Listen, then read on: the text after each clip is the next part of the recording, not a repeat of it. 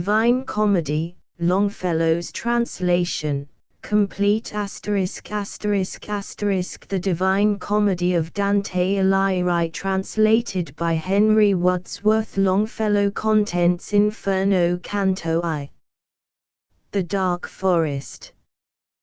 The Hill of Difficulty. The Panther, the Lion, and the Wolf. Virgil. Canto II. The Descent. Dante's protest and Virgil's appeal. The intercession of the three ladies Benedict. Canto III. The Gate of Hell. The inefficient or indifferent. Pope Celestine v. The Shores of Icheron. Charon. The Earthquake and the Swoon. Canto IV. The First Circle, Limbo, Virtuous Pagans and the Unbaptized. The Four Poets, Homer, Horace, Ovid, and Lucan. The Noble Castle of Philosophy. Canto V. The Second Circle, the Wanton. Minos. The Infernal Hurricane. Francesca the Rimini. Canto VI. The Third Circle, the Gluttonous. Cerberus. The Eternal Rain. Cieco. Florence. Canto VII. The Fourth Circle, the Avaricious and the Prodigal. Plutus. Fortune and her Wheel. The Fifth Circle, the Irascible and the Sullen. Styx. Canto VIII. Phlegias. Filippo Argenti. The Gate of the City of Dis. Canto IX. The Furies and Medusa. The Angel. The City of Dis. The Sixth Circle, Heresiarchs. Canto X. Farinata and Cavalcanti de Cavalcanti. Discourse on the Knowledge of the Damned. Canto XI. The Broken Rocks. Pope Anastasius. General description of the Inferno and its divisions. Canto XII. The Minotaur. The Seventh Circle, the Violent. The River Phlegethon. The Violent against their neighbors. The Centaurs. Tyrants. Canto XIII. The Wood of Thorns. The Harpies. The Violent against themselves. Suicides. Pia della Vina. Lano and Jacopo the Sant Andrea. Canto XIV. The Sand Waste and the Rain of Fire. The Violent against God. Capaneus. The Statue of Time, and the Four Infernal Rivers. Canto XV. The Violent against Nature. Brunetto Latini. Canto XVI. Guido Guerra, Aldo Brandi, and Rusticucci. Cataract of the River of Blood. Canto XVII. Drian. The Violent against Art. Usuries. Descent into the Abyss of Malebolge. Canto XVIII. The Eighth Circle, Malebolge, the Fraudulent and the Malicious. The First Bolgia, Seducers and Panders. Venedico Caccianimico. Jason. The Second Bolgia, Flatterers. Alessio Interminelli. Ties. Canto XIX. The third Bolgia, Simoniacs. Pope Nicholas III. Dante's reproof of corrupt prelates. Canto XX. The fourth Bolgia, Soothsayers. Amphiaraus, Tiresias, Aruns, Manto, Erophilus, Michael Scott, Guido Bonatti, and Asdant. Virgil reproaches Dante's pity.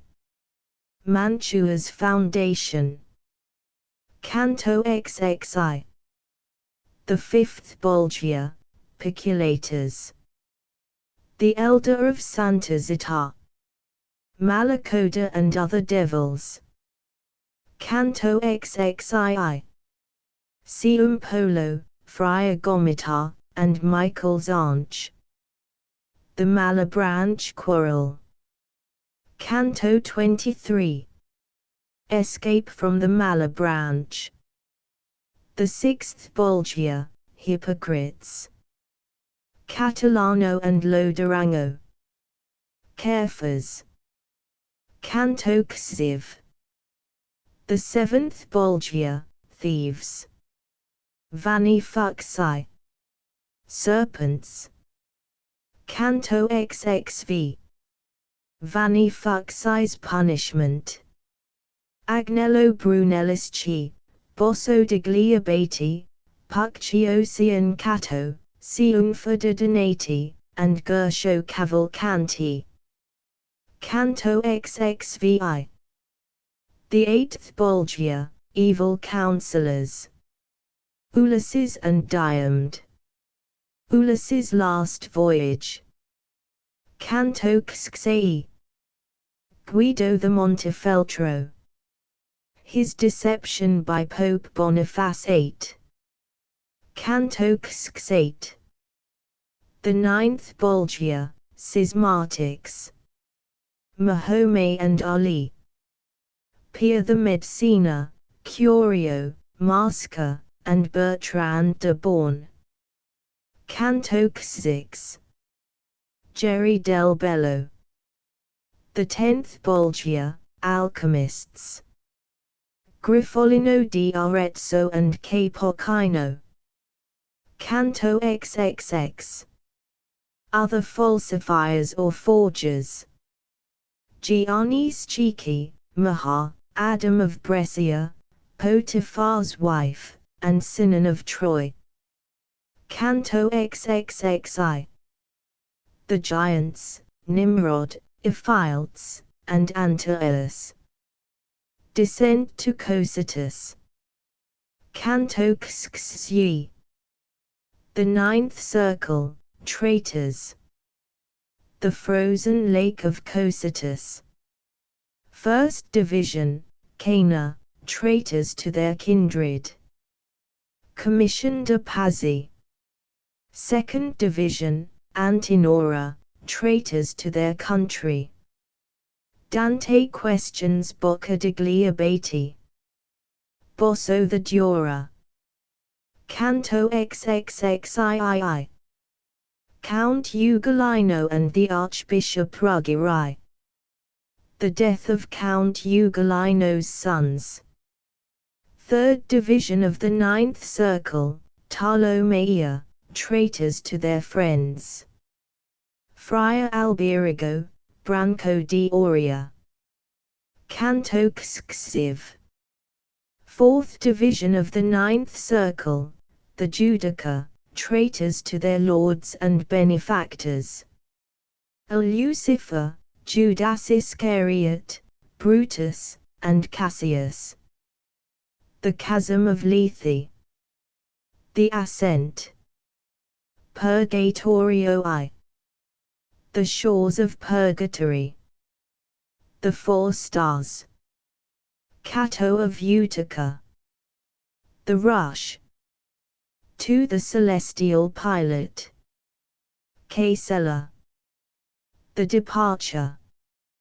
3 Discourse on the limits of reason. The foot of the mountain. Those who died in contumacy of Holy Church. Manfredi. Forefather ascent. Nature of the mountain. The negligent, who postponed repentance till the last hour. Belacqua. V. Those who died by violence, but repentant. Pncant di Monfeltro. La Pia. 6. Dante's Inquiry on Prayers for the Dead. Sordello. Italy. 7. The Valley of Flowers. Negligent Princes. 8. The Guardian Angels and the Serpent. Nino di Gallura. The Three Stars. Cura du Malaspina. 9. Dante's Dream of the Eagle. The Gate of Purgatory and the Angel. 7. P.S. The Keys. X. The Needle's Eye. The First Circle, the Proud. The Sculptures on the Wall. 11. The Humble Prayer. Ometu di Santafiore. Odorici di Agabio. Provenzan Salvini. 12. The Sculptures on the Pavement. Ascent to the Second Circle. 13. The Second Circle, the Envious. Sapia of Siena. 14. Guido del Duca and Renia the Calboli. Cities of the Arno Valley. Denunciation of Stubbornness. 15. The Third Circle, the Irascible. Dante's Visions. The Smoke. 16. Marco Lombardo. Lament over the state of the world. 17. Dante's Dream of Anger. The Fourth Circle, the Slothful. Virgil's Discourse of Love. 18. Virgil further discourses of love and free will. The Abbot of San Zeno. 19. Dante's Dream of the Siren. The Fifth Circle, the Avaricious and Prodigal. Pope Adrian VXX. Hugh Capet. Corruption of the French Crown. Prophecy of the abduction of Pope Boniface VIII and the sacrilege of Philip the Fair. The Earthquake. XXI. The Poet Statius. Praise of Virgil. XXII. Statius' denunciation of avarice. The Sixth Circle, the Gluttonous. The Mystic Tree. 23. Force. Reproof of immodest Florentine women. Xivbnagi unto the Lucca. Pope Martin IV, and others. Inquiry into the state of poetry. XXV. Discourse of Statius on generation. The Seventh Circle, the Wanton. XXVI. Sodomites. Guido Ghiselli and Arnoldo Daniello. XXVII. The Wall of Fire and the Angel of God. Dante's Sleep upon the Stairway, and his Dream of Leah and Rachel. Arrival at the Terrestrial Paradise. XXVIII. The River Lethe. Matilda. The Nature of the Terrestrial Paradise. XXVI. The Triumph of the Church. XXX. Virgil's Departure. Beatrice. Dante's Shame. XXXI. Reproaches of Beatrice and Confession of Dante. The Passage of Lethe. The Seven Virtues. The Griffin. XXI. The Tree of Knowledge. Allegory of the Chariot. XXXII. Lament over the state of the Church. Final Reproaches of Beatrice. The River Uno. Paradiso I. The ascent to the first heaven. The sphere of fire. To the first heaven, the moon, spirits who, having taken sacred vows, were forced to violate them. The lunar spots. 3 Picarda Donati and the Empress Constance. 4 Questionings of the soul and of broken vows. V Discourse of Beatrice on vows and compensations. Ascent to the second heaven, Mercury, spirits who for the love of fame achieved great deeds. 6 Justinian. The Roman Eagle. The Empire. Romeo. 7 Beatrice's Discourse of the Crucifixion, the Incarnation, the immortality of the soul, and the resurrection of the body. 8 Ascent to the third heaven, Venus, Lovers. Charles Martel. Discourse on Diverse Natures. 9 Cuneza the Romano, Fulco of Marseilles, and Rahab. Neglect of the Holy Land. X the fourth heaven, the Sun, theologians and fathers of the Church. The first circle. Saint Thomas of Aquinas. 11 Saint Thomas recounts the life of Saint Francis. Lament over the state of the Dominican order. 12 Saint Bonaventure recounts the life of Saint Dominic. Lament over the state of the Franciscan order. The second circle. 13 of the Wisdom of Solomon. Saint Thomas reproaches Dante's judgment. 14 The third circle.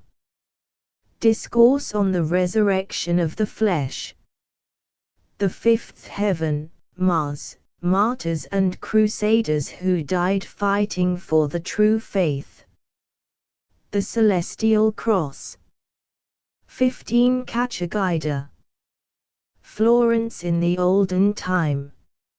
16 Dante's noble ancestry. Cacciagida's discourse of the great Florentines. 17 Cacciagida's prophecy of Dante's banishment.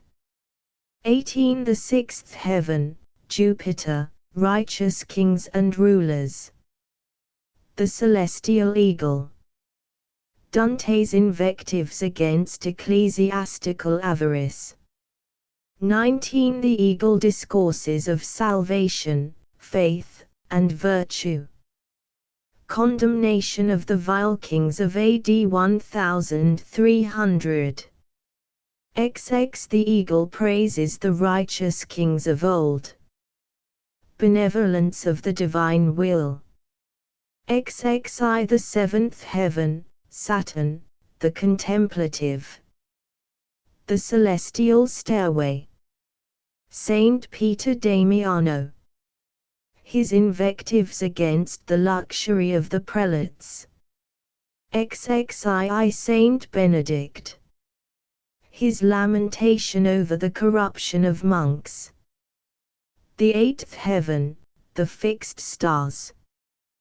23 The triumph of Christ. The Virgin Mary. The Apostles. Gabriel. Xiv The radiant wheel. Saint Peter examines Dante on faith. XXV The laurel crown. Saint James examines Dante on hope. Dante's blindness. XXVI Saint John examines Dante on charity. Dante's sight. Adam. XVI Street Peter's reproof of bad popes. The ascent to the ninth heaven, the primum mobile. XVI God and the angelic hierarchies. XVI Beatrice's discourse of the creation of the angels, and of the fall of Lucifer. her reproof of foolish and avaricious preachers. XXX the 10th heaven, or empire Aeon. The river of light. The two courts of heaven. The white rose of paradise. The great throne. XXXI the glory of paradise. Departure of Beatrice. Saint Bernard. XXI Saint Bernard points out the saints in the white rose. XXXII prayer to the Virgin. The threefold circle of the Trinity. Mystery of the divine and human nature. Appendix.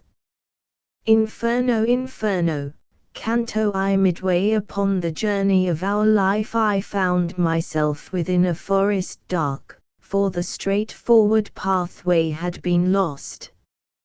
Me.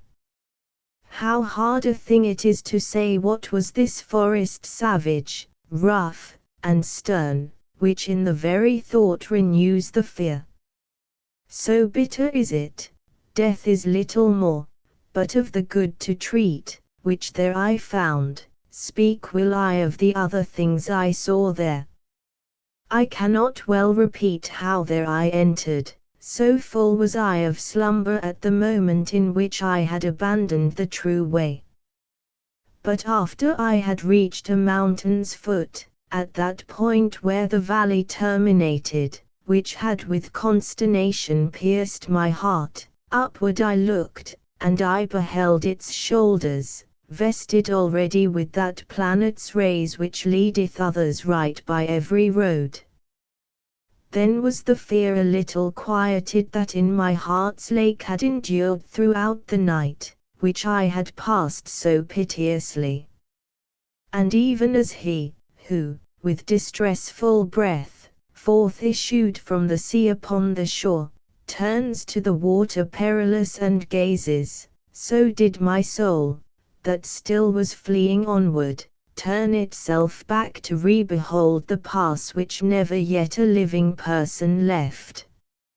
After my weary body I had rested, the way resumed I on the desert slope, so that the firm foot ever was the lower.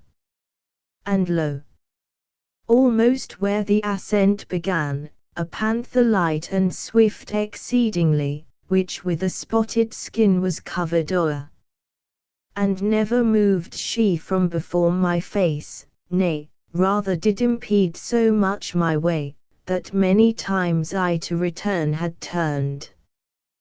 The time was the beginning of the morning, and up the sun was mounting with those stars that with him were. What time the love divine at first in motion set those beauteous things, so were to me occasion of good hope, the variegated skin of that wild beast, the hour of time, and the delicious season, but not so much, that did not give me fear a lion's aspect which appeared to me.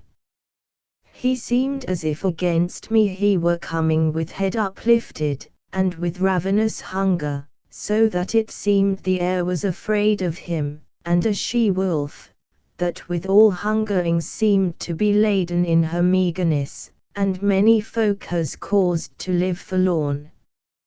She brought upon me so much heaviness, with the affright that from her aspect came, that I the hope relinquished of the height.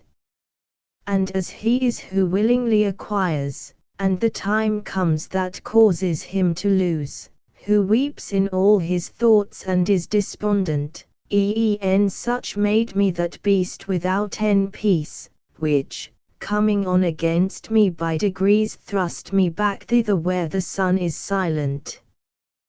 While I was rushing downward to the lowland, before mine eyes did one present himself, who seemed from long continued silence hoarse.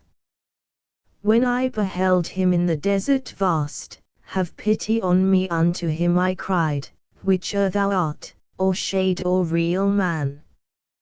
He answered me, not man, man once I was, and both my parents were of Lombardy, and Mantuans by country both of them. Sub Julio was I born, though it was late, and lived at Rome under the good Augustus, during the time of false and lying gods. A poet was I, and I sang that just son of Anchises, who came forth from Troy, after that Ilion the superb was burned. But thou, why goest thou back to such annoyance? Why climbest thou not the mount delectable, which is the source and cause of every joy? Now, art thou that Virgilius and that fountain which spreads abroad so wide a river of speech? I made response to him with bashful forehead. Oh, of the other poets' honor and light, avail me the long study and great love that have impelled me to explore thy volume. Thou art my master, and my author thou art alone the one from whom I took the beautiful style that has done honor to me. Behold the beast, for which I have turned back, do thou protect me from her, famous sage, for she doth make my veins and pulses tremble.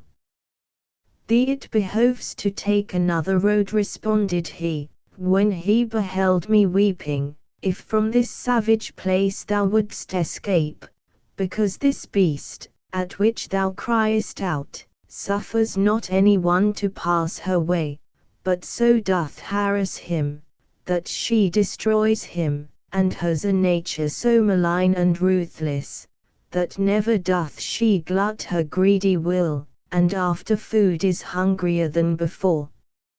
Many the animals with whom she weds, and more they shall be still, until the greyhound comes, who shall make her perish in her pain. He shall not feed on either earth or pelf, but upon wisdom, and on love and virtue. Twixt Feltro and Feltro shall his nation be, of that low Italy shall he be the saviour, on whose account the maid Camilla died, Euryalus, Turnus, Nisus, of their wounds. Through every city shall he hunt her down, until he shall have driven her back to hell, there from whence envy first did let her loose. Therefore I think and judge it for thy best thou follow me, and I will be thy guide, and lead thee hence through the eternal place, where thou shalt hear the desperate lamentations, shalt see the ancient spirits disconsolate, who cry out each one for the second death, and thou shalt see those who contented are within the fire, because they hope to come, whene'er it may be, to the blessed people, to whom, then, if thou wishest to ascend, a soul shall be for that than I more worthy, with her at my departure I will leave thee, because that emperor, who reigns above, in that I was rebellious to his law, wills that through me none come into his city. He governs everywhere, and there he reigns, there is his city and his lofty throne, O happy he whom thereto he elects. And I to him, poet, I thee entreat, by that same God whom thou didst never know, so that I may escape this woe and worse, thou wouldst conduct me there where thou hast said, that I may see the portal of Saint Peter, and those thou makest so disconsolate. Then he moved on, and I behind him followed. Inferno, Canto 2 Day was departing, and the embrowned air released the animals that are on earth from their fatigues, and I the only one made myself ready to sustain the war, both of the way and likewise of the woe, which memory that errs not shall retrace. O Muses, O high genius, now assist me. O memory, that didst write down what I saw, here thine ability shall be manifest. And I began, poet, who guidest me, regard my manhood, if it be sufficient, ere to the arduous pass thou dost confide me. Thou sayest, that of Silvius the parent, while yet corruptible, unto the world immortal went, and was there bodily. But if the adversary of all evil was courteous, thinking of the high effect that issue would from him, and who, and what, to men of intellect unmeet it seems not, for he was of great Rome, and of her empire in the empire eel heaven as father chosen, the which and what, wishing to speak the truth, were stablished as the holy place, wherein sits the successor of the greatest Peter. Upon this journey, whence thou givest him vaunt, things did he hear, which the occasion were both of his victory and the papal mantle. Thither went afterwards the chosen vessel, to bring back comfort thence unto that faith, which of salvation's way is the beginning. But I, why thither come, or who concedes it? I not Inesum, I am not Paul, nor I, nor others, think me worthy of it. Therefore, if I resign myself to come, I fear the coming may be ill-advised. Thou art wise, and knowest better than I speak. And as he is, who unwills what he willed, and by new thoughts doth his intention change, so that from his design he quite withdraws, such I became, upon that dark hillside, because, in thinking, I consumed the emprise, which was so very prompt in the beginning. If I have well thy language understood, replied that shade of the magnanimous, thy soul attainted is with cowardice, which many times a man encumbers so, it turns him back from honored enterprise, as false sight doth a beast, when he is shy.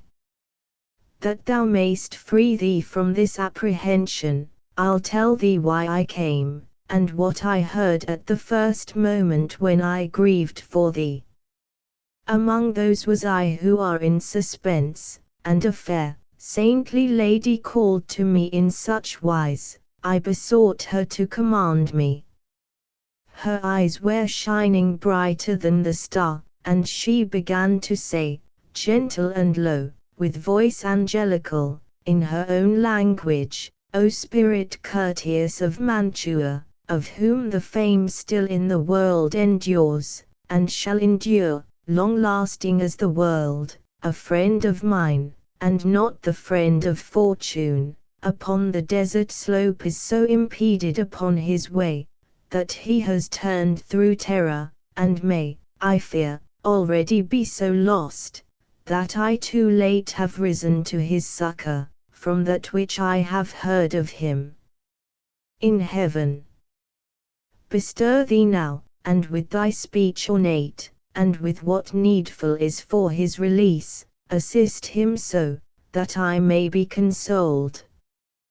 Beatrice am I, who do bid thee go, I come from there, where I would fain return, love moved me, which compelleth me to speak. When I shall be in presence of my Lord, full often will I praise thee unto him. Then paused she, and thereafter I began, O Lady of Virtue, thou alone through whom the human race exceedeth all contained within the heaven that has the lesser circles, so grateful unto me is thy commandment, to obey, if 'twere already done, were late, no farther needest thou ope to me thy wish. But the cause tell me why thou dost not shun the here descending down into this centre, from the vast place thou burnest to return to. Since thou wouldst fain so inwardly discern, briefly will I relate. She answered me, why I am not afraid to enter here. Of those things only should one be afraid which have the power of doing others harm, of the rest, no, because they are not fearful. God in his mercy such created me that misery of yours attains me not, nor any flame assails me of this burning. A gentle lady is in heaven, who grieves at this impediment, to which I send thee, so that stern judgment there above is broken. In her entreaty she besought Lucia, and said, Thy faithful one now stands in need of thee, and unto thee I recommend him. Lucia, foe of all that cruel is, hastened away, and came unto the place where I was sitting with the ancient Rachel. Beatrice, said she, the true praise of God, why succourest thou not him, who loved thee so, for thee he issued from the vulgar herd? Dost thou not hear the pity of his plaint? Dost thou not see the death that combats him beside that flood, where ocean has no vaunt? Never were persons in the world so swift to work their weal and to escape their woe, as I, after such words as these were uttered, came hither downward from my blessed seat, confiding in thy dignified discourse, which honors thee, and those who've listened to it. After she thus had spoken unto me, weeping, her shining eyes she turned away, whereby she made me swifter in my coming, and unto thee I came, as she desired. I have delivered thee from that wild beast, which barred the beautiful mountain's short ascent. What is it, then? Why dost thou delay? Why is such baseness bedded in thy heart? Daring and hardihood whyest thou not, seeing that 3 such ladies benedit are caring for thee in the court of heaven, and so much good my speech doth promise thee?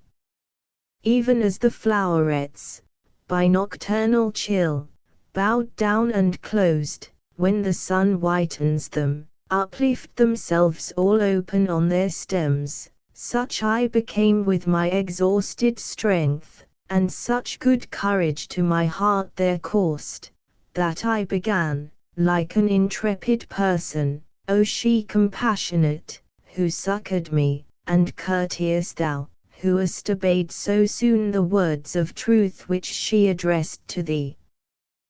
Thou hast my heart so with desire disposed to the adventure, with these words of thine, that to my first intent I have returned. Now go, for one soul will is in us both, thou leader, and thou Lord, and Master thou. Thus said I to him, and when he had moved, I entered on the deep and savage way. Inferno, Canto 3. Through me the way is to the city dolent, through me the way is to eternal dole, through me the way among the people lost. Justice incited my sublime Creator, created me divine omnipotence, the highest wisdom and the primal love. Before me there were no created things, only etern, and I eternal last. All hope abandon, ye who enter in. These words in somber color I beheld written upon the summit of a gate, whence their sense is, Master, hard to me. And he to me, as one experienced, here all suspicion needs must be abandoned, all cowardice must needs be here extinct. We to the place have come, where I have told thee thou shalt behold the people dolorous who have foregone the good of intellect. And after he had laid his hand on mine with joyful mien, whence I was comforted, he led me in among the secret things. Their sighs, complaints, and ululations loud resounded through the air without a star, whence I, at the beginning, wept their 8.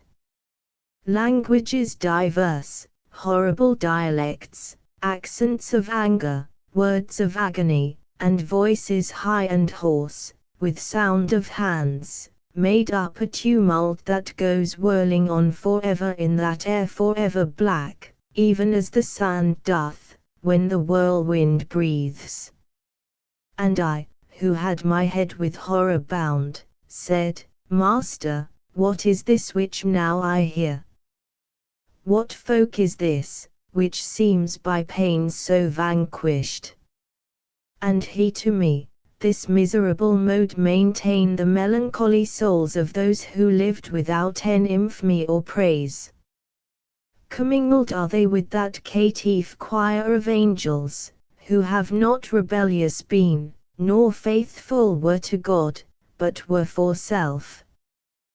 The heavens expelled them, not to be less fair, nor them the nether abyss receives, for glory none the damned would have from them.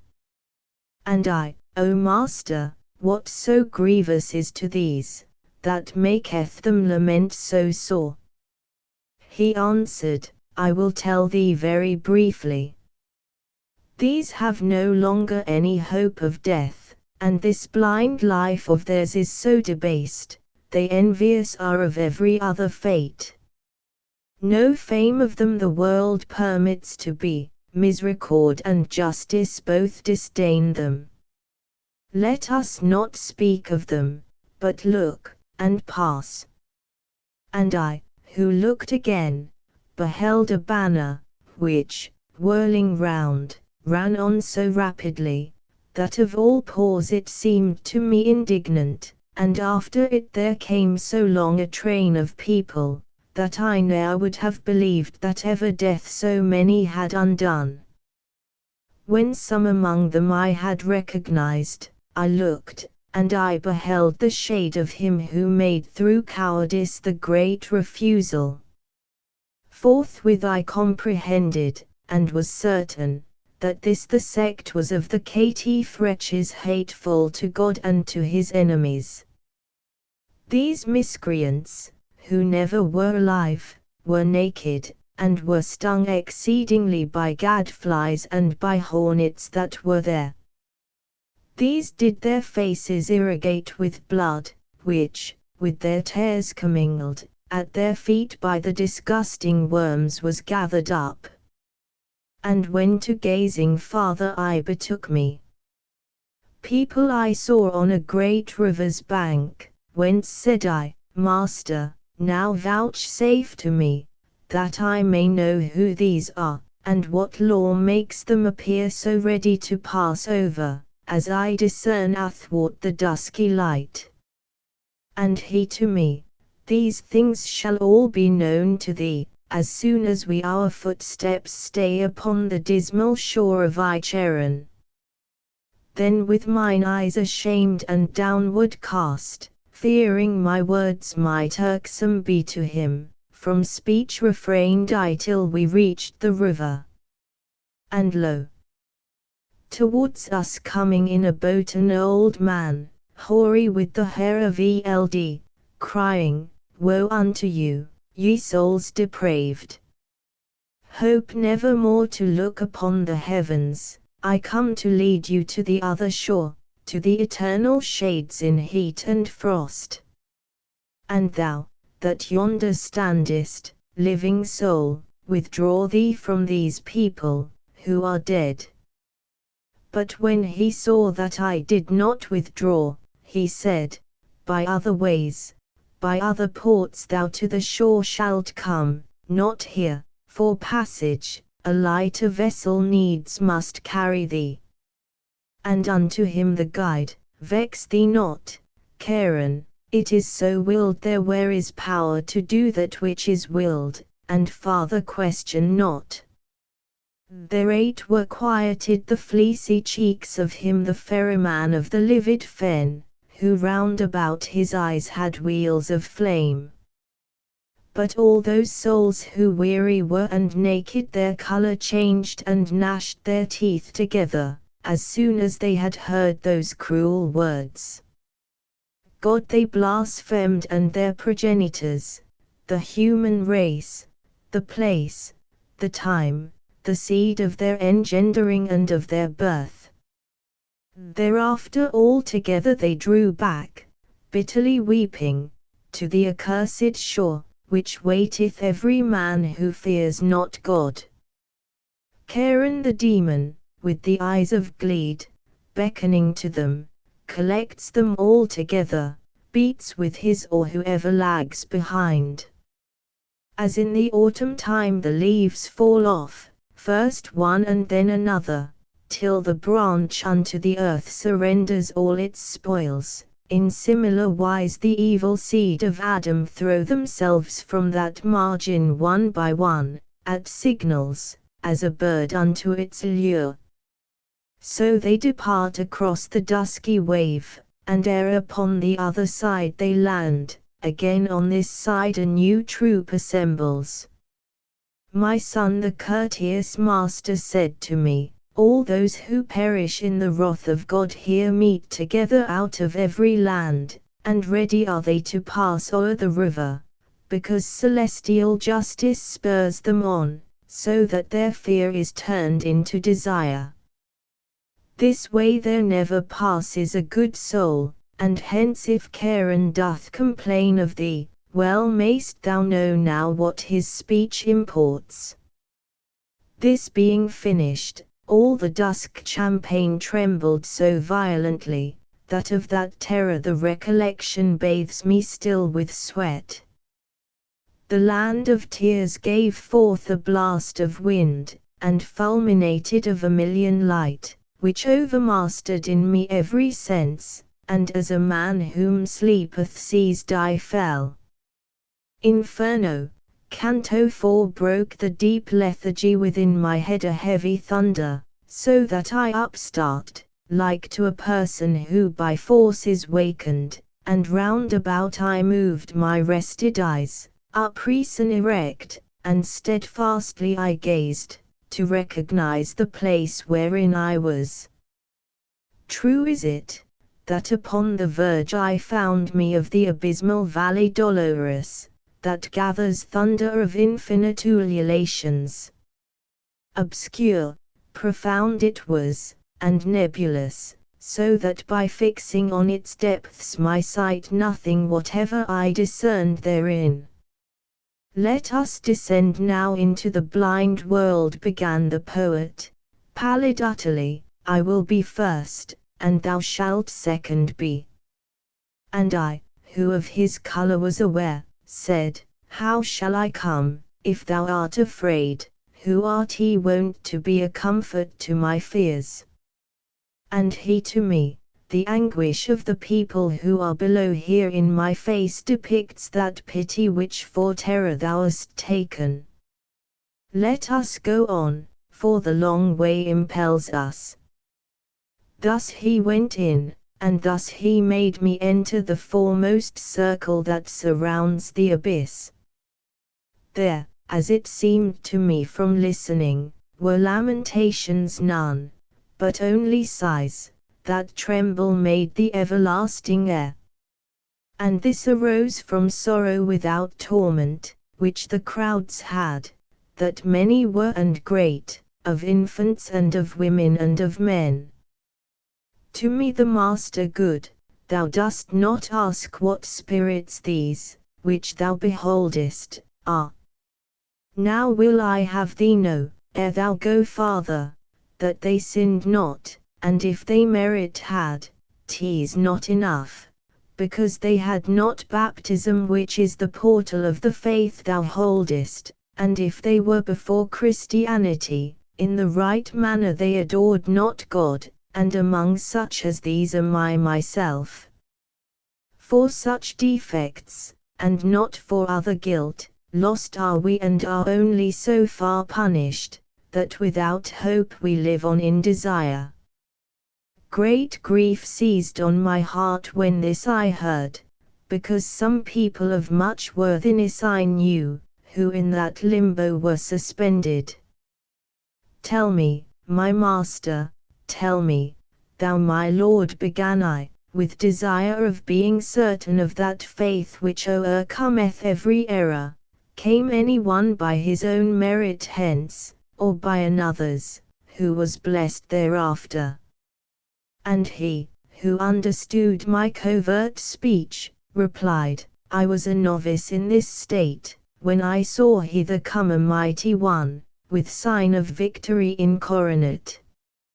Hence he drew forth the shade of the first parent, and that of his son Abel, and of Noah, of Moses the lawgiver, and the obedient Abraham, patriarch, and David, king, Israel with his father and his children, and Rachel, for whose sake he did so much, and others many, and he made them blessed. And thou must know, that earlier than these never were any human spirits saved.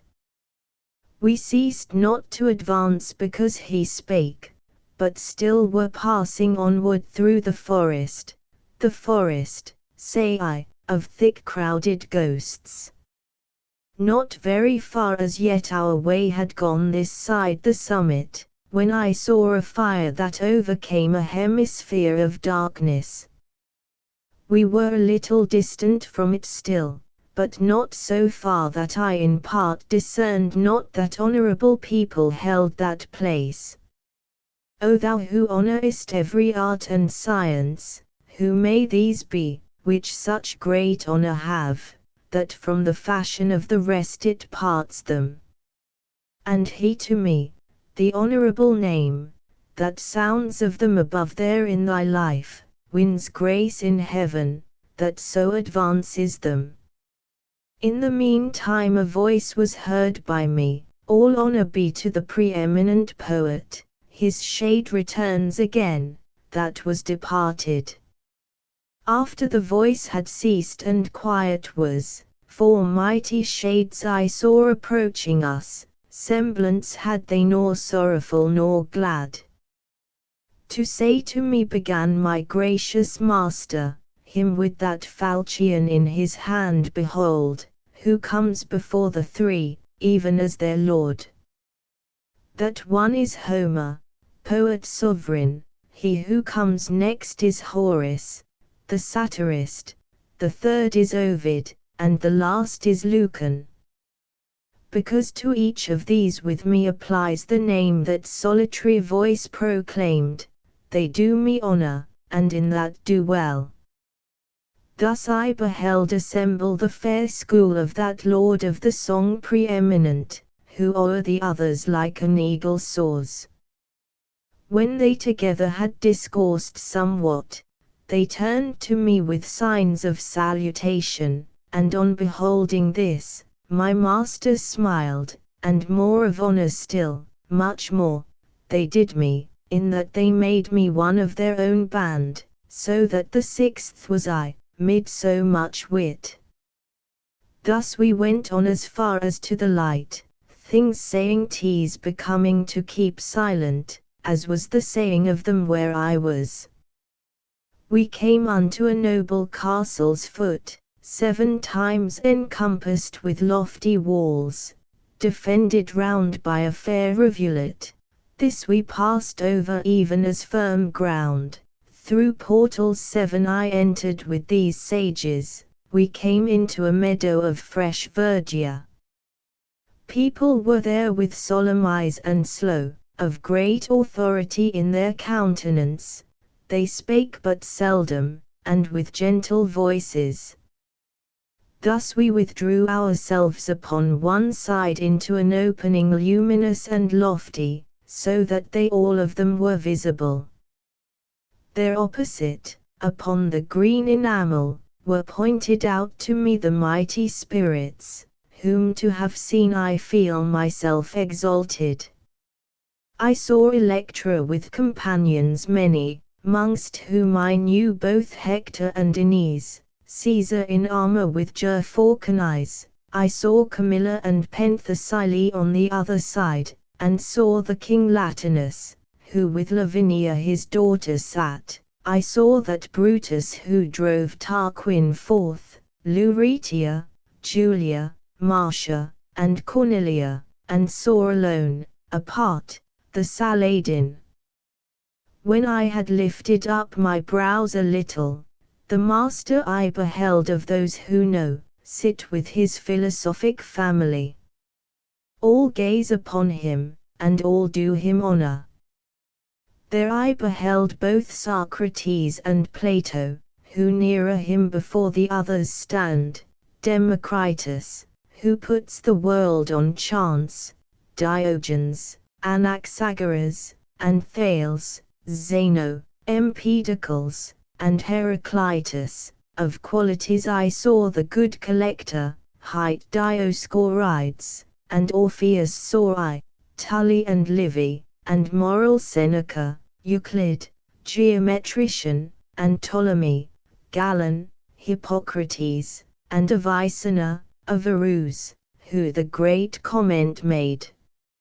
I cannot all of them portray in full, because so drives me onward the long theme, that many times the word comes short of fact. The sixfold company in two divides, another way my sapient guide conducts me forth from the quiet to the air that trembles, and to a place I come where nothing shines. Inferno, Canto V. Thus I descended out of the first circle down to the second, that less space begirds, and so much greater dole, that goads to wailing.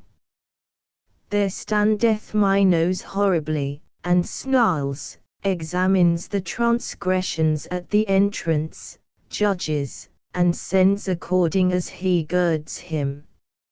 I say, that when the spirit evil-born cometh before him, wholly it confesses, and this discriminator of transgressions seeth what place in hell is meet for it, girds himself with his tail as many times as grades he wishes it should be thrust down. Always before him many of them stand, they go by turns each one unto the judgment, they speak, and hear, and then are downward hurled. O thou, that to this dolorous hostelry comest, said my nose to me, when he saw me, leaving the practice of so great an office, look how thou enterest, and in whom thou trustest, let not the portal's amplitude deceive thee. And unto him my guide, why criest thou to? Do not impede his journey, fate ordained, it is so willed there where is power to do that which is willed, and ask no further question. And now begin the dolesome notes to grow audible unto me, now am I come there where much lamentation strikes upon me. I came into a place mute of all light, which bellows as the sea does in a tempest, if by opposing winds is combated. The infernal hurricane that never rests hurtles the spirits onward in its rapine, whirling them round, and smiting, it molests them. When they arrive before the precipice, there are the shrieks, the plaints, and the laments, there they blaspheme the puissance divine. I understood that unto such a torment the carnal malefactors were condemned, who reason subjugate to appetite. And as the wings of starlings bear them on in the cold season in large band and full, so doth that blast the spirit's maledict, it hither, thither, downward, upward, drives them, no hope doth comfort them for evermore, not of repose, but even of lesser pain. And as the cranes go chanting forth their lays, making in air a long line of themselves, so saw I coming, uttering lamentations, shadows borne onward by the aforesaid stress. Whereupon said I, Master, who are those people, whom the black air so castigates?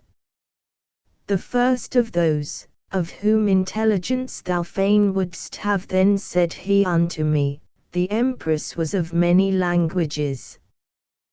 To sensual vices she was so abandoned, that lustful she made licit in her law, to remove the blame to which she had been laid. She is Semiramis, of whom we read that she succeeded Ninus, and was his spouse. She held the land which now the Sultan rules. The next is she who killed herself for love, and broke faith with the ashes of Sichaeus, then Cleopatra the voluptuous.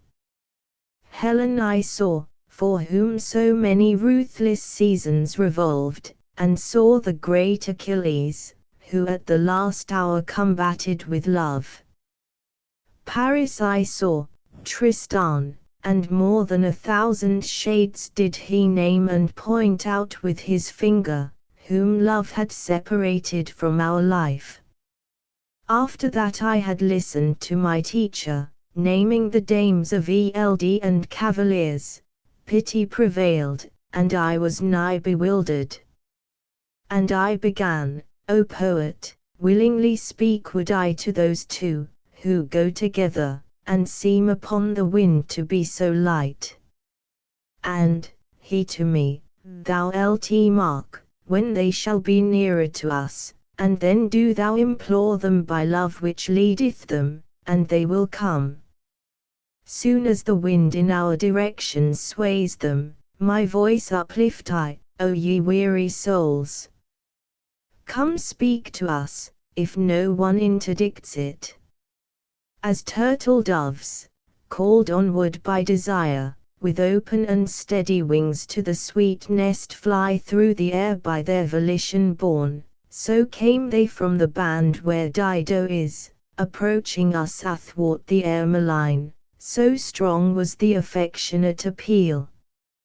O living creature gracious and benignant, who visiting goest through the purple air us, who have stained the world incarnadine, if were the King of the universe our friend, we would pray unto him to give thee peace, since thou hast pity on our woe perverse.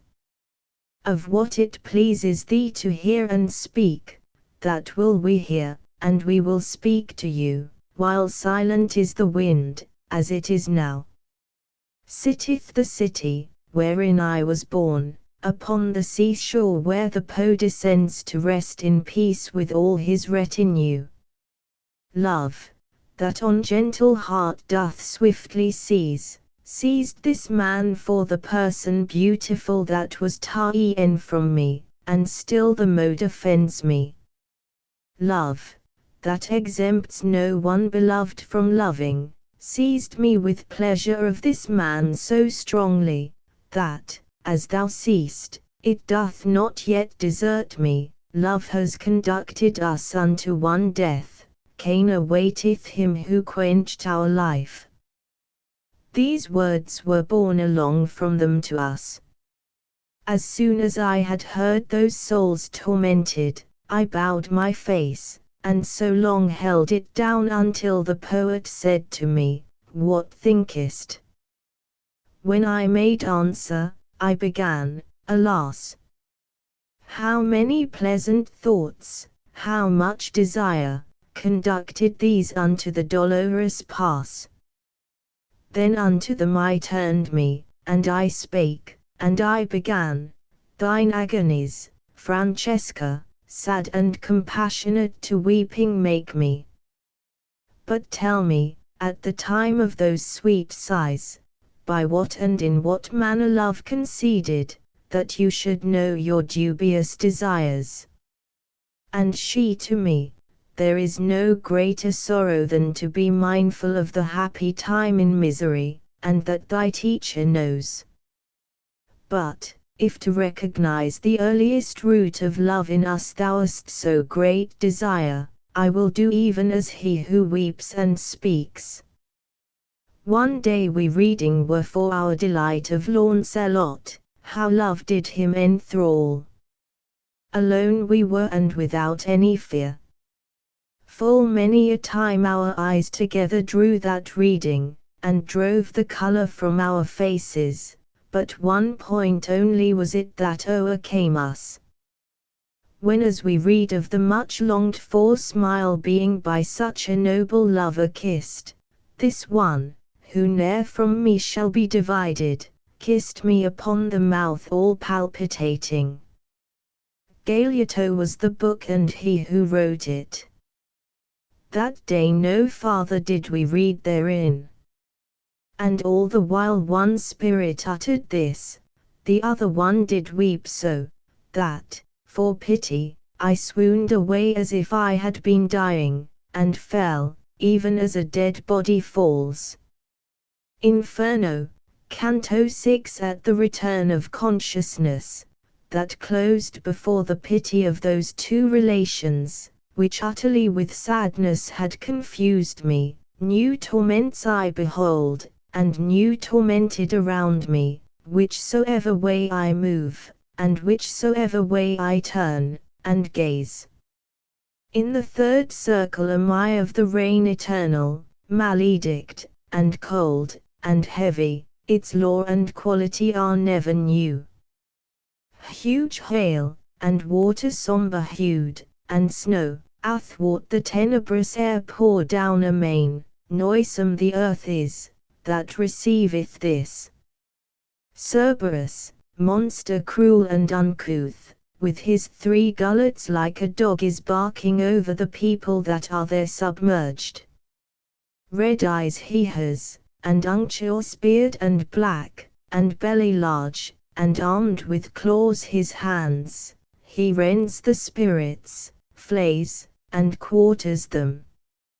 How the rain maketh them like unto dogs, one side they make a shelter for the other, oft turn themselves the wretched reprobates. When Cerberus perceived us, the great worm, his mouths he opened, and displayed his tusks, not a limb had he that was motionless. And my conductor, with his spans extended, took of the earth, and with his fists well filled, he threw it into those rapacious gullets. Such as that dog is, who by barking craves, and quiet grows soon as his food he gnaws, for to devour it he but thinks and struggles. The like became those muzzles filth begrimed of Cerberus the demon, who so thunders over the souls that they would fain be deaf. We passed across the shadows, which subdues the heavy rainstorm, and we placed our feet upon their vanity that person seems. They all were lying prone upon the earth, excepting one, who sat upright as soon as he beheld us passing on before him. O thou that art conducted through this hell, he said to me, recall me, if thou canst, thyself wast made before I was unmade. And I to him, the anguish which thou hast perhaps doth draw thee out of my remembrance, so that it seems not I have ever seen thee. But tell me who thou art, that in so doleful a place art put, and in such punishment, if some are greater, none is so displeasing. And he to me, thy city, which is full of envy so that now the sack runs over, held me within it in the life serene. You citizens were wont to call me Ciaco, for the pernicious sin of gluttony I, as thou seest, am battered by this rain. And I, sad soul, am not the only one, for all these suffer the like penalty for the like sin, and word no more spake he. I answered him, Ciaco, thy wretchedness weighs on me so that it to weep invites me, but tell me, if thou knowest, to what shall come the citizens of the divided city, if any there be just, and the occasion tell me why so much discord has assailed it. And he to me, they, after long contention, will come to bloodshed, and the rustic party will drive the other out with much offence. Then afterwards behoves it this one fall within 3 suns, and rise again the other by force of him who now is on the coast. High will it hold its forehead a long while, keeping the other under heavy burdens, howe'er it weeps thereat and is indignant. The just are too, and are not understood there. Envy and arrogance and avarice are the three sparks that have all hearts enkindled. Here ended he his tearful utterance, and I to him, I wish thee still to teach me, and make a gift to me of further speech. Farinata and Tegghiaio, once so worthy, Jacopo Rusticacci, Arrigo, and Masca, and others who on good deeds set their thoughts, say where they are, and cause that I may know them, for great desire constraineth me to learn if heaven doth sweeten them, or hell envenom. And they are among the blacker souls, a different sin down weighs them to the bottom, if thou so far descendest, thou canst see them. But when thou art again in the sweet world, I pray thee to the mind of others bring me, no more I tell thee and no more I answer. Then his straightforward eyes he turned askance, eyed me a little, and then bowed his head, he fell therewith prone like the other blind. And the guide said to me, he wakes no more this side the sound of the angelic trumpet, when shall approach the hostile potentate, each one shall find again his dismal tomb, shall reassume his flesh and his own figure, shall hear what through eternity re-echoes. So we passed onward o'er the filthy mixture of shadows and of rain with footsteps slow, touching a little on the future life. Wherefore I said, Master, these torments here, will they increase after the mighty sentence, or lesser be, or will they be as burning? And he to me, return unto thy science, which wills, that as the thing more perfect is, the more it feels of pleasure and of pain. Albeit that this people maledict to true perfection never can attain, hereafter more than now they look to be. Round in a circle by that road we went, speaking much more, which I do not repeat. We came unto the point where the descent is, there we found Plutus the great enemy. Inferno, Canto 7 Pape Satan, Alep. Thus Plutus with his clucking voice began, and that benignant sage, who all things knew, said, to encourage me, let not thy fear harm thee, for any power that he may have shall not prevent thy going down this crag. Then he turned round unto that bloated lip, and said, be silent, thou accursed wolf, consume within thyself with thine own rage. Not causeless is this journey to the abyss, thus is it willed on high, where Michael wrought vengeance upon the proud adultery. Even as the sails inflated by the wind involved together fall when snaps the mast, so fell the cruel monster to the earth. Thus we descended into the fourth chasm, gaining still farther on the dolesome shore which all the woe of the universe exacts. Justice of God, who heaps up so many new toils and sufferings as I beheld. And why doth our transgression waste us so? As doth the billow thereupon Charybdis, that breaks itself on that which it encounters, so here the folk must dance their roundelay.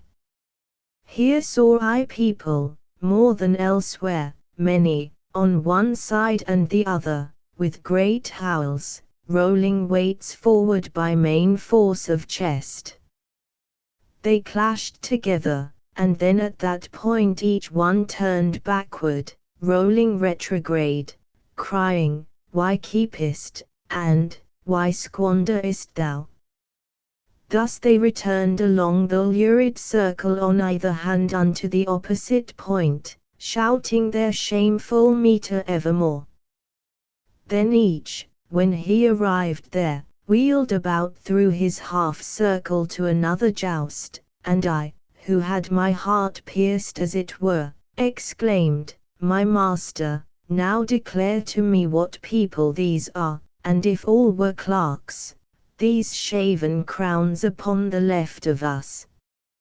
And he to me, "All of them were asquint in intellect in the first life, so much that there with measure they no spending made.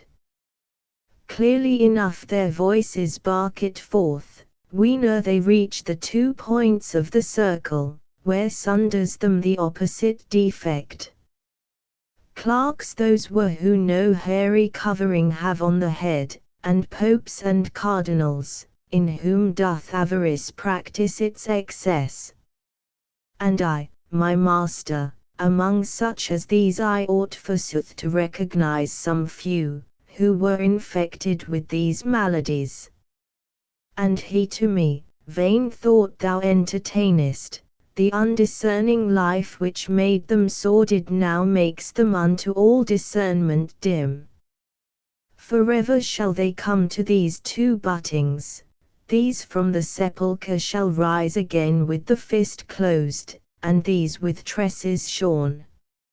Ill-giving and ill-keeping the fair world have ta'en from them, and placed them in this scuffle, waiter it be, no words adorn I for it. Now canst thou, son, behold the transient farce of goods that are committed unto fortune, for which the human race each other buffet, for all the gold that is beneath the moon, or ever has been, of these weary souls could never make a single one repose." "Master," I said to him, "now tell me also what is this fortune which thou speakest of, that has the world's goods so within its clutches?" And he to me, "O creatures imbecile, what ignorance is this which doth beset you? Now will I have thee learn my judgment of her. He whose omniscience everything transcends the heavens created, and gave who should guide them, that every part to every part may shine, distributing the light in equal measure, he in like manner to the mundane splendors ordained a general ministress and guide, that she might change at times the empty treasures from race to race, from one blood to another, beyond resistance of all human wisdom. Therefore one people triumphs, and another languishes, in pursuance of her judgment, which hidden is, as in the grass a serpent. Your knowledge has no counterstand against her, she makes provision, judges, and pursues her governance, as there's the other gods. Her permutations have not any truce, necessity makes her precipitate, so often cometh who his turn obtains. And this is she who is so crucified even by those who ought to give her praise, giving her blame amiss, and bad repute. But she is blissful, and she hears it not. Among the other primal creatures gladsome she turns her sphere, and blissful she rejoices. Let us descend now unto greater woe. Already sinks each star that was ascending when I set out, and loitering is forbidden.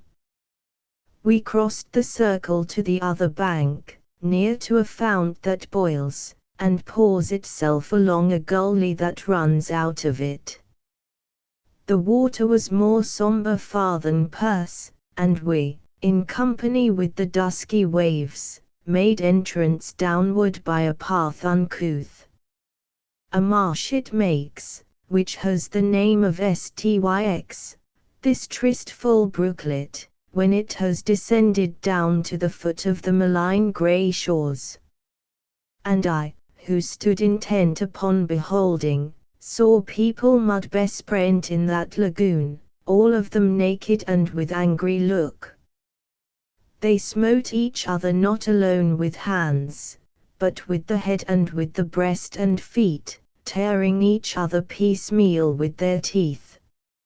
Said the good master, "Son, thou now beholdest the souls of those whom anger overcame, and likewise I would have thee know for certain beneath the water people are who sigh and make this water bubble at the surface, as the eye tells thee wheresoe'er it turns. Fixed in the mire they say, we sullen were in the sweet air, which by the sun is gladdened, bearing within ourselves the sluggish reek, now we are sullen in this sable mire. This hymn do they keep gurgling in their throats, for with unbroken words they cannot say it. Thus we went circling round the filthy fen, a great arc twixt the dry bank and the swamp, with eyes turned unto those who gorge the mire. Unto the foot of a tower we came at last. Inferno, Canto 8 I say, continuing, that long before we to the foot of that high tower had come, our eyes went upward to the summit of it, by reason of two flamelets we saw placed there, and from afar another answer them, so far, that hardly could the eye attain it. And, to the sea of all discernment turned, I said, what saith this, and what respondeth that other fire, and who are they that made it? And he to me, across the turbid waves what is expected thou canst now discern, if reek of the morass conceal it not. Cord never shot an arrow from itself that sped away athwart the air so swift, as I beheld a very little boat come o'er the water towards us at that moment, under the guidance of a single pilot, who shouted, now art thou arrived, fell soul. Phlegias, Phlegias, thou criest out in vain, for this once said my lord, thou shalt not have us longer than in the passing of the slough. As he who listens to some great deceit that has been done to him, and then resents it, such became Phlegias, in his gathered wrath. My guide descended down into the boat, and then he made me enter after him, and only when I entered seemed it laden. Soon as the guide and I were in the boat, the antique prow goes on its way, dividing more of the water than 'tis wont with others. While we were running through the dead canal, uprose in front of me one full of mire, and said, who art thou that comest ere the hour? And I to him, although I come, I stay not, but who art thou that hast become so squalid? Thou seest that I am one who weeps, he answered. And I to him, with weeping and with wailing, thou spirit maledict, do thou remain, for thee I know, though thou art all defiled. Then stretched he both his hands unto the boat, whereat my wary master thrust him back, saying, away there with the other dogs. Thereafter with his arms he clasped my neck, he kissed my face, and said, disdainful soul, blessed be she who bore thee in her bosom. That was an arrogant person in the world, goodness is none, that decks his memory, so likewise here his shade is furious. How many are esteemed great kings up there, who here shall be like unto swine in mire, leaving behind them horrible dispraises. And I, my master, much should I be pleased, if I could see him soused into this broth, before we issue forth out of the lake.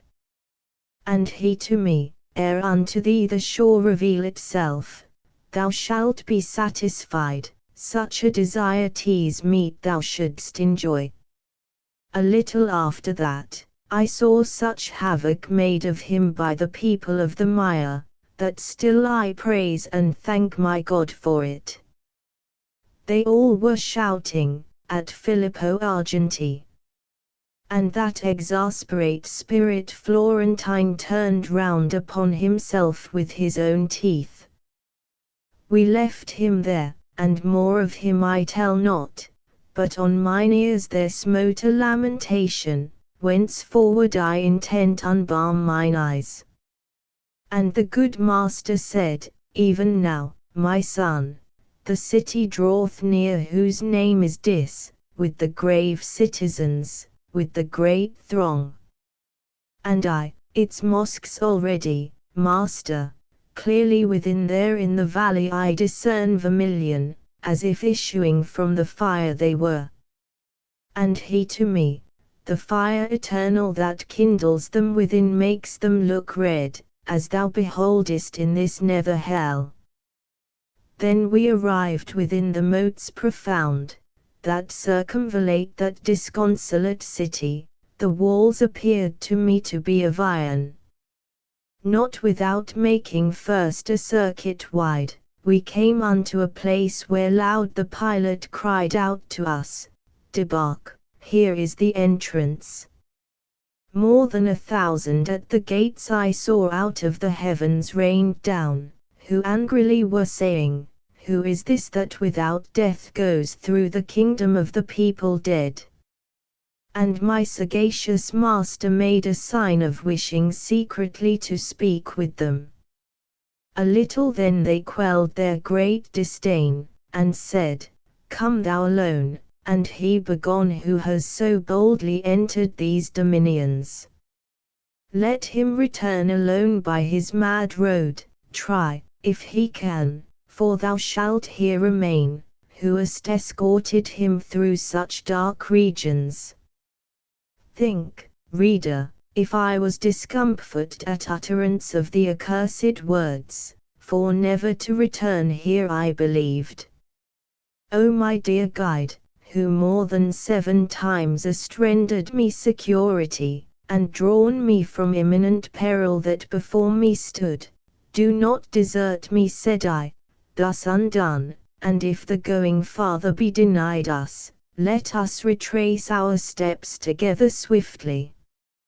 And that Lord, who had led me thitherward, said unto me, Fear not, because our passage none can take from us, it by such is given. But here await me, and thy weary spirit comfort and nourish with a better hope, for in this nether world I will not leave thee. So onward goes and there abandons me my Father sweet, and I remain in doubt, for no and yes within my head contend. I could not hear what he proposed to them, but with them there he did not linger long, ere each within in rivalry ran back.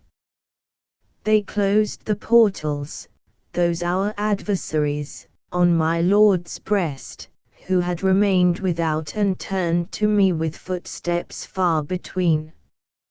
His eyes cast down, his forehead shorn had he of all its boldness, and he said, with sighs, Who has denied to me the dolesome houses? And unto me, Thou, because I am angry, fear not, for I will conquer in the trial, whatever for defense within be planned. This arrogance of theirs is nothing new, for once they used it at less secret gate, which finds itself without a fastening still. O'er it didst thou behold the dead inscription, and now this side of it descends the steep, passing across the circles without escort, one by whose means the city shall be opened. Inferno, Canto 9. That hue which cowardice brought out on me, beholding my conductor backward turn, sooner repressed within him his new color. He stopped attentive, like a man who listens, because the eye could not conduct him far through the black air, and through the heavy fog.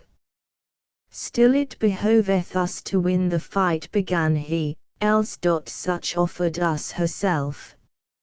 Oh how I long that some one here arrive. Well I perceived, as soon as the beginning he covered up with what came afterward, that they were words quite different from the first, but none the less his saying gave me fear, because I carried out the broken phrase, perhaps to a worse meaning than he had. Into this bottom of the doleful conch doth any ear descend from the first grade, which for its pain has only hope cut off? This question put I, and he answered me, seldom it comes to pass that one of us maketh the journey upon which I go. True is it, once before I here below was conjured by that pitiless Ixho, who summoned back the shades unto their bodies. Naked of me short while the flesh had been, before within that wall she made me enter, to bring a spirit from the circle of Judas, that is the lowest region and the darkest, and farthest from the heaven which circles all. Well know I the way, therefore be reassured. This fen, which a prodigious stench exhales, encompasses about the city dolent, where now we cannot enter without anger. And more he said, but not in mind I have it, because mine eye had altogether drawn me towards the high tower with the red flaming summit, where in a moment saw I swift uprisen the three infernal furies stained with blood, who had the limbs of women and their mien, and with the greenest hydras were begirt, small serpents and carists were their tresses, wherein with their horrid temples were entwined. And he who well the handmaids of the Queen of everlasting lamentation knew, said unto me, Behold the fierce Erinys. This is Megara, on the left-hand side, she who is weeping on the right, Alecto, Tisiphon is between, and then was silent. Each one her breast was rending with her nails, they beat them with their palms, and cried so loud, that I for dread pressed close unto the poet. Medusa come, so we to stone will change him. All shouted looking down, in evil hour avenged we not on Theseus his assault. Turn thyself round, and keep thine eyes close shut, for if the Gorgon appear, and thou shouldst see it, no more returning upward would there be. Thus said the master, and he turned me round himself, and trusted not unto my hands so far as not to blind me with his own. O ye who have undistempered intellects, observe the doctrine that conceals itself beneath the veil of the mysterious verses.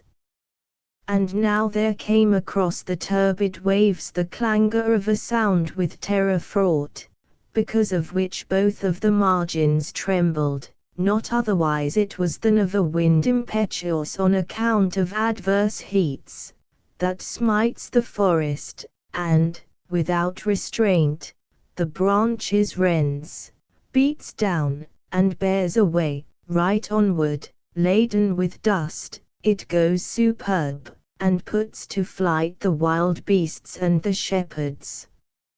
Mine eyes he loosed, and said, Direct the nerve of vision now along that ancient foam, there yonder where that smoke is most intense.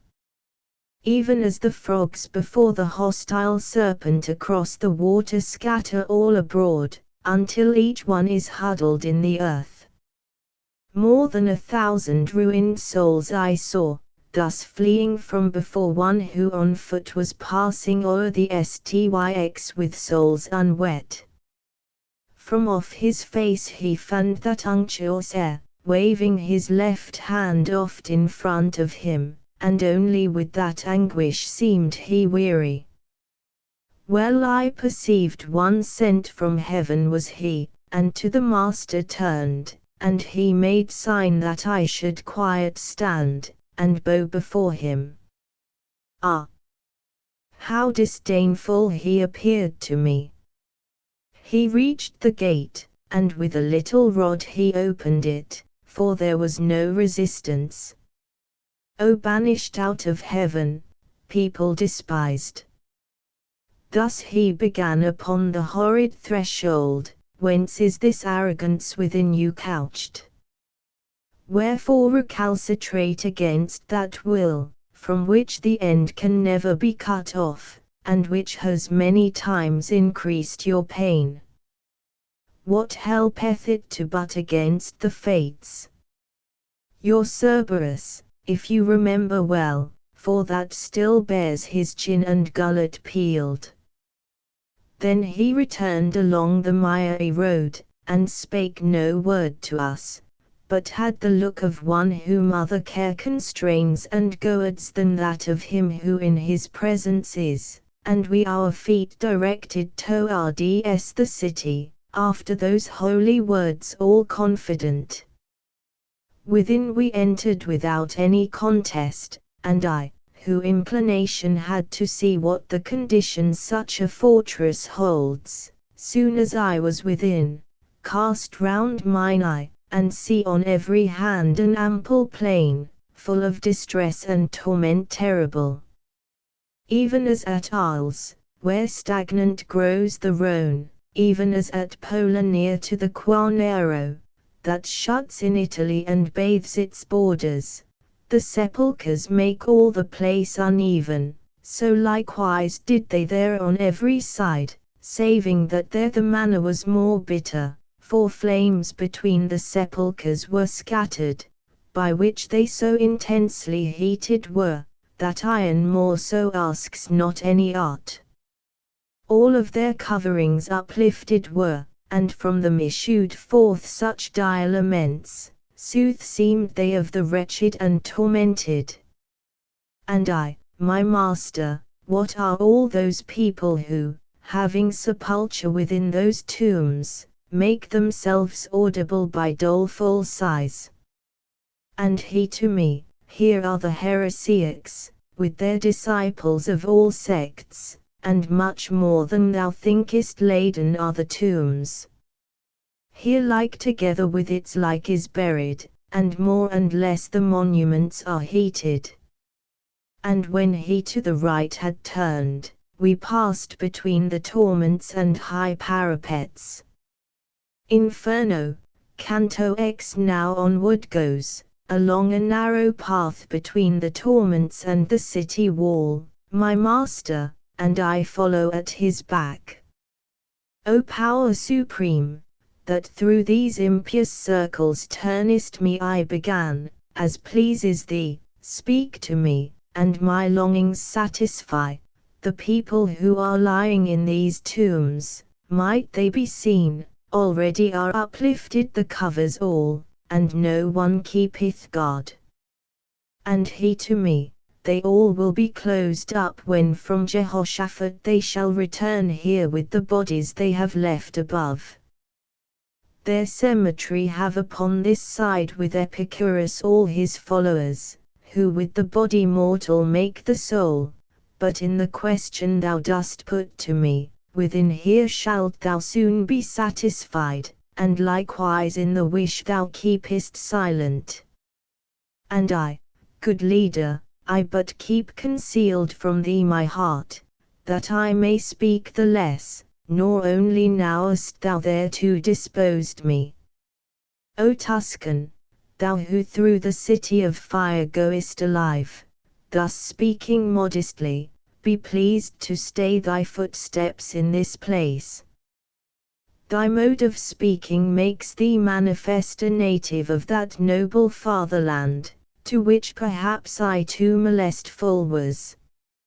Upon a sudden issued forth this sound from out one of the tombs, wherefore I pressed, fearing, a little nearer to my leader. And unto me he said, Turn thee, what dost thou? Behold there Farinata who has risen, from the waist upwards wholly shalt thou see him. I had already fixed mine eyes on his, and he uprose erect with breast and front as if hell he had in great despite. And with courageous hands and prompt my leader thrust me between the sepulchres towards him, exclaiming, Let thy words explicit be. As soon as I was at the foot of his tomb somewhat he eyed me, and, as if disdainful, then asked of me, Who were thine ancestors? I, who desirous of obeying was, concealed it not, but all revealed to him, whereat he raised his brows a little upward. Then said he, Fiercely adverse have they been to me, and to my fathers, and my party, so that two several times I scattered them. If they were banished, they returned on all sides. I answered him, the first time and the second, but yours have not acquired that art aright. Then there uprose upon the sight, uncovered down to the chin, a shadow at his side. I think that he had risen on his knees. Round me he gazed, as if solicitude he had to see if some one else were with me, but after his suspicion was all spent, weeping, he said to me, If through this blind prison thou goest by loftiness of genius, where is my son, and why is he not with thee? And I to him, I come not of myself, he who is waiting yonder leads me here, whom in disdain perhaps your Guido had. His language and the mode of punishment already unto me had read his name, on that account my answer was so full. Upstarting suddenly, he cried out, How saidst thou, he had? Is he not still alive? Does not the sweet light strike upon his eyes? When he became aware of some delay, which I before my answer made, supine he fell again, and forth appeared no more. But the other, magnanimous, at whose desire I had remained, did not his aspect change, neither his neck he moved, nor bent his side. And if continuing his first discourse, they have that art he said, not learned aright, that more tormenteth me, than doth this bed. But 50 times shall not rekindled be the countenance of the lady who reigns here, ere thou shalt know how heavy is that art, and as thou wouldst to the sweet world return, say why that people is so pitiless against my race in each one of its laws. Whence I to him, the slaughter and great carnage which have with crimson stained the Arbia, cause such orisons in our temple to be made. After his head he with a sigh had shaken, there I was not alone he said, nor surely without a cause had with the others moved. But there I was alone, where every one consented to the laying waste of Florence, he who defended her with open face. Ah, so hereafter may your seed repose I him entreated, solve for me that knot, which has entangled my conceptions here. It seems that you can see, if I hear rightly, beforehand whatsoever time brings with it, and in the present have another mode. We see, like those who have imperfect sight, the things he said, that distant are from us, so much still shines on us the sovereign ruler. When they draw near, or are, is wholly vain our intellect, and if none brings it to us, not anything know we of your human state. Hence thou canst understand, that wholly dead will be our knowledge from the moment when the portal of the future shall be closed. Then I, as if compunctious for my fault, said, Now, then, you will tell that fallen one, that still his son is with the living joined. And if just now, in answering, I was dumb, tell him I did it because I was thinking already of the error you have solved me. And now my master was recalling me, wherefore more eagerly I prayed the Spirit that he would tell me who was with him there. He said, with more than 1,000 here I lie, within here is the second Frederick, and the Cardinal, and of the rest I speak not. Thereon he hid himself, and I towards the ancient poet turned my steps, reflecting upon that saying, which seemed hostile to me. He moved along, and afterward thus going, he said to me, "Why art thou so bewildered?" And I in his inquiry satisfied him. Let memory preserve what thou hast heard against thyself. That sage commanded me, and now attend here, and he raised his finger. When thou shalt be before the radiance sweet of her whose beauteous eyes all things behold, from her thou lt know the journey of thy life. Unto the left hand then he turned his feet, we left the wall, and went towards the middle, along a path that strikes into a valley, which even up there unpleasant made its stench. Inferno, Canto 11. Upon the margin of a lofty bank which great rocks broken in a circle made, we came upon a still more cruel throng, and there, by reason of the horrible excess of stench the deep abyss throws out, we drew ourselves aside behind the cover of a great tomb, whereon I saw a writing, which said, "Pope Anastasius I hold, whom out of the right way Photinus drew.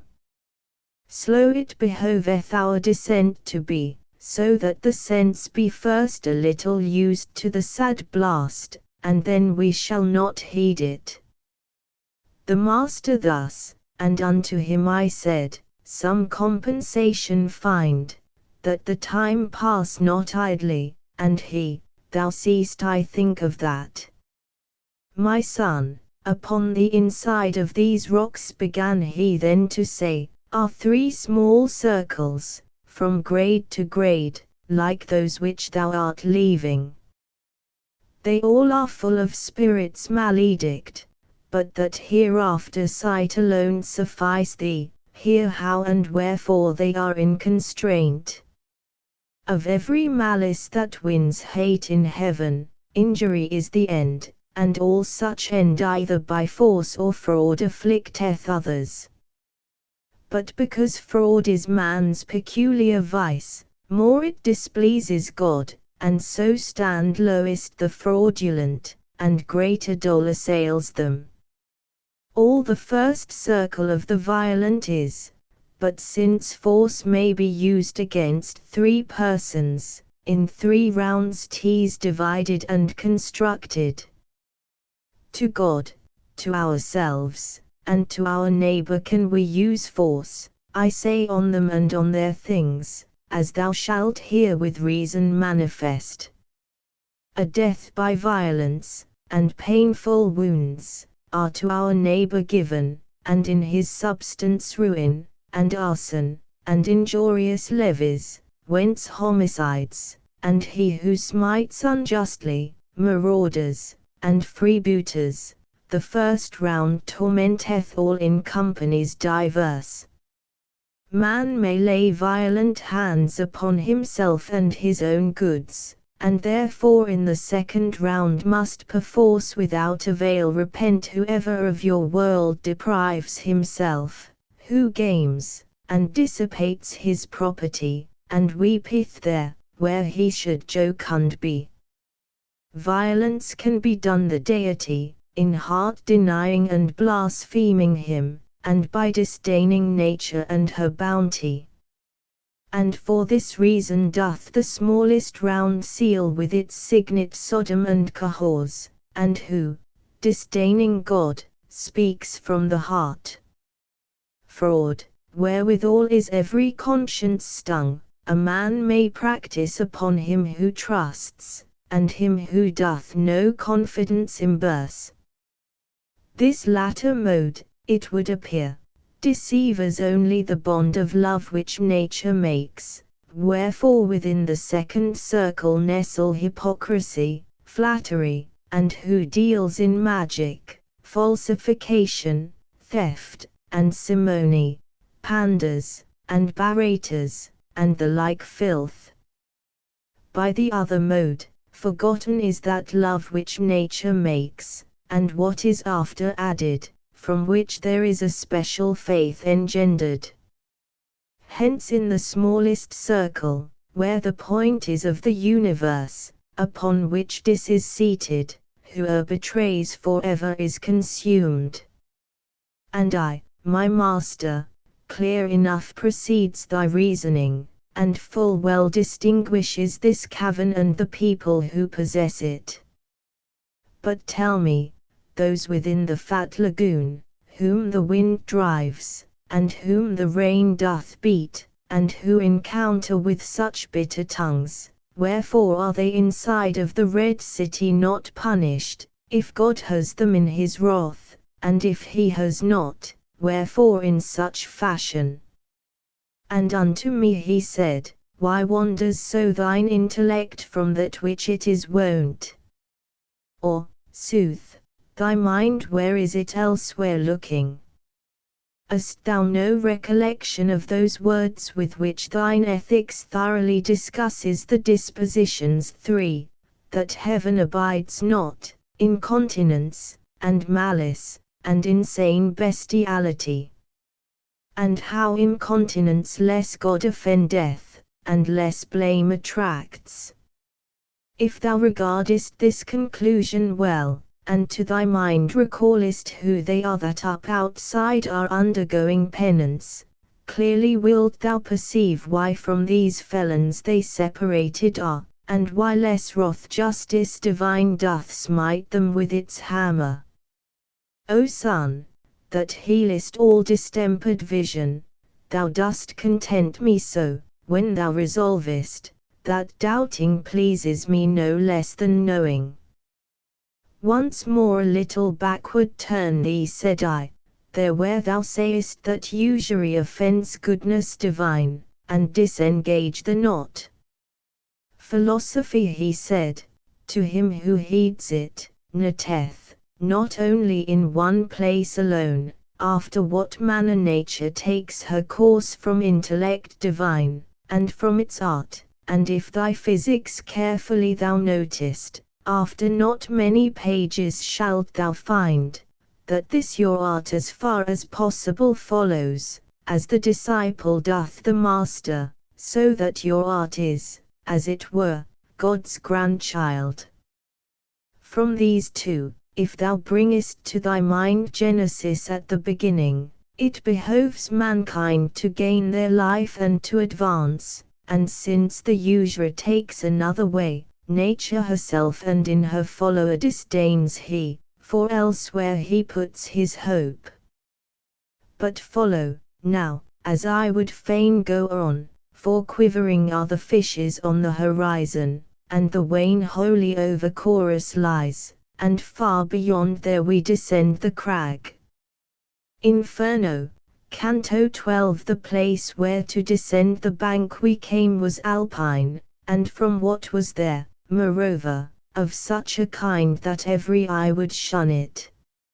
Such as that ruin is which in the flank smote, on this side of Trent, the Adige, either by earthquake or by failing stay, for from the mountain's top, from which it moved, unto the plain the cliff is shattered so, some path 'twould give to him who was above, even such was the descent of that ravine. And on the border of the broken chasm the infamy of Crete was stretched along, who was conceived in the fictitious cow, and when he us beheld, he bit himself, even as one whom anger racks within. My sage towards him shouted, Peradventure thou thinkest that here may be the Duke of Athens, who in the world above brought death to thee. Get thee gone, beast, for this one cometh not instructed by thy sister, but he comes in order to behold your punishments. As is that bull who breaks loose at the moment in which he has received the mortal blow, who cannot walk, but staggers here and there, the Minotaur beheld I do the like, and he, the wary, cried, Run to the passage, while he wroth, 'tis well thou shouldst descend. Thus down we took our way o'er that discharge of stones, which oftentimes did move themselves beneath my feet, from the unwonted burden. Thoughtful I went, and he said, Thou art thinking perhaps upon this ruin, which is guarded by that brute anger which just now I quenched. Now will I have thee know, the other time I here descended to the nether hell, this precipice had not yet fallen down. But truly, if I well discern, a little before his coming who the mighty spoil bore off from Dis, in the supernal circle, upon all sides the deep and loathsome valley trembled so, that I thought the universe was thrilled with love, by which there are who think the world oft times converted into chaos, and at that moment this primeval crag both here and elsewhere made such overthrow. But fix thine eyes below, for draweth near the river of blood, within which boiling is whoe'er by violence doth injure others.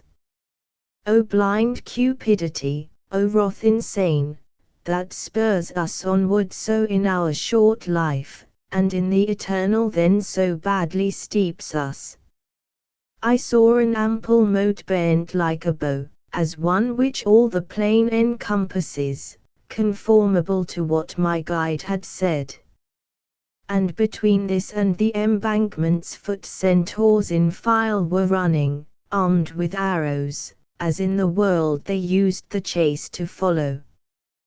Beholding us descend, each one stood still, and from the squadron 3 detached themselves, with bows and arrows in advance selected, and from afar one cried, Unto what torment come ye, who down the hillside are descending? Tell us from there, if not, I draw the bow. My master said, Our answer will we make to Chiron, near you there, in evil hour, that will of thine was evermore so hasty. Then touched he me, and said, This one is Nessus, who perished for the lovely Deianira, and for himself did vengeance take. And he in the midst, who at his breast is gazing, is the great Chiron, who brought up Achilles, that other Phyllus is, who was so wrathful. Thousands and thousands go about the moat shooting with shafts whatever soul emerges out of the blood, more than his crime allots. Near we approached unto those monsters fleet, Chiron an arrow took, and with the notch backward upon his jaws he put his beard. After he had uncovered his great mouth, he said to his companions, Are you ware that he behind moveth waiter he touches? Thus are not wont to do the feet of dead men. And my good guide, who now was at his breast, where the 2 natures are together joined, replied, Indeed he lives, and thus alone me it behoves to show him the dark valley, necessity, and not delight, impels us. Some one withdrew from singing Hallelujah, who unto me committed this new office, no thief is he, nor I a thievish spirit. But by that virtue through which I am moving my steps along this savage thoroughfare, give us some one of thine, to be with us, and who may show us where to pass the ford, and who may carry this one on his back, for 'tis no spirit that can walk the air. Upon his right breast Chiron wheeled about, and said to Nessus, Turn and do thou guide them, and warn aside, if other band may meet you. We with our faithful escort onward moved along the brink of the vermilion boiling, wherein the boiled were uttering loud laments. People I saw within up to the eyebrows, and the great centaur said, Tyrants are these, who dealt in bloodshed and in pillaging. Here they lament their pitiless mischiefs. Here is Alexander, and fierce Dionysius, who upon Sicily brought dolorous years. That forehead there which has the hair so black is at Solin, and the other who is blonde, Abizo is a Vesti, who, in truth, up in the world was by his stepson slain. Then turned I to the poet, and he said, now he be first to thee, and second I. A little farther on the centaur stopped above a folk, who far down as the throat seemed from that boiling stream to issue forth. A shade he showed us on one side alone, saying, he cleft asunder in God's bosom the heart that still upon the Thames is honoured. Then people saw I, who from out the river lifted their heads, and also all the chest, and many among these I recognized. Thus ever more and more grew shallower that blood, so that the feet alone it covered, and there across the moat our passage was. Even as thou here upon this side beholdest the boiling stream, that I diminishes, the centaur said, I wish thee to believe that on this other more and more declines its bed, until it reunites itself where it behoveth tyranny to groan. Justice divine, upon this side, is goading that Attila, who was a scourge on earth, and Pyrrhus, and Sextus, and forever milks the tares which with the boiling it unseals in Rhynia the Cornito and Rhynia Patsa, who made upon the highways so much war. Then back he turned, and passed again the ford. Inferno, Canto 13. Not yet had Nessus reached the other side, when we had put ourselves within a wood, that was not marked by any path whatever. Not foliage green, but of a dusky color, not branches smooth, but gnarled and intertangled, not apple trees were there, but thorns with poison. Such tangled thickets have not, nor so dense, those savage wild beasts, that in hatred hold twixt Cecina and Cornito the tilled places. There do the hideous harpies make their nests, who chased the Trojans from the Straphades, with sad announcement of impending doom. Broad wings have they, and necks and faces human, and feet with claws, and their great bellies fledged, they make laments upon the wondrous trees. And the good master, ere thou enter farther, know that thou art within the second round. Thus he began to say, and shalt be, till thou comest out upon the horrible sand. Therefore look well around, and thou shalt see things that will credence give unto my speech. I heard on all sides lamentations uttered, and person none beheld I who might make them, whence, utterly bewildered, I stood still. I think he thought that I perhaps might think so many voices issued through those trunks from people who concealed themselves from us. Therefore the master said, if thou break off some little spray from any of these trees, the thoughts thou hast will wholly be made vain. Then stretched I forth my hand a little forward, and plucked a branchlet off from a great thorn, and the trunk cried, why dost thou mangle me? After it had become embrowned with blood, it recommenced its cry, why dost thou rend me? Hast thou no spirit of pity whatsoever? Men once we were, and now are changed to trees. Indeed, thy hand should be more pitiful, even if the souls of serpents we had been.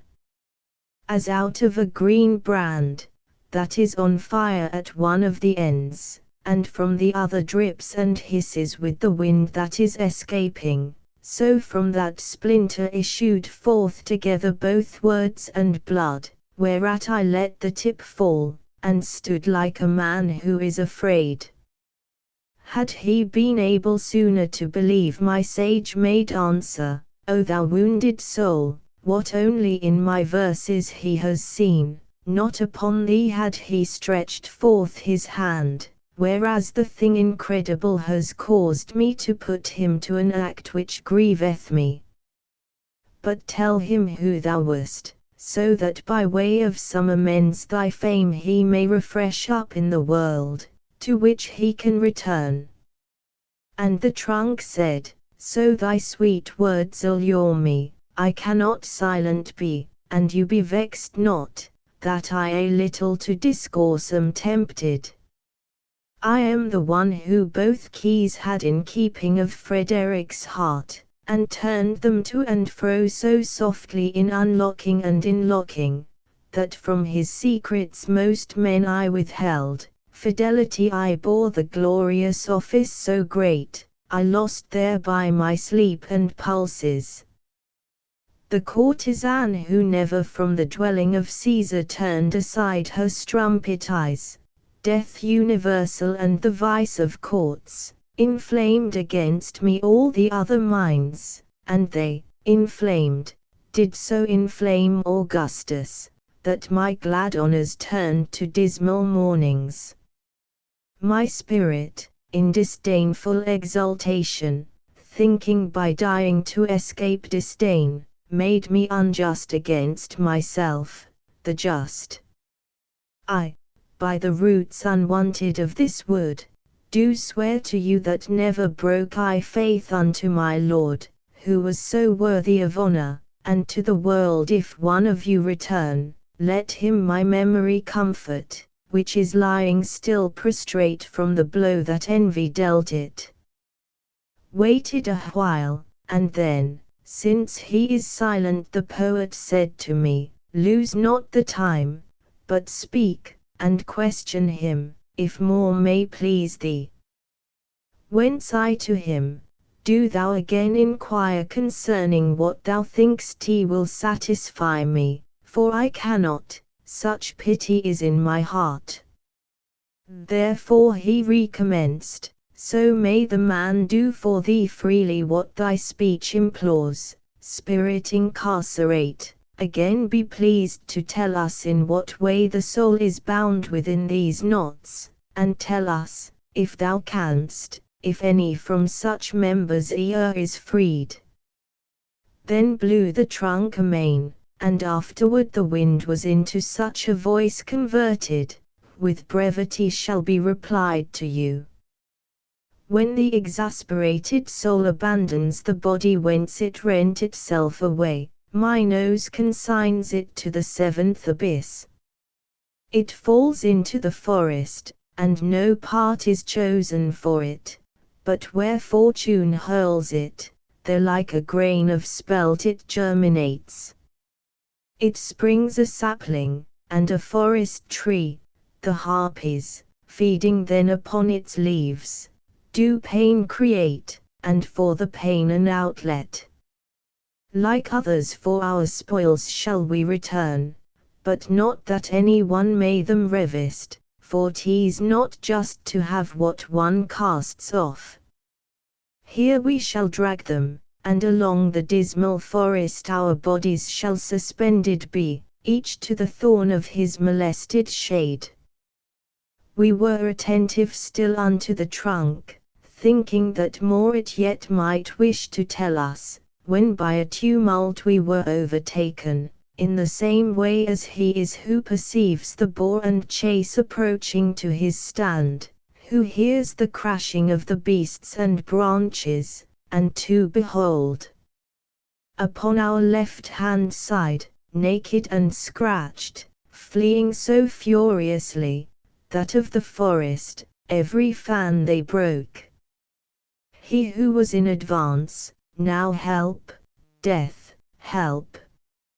And the other one, who seemed to lag too much, was shouting, Lano, were not so alert those legs of thine at joustings of the topo. And then, perchance because his breath was failing, he grouped himself together with a bush. Behind them was the forest full of black she-mastiffs, ravenous, and swift of foot as greyhounds, who are issuing from the chain. On him who had crouched down they set their teeth, and him they lacerated piece by piece, thereafter bore away those aching members. Thereat my escort took me by the hand, and led me to the bush, that all in vain was weeping from its bloody lacerations.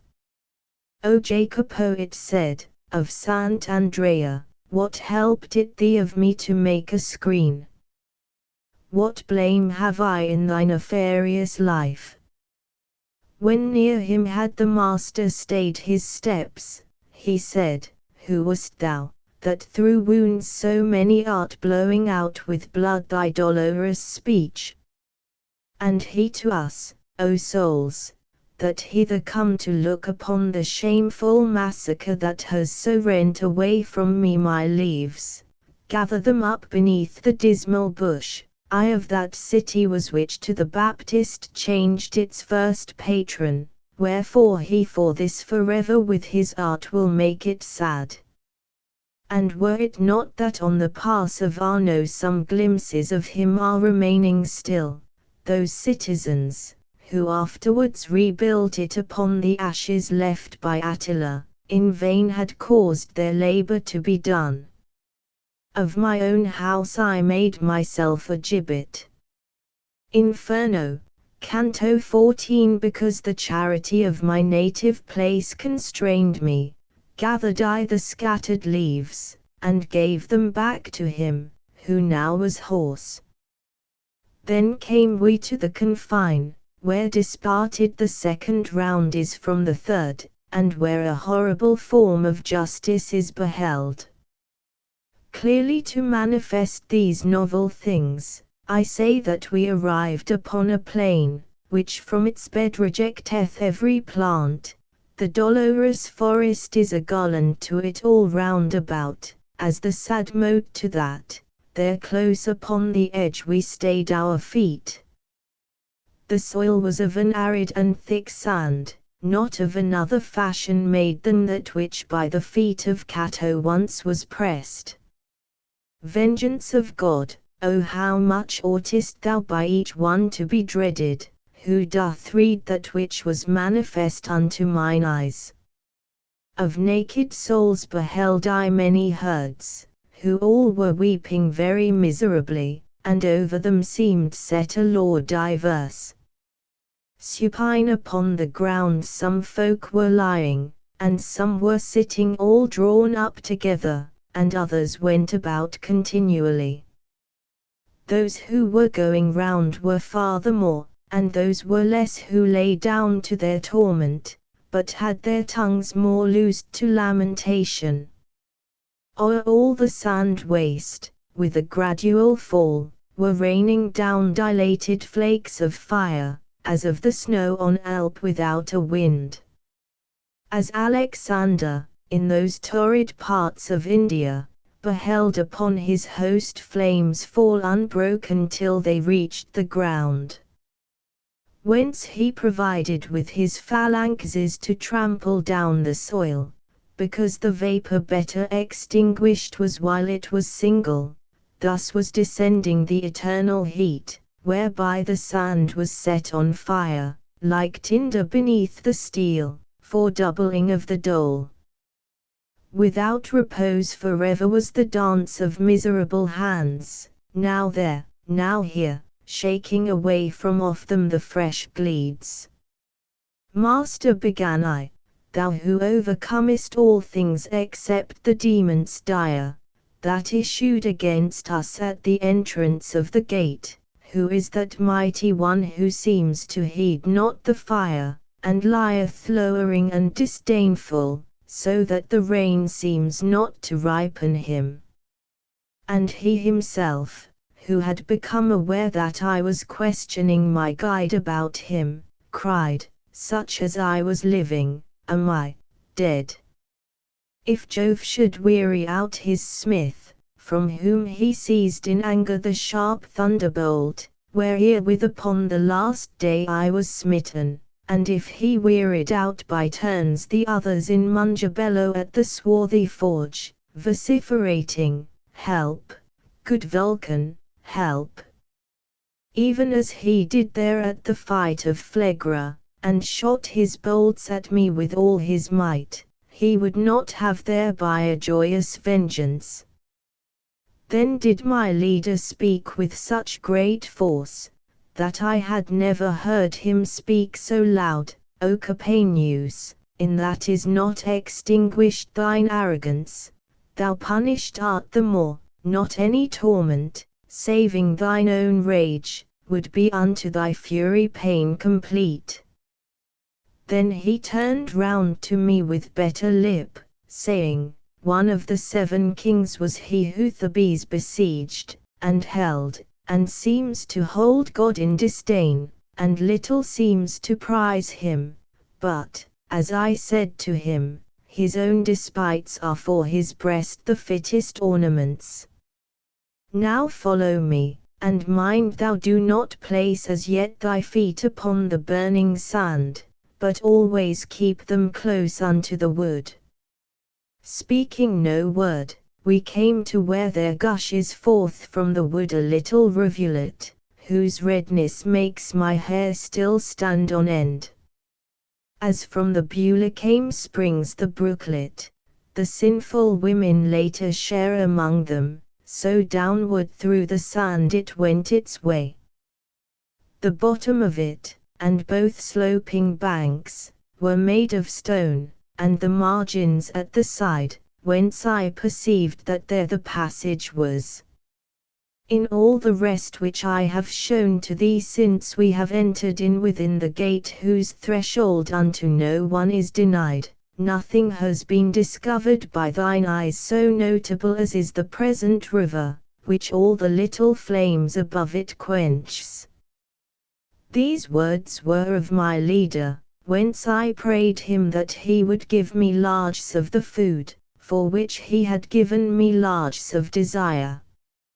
In the mid-sea there sits a wasted land, said he thereafterward, whose name is Crete, under whose king the world of old was chased.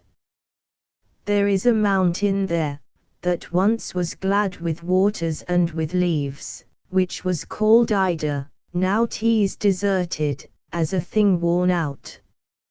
Rhea once chose it for the faithful cradle of her own son, and to conceal him better, Weena he cried, she there had clamours made. A grand old man stands in the mount erect, who holds his shoulders turned toward Damietta, and looks at Rome as if it were his mirror. His head is fashioned of refined gold, and of pure silver are the arms and breast, then he is brass as far down as the fork. From that point downward all is chosen iron, save that the right foot is of kill-baked clay, and more he stands on that than on the other. Each part, except the gold, is by a fissure asunder cleft, that dripping is with tears, which gathered together perforate that cavern. From rock to rock they fall into this valley, Icheron, Styx, and Phlegethon they form, then downward go along this narrow sluice unto that point where is no more descending. They form Cocytus, what that pool may be thou shalt behold, so here 'tis not narrated. And I to him, if so the present runnel doth take its rise in this way from our world, why only on this verge appears it to us? And he to me, thou knowest the place is round, and notwithstanding thou hast journeyed far, still to the left descending to the bottom, thou hast not yet through all the circle turned.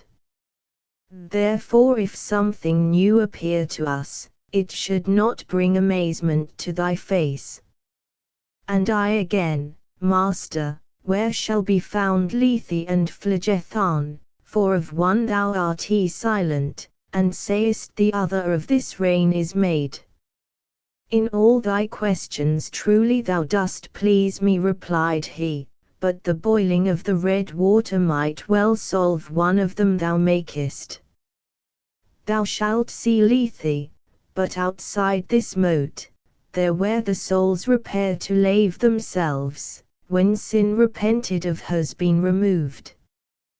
Then said he, it is time now to abandon the wood, take heed that thou come after me, away the margins make that are not burning, and over them all vapours are extinguished.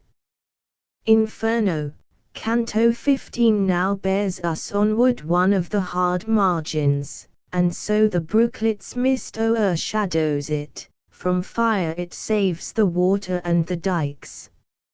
Even as the Flemings, twixt Cadsand and Bruges, fearing the flood that towards them hurls itself, their bulwarks build to put the sea to flight, and as the Paduans along the Brenta, to guard their villas and their villages, or ever Chiarentana feel the heat, in such similitude had those been made, albeit not so lofty nor so thick, whoever he might be, the master made them.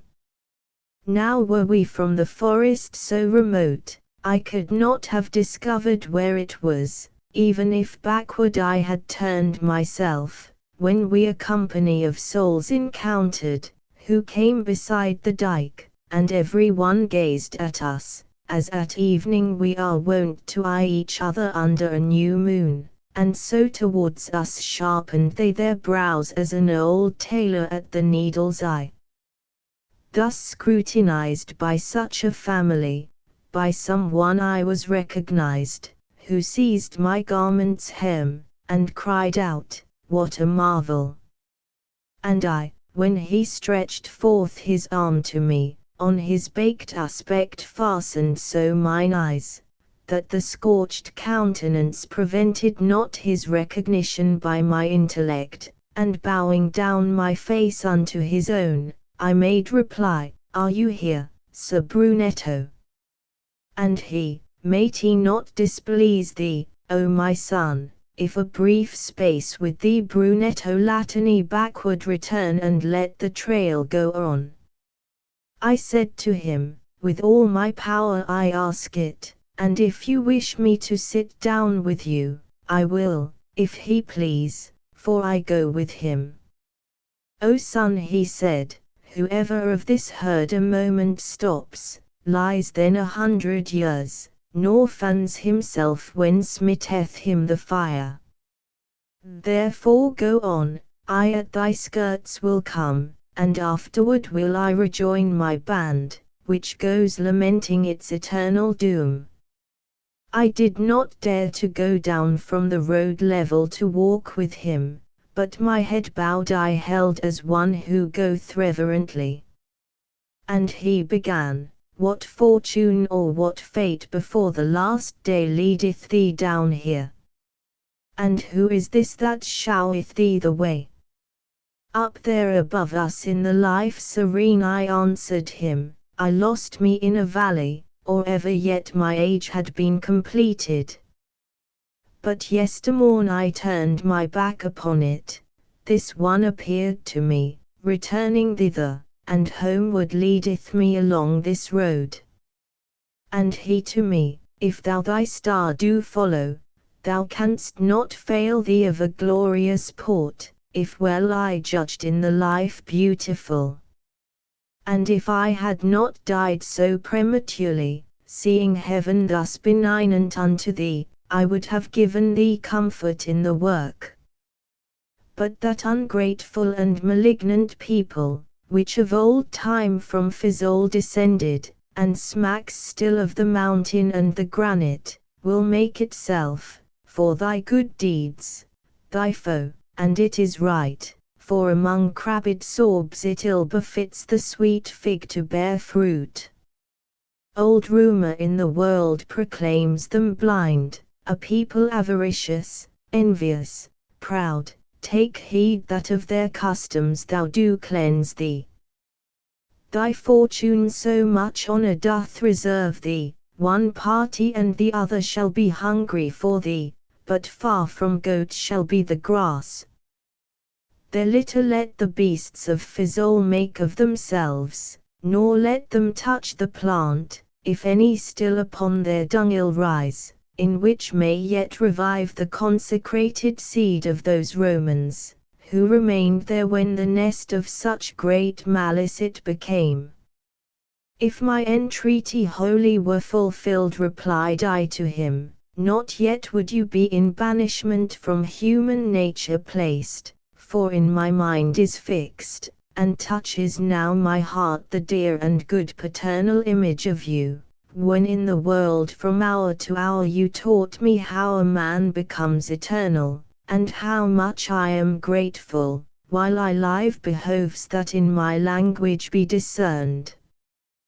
What you narrate of my career I write, and keep it to be glossed with other text by a lady who can do it, if I reach her. This much will I have manifest to you, provided that my conscience do not chide me, for whatsoever fortune I am ready. Such handsill is not new unto mine ears, therefore let fortune turn her wheel around as it may please her, and the churl his mattock. My master thereupon on his right cheek did backward turn himself, and looked at me, then said, He listeneth well who noteth it. Nor speaking less on that account, I go with Sir Brunetto, and I ask who are his most known and most eminent companions. And he to me, to know of some is well, of others it were laudable to be silent, for short would be the time for so much speech. Know them in sum, that all of them were clerks, and men of letters great and of great fame, in the world tainted with the self-same sin. Procyon goes yonder with that wretched crowd, and Francis of Acasu, and thou hadst seen there if thou hadst had a hankering for such scurf, that one, who by the servant of the servants from Arno was transferred to Bacchiglion, where he has left his sin-excited nerves. More would I say, but coming and discoursing can be no longer, for that I behold new smoke uprising yonder from the sand. A people comes with whom I may not be, commended unto thee be my tesoro, in which I still live, and no more I ask. Then he turned round, and seemed to be of those who at Verona run for the green mantle across the plain, and seemed to be among them the one who wins, and not the one who loses. Inferno, Canto 16. Now was I where was heard the reverberation of water falling into the next round, like to that humming which the beehives make, when shadows three together started forth, running, from out a company that passed beneath the reign of the sharp martyrdom. Towards us came they, and each one cried out, Stop, thou, for by thy garb to us thou seemest to be some one of our depraved city.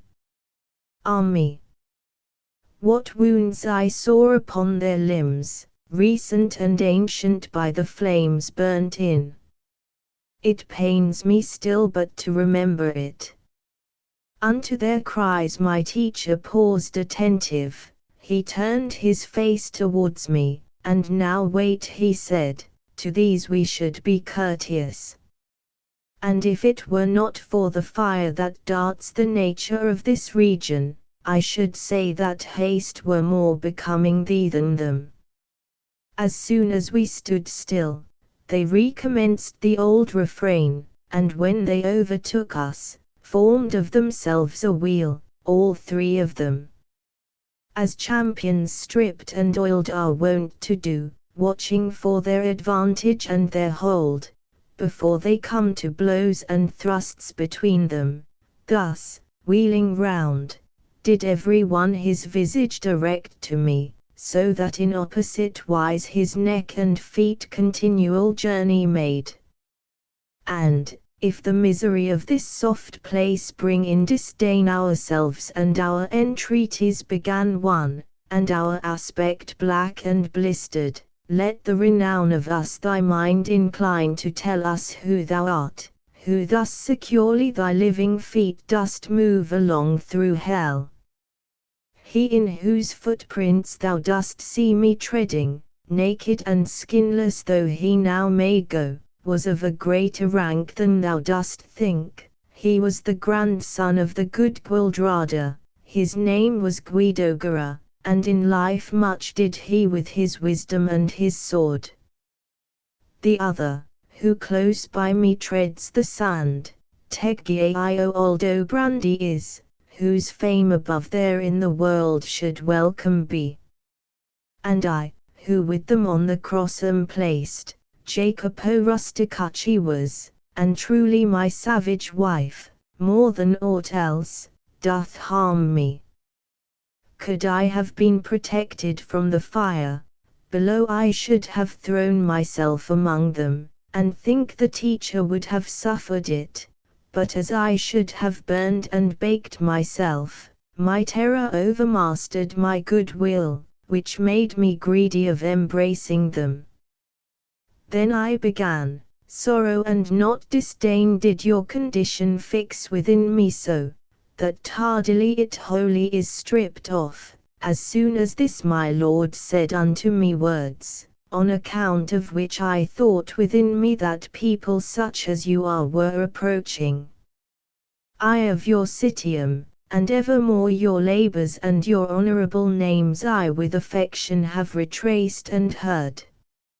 I leave the gall, and go for the sweet fruits promised to me by the veracious leader, but to the centre first I needs must plunge.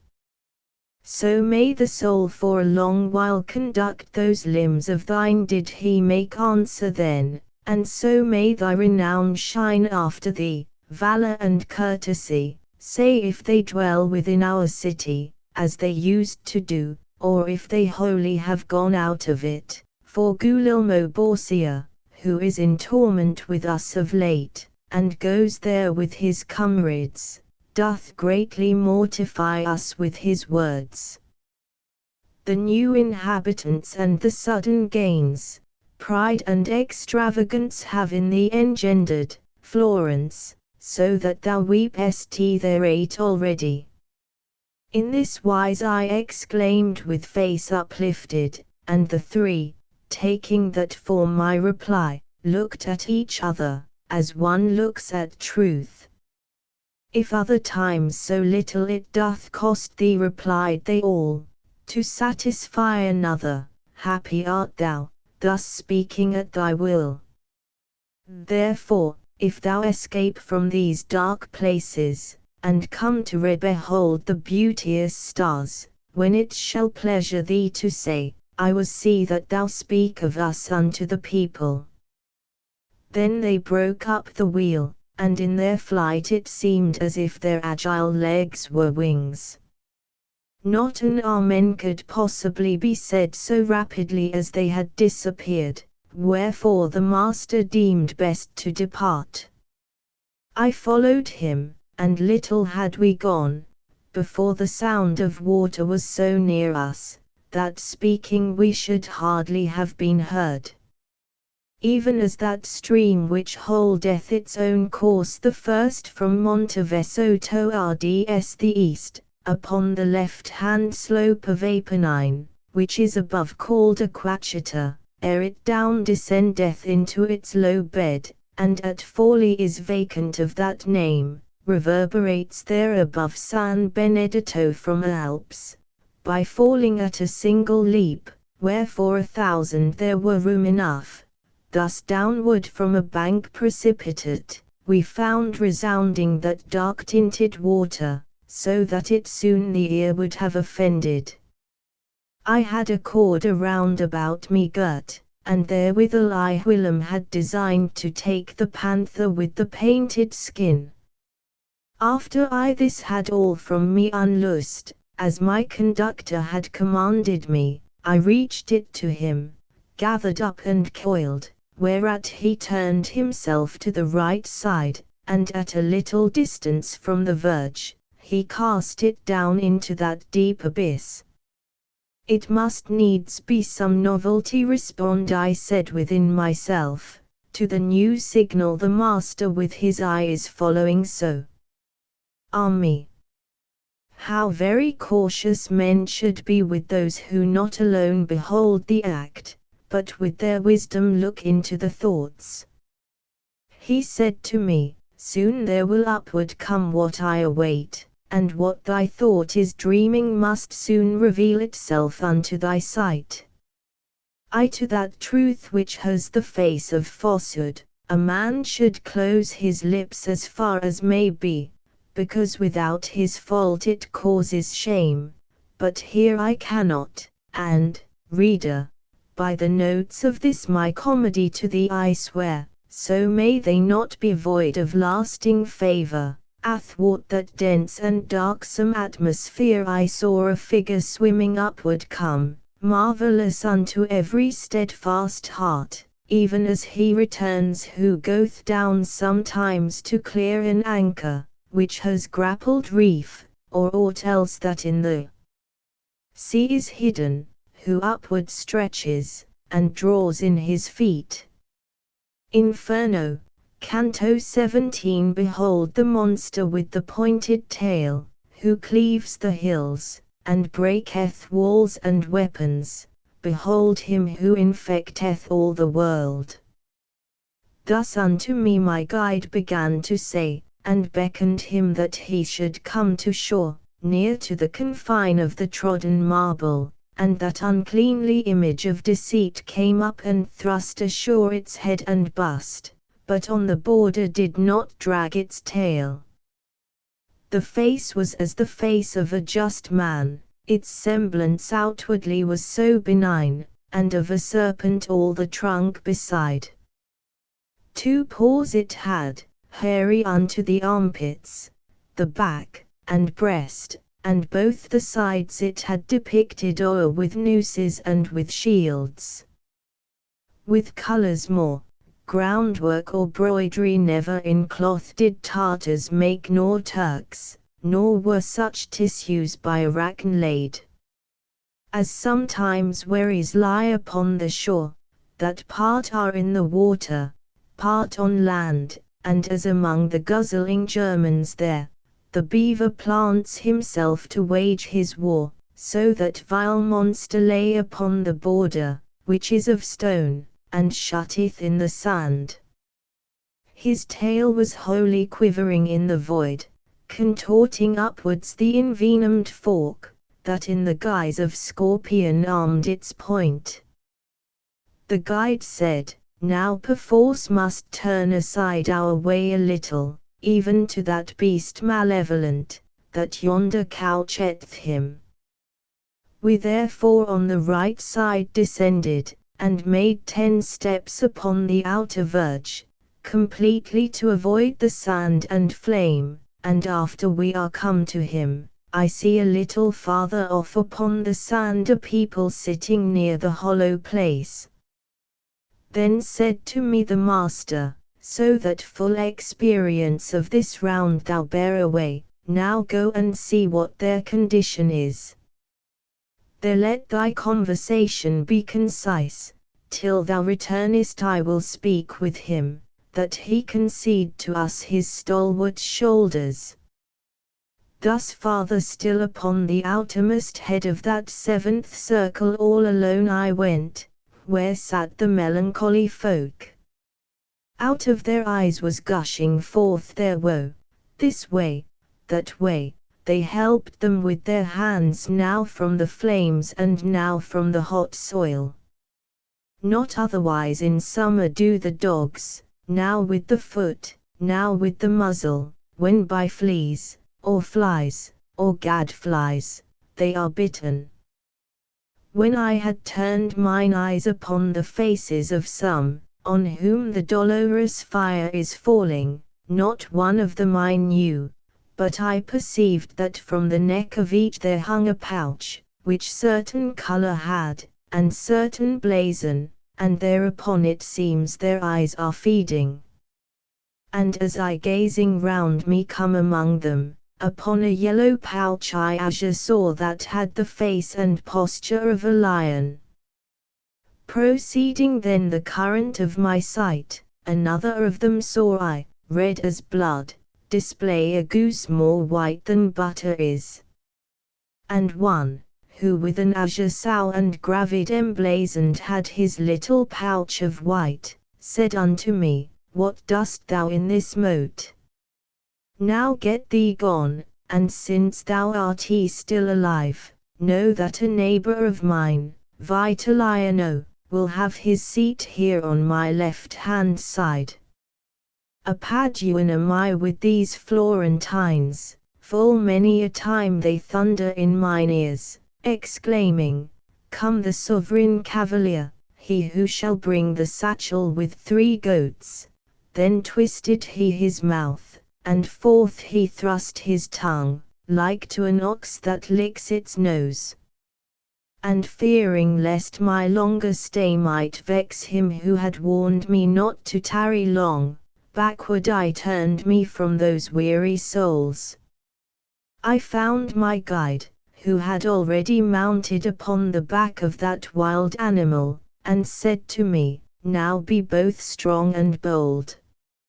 Now we descend by stairways such as these, mount thou in front, for I will be midway, so that the tail may have no power to harm thee. Such as he is who has so near the egg of quarton that his nails are blue already, and trembles all, but looking at the shade, even such became I at those proffered words, but shame in me his menaces produced, which maketh servant strong before good master. I seated me upon those monstrous shoulders, I wished to say, and yet the voice came not as I believed, Take heed that thou embrace me.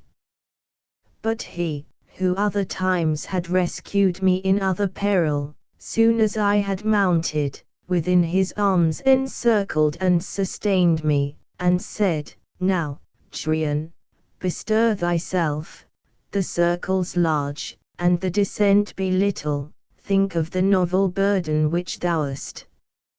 Even as the little vessel shoves from shore, backward, still backward, so he thence withdrew, and when he wholly felt himself afloat, there where his breast had been he turned his tail, and that extended like an eel he moved, and with his paws drew to himself the air.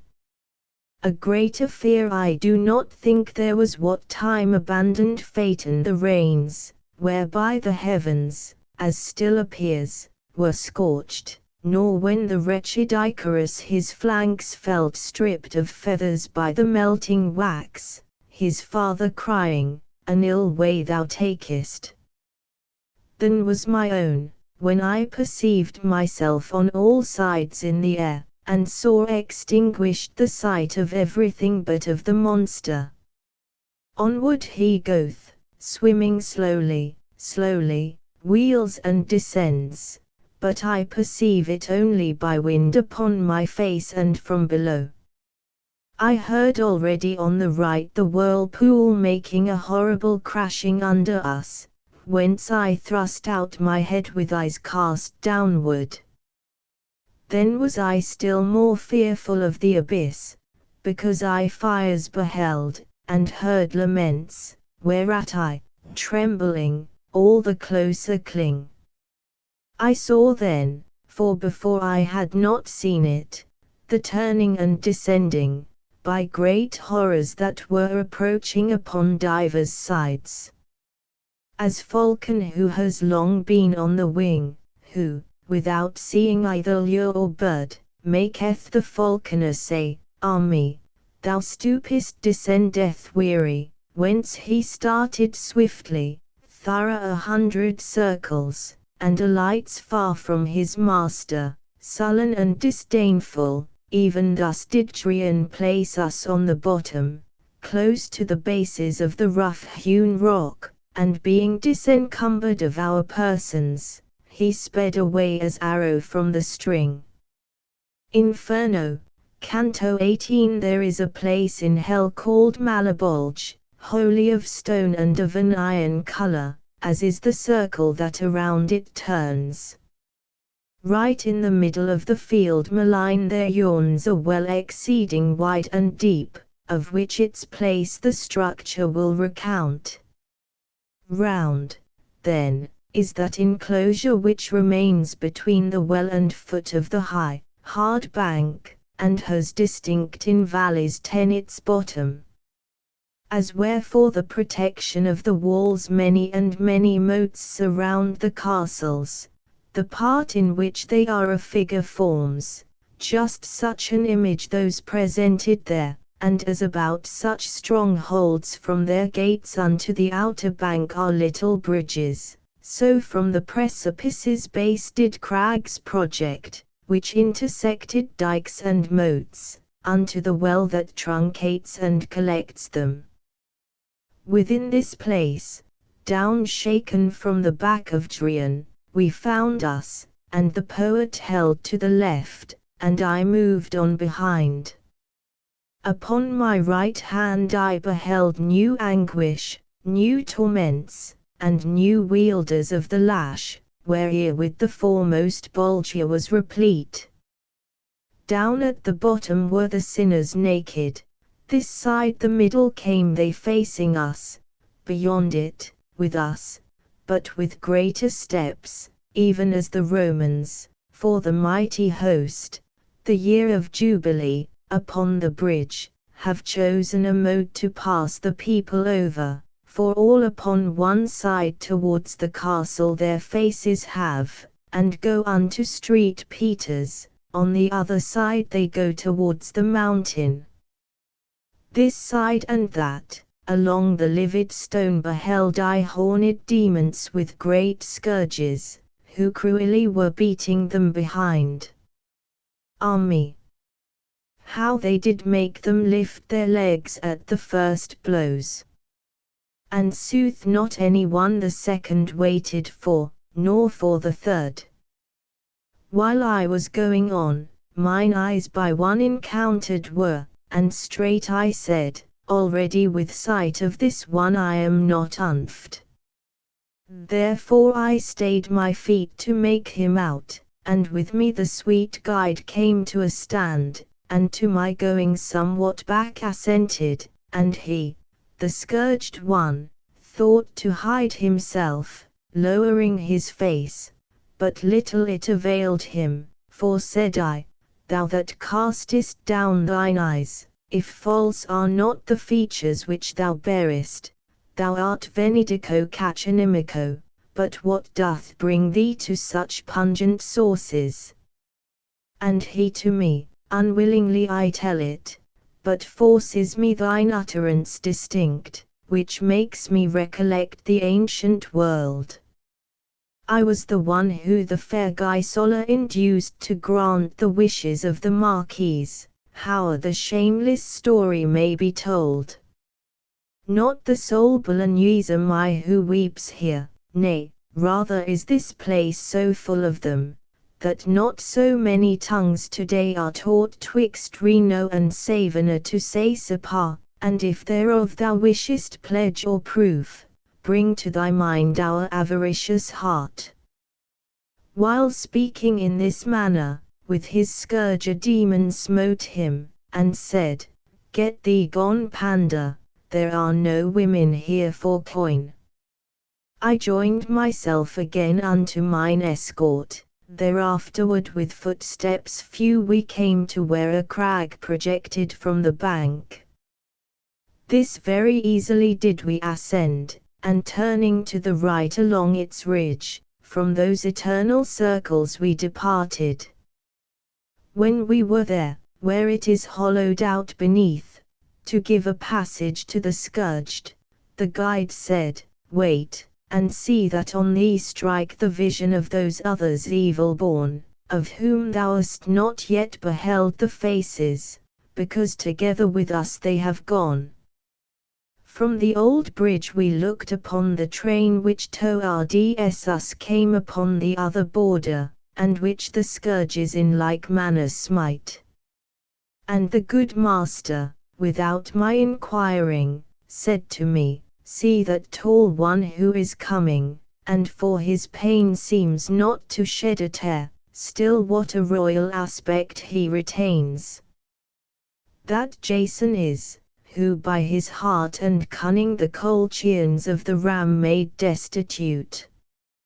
He by the Isle of Lemos passed along after the daring women pitiless had unto death devoted all their males.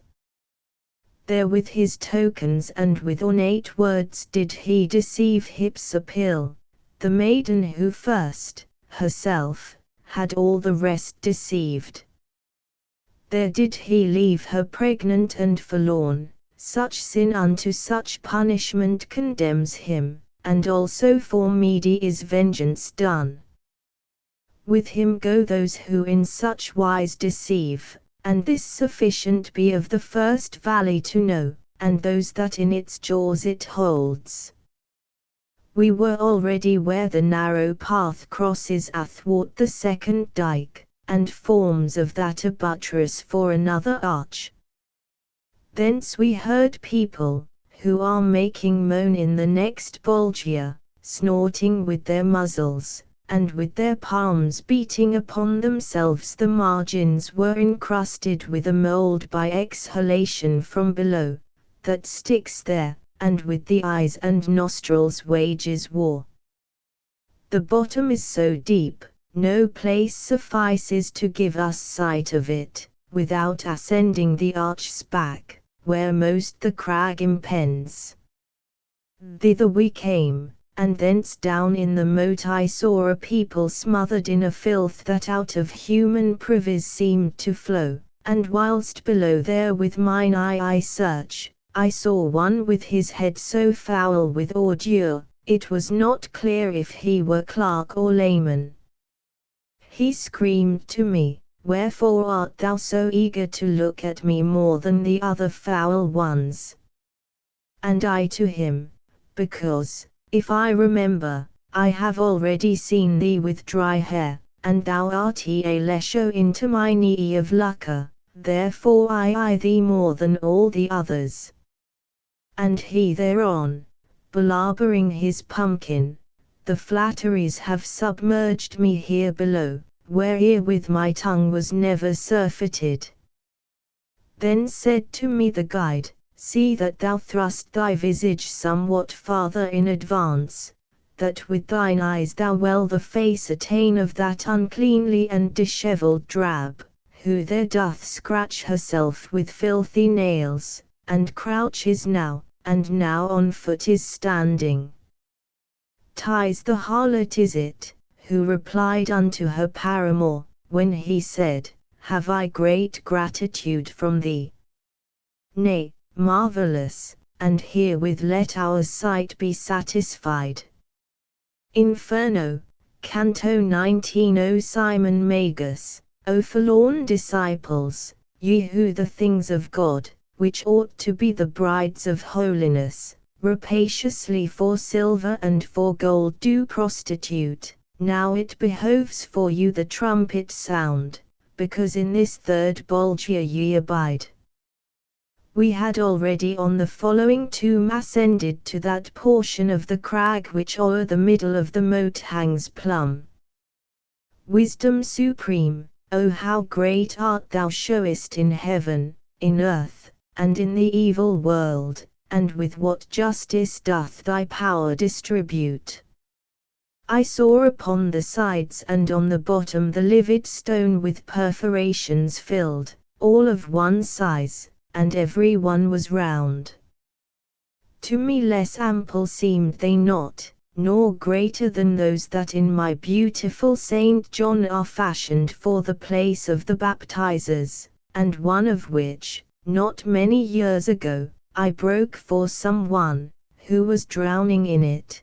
Be this a seal all men to undeceive.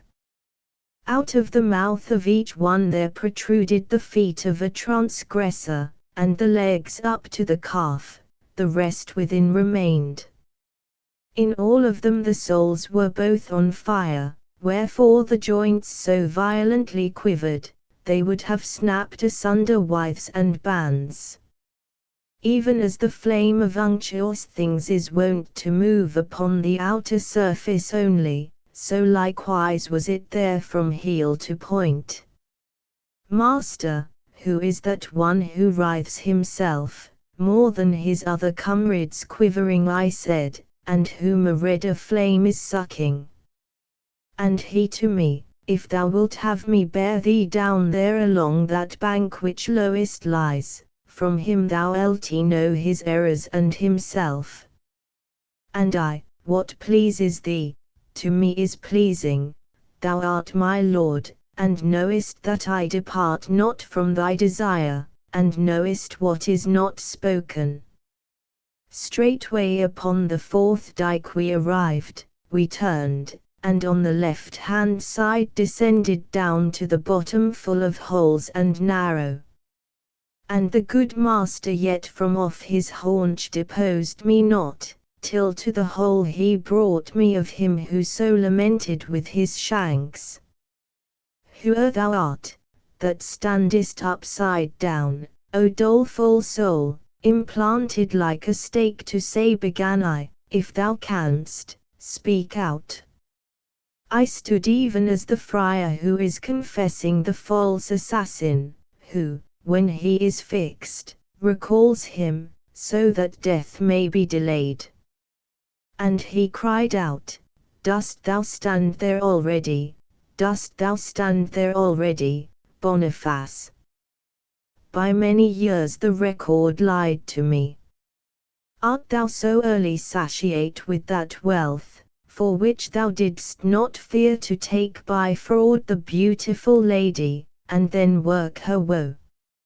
Such I became, as people are who stand, not comprehending what is answered them, as if bemocked, and know not how to answer. Then said Virgilius, Say to him straightway, I am not he thou thinkest. And I replied as was imposed on me. Whereat the spirit writhed with both his feet, then, sighing, with a voice of lamentation said to me, Then what wantest thou of me? If who I am thou carest so much to know, that thou on that account hast crossed the bank, know that I vested was with the great mantle, and truly was I son of the she-bear, so eager to advance the cubs, that wealth above, and here myself, I pocketed. Beneath my head the others are dragged down who have preceded me in simony, flattened along the fissure of the rock. Below there I shall likewise fall, whenever that one shall come who I believed thou wast, what time the sudden question I proposed. But longer I my feet already toast, and here have been in this way upside down, than he will planted stay with reddened feet, for after him shall come of fouler deed from towards the west a pastor without law, such as befits to cover him and me. New Jason will he be, of whom we read in Maccabees, and as his king was pliant, so he who governs France shall be to this one. I do not know if I were here too bold, that him I answered only in this meter, I pray thee tell me now how great a treasure our Lord demanded of Saint Peter first, before he put the keys into his keeping. Truly he nothing asked but follow me. Nor Peter nor the rest asked of Mavia's silver or gold, when he by lot was chosen unto the place the guilty soul had lost. Therefore stay here, for thou art justly punished, and keep safeguard o'er the ill-gotten money, which caused thee to be valiant against Charles. And were it not that still forbids it me the reverence for the keys superlative thou hadst in keeping in the gladsome life, I would make use of words more grievous still, because your avarice afflicts the world, trampling the good and lifting the depraved. The evangelist you pastors had in mind, when she who sitteth upon many waters to fornicate with kings by him was seen, the same who with the 7 heads was born, and power and strength from the 10 horns received, so long as virtue to her spouse was pleasing. Ye have made yourselves a god of gold and silver, and from the idolater how differ ye, save that he one, and ye 100 worship. Ah, Constantine! Of how much ill was mother, not thy conversion, but that marriage dower which the first wealthy father took from thee. And while I sang to him such notes as these, either that anger or that conscience stung him, he struggled violently with both his feet. I think in sooth that it my leader pleased, with such contented lip he listened ever unto the sound of the true words expressed. Therefore with both his arms he took me up, and when he had me all upon his breast, remounted by the way where he descended. Nor did he tire to have me clasped to him, but bore me to the summit of the arch which from the 4th dyke to the 5th is passage. There tenderly he laid his burden down, tenderly on the crag uneven and steep, that would have been hard passage for the goats, thence was unveiled to me another valley. Inferno, Canto XX of a new pain behoves me to make verses and give material to the 20th canto of the first song, which is of the submerged. I was already thoroughly disposed to peer down into the uncovered depth, which bathed itself with tears of agony, and people saw I through the circular valley, silent and weeping, coming at the pace which in this world the litanies assume.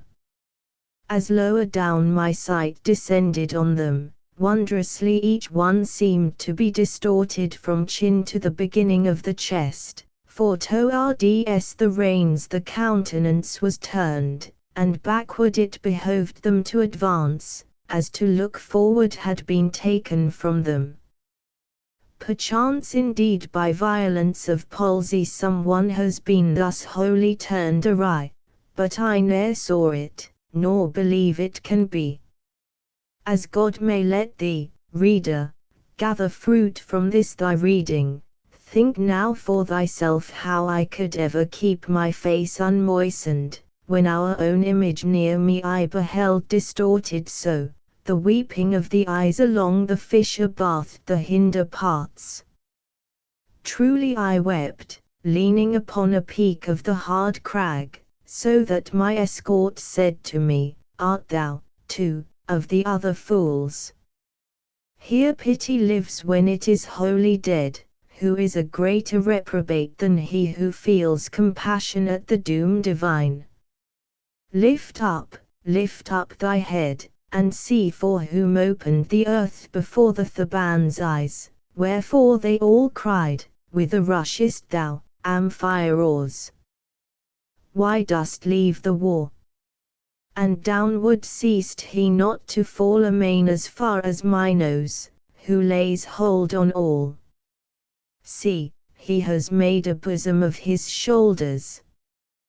Because he wished to see too far before him behind he looks, and backward goes his way.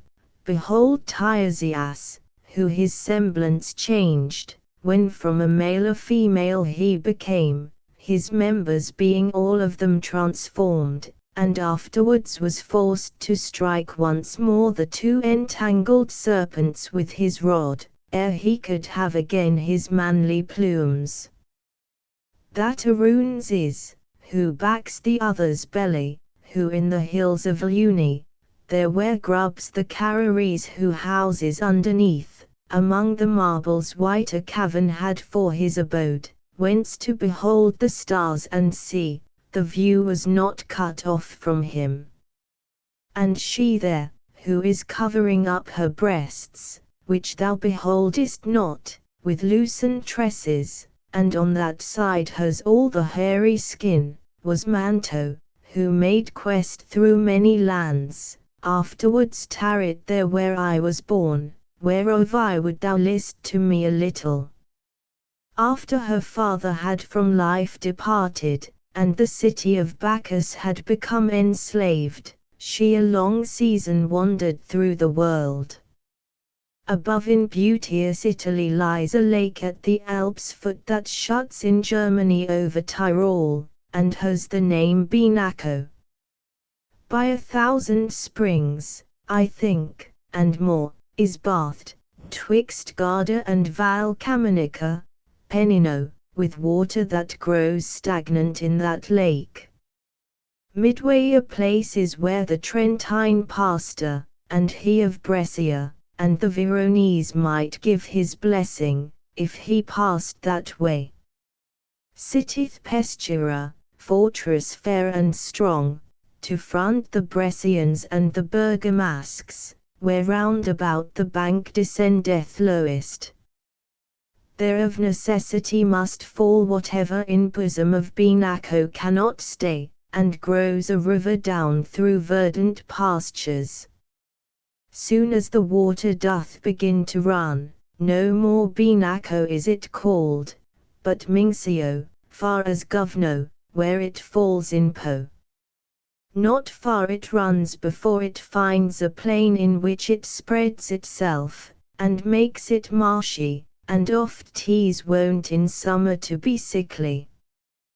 Passing that way the virgin pitiless land in the middle of the fen descried, untilled and naked of inhabitants, there to escape all human intercourse, she with her servants stayed, her arts to practice and lived, and left her empty body there.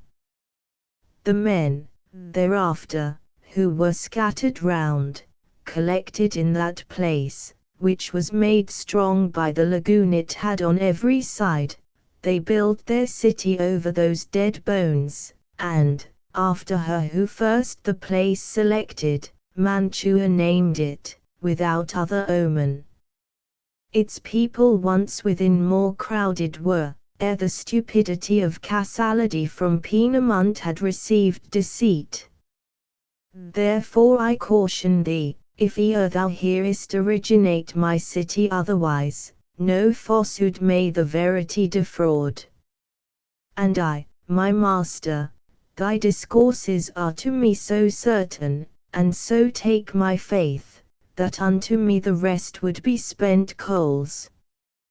But tell me of the people who are passing, if any one noteworthy thou beholdest, for only unto that my mind reverts. Then said he to me, he who from the cheek thrusts out his beard upon his swarthy shoulders was, at the time when Greece was void of males, so that there scarce remained one in the cradle, an augur, and with Calchas gave the moment, in Orles, when to sever the first cable. Erophilus his name was, and so sings my lofty tragedy in some part or other, that knowest thou well, who knowest the whole of it. The next, who is so slender in the flanks, was Michael Scott, who of a verity of magical illusions knew the game. Behold Guido Bonatti, behold Asdant, who now unto his leather and his thread would fain have stuck, but he too late repents. Behold the wretched ones, who left the needle, the spool and rock, and made them fortune tellers. They wrought their magic spells with herb and image. But come now, for already holds the confines of both the hemispheres, and under Seville touches the ocean wave, Cain and the thorns, and yesternight the moon was round already. Thou shouldst remember well it did not harm thee from time to time within the forest deep. Thus spake he to me, and we walked the while. Inferno, Canto XXI. From bridge to bridge thus, speaking other things of which my comedy cares not to sing, we came along, and held the summit, when we halted to behold another fissure of Malebolge and other vain laments, and I beheld it marvellously dark. As in the arsenal of the Venetians boils in the winter the tenacious pitch to smear their unsound vessels o'er again, for sail they cannot, and instead thereof one makes his vessel new, and one recorks the ribs of that which many a voyage has made, one hammers at the prow, one at the stern, this one makes oars, and that one cordage twists, another mends the mainsail and the mizzen. Thus, not by fire, but by the art divine, was boiling down below there a dense pitch which upon every side the bank bellimed. I saw it, but I did not see within it aught but the bubbles that the boiling raised, and all swell up and re-subside compressed. The while below there fixedly I gazed, my leader, crying out, "Beware, beware!" drew me unto himself from where I stood. Then I turned round, as one who is impatient to see what it behoves him to escape, and whom a sudden terror doth unman, who, while he looks, delays not his departure, and I beheld behind us a black devil, running along upon the crag, approach. Ah, how ferocious was he in his aspect! And how he seemed to me in action ruthless, with open wings and light upon his feet.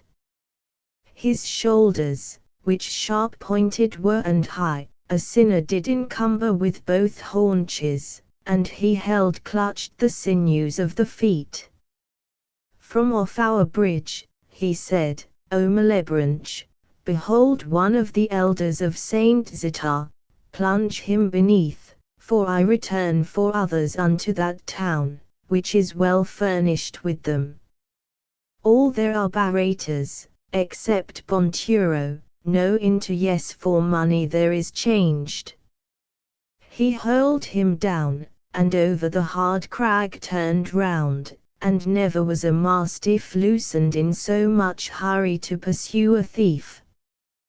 The other sank, and rose again face downward, but the demons, under cover of the bridge, cried, "Here the Santo Volto has no place.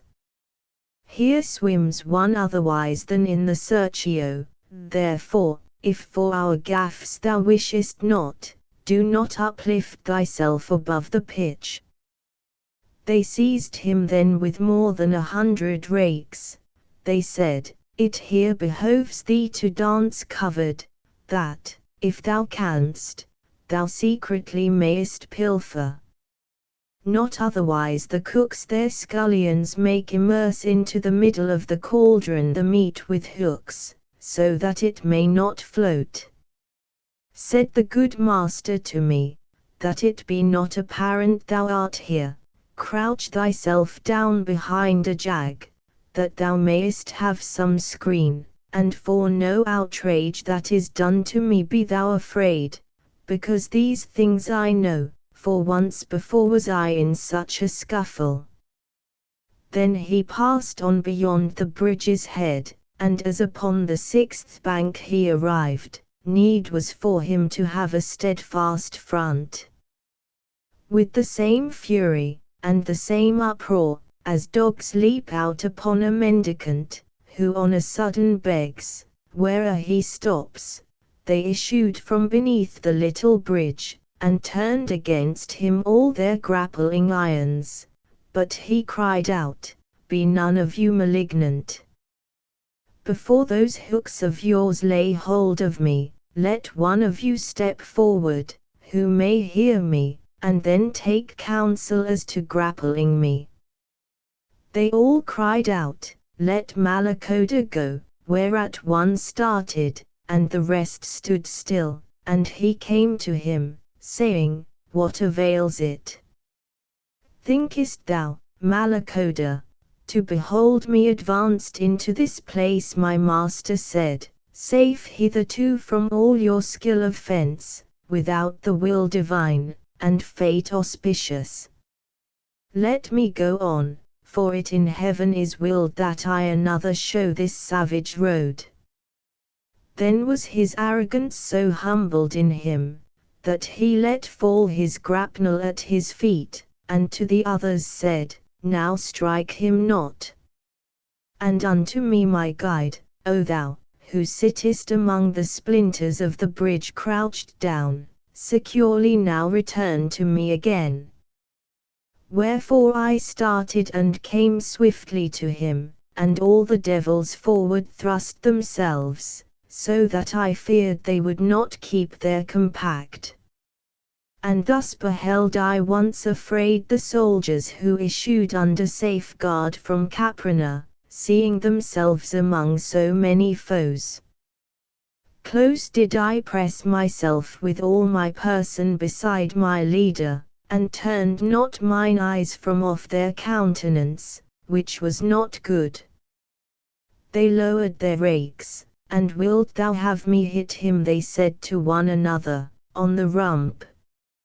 And answered, yes, see that thou nick him with it. But the same demon who was holding parley with my conductor turned him very quickly, and said, be quiet, Scarmiglian, then said to us, you can no farther go forward upon this crag, because is lying all shattered, at the bottom, the 6th arch. And if it still doth please you to go onward, pursue your way along upon this rock. Near is another crag that yields a path. Yesterday, 5 hours later than this hour, 1266 years were complete, that here the way was broken. I send in that direction some of mine to see if any one doth err himself. Go ye with them, for they will not be vicious. Step forward. Alicino and Calcabrina, began he to cry out, and thou, Cagnazzo, and Barbariccia, do thou guide the 10. Come forward, Libicocco and Dragignazzo, and tusked Siriato and Graffiacane, and Farfarello and Mad Rubicant, search ye all round about the boiling pitch, let these be safe as far as the next crag, that all unbroken passes o'er the dens. O me, what is it, master, that I see? Pray let us go, I said, without an escort, if thou knowest how, since for myself I ask none. If thou art as observant as thy wont is, dost thou not see that they do gnash their teeth, and with their brows are threatening woe to us? And he to me, I will not have thee fear, let them gnash on, according to their fancy, because they do it for those boiling wretches. Along the left-hand dike they wheeled about, but first had each one thrust his tongue between his teeth towards their leader for a signal, and he had made a trumpet of his rump. Inferno!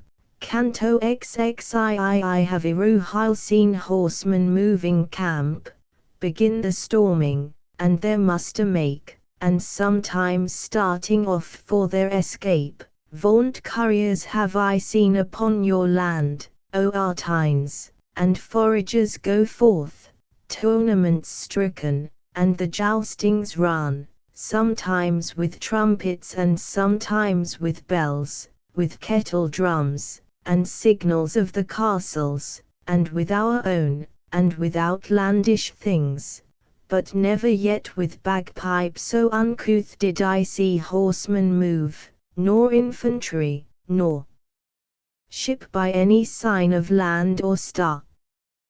We went upon our way with the 10 demons, our savage company. But in the church with saints, and in the tavern with the gluttons. Ever upon the pitch was my intent, to see the whole condition of that Bolgia, and of the people who therein were burned. Even as the dolphins, when they make a sign to mariners by arching of the back, that they should counsel take to save their vessel, thus sometimes, to alleviate his pain, one of the sinners would display his back, and in less time conceal it than it lightens. As on the brink of water in a ditch the frogs stand only with their muzzles out, so that they hide their feet and other bulk, so upon every side the sinners stood, but ever as Barbariccia near them came, thus underneath the boiling they withdrew. I saw, and still my heart doth shudder at it, one waiting thus, even as it comes to pass one frog remains, and down another dives, and Graphiacon, who most confronted him, grappled him by his tresses smeared with pitch, and drew him up, so that he seemed an otter. I knew, before, the names of all of them, so had I noted them when they were chosen, and when they called each other, listened how. O Rubicant, see that thou do lay thy claws upon him, so that thou mayst flay him, cried all together the accursed ones. And I, my master, see to it, if thou canst, that thou mayst know who is the luckless wight, thus come into his adversary's hands. Near to the side of him my leader drew, asked of him whence he was, and he replied, I in the kingdom of Navarre was born, my mother placed me servant to a lord, for she had borne me to a ribald knave, destroyer of himself and of his things. Then I domestic was of good King Thibault, I set me there to practice baratry, for which I pay the reckoning in this heat. And Siriato, from whose mouth projected, on either side, a tusk, as in a boar, caused him to feel how one of them could rip. Among malicious cats the mouse had come, but Barbariccia clasped him in his arms, and said, Stand ye aside, while I enfork him. And to my master he turned round his head, Ask him again, he said, if more thou wish to know from him, before some one destroy him. The guide, Now tell then of the other culprits, knowest thou any one who is a Latian, under the pitch? And he, I separated lately from one who was a neighbor to it, would that I still were covered up with him, for I should fear not either claw nor hook. And Libicocco, we have borne too much, and with his grapnel seized him by the arm, so that, by rending, he tore off a tendon. Eke Dragignazzo wished to pounce upon him down at the legs, whence their decurion turned round and round about with evil look. When they again somewhat were pacified, of him, who still was looking at his wound, demanded my conductor without stay, who was that one, from whom a luckless parting thou sayest thou hast made, to come ashore?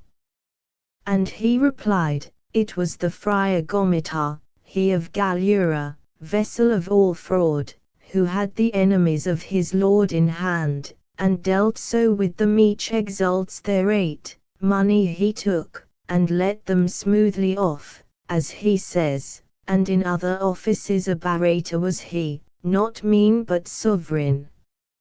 Foregathers with him one Don Michael Zanch of Logadoro, and of Sardinia to gossip never do their tongues feel tired.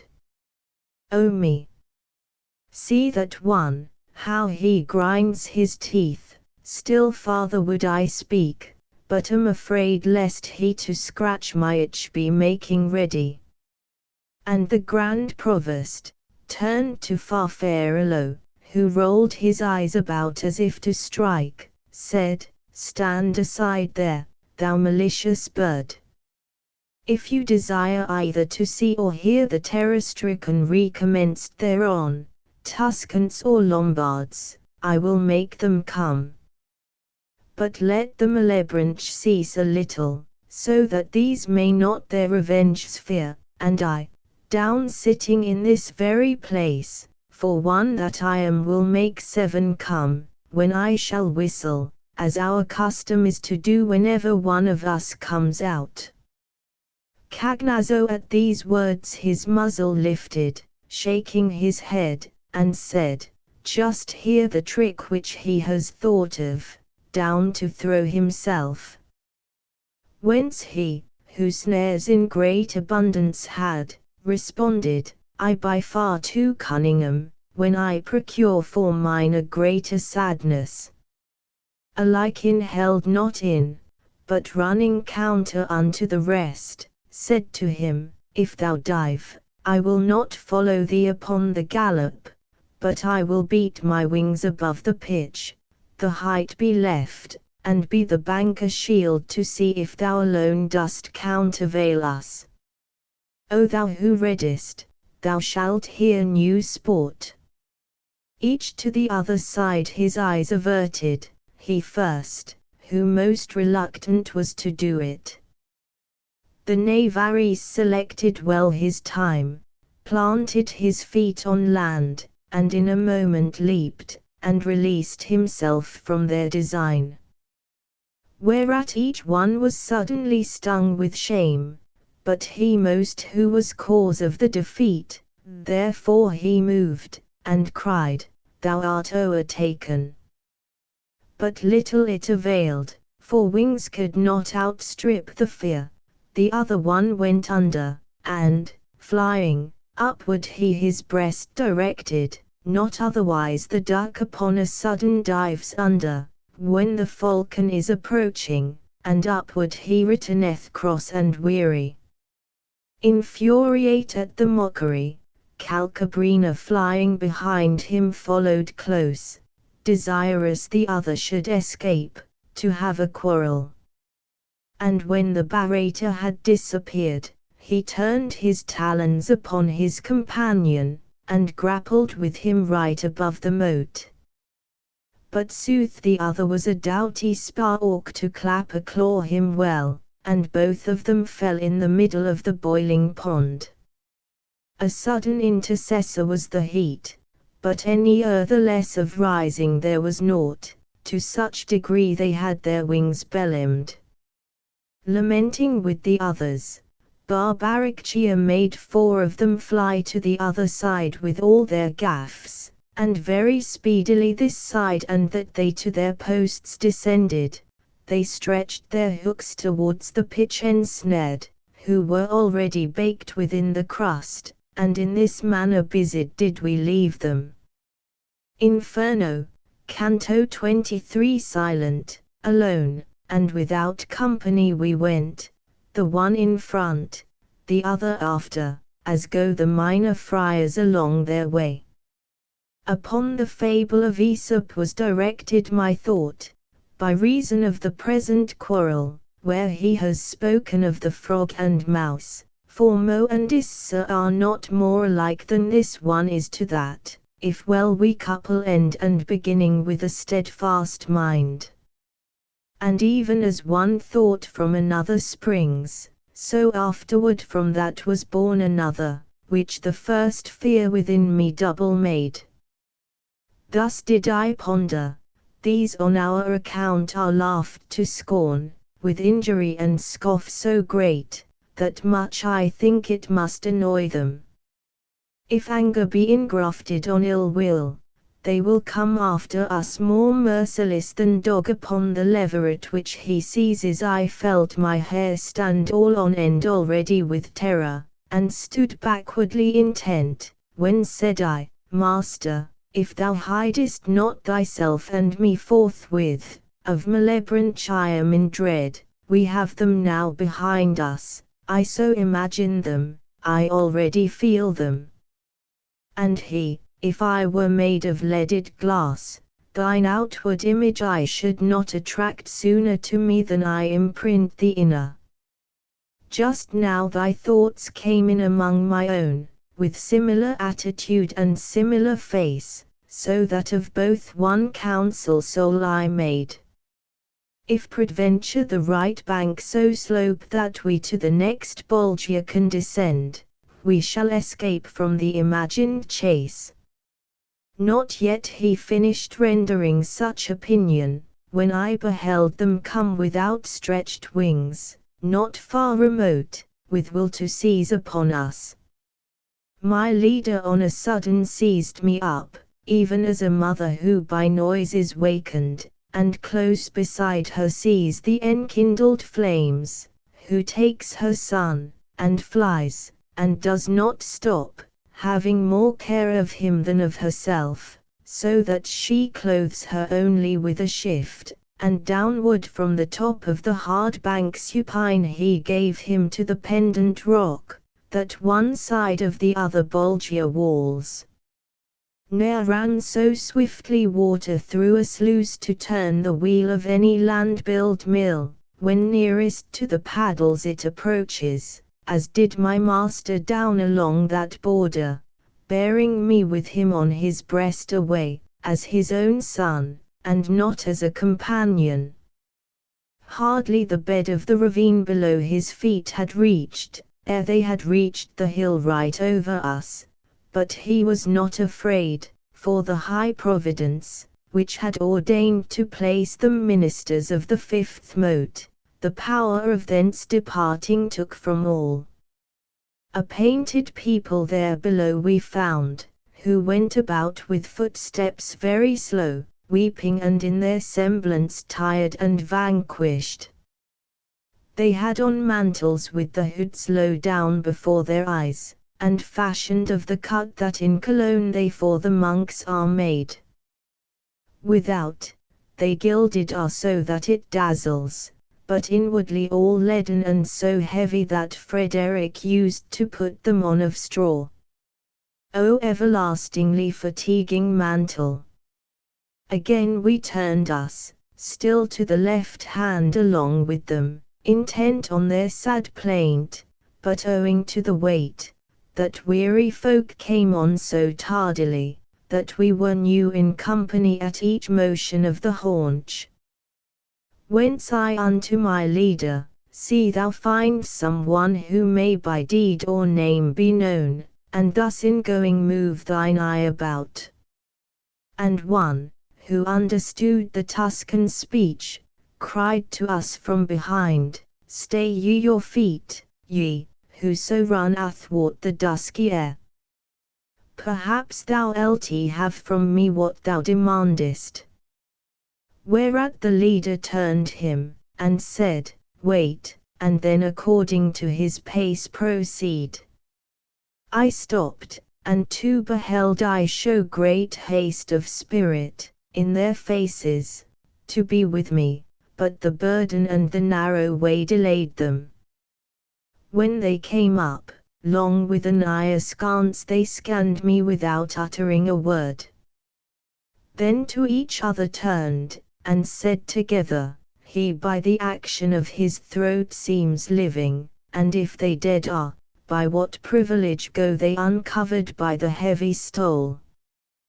Then said to me, Tuscan, who to the college of miserable hypocrites art come, do not disdain to tell us who thou art. And I to them, born was I, and grew up in the great town on the fair river of Arno, and with the body I've always had. But who are ye, in whom there trickles down along your cheeks such grief as I behold? And what pain is upon you, that so sparkles? And one replied to me, These orange cloaks are made of lead so heavy, that the weights cause in this way their balances to creak. Frati Gaudanti were we, and Bolognese, I Catalano, and he Lodurango named, and together taken by thy city, as the wont is to take one man alone, for maintenance of its peace, and we were such that still it is apparent round Gardingo. O friars began I, you're iniquitous, but said no more, for to mine eyes there rushed one crucified with 3 stakes on the ground. When me he saw, he writhed himself all over, blowing into his beard with suspirations, and the friar Catalan, who noticed this, said to me, this transfixed one, whom thou seest, counselled the Pharisees that it was meet to put one man to torture for the people. Crosswise and naked is he on the path, as thou perceivest, and he needs must feel, whoever passes, first how much he weighs, and in like mode his father-in-law is punished within this mote, and the others of the council, which for the Jews was a malignant seed. And thereupon I saw Virgilius marvel o'er him who was extended on the cross so vilely in eternal banishment. Then he directed to the friar this voice, be not displeased, if granted thee, to tell us if to the right hand any pass slope down by which we too may issue forth from here, without constraining some of the black angels to come and extricate us from this deep. Then he made answer, nearer than thou hopest there is a rock, that forth from the great circle proceeds, and crosses all the cruel valleys, save that at this 'tis broken, and does not bridge it, you will be able to mount up the ruin, that sidelong slopes and at the bottom rises. The leader stood a while with head bowed down, then said, the business badly he recounted who grapples with his hook the sinners yonder. And the friar, many of the devil's vices once heard I at Bologna, and among them, that he's a liar and the father of lies. Thereat my leader with great strides went on, somewhat disturbed with anger in his looks, whence from the heavy-laden I departed after the prints of his beloved feet. Inferno, cantoxive in that part of the youthful year wherein the sun his locks beneath Aquarius tempers, and now the nights draw near to half the day, what time the hoar-frost copies on the ground the outward semblance of her sister white, but little lasts the temper of her pen, the husbandman, whose forage faileth him, rises, and looks, and seeth the champaign all gleaming white, whereat he beats his flank, returns indoors, and up and down laments, like a poor wretch, who knows not what to do. Then he returns and hope revives again, seeing the world has changed its countenance in little time, and takes his shepherd's crook, and forth the little lambs to pasture drives. Thus did the master fill me with alarm, when I beheld his forehead so disturbed, and to the ailment came as soon the plaster. For as we came unto the ruined bridge, the leader turned to me with that sweet look which at the mountain's foot I first beheld. His arms he opened, after some advisement within himself elected, looking first well at the ruin, and laid hold of me. And even as he who acts and meditates, for it seems that he provides beforehand, so upward lifting me towards the summit of a huge rock, he scanned another crag, saying, to that one grapple afterwards, but try first if 'tis such that it will hold thee. This was no way for one clothed with a cloak, for hardly we, he light, and I pushed upward, were able to ascend from jag to jag. And had it not been, that upon that precinct shorter was the ascent than on the other, I know not, but I had been dead beat. But because Malabulge towards the mouth of the profoundest well is all inclining, the structure of each valley doth import that one bank rises and the other sinks. Still we arrived at length upon the point wherefrom the last stone breaks itself asunder. The breath was from my lungs so milked away, when I was up, that I could go no farther, nay, I sat down upon my first arrival. Now it behoves thee thus to put off sloth, my master said, for sitting upon down, or under quilt, one cometh not to fame, without en which whoso his life consumes such vestige leaveth of himself on earth, as smoke in air or in the water foam. And therefore raise thee up, o'ercome the anguish with spirit that o'ercometh every battle, if with its heavy body it sink not. A longer stairway it behoves thee mount, 'tis not enough from these to have departed, let it avail thee, if thou understand me. Then I uprose, showing myself provided better with breath than I did feel myself, and said, Go on, for I am strong and bold. Upward we took our way along the crag, which jagged was, and narrow, and difficult, and more precipitous far than that before.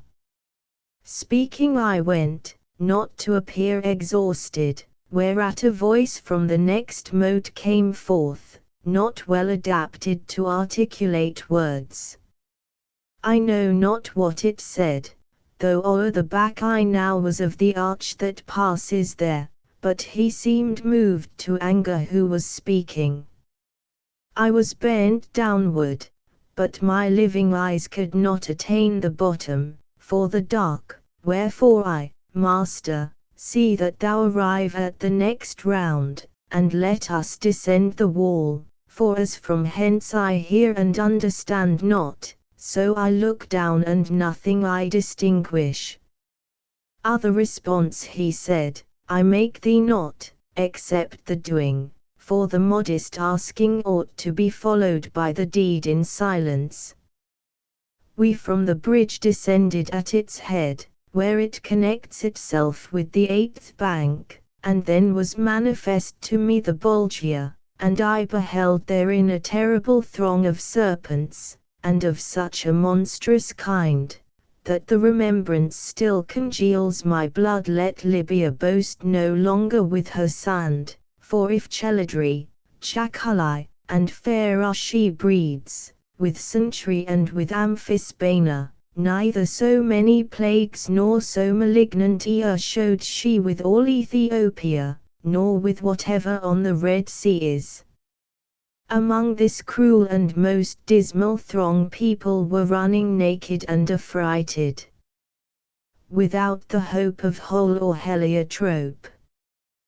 They had their hands with serpents bound behind them, these riveted upon their reins the tail and head, and were in front of them entwined. And lo! At one who was upon our side there darted forth a serpent, which transfixed him there where the neck is knotted to the shoulders.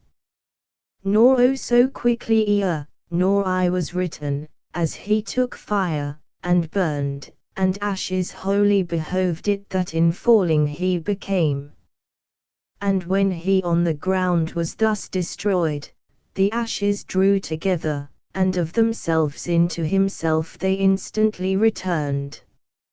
Even thus by the great sages 'tis confessed the phoenix dies, and then is born again, when it approaches its 500th year. On herb or grain it feeds not in its life, but only on tears of incense and amomum, and nard and myrrh are its last winding sheet.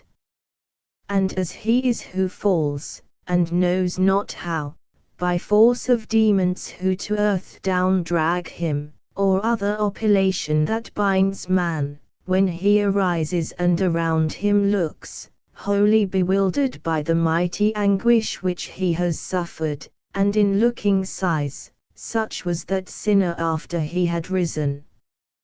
Justice of God! Oh how severe it is, that blows like these in vengeance poureth down. The guide thereafter asked him who he was, whence he replied, I reigned from Tuscany a short time since into this cruel gorge. A bestial life, and not a human, pleased me, even as the mule I was. I'm Vanni Fuxi, beast, and Pistoia was my worthy den. And I unto the guide, tell him to stir not, and ask what crime has thrust him here below, for once a man of blood and wrath I saw him. And the sinner, who had heard, dissembled not, but unto me directed mind and face, and with a melancholy shame was painted. Then said, It pains me more that thou hast caught me amid this misery where thou seest me, than when I from the other life was taken. What thou demandest I cannot deny, so low am I put down because I robbed the sacristy of the fair ornaments, and falsely once 'twas laid upon another, but that thou mayst not such a sight enjoy, if thou shalt e'er be out of the dark places, thine ears to my announcement opened hear. Pistoia first of Neri groweth meagre, then Florence doth renew her men and manners. Mars draws a vapour up from Val di Magra, which is with turbid clouds enveloped round, and with impetuous and bitter tempest over. Campo Pisan shall be the battle, when it shall suddenly rend the mist asunder, so that each Bianco shall thereby be smitten. And this I've said that it may give thee pain. Inferno, Canto XXV. At the conclusion of his words, the thief lifted his hands aloft with both the figs, crying, Take that, God, for at thee I aim them. From that time forth the serpents were my friends, for one entwined itself about his neck as if it said, I will not thou speak more, and round his arms another, and rebound him, clinching itself together so in front, that with them he could not a motion make. Pistoia, ah, Pistoia! Why resolve not to burn thyself to ashes and so perish, since in ill-doing thou thy seed excellest? Through all the sombre circles of this hell, spirit I saw not against God so proud, not he who fell at Thebes down from the walls. He fled away, and spake no further word, and I beheld a centaur full of rage come crying out, where is the scoffer? I do not think Merima has so many serpents as he had all along his back, as far as where our countenance begins. Upon the shoulders, just behind the nape, with wings wide open was a dragon lying, and he sets fire to all that he encounters. My master said, that one is Cacus, who beneath the rock upon Mount Aventine created oftentimes a lake of blood. He goes not on the same road with his brothers, by reason of the fraudulent theft he made of the great herd, which he had near to him, whereat his tortuous actions ceased beneath the mace of Hercules, who peradventure gave him 100, and he felt not 10. While he was speaking thus, he had passed by, and spirits 3 had underneath us come, of which nor I aware was, nor my leader, until what time they shouted, Who are you? On which account our story made a halt, and then we were intent on them alone. I did not know them, but it came to pass, as it is wont to happen by some chance, that one to name the other was compelled, exclaiming, Where can Siumfa have remained? Whence I, so that the leader might attend, upward from chin to nose my finger laid. If thou art, reader, slow now to believe what I shall say, it will no marvel be, for I who saw it hardly can admit it. As I was holding raised on them my brows, behold, a serpent with 6 feet darts forth in front of one, and fastens wholly on him. With middle feet it bound him round the paunch, and with the forward ones his arms it seized, then thrust its teeth through one cheek and the other, the hindermost it stretched upon his thighs, and put its tail through in between the two, and up behind along the reins outspread it. Ivy was never fastened by its barbs unto a tree so, as this horrible reptile upon the other's limbs entwined its own. Then they stuck close, as if of heated wax they had been made, and intermixed their colour, nor one nor other seemed now what he was, e'en as proceedeth on before the flame upward along the paper a brown colour, which is not black as yet, and the white dies. The other two looked on, and each of them cried out, O me, Agnello, how thou changest! Behold, thou now art neither two nor one. Already the 2 heads had one become, when there appeared to us 2 figures mingled into one face, wherein the 2 were lost. Of the 4 lists were fashioned the 2 arms, the thighs and legs, the belly and the chest members became that never yet were seen. Every original aspect there was cancelled, too, and yet none did the perverted image appear, and such departed with slow pace.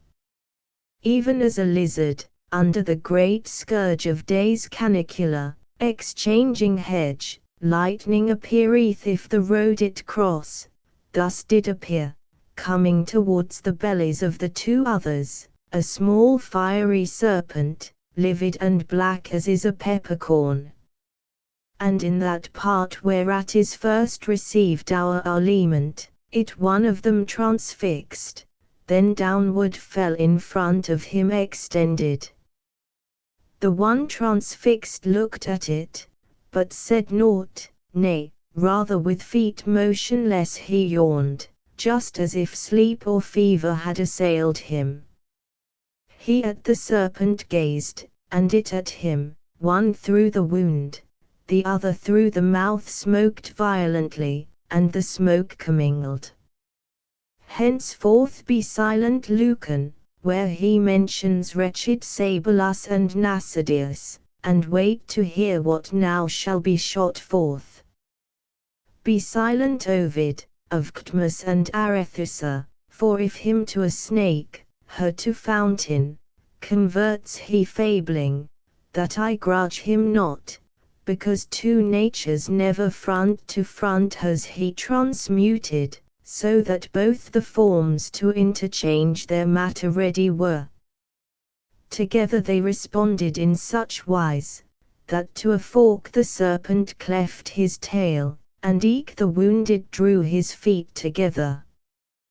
The legs together with the thighs themselves adhered so, that in little time the juncture no sign whatever made that was apparent. He with the cloven tail assumed the figure the other one was losing, and his skin became elastic, and the other's hard. I saw the arms draw inward at the armpits, and both feet of the reptile, that were short, lengthen as much as those contracted were. Thereafter the hind feet, together twisted, became the member that a man conceals, and of his own the wretch had 2 created.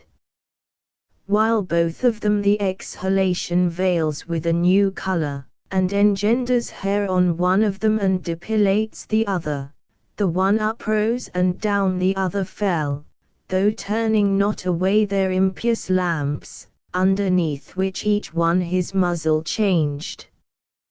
He who was standing drew it towards the temples, and from excess of matter, which came thither, issued the ears from out the hollow cheeks, what did not backward run and was retained of that excess made to the face a nose, and the lips thickened far as was befitting. He who lay prostrate thrusts his muzzle forward, and backward draws the ears into his head, in the same manner as the snail its horns, and so the tongue, which was entire and apt for speech before, is cleft, and the biforked in the other closes up, and the smoke ceases. The soul, which to a reptile had been changed, along the valley hissing takes to flight, and after him the other speaking sputters. Then did he turn upon him his new shoulders, and said to the other, I'll have Bosso run, crawling as I have done, along this road. In this way I beheld the seventh ballast shift and reshift, and here be my excuse the novelty, if aught my pen transgress. And notwithstanding that mine eyes might be somewhat bewildered, and my mind dismayed, they could not flee away so secretly but that I plainly saw Pucciosian Cato, and he it was whose soul of 3 companions, which came in the beginning, was not changed, the other was he whom thou, Gavil, weepest. Inferno, Canto XXV. I rejoice, O Florence, since thou art so great, that over sea and land thou beatest thy wings, and throughout hell thy name is spread abroad. Among the thieves 5 citizens of thine like these I found, whence shame comes unto me, and thou thereby to no great honor risest. But if when morn is near our dreams are true, feel shalt thou in a little time from now what Prato, if none other, craves for thee. And if it now were, it were not too soon, would that it were, seeing it needs must be, for 'twill aggrieve me more the more I age. We went our way, and up along the stairs the bonnes had made us to descend before, remounted my conductor and drew me. And following the solitary path among the rocks and ridges of the crag, the foot without the hand sped not at all. Then sorrowed I, and sorrow now again, when I direct my mind to what I saw, and more my genius curb than I am wont, that it may run not unless virtue guide it, so that if some good star, or better thing, have given me good, I may myself not grudge it. As many as the hind, who on the hill rests at the time when he who lights the world his countenance keeps least concealed from us, while as the fly gives place unto the gnat, seeth the glow-worms down along the valley, perchance there where he ploughs and makes his vintage, with flames as manifold resplendent all was the 8th Bolgia, as I grew aware as soon as I was where the depth appeared. And such as he who with the bears avenged him beheld Elijah's chariot at departing, what time the steeds to heaven erect uprose, for with his eye he could not follow it so as to see aught else than flame alone, even as a little cloud ascending upward. Thus each along the gorge of the entrenchment was moving, for not one reveals the theft, and every flame a sinner steals away. I stood upon the bridge uprisen to see, so that, if I had seized not on a rock, down had I fallen without being pushed. And the leader, who beheld me so attent, exclaimed, within the fires the spirits are, each swathes himself with that wherewith he burns. My master, I replied, by hearing thee I am more sure, but I surmised already it might be so, and already wished to ask thee who is within that fire, which comes so cleft at top, it seems uprising from the pyre where was Eteocles with his brother placed. He answered me, within there are tormented Ulysses and Diomed, and thus together they unto vengeance run as unto wrath. And there within their flame do they lament the ambush of the horse, which made the door whence issued forth the Romans' gentle seed. Therein is wept the craft, for which being dead Didymia still deplores Achilles, and pain for the Palladium there is born. If they within those sparks possess the power to speak, I said, thee, Master, much I pray, and re-pray, that the prayer be worth 1,000, that thou make no denial of awaiting until the horned flame shall hither come. Thou seest that with desire I lean towards it.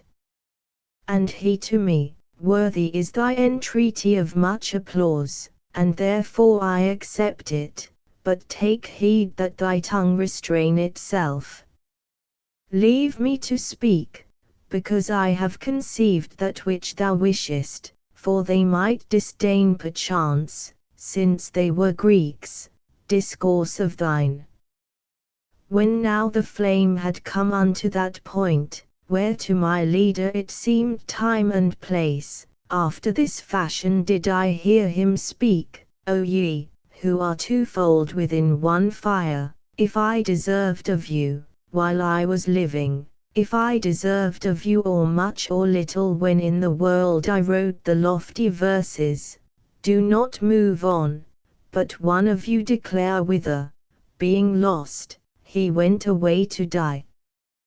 Then of the antique flame the greater horn, murmuring, began to wave itself about even as a flame doth which the wind fatigues. Thereafterward, the summit to and fro moving as if it were the tongue that spake, it uttered forth a voice, and said, when I from Circe had departed, who concealed me more than a year there near unto Gaeta, or ever yet Aeneas named it so, nor fondness for my son, nor reverence for my old father, nor the due affection which joyous should have made Penelope, could overcome within me the desire I had to be experienced of the world, and of the vice and virtue of mankind, but I put forth on the high open sea with one sole ship, and that small company by which I never had deserted been. Both of the shores I saw as far as Spain, far as Morocco, and the Isle of Sardes, and the others which that sea bathes round about. I and my company were old and slow when at that narrow passage we arrived where Hercules his landmarks set as signals, that man no farther onward should adventure. On the right hand behind me left I Seville, and on the other already had left Ceuta. O brothers, who amid 100,000 perils I said, have come unto the west, to this so inconsiderable vigil which is remaining of your senses still be ye unwilling to deny the knowledge, following the sun, of the unpeopled world. Consider ye the seed from which ye sprang, ye were not made to live like unto brutes, but for pursuit of virtue and of knowledge. So eager did I render my companions, with this brief exhortation, for the voyage, that then I hardly could have held them back.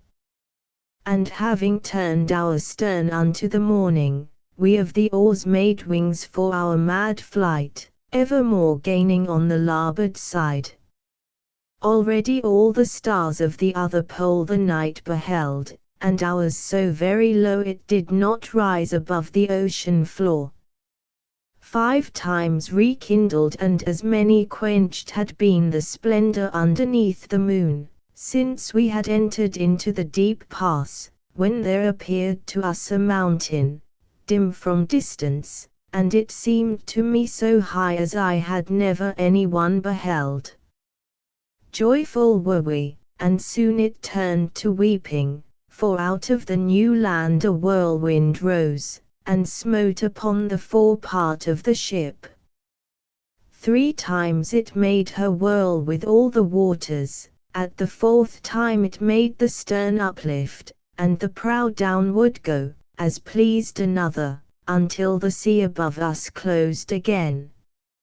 Inferno, Canto XVI. Already was the flame erect and quiet, to speak no more, and now departed from us with the permission of the gentle poet, when yet another, which behind it came, caused us to turn our eyes upon its top by a confused sound that issued from it.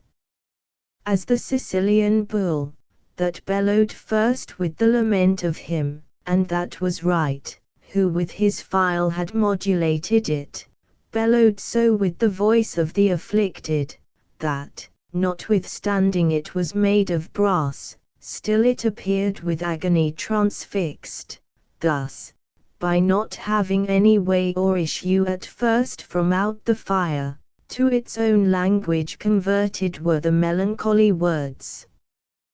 But afterwards, when they had gathered way up through the point, giving it that vibration the tongue had given them in their passage out, we heard it said, O thou, at whom I aim my voice, and who but now wast speaking Lombard, saying, Now go thy way, no more I urge thee because I come perchance a little late, to stay and speak with me, let it not irk thee, thou seest it irks not me, and I am burning.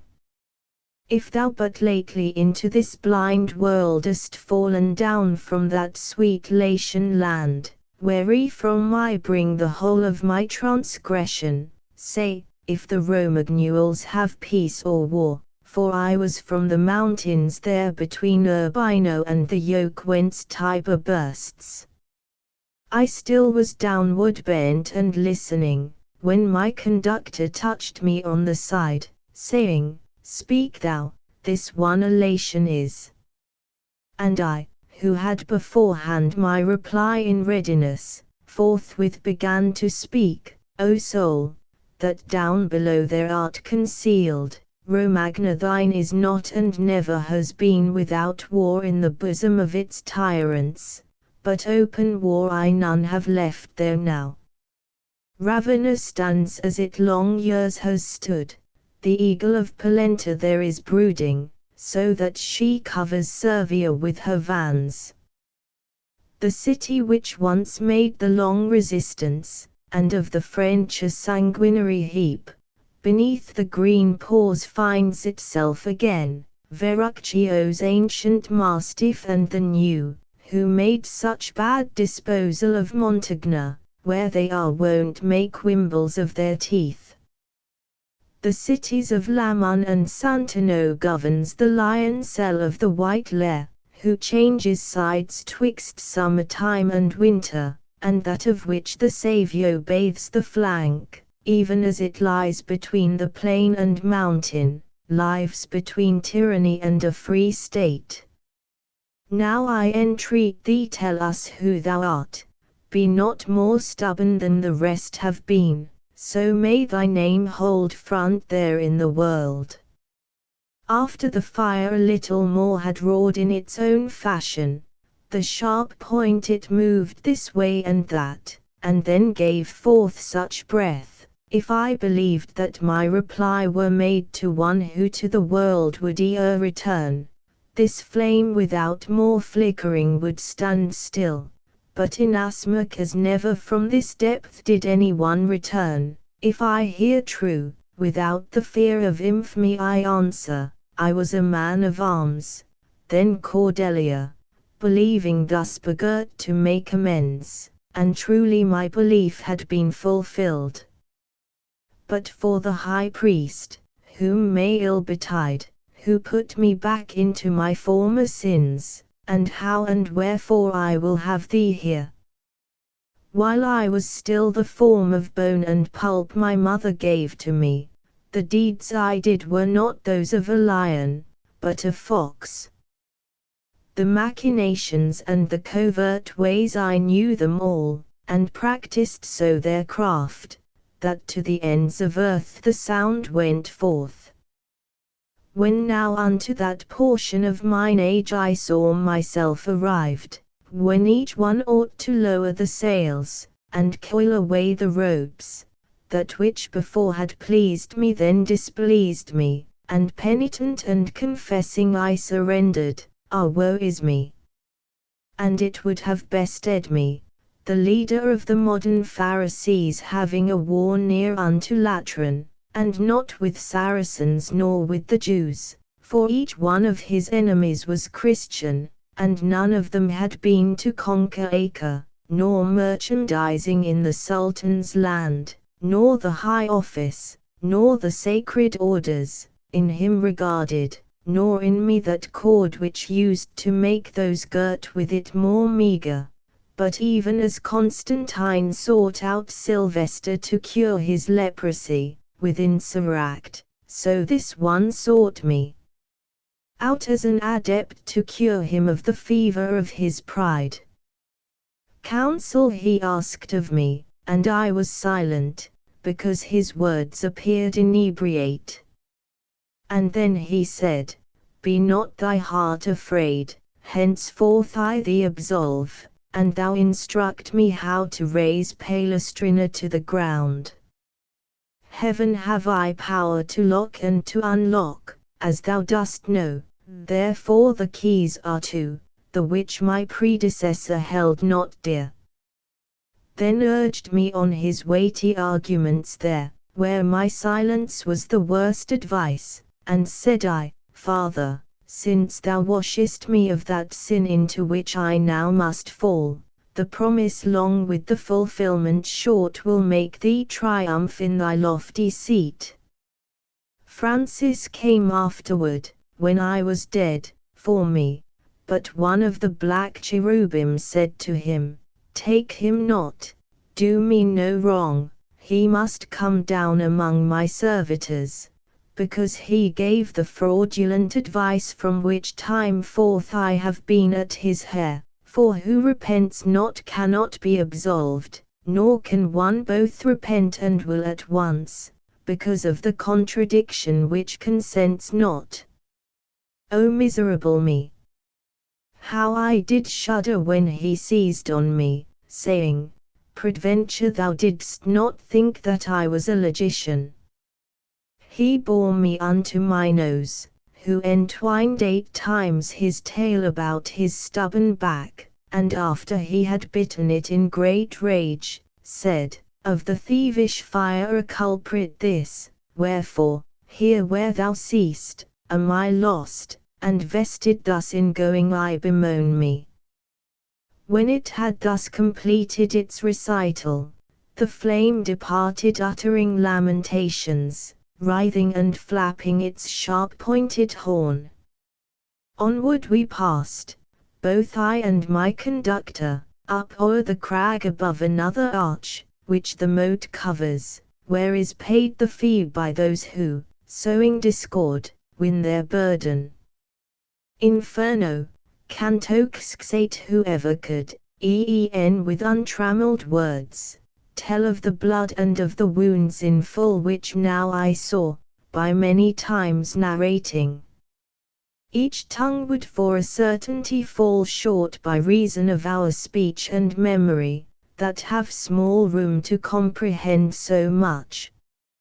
If were again assembled all the people which formerly upon the fateful land of Puglia were lamenting for their blood shed by the Romans and the lingering war that of the rings made such illustrious spoils, as Livy has recorded, who errs not, with those who felt the agony of blows by making counterstand to Robert Guiscard, and all the rest, whose bones are gathered still at Ceperano, where a renegade was each Apulian, and at Tagliacozzo, where without arms the old Alado conquered, and won his limb transpierced, and one lopped off, should show, it would be nothing to compare with the disgusting mode of the 9th Bolgia.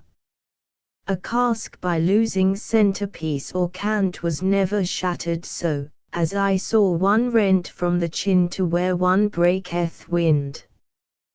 Between his legs were hanging down his entrails, his heart was visible, and the dismal sack that maketh excrement of what is eaten. While I was all absorbed in seeing him, he looked at me, and opened with his hands his bosom, saying, See now how I rend me, how mutilated, see, is Mahome, in front of me doth Ali weeping go, cleft in the face from forelock unto chin, and all the others whom thou here beholdest, disseminators of scandal and of schism while living were, and therefore are cleft thus.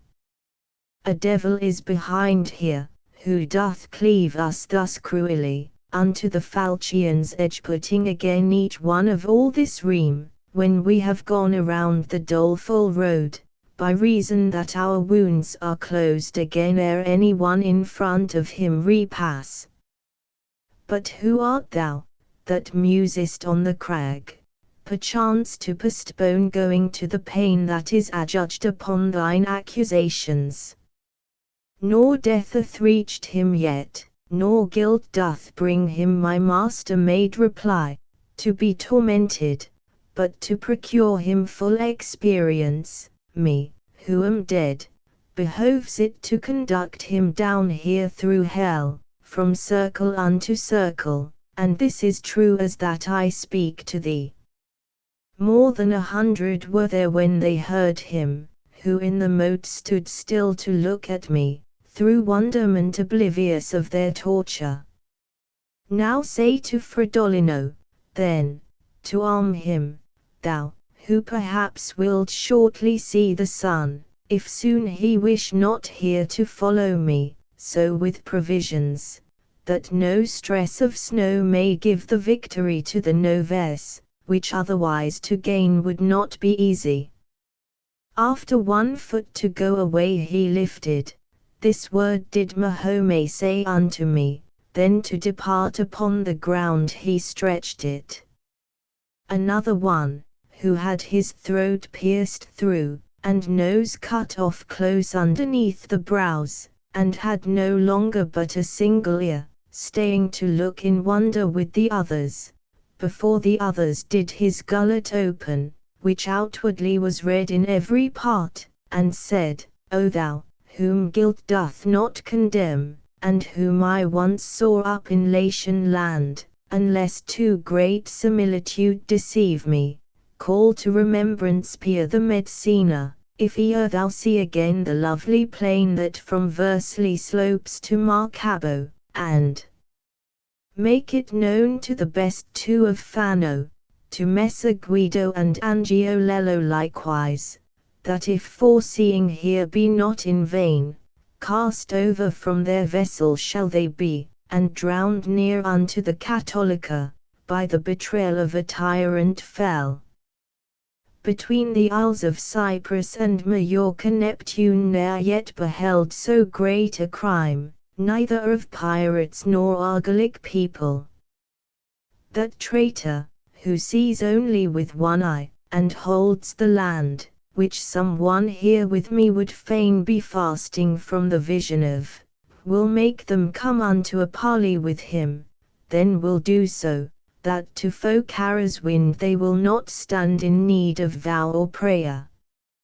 And I to him, show to me and declare, if thou wouldst have me bear up news of thee, who is this person of the bitter vision. Then did he lay his hand upon the jaw of one of his companions, and his mouth opened, crying, This is he, and he speaks not. This one, being banished, every doubt submerged in Caesar by affirming the forearmed always with detriment allowed delay. Oh how bewildered unto me appeared, with tongue asunder in his windpipe slit, Curio, who in speaking was so bold.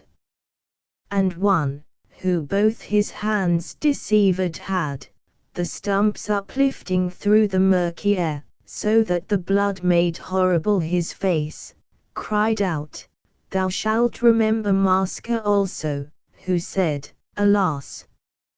A thing done has an end. Which was an ill seed for the Tuscan people. and death unto thy race thereto I added, whence he, accumulating woe on woe, departed, like a person sad and crazed. But I remained to look upon the crowd, and saw a thing which I should be afraid, without some further proof, even to recount, if it were not that conscience reassures me, that good companion which emboldens man beneath the hauberk of its feeling pure. I truly saw, and still I seem to see it, a trunk without a head walk in like manner as walked the others of the mournful herd. And by the hair it held the head deceived, hung from the hand in fashion of a lantern, and that upon us gazed and said, O me! It of itself made to itself a lamp, and they were two in one, and one in two, how that can be, he knows who so ordains it. When it was come close to the bridge's foot, it lifted high its arm with all the head, to bring more closely unto us its words, which were, Behold now the sore penalty, thou, who dost breathing go the dead beholding, behold if any be as great as this. And so that thou may carry news of me, know that Bertram de Bornami, the same who gave to the young king the evil comfort, I made the father and the son rebellious, Ahithophel not more with Absalom and David did with his accursed goadings. Because I parted persons so united, parted do I now bear my brain, alas! From its beginning, which is in this trunk. Thus is observed in me the counterpoise. Inferno, Canto VI. The many people and the divers wounds these eyes of mine had so inebriated, that they were wishful to stand still and weep, but said Virgilius, what dost thou still gaze at? Why is thy sight still riveted down there among the mournful, mutilated shades? Thou hast not done so at the other bulge. Consider, if to count them thou believest, that 22 miles the valley winds, and now the moon is underneath our feet, henceforth the time allotted us is brief, and more is to be seen than what thou seest. If thou hadst I made answer thereupon, attended to the cause for which I looked, perhaps a longer stay thou wouldst have pardoned. Meanwhile my guide departed, and behind him I went, already making my reply, and superding, in that cavern where I held mine eyes with such attention fixed, I think a spirit of my blood laments the sin which down below there costs so much. Then said the master, Be no longer broken thy thought from this time forward upon him, attend elsewhere, and there let him remain, for him I saw below the little bridge, pointing at thee, and threatening with his finger fiercely, and heard him call Jerry del Bello. So wholly at that time wast thou impeded by him who formerly held Alta fort, thou didst not look that way, so he departed. O my conductor, his own violent death, which is not yet avenged for him I said, by any who is sharer in the shame, made him disdainful, whence he went away, as I imagine, without speaking to me, and thereby made me pity him the more. Thus did we speak as far as the first place upon the crag, which the next valley shows down to the bottom, if there were more light. When we were now right over the last cloister of Malabulge, so that its lay brothers could manifest themselves unto our sight, divers lamentings pierced me through and through, which with compassion had their arrows barbed, whereat mine ears I covered with my hands. What pain would be, if from the hospitals of Valdigiana, twixt July and September, and of Maremma and Sardinia all the diseases in one mote were gathered, such was it here, and such a stench came from it as from putrescent limbs is wont to issue. We had descended on the furthest bank from the long crag, upon the left hand still, and then more vivid was my power of sight down towards the bottom, where the ministress of the High Lord, justice infallible, punishes forgers, which she here records. I do not think a sadder sight to see was in Aegina the whole people sick, when was the air so full of pestilence, the animals, down to the little worm, all fell, and afterwards the ancient people, according as the poets have affirmed, were from the seed of ants restored again, than was it to behold through that dark valley the spirits languishing in divers heaps. This on the belly, that upon the back one of the other lay, and others crawling shifted themselves along the dismal road. We step by step went onward without speech, gazing upon and listening to the sick who had not strength enough to lift their bodies.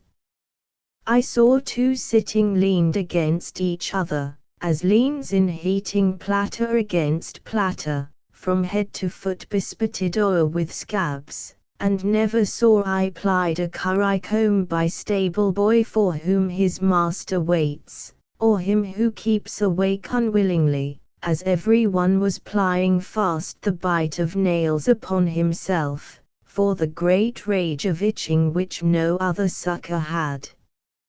And the nails downward with them dragged the scab, in fashion as a knife the scales of bream, or any other fish that has them largest. O thou, that with thy fingers dost dismail thee, began my leader unto one of them, and makest of them pincers now and then, tell me if any lation is with those who are herein, so may thy nails suffice thee to all eternity unto this work.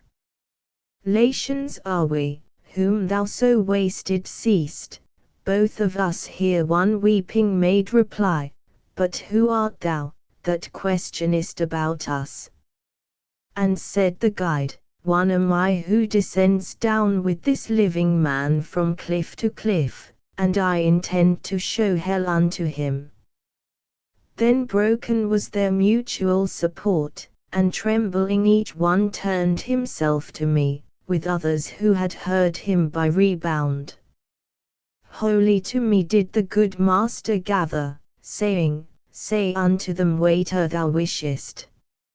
And I began, since he would have it so, so may your memory not steal away in the first world from out the minds of men, but so may it survive neath many suns. Say to me who ye are, and of what people. Let not your foul and loathsome punishment make you afraid to show yourselves to me. I of Arezzo was one made reply, and Albert of Siena had me burned, but what I died for does not bring me here. 'Tis true, I said to him, speaking in jest, that I could rise by flight into the air, and he who had conceit, but little wit, would have me show to him the art, and only because no Daedalus I made him, made me be burned by one who held him as his son. But unto the last Bolgia of the 10, for alchemy, which in the world I practiced, Minos, who cannot err, has me condemned. And to the poet said I, now was ever so vain a people as the Sienese. Not for a certainty the French by far. Whereat the other leper, who had heard me, replied unto my speech, taking out Stricker, who knew the art of moderate expenses, and Niccolo, who the luxurious use of cloves discovered earliest of all within that garden where such seed takes root, and taking out the band, among whom squandered Caccia di Assian his vineyards and vast woods, and where his wit the abagliato proffered. But, that thou know who thus doth second thee against the Cines, make sharp thine eye towards me, so that my face well answer thee, and thou shalt see I am Capocchio's shade, who metals falsified by alchemy.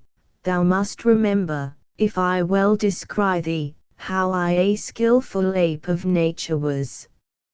Inferno, Canto XXX. 'Twas at the time when Juno was enraged, for Semele, against the Theban blood, as she already more than once had shown, so reft of reason Athamas became, that, seeing his own wife with children twain walking encumbered upon either hand, he cried, "Spread out the nets, that I may take the lioness and her whelps upon the passage," and then extended his unpitying claws, seizing the first, who had the name Lycus, and whirled him round, and dashed him on a rock, and she, with the other burthen, drowned herself. And at the time when fortune downward hurled the Trojans' arrogance, that all things dead, so that the king was with his kingdom crushed, he Cuba sad, disconsolate, and captive, when lifeless she beheld Polyxena, and of her Polydorus on the shore of ocean was the dolorous one aware, out of her senses like a dog she barked, so much the anguish had her mind distorted, but not of the bees the Furies nor the Trojan were ever seen in any one so cruel in goading beasts, and much more human members, as I beheld two shadows pale and naked, who, biting, in the manner ran along that a boar does, when from the sty turned loose. One to Capocchio came, and by the nape seized with its teeth his neck, so that in dragging it made his belly grate the solid bottom. And the Artin, who trembling had remained, said to me, that mad sprite is Giannis cheeky, and raving goes thus harrying other people. Oh, said I to him, so may not the other set teeth on thee, let it not weary thee to tell us who it is, ere it dart hence. And he to me, that is the ancient ghost of the nefarious Maha, who became beyond all rightful love her father's lover. She came to sin with him after this manner, by counterfeiting of another's form, as he who goeth yonder undertook, that he might gain the lady of the herd, to counterfeit in himself Bosso Donati, making a will and giving it due form. And after the two maniacs had passed on whom I held mine eye, I turned it back to look upon the other evil-born. I saw one made in fashion of a lute, if he had only had the groin cut off just at the point at which a man is forked. The heavy dropsy, that so disproportions the limbs with humours, which it ill concocts, that the face corresponds not to the belly, compelled him so to hold his lips apart as does the hectic, who because of thirst one towards the chin, the other upward turns. O ye, who without any torment are, and why I know not, in the world of woe he said to us, Behold, and be attentive unto the misery of Master Adam. I had while living much of what I wished, and now, alas, a drop of water crave. The rivulets, that from the verdant hills of Cassentin descend down into Arno, making their channels to be cold and moist, ever before me stand, and not in vain, for far more doth their image dry me up than the disease which strips my face of flesh. The rigid justice that chastises me draweth occasion from the place in which I sinned, to put the more my sighs in flight. There is Romana, where I counterfeit the currency imprinted with the Baptist, for which I left my body burned above. But if I here could see the triste full soul of Guido, or Alessandro, or their brother, for Branda's fount I would not give the sight. One is within already, if the raving shades that are going round about speak truth, but what avails it me, whose limbs are tied? If I were only still so light, that in 100 years I could advance 1 inch, I had already started on the way, seeking him out among this squalid folk, although the circuit be 11 miles, and be not less than half a mile across. For them am I in such a family, they did induce me into coining florins, which had 3 carats of impurity. And I to him, who are the 2 poor wretches that smoke like unto a wet hand in winter, lying there close upon thy right hand confines. I found them here, replied he, when I reined into this chasm, and since they have not turned, nor do I think they will forevermore. One the false woman is who accused Joseph, the other the false Sinon, Greek of Troy. From acute fever they send forth such reek. And one of them, who felt himself annoyed at being, peradventure, named so darkly, smote with the fist upon his hardened paunch. It gave a sound, as if it were a drum, and Master Adam smote him in the face, with arm that did not seem to be less hard, saying to him, although be taken from me all motion, for my limbs that heavy are, I have an arm unfettered for such need. Whereat he answer made, when thou didst go unto the fire, thou hadst it not so ready, but hadst it so and more when thou wast coining.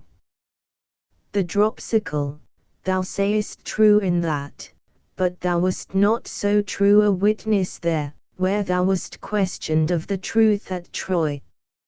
If I spake false, thou falsifiedst the coin, said Sinon, and for one fault I am here, and thou for more than any other demon.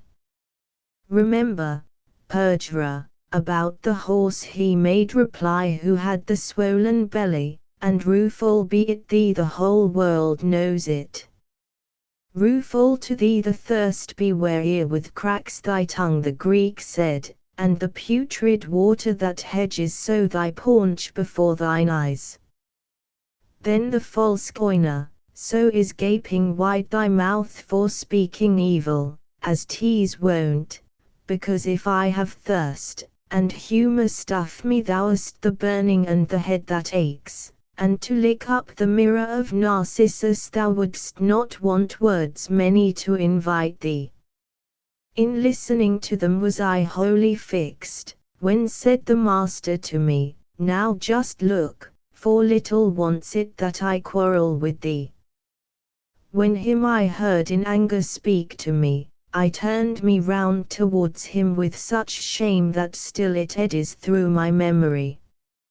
And as he is who dreams of his own harm, who dreaming wishes it may be a dream, so that he craves what is, as if it were not, such I became, not having power to speak, for to excuse myself I wished, and still excused myself, and did not think I did it.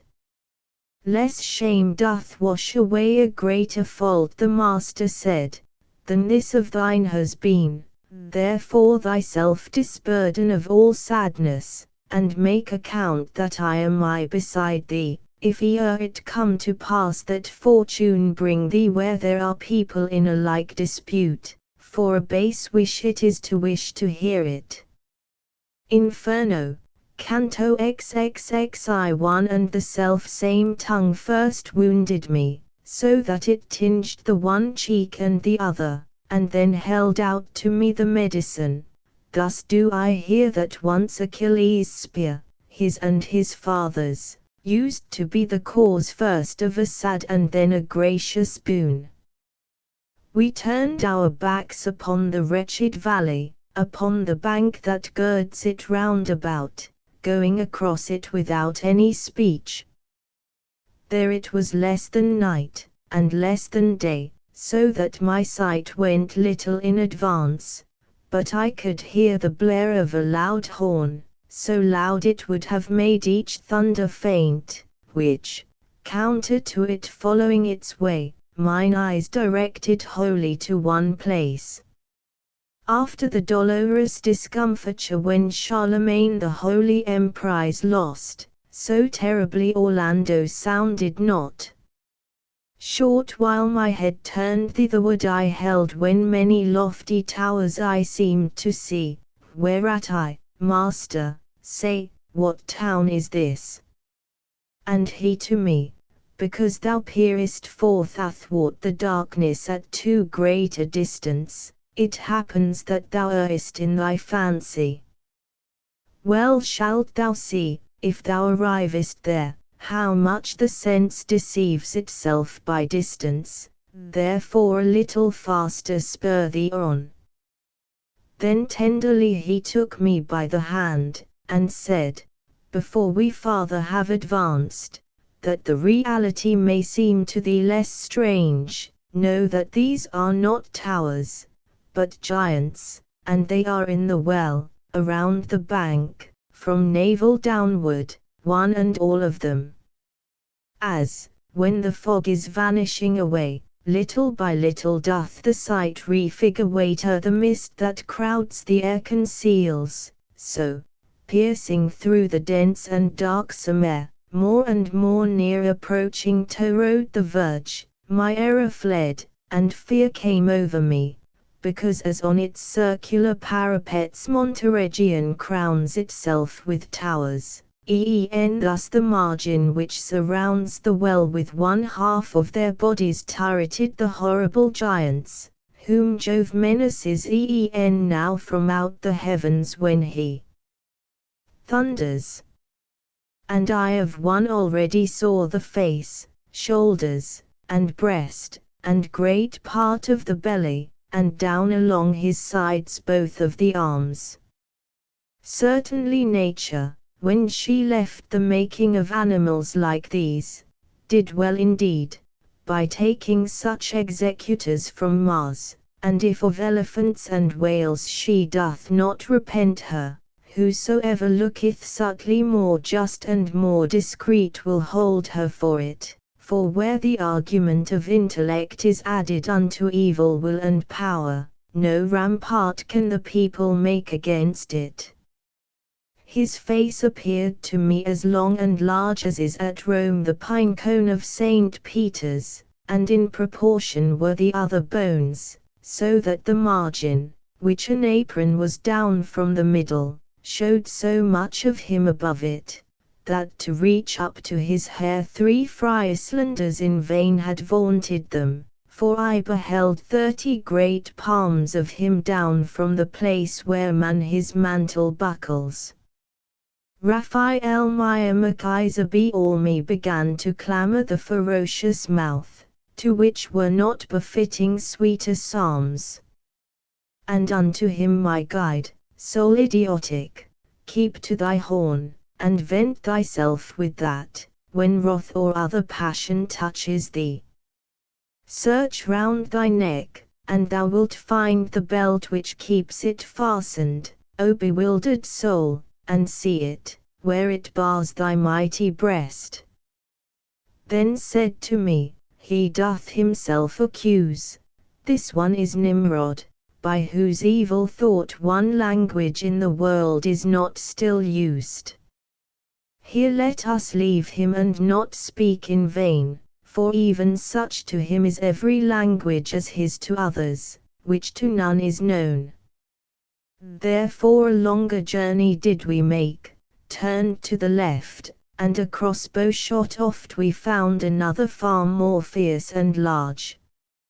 In binding him, who might the master be I cannot say, but he had pinioned close behind the right arm, and in front the other, with chains, that held him so begirt about from the neck down, that on the part uncovered it wound itself as far as the fifth gyre. This proud one wished to make experiment of his own power against the supreme Jove. My leader said, whence he has such a good un. Iphialtes is his name, he showed great prowess. What time the giants terrified the gods, the arms he wielded nevermore he moves. And I to him, if possible, I should wish that of the measureless Briareus these eyes of mine might have experience. Whence he replied, thou shalt behold Antaeus close by here, who can speak and is unbound, who at the bottom of all crime shall place us. Much farther yon is he whom thou wouldst see, and he is bound, and fashioned like to this one, save that he seems in aspect more ferocious. There never was an earthquake of such might that it could shake a tower so violently, as Iphialtes suddenly shook himself. Then was I more afraid of death than ever, for nothing more was needful than the fear, if I had not beheld the manacles. Then we proceeded farther in advance, and to Antaeus came, who, full 5 ells without the head, forth issued from the cavern.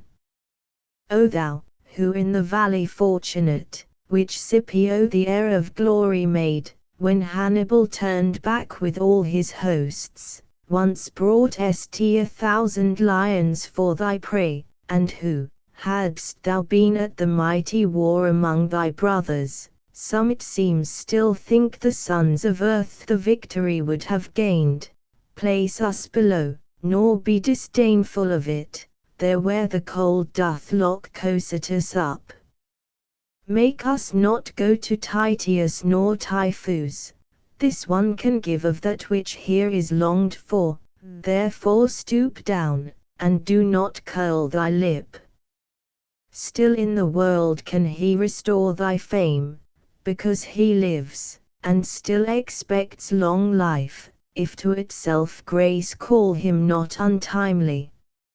So said the master, and in haste the other his hands extended and took up my guide, hands whose great pressure Hercules once felt. Virgilius, when he felt himself embraced, said unto me, draw nigh, that I may take thee. Then of himself and me one bundle made, as seems the Carai's ender, to behold beneath the leaning side, when goes a cloud above it so that opposite it hangs, such did Antaeus seem to me, who stood watching to see him stoop, and then it was I could have wished to go some other way. But lightly in the abyss, which swallows up Judas with Lucifer, he put us down, nor thus bowed downward made he their delay, but, as a mast does in a ship, uprose. Inferno, canto xxi. If I had rhymes both rough and stridulous, as were appropriate to the dismal hole down upon which thrust all the other rocks, I would press out the juice of my conception more fully, but because I have them not without fear I bring myself to speak, for 'tis no enterprise to take in jest, to sketch the bottom of all the universe, nor for a tongue that cries Mama and Babbo. But may those ladies help this verse of mine, who helped Amphion in enclosing Thebes, that from the fact the word be not diverse. O rabble ill-begotten above all, who in the place to speak of which is hard, 'twere better ye had here been sheep or goats. When we were down within the darksome well, beneath the giant's feet, but lower far, and I was scanning still the lofty wall, I heard it said to me, look how thou steppest. Take heed thou do not trample with thy feet the heads of the tired, miserable brothers.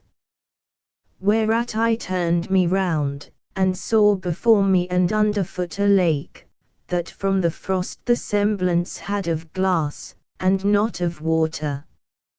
So thick a veil ne'er made upon its current in winter time Danube in Austria, nor there beneath the frigid sky the dawn, as there was here, so that if Tambernic had fallen upon it, or Pietrapana, at the edge 'twould not have given a creak. And as to croak the frog doth place himself with muzzle out of water, when is dreaming of gleaning oftentimes the peasant girl, livid, as far down as where shame appears, were the disconsolate shades within the ice, setting their teeth unto the note of storks. Each one his countenance held downward bent, from mouth the cold, from eyes the doleful heart among them witness of itself procures. When round about me somewhat I had looked, I downward turned me, and saw two so close, the hair upon their heads together mingled. Ye who so strain your breasts together, tell me, I said, who are you? And they bent their necks, and when to me their faces they had lifted, their eyes, which first were only moist within, gushed o'er the eyelids, and the frost congealed the tears between, and locked them up again. Clamp never bound together wood with wood so strongly, whereat they, like two he-goats, butted together, so much wrath o'ercame them. And one, who had by reason of the cold lost both his ears, still with his visage downward, said, Why dost thou so mirror thyself in us? If thou desire to know who these two are, the valley whence Bisanzio descends belonged to them and to their father Albert. They from one body came, and all Cana thou shalt search through, and shalt not find a shade more worthy to be fixed in gelatine, not he in whom were broken breast and shadow at one and the same blow by Arthur's hand, Focaccia not he who me encumbers so with his head I see no farther forward, and bore the name of Sassol Mascarini. Well knowest thou who he was, if thou art Tuscan. And that thou put me not to further speech, know that I commissioned a Paziwas, and wait Carlino to exonerate me. Then I beheld 1,000 faces, made purple with cold, whence o'er me comes a shudder, and evermore will come, at frozen ponds. And while we were advancing towards the middle, where everything of weight unites together, and I was shivering in the eternal shade, whether 'twere will, or destiny, or chance, I know not, but in walking 'mong the heads I struck my foot hard in the face of one. Weeping he growled, Why dost thou trample me? Unless thou comest to increase the vengeance of Montapati, why dost thou molest me? And I, my master, now wait here for me, that I through him may issue from a doubt, then thou mayst hurry me, as thou shalt wish. The leader stopped, and to that one I said who was blaspheming vehemently still, Who art thou, that thus reprehendest others? Now who art thou, that goest through Antinous smiting? Replied he, other people's cheeks, so that, if thou wert living, 'twere too much. Living I am, and dear to thee it may be, was my response, if thou demandest fame, that mid the other notes thy name I place. And he to me, for the reverse I long, take thyself hence, and give me no more trouble, for ill thou knowest to flatter in this hollow.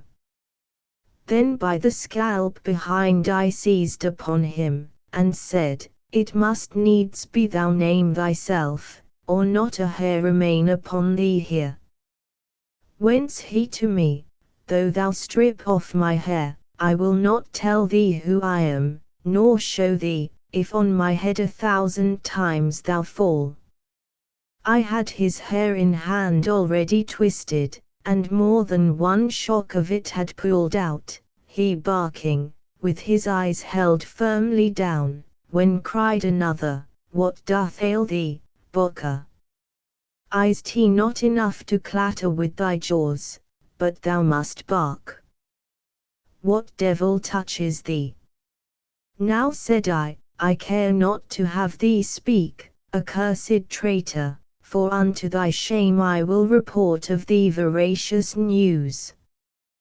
Begone, replied he, and tell what thou wilt, but be not silent, if thou issue hence, of him who had just now his tongue so prompt, he weepeth here the silver of the French, I saw thus canst thou phrase it, him of Dura there where the sinners stand out in the cold.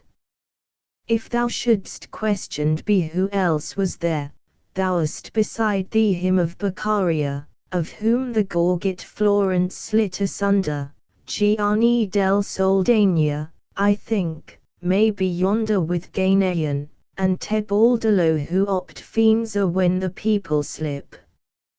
Already we had gone away from him, when I beheld two frozen in one hole, so that one headerhood was to the other, and even as bread through hunger is devoured, the uppermost on the other set his teeth, there where the brain is to the nape united.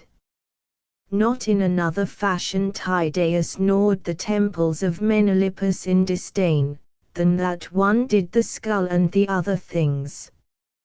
O thou, who showest by such bestial sign thy hatred against him whom thou art eating, tell me the wherefore, said I, with this compact, that if thou rightfully of him complain, in knowing who ye are, and his transgression, I in the world above repay thee for it, if that wherewith I speak be not dried up. Inferno, Canto XXXIII. His mouth uplifted from his grim repast, that sinner, wiping it upon the hair of the same head that he behind had wasted. Then he began, Thou wilt that I renew the desperate grief, which wrings my heart already to think of only, ere I speak of it. But if my words be seed that may bear fruit of infamy to the traitor whom I gnaw, speaking and weeping shalt thou see together. I know not who thou art, nor by what mode thou hast come down here, but a Florentine thou seemest to me truly, when I hear thee. Thou'st to know I was Count Ugolino, and this one was Ruggieri the Archbishop. Now I will tell thee why I am such a neighbor. That, by effect of his malicious thoughts, trusting in him I was made prisoner, and after put to death, I need not say, but any other less what thou canst not have heard, that is to say, how cruel was my death, here shalt thou, and shalt know if he has wronged me. A narrow perforation in the mew, which bears because of me the title of famine, and in which others still must be locked up, had shown me through its opening many moons already, when I dreamed the evil dream which of the future rent for me the veil. This one appeared to me as Lord and Master, hunting the wolf and whelps upon the mountain for which the Pisans cannot look a see. With sleuth hounds gaunt, and eager, and well trained, Gualandi with Sismondi and Lanfianchi he had sent out before him to the front. After brief course seemed unto me forspent the father and the sons, and with sharp tushes it seemed to me I saw their flanks ripped open.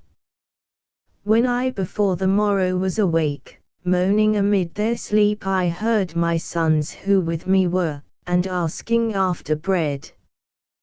Cruel indeed art thou, if yet thou grieve not, thinking of what my heart foreboded me, and weepest thou not? What art thou wont to weep at?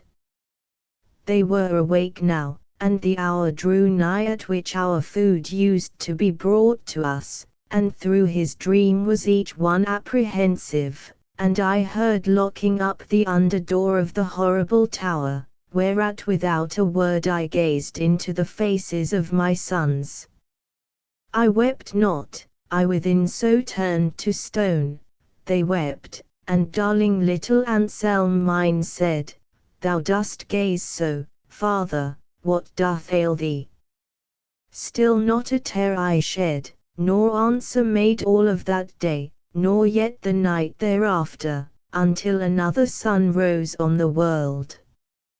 As now a little glimmer made its way into the dolorous prison, and I saw upon 4 faces my own very aspect, both of my hands in agony I bit, and, thinking that I did it from desire of eating, on a sudden they uprose, and said they, Father, much less pain 'twill give us if thou do eat of us, thyself didst clothe us with this poor flesh, and do thou strip it off. I calmed me then, not to make them more sad. That day we all were silent, and the next. Ah! Obdurate earth, wherefore didst thou not open? When we had come unto the 4th day, Gaddo threw himself down outstretched before my feet, saying, My father, why dost thou not help me?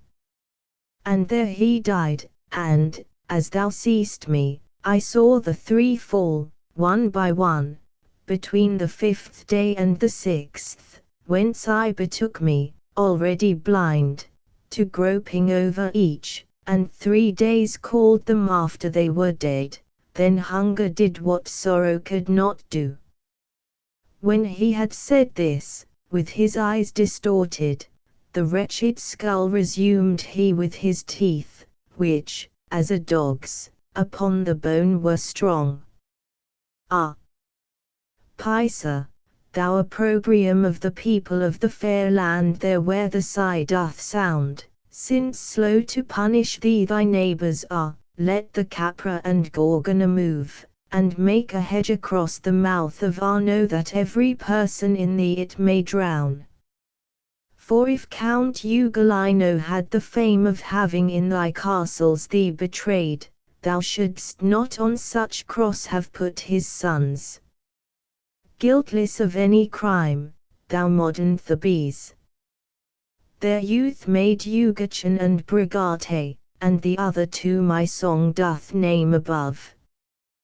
We passed still farther onward, where the ice another people ruggedly enswathes, not downward turned, but all of them reversed. Weeping itself there does not let them weep, and grief that finds a barrier in the eyes turns itself inward to increase the anguish, because the earliest tears a cluster form, and, in the manner of a crystal visor, fill all the cup beneath the eyebrow full. And notwithstanding that, as in a callous, because of cold all sensibility its station had abandoned in my face, still it appeared to me I felt some wind, whence my master, who sets this in motion, is not below here every vapour quenched. Whence he to me, full soon shalt thou be where thine eye shall answer make to thee of this, seeing the cause which raineth down the blast. And one of the wretches of the frozen crust cried out to us, O souls so merciless that the last post is given unto you, lift from mine eyes the rigid veils, that I may vent the sorrow which impregns my heart a little, ere the weeping recongeal. Whence I to him, if thou wouldst have me help thee say who thou wast, and if I free thee not, may I go to the bottom of the ice. Then he replied, I am Friar Alberigo, he am I of the fruit of the bad garden, who here a datum getting for my fig. O said I to him, now art thou, too, dead. And he to me, how may my body fare up in the world, no knowledge I possess. Such an advantage has this Ptolemaea, that oftentimes the soul descendeth here sooner than Atropos in motion sets it. And, that thou mayest more willingly remove from off my countenance these glassy tears, know that as soon as any soul betrays as I have done, his body by a demon is taken from him, who thereafter rules it, until his time has wholly been revolved. Itself down rushes into such a cistern, and still perchance above appears the body of yonder shade, that winters here behind me. This thou shouldst know, if thou hast just come down, it is Sir Branca di Aurea, and many years have passed away since he was thus locked up. I think, said I to him, thou dost deceive me, for Branca di Aurea is not dead as yet, and eats, and drinks, and sleeps, and puts on clothes. In moat above, said he, of Malebranche, there where is boiling the tenacious pitch, as yet had Michel's anche not arrived, when this one left a devil in his stead in his own body and one near of kin, who made together with him the betrayal. But hitherward stretch out thy hand forthwith, open mine eyes, and open them I did not, and to be rude to him was courtesy. Ah, Genos! Ye men at variance with every virtue, full of every vice, wherefore are ye not scattered from the world? For with the vilest spirit of Romagna I found of you one such, who for his deeds in soul already in Cocytus bathes, and still above in body seems alive. Inferno, cantoxiv vexilla regis prodeunt inferni towards us. Therefore look in front of thee, my master said, if thou discernest him. As, when there breathes a heavy fog, or when our hemisphere is darkening into night, appears far off a mill the wind is turning, methought that such a building then I saw, and, for the wind, I drew myself behind my guide, because there was no other shelter. Now was I, and with fear in verse I put it, there where the shades were wholly covered up, and glimmered through like unto straws in glass. Some prone are lying, others stand erect, this with the head, and that one with the soles, another, bow-like, face to feet inverts. When in advance so far we had proceeded, that it my master pleased to show to me the creature who once had the beauteous semblance, he from before me moved and made me stop, saying, Behold this, and behold the place where thou with fortitude must arm thyself. How frozen I became and powerless then, ask it not, reader, for I write it not, because all language would be insufficient.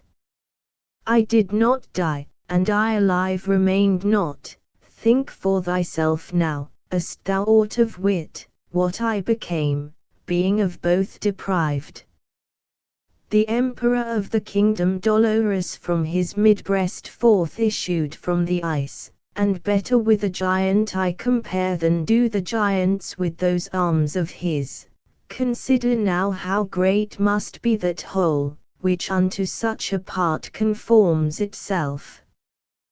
Were he as fair once, as he now is foul, and lifted up his brow against his Maker, well may proceed from him all tribulation. Oh, what a marvel it appeared to me, when I beheld three faces on his head. The one in front, and that vermilion was, two were the others, that were joined with this above the middle part of either shoulder, and they were joined together at the crest, and the right hand one seemed twixt white and yellow, the left was such to look upon as those who come from where the Nile falls valley-ward. Underneath each came forth two mighty wings, such as befitting were so great a bird, sails of the sea I never saw so large. No feathers had they, but as of a bat their fashion was, and he was waving them, so that three winds proceeded forth therefrom. Thereby Cocytus wholly was congealed. With 6 eyes did he weep, and down 3 chins trickled the teardrops and the bloody drivel. At every mouth he with his teeth was crunching a sinner, in the manner of a brake, so that he 3 of them tormented thus. To him in front the biting was as naught unto the clawing, for sometimes the spine utterly stripped of all the skin remained. That soul up there which has the greatest pain, the master said, is Judas Iscariot, with head inside, he plies his legs without.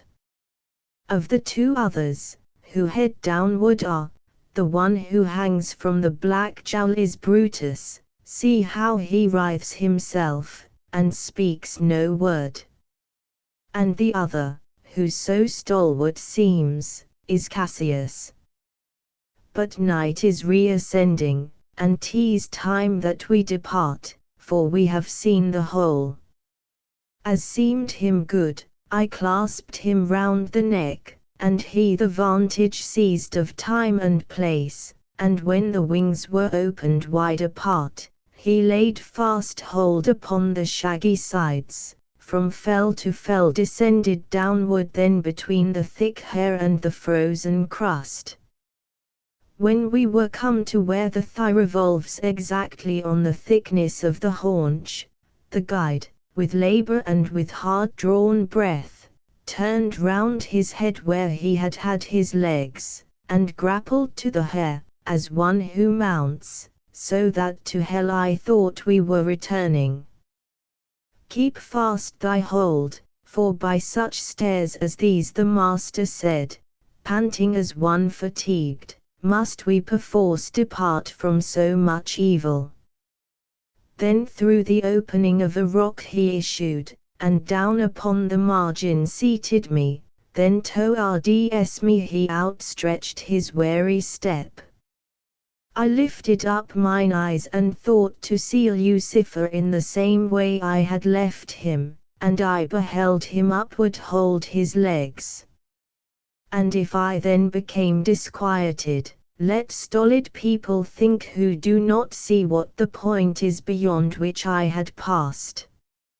Rise up, the master said, upon thy feet, the way is long, and difficult the road, and now the sun to Middle Tierce returns. It was not any palace corridor there where we were, but dungeon natural, with floor uneven and unease of light. Ere from the abyss I tear myself away, my master said I when I had arisen, to draw me from an error speak a little, where is the ice, and how is this one fixed thus upside down, and how in such short time from eve to morn has the sun made his transit? And he to me, thou still imaginest thou art beyond the centre, where I grasped the hair of the fell worm, who mines the world.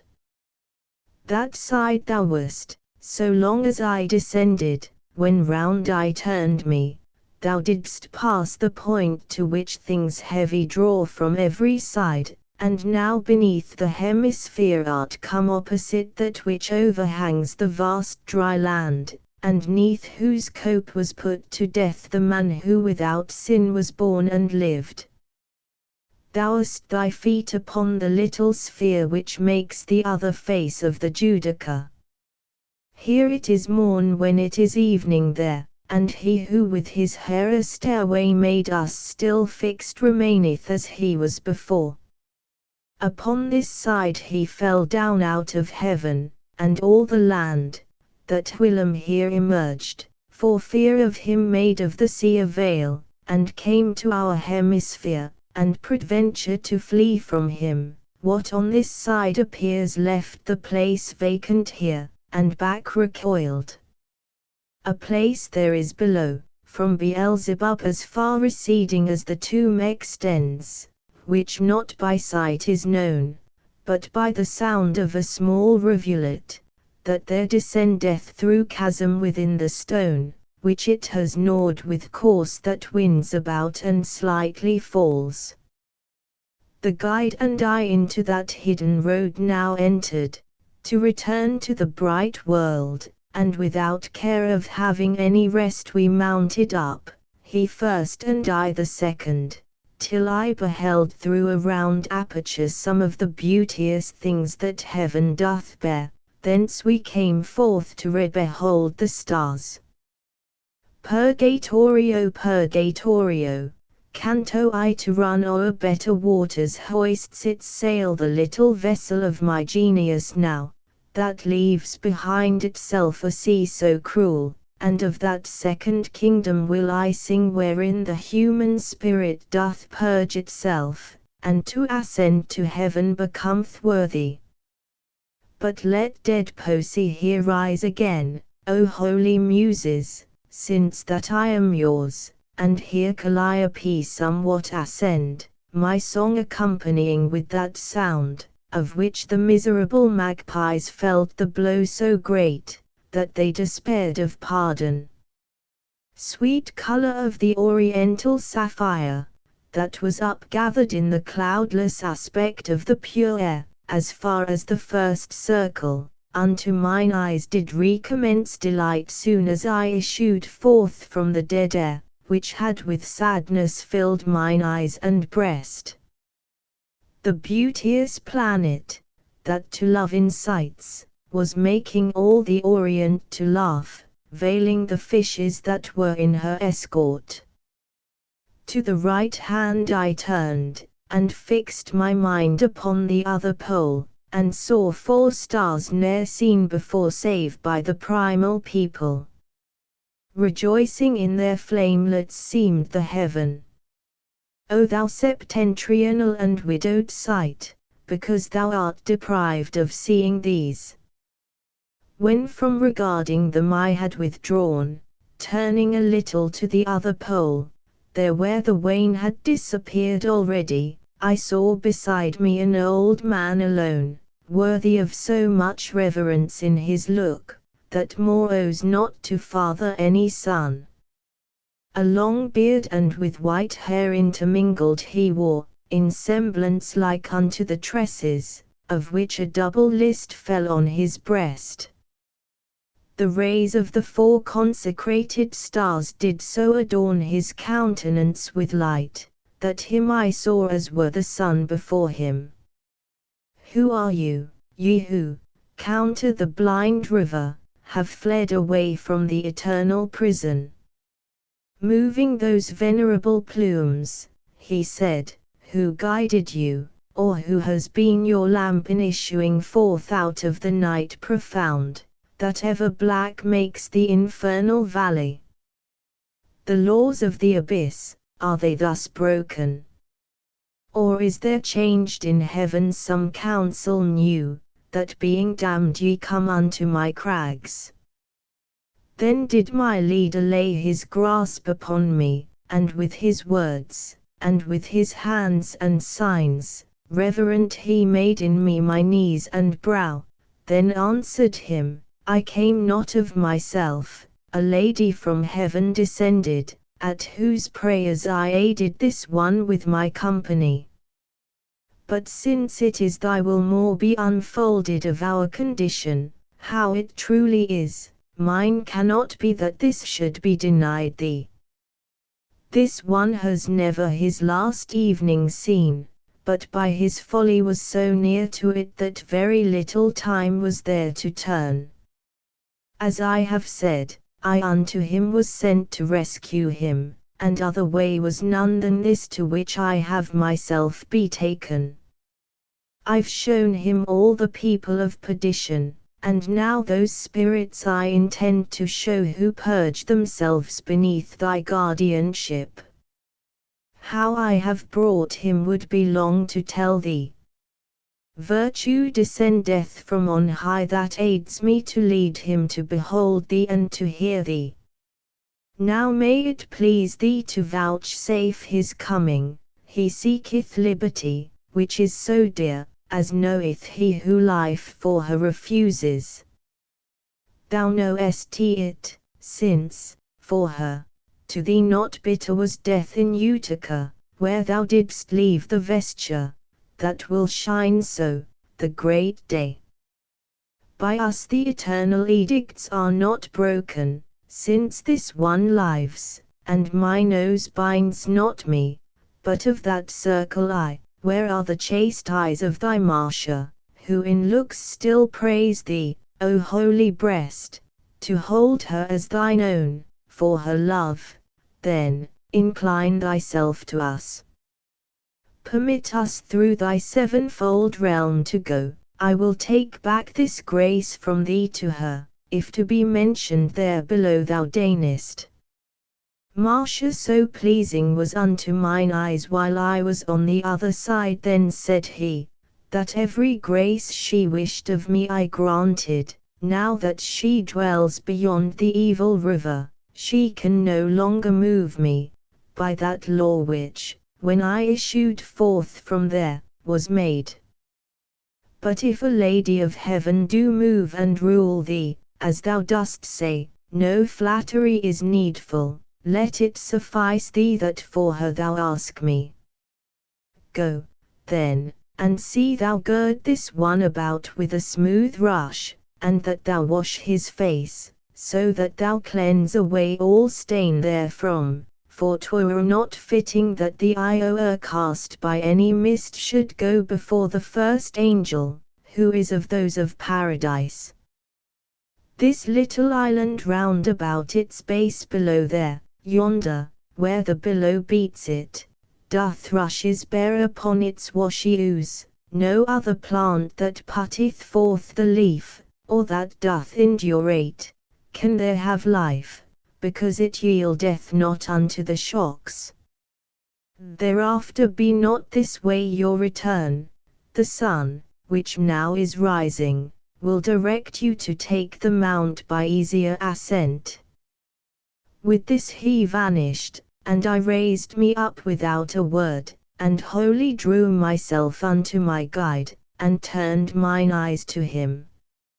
And he began, Son, follow thou my steps, let us turn back, for on this side declines the plain unto its lower boundaries. The dawn was vanquishing the matin hour which fled before it, so that from afar I recognized the trembling of the sea. Along the solitary plain we went as one who unto the lost road returns, until he finds it seems to go in vain.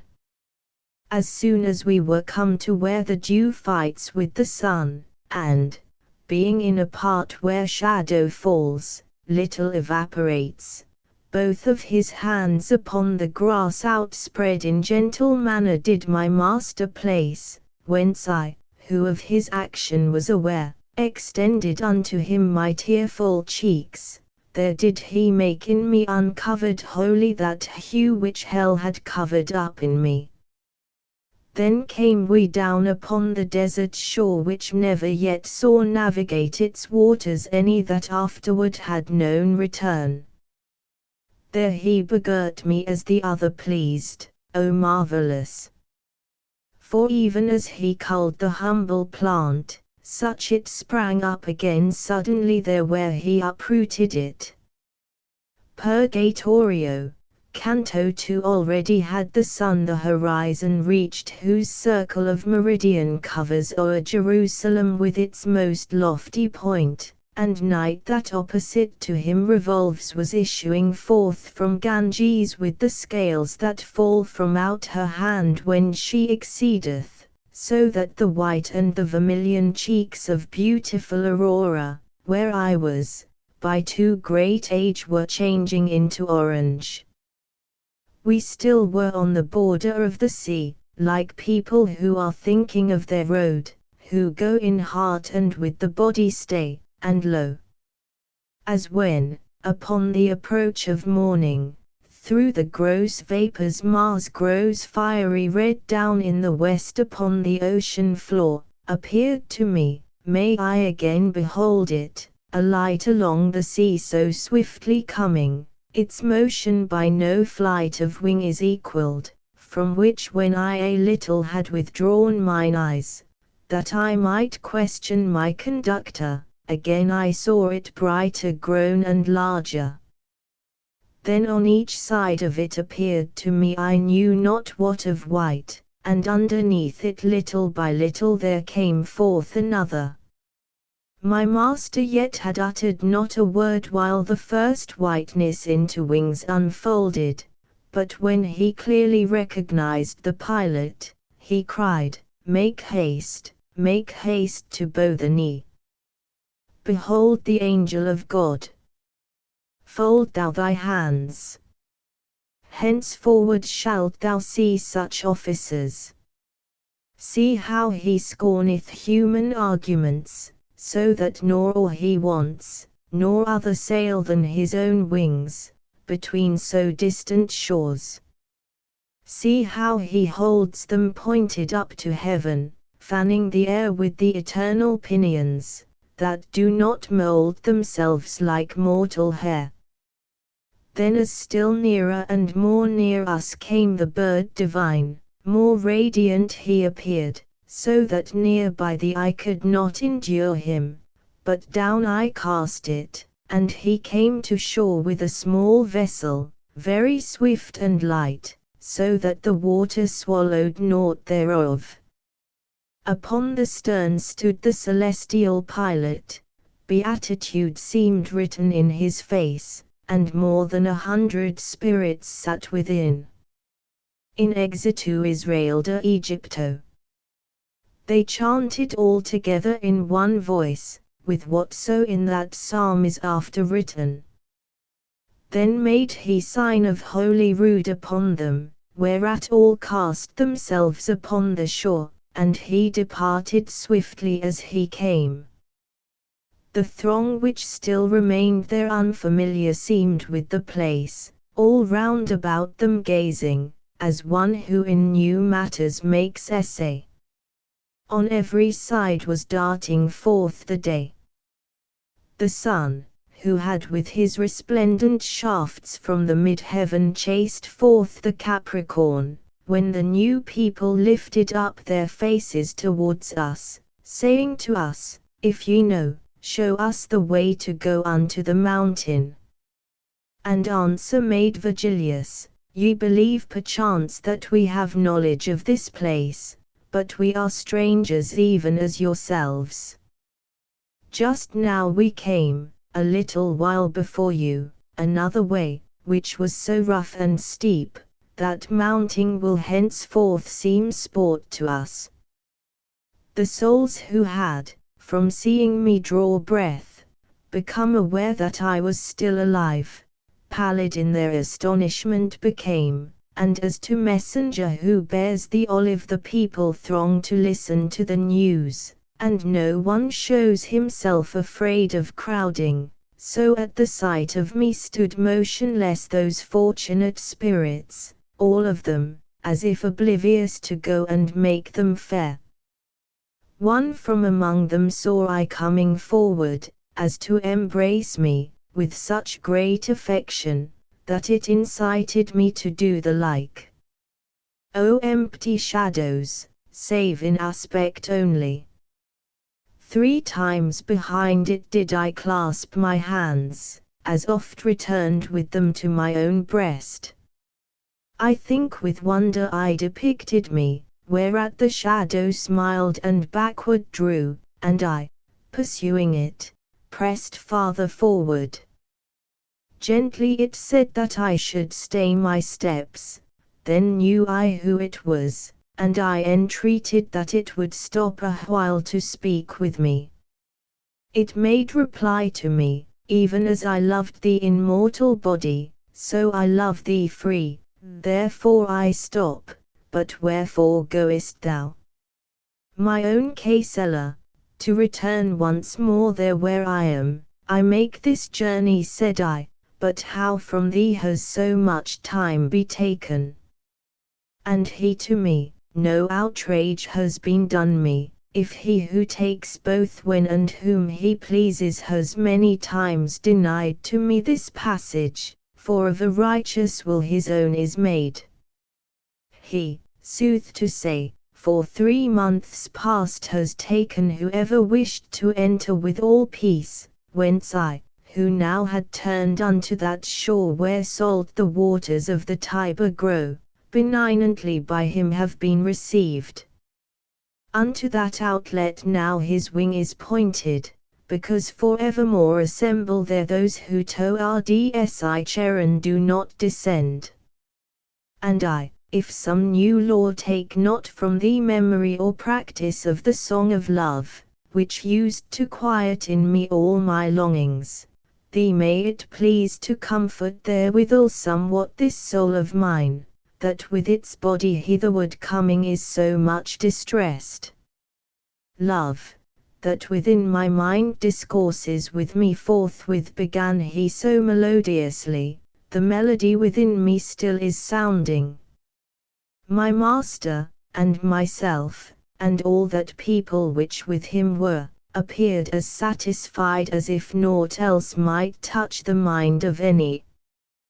We all of us were moveless and attentive unto his notes, and lo!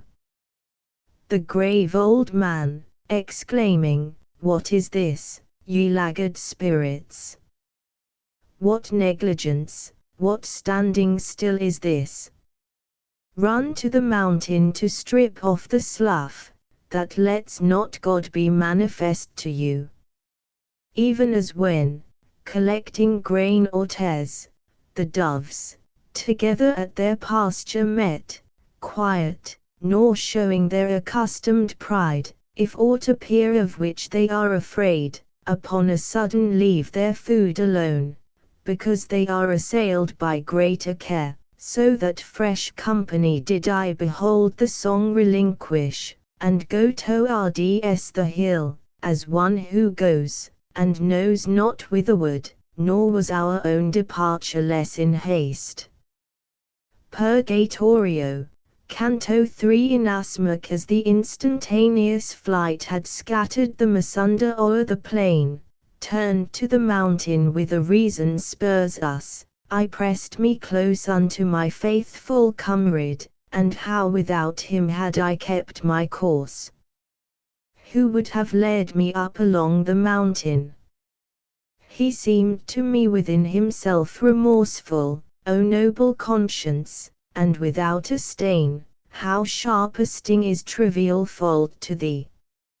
After his feet had laid aside the haste which mars the dignity of every act, my mind, that hitherto had been restrained, let loose its faculties as if delighted, and I my sight directed to the hill that highest towards the heaven uplifts itself.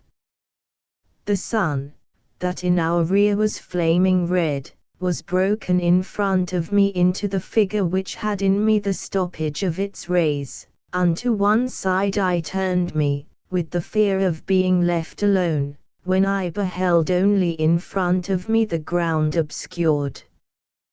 Why dost thou still mistrust? My comforter began to say to me turned wholly round. Dost thou not think me with thee, and that I guide thee? 'Tis evening there already where is buried the body within which I cast a shadow. 'Tis from Brundusium Taen, and Naples has it. Now if in front of me no shadow fall, marvel not at it more than at the heavens, because one ray impedeth not another to suffer torments, both of cold and heat, bodies like this that power provides, which wills that how it works be not unveiled to us. Insane is he who hopeth that our reason can traverse the illimitable way, which the one substance in 3 persons follows. Mortals, remain contented at the queer, for if ye had been able to see all, no need there were for Mary to give birth, and ye have seen desiring without fruit, those whose desire would have been quieted, whichever more is given them for a grief. I speak of Aristotle and of Plato, and many others, and here bowed his head, and more he said not, and remained disturbed. We came meanwhile unto the mountain's foot, there so precipitate we found the rock, that nimble legs would there have been in vain. Twixt Larissae and Turbia, the most desert, the most secluded pathway is austere easy and open, if compared with that.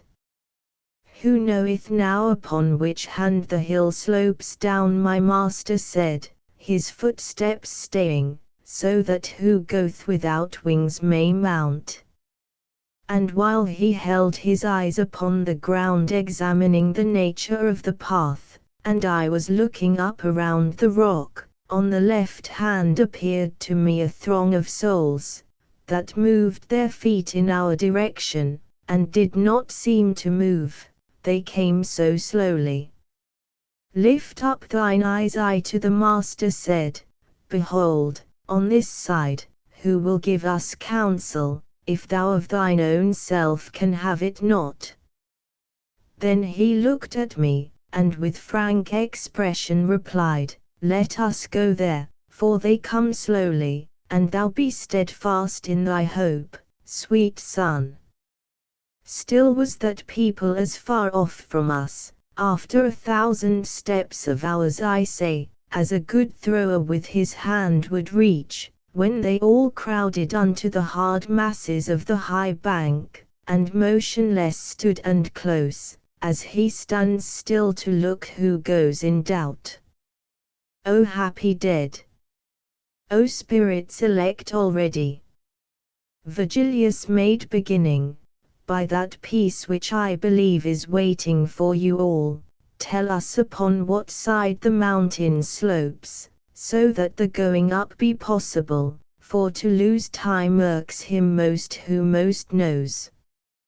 As sheep come issuing forth from out the fold by ones and twos and threes, and the others stand timidly, holding down their eyes and nostrils, and what the foremost does the others do, huddling themselves against her, if she stop, simple and quiet and the wherefore know not, so moving to approach us. Thereupon I saw the leader of that fortunate flock, modest in face and dignified in gait. As soon as those in the advance saw broken the light upon the ground at my right side, so that from me the shadow reached the rock, they stopped, and backward drew themselves somewhat, and all the others, who came after them, not knowing why nor wherefore, did the same. Without your asking, I confess to you this is a human body which you see, whereby the sunshine on the ground is cleft.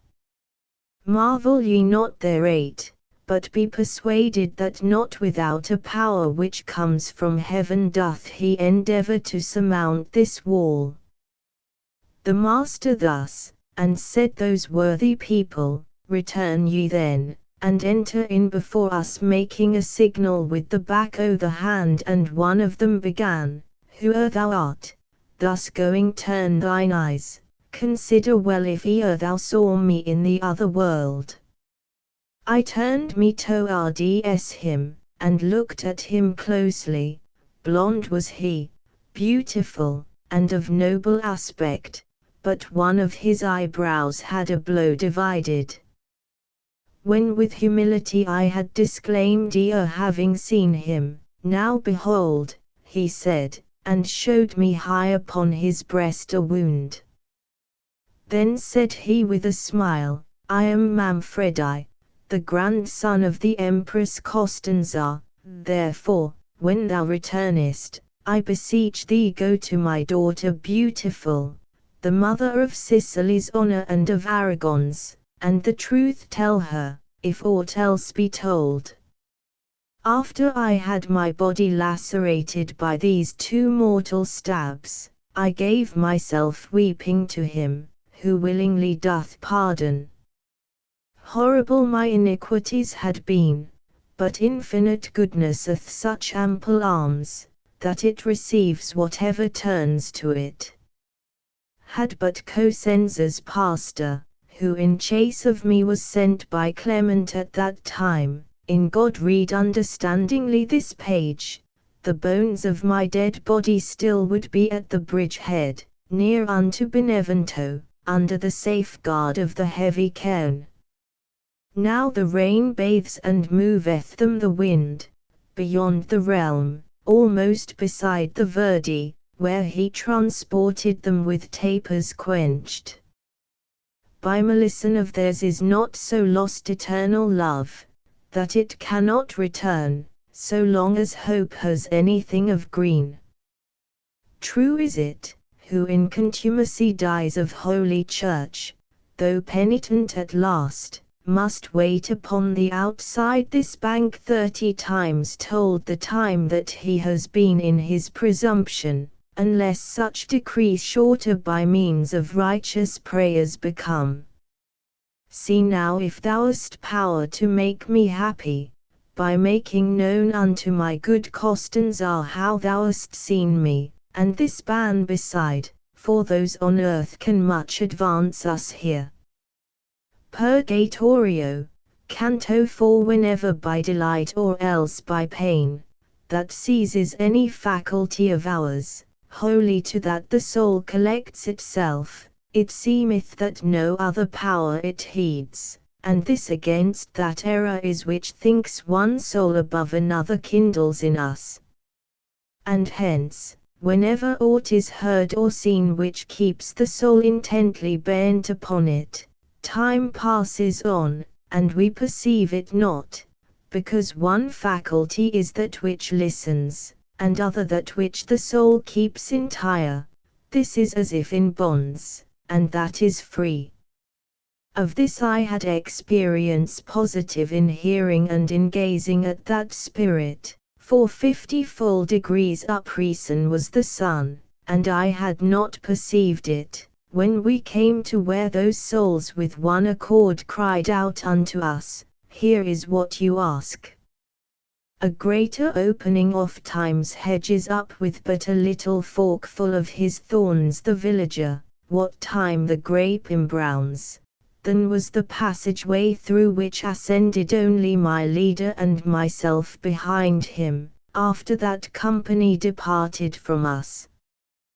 One climbs San Leo and descends in Nolli, and mounts the summit of Bice Mantova, with feet alone, but here one needs must fly, with the swift pinions and the plumes I say of great desire, conducted after him who gave me hope, and made a light for me. We mounted upward through the rifted rock, and on each side the border pressed upon us, and feet and hands the ground beneath required. When we were come upon the upper rim of the high bank, out on the open slope, my master said what way shall we take? And he to me, no step of thine descend, still up the mount behind me win thy way, till some sage escort shall appear to us. The summit was so high it vanquished sight, and the hillside precipitous far more than line from middle quadrant to the center. Spent with fatigue was I, when I began, O my sweet father, turn thee and behold how I remain alone, unless thou stay. O son, he said, up yonder drag thyself, pointing me to a terrace somewhat higher, which on that side encircles all the hill. These words of his so spurred me on, that I strained every nerve, behind him scrambling up, until the circle was beneath my feet. There on ourselves we seated, both of us turned to the east, from which we had ascended, for all men are delighted to look back. To the low shores mine eyes I first directed, then to the sun uplifted them, and wondered that on the left hand we were smitten by it. The poet well perceived that I was wholly bewildered at the chariot of the light, where twixt us and the Aquilon it entered. Whereon he said to me, if Castor and Pillars were in the company of yonder mirror, that up and down conducteth with its light, thou wouldst behold the zodiac's jagged wheel revolving still more near unto the bez, unless it swerved aside from its old track. How that may be wouldst thou have power to think, collected in thyself, imagine Zion together with this mount on earth to stand, so that they both one sole horizon have, and hemispheres diverse, whereby the road which Phaeton, alas, knew not to drive, thou ltc how of necessity must pass this on one side, when that upon the other, if thine intelligence right clearly heed. Truly, my master, said I, never yet saw I so clearly as I now discern, there where my wit appeared incompetent, that the mid-circle of supernal motion, which in some art is the equator called, and I remains between the sun and winter, for reason which thou sayest, departeth hence towards the septentrion, what time the Hebrews beheld it towards the region of the heat. But, if it pleaseth thee, I fain would learn how far we have to go, for the hill rises higher than eyes of mine have power to rise. And he to me, this mount is such, that ever at the beginning down below 'tis tiresome, and the more one climbs, the less it hurts. Therefore, when it shall seem so pleasant to thee, that going up shall be to thee as easy as going down the current in a boat, then at this pathway's ending thou wilt be, there to repose thy panting breath. Expect no more, I answer, and this I know for true. And as he finished uttering these words, a voice close by us sounded, peradventure thou wilt have need of sitting down ere that.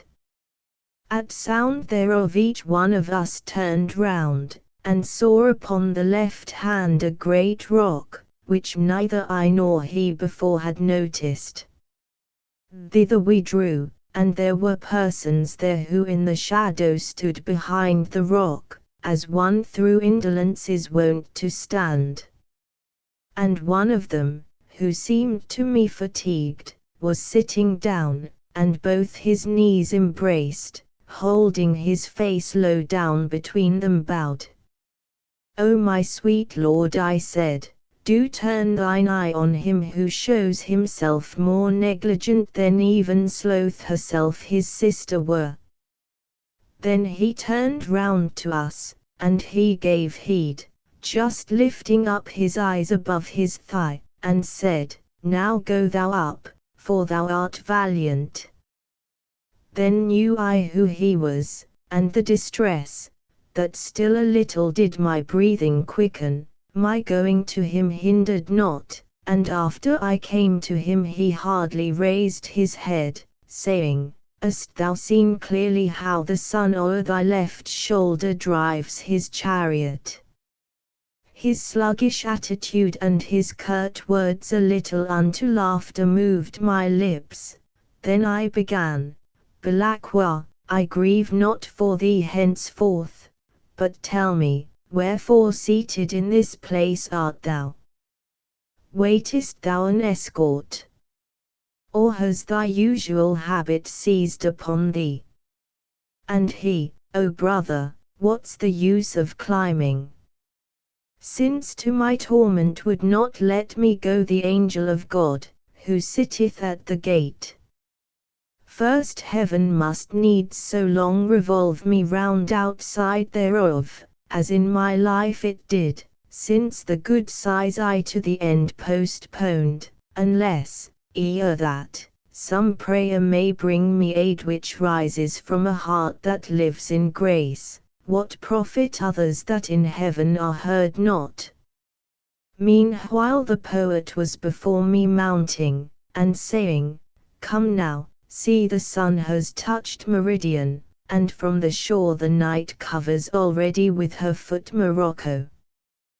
Purgatorio, Canto V. I had already from those shades departed, and followed in the footsteps of my guide, when from behind, pointing his finger at me, one shouted, See, it seems as if shone not the sunshine on the left of him below, and like one living seems he to conduct him. Mine eyes I turned at utterance of these words, and saw them watching with astonishment but me, and the light which was broken.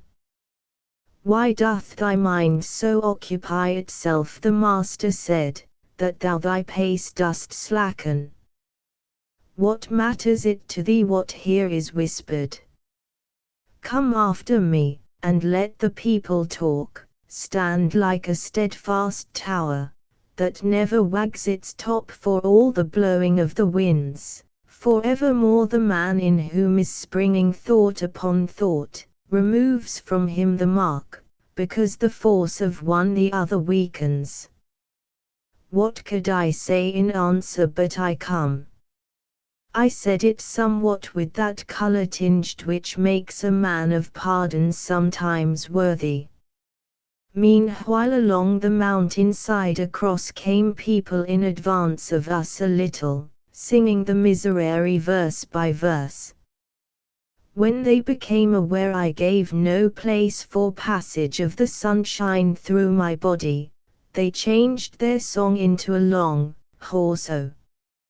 And two of them, in form of messengers, ran forth to meet us, and demanded of us, Of your condition make us cognizant.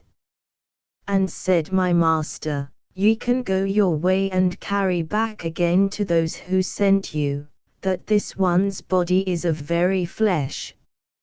If they stood still because they saw his shadow, as I suppose, enough is answered them, him let them honor, it may profit them.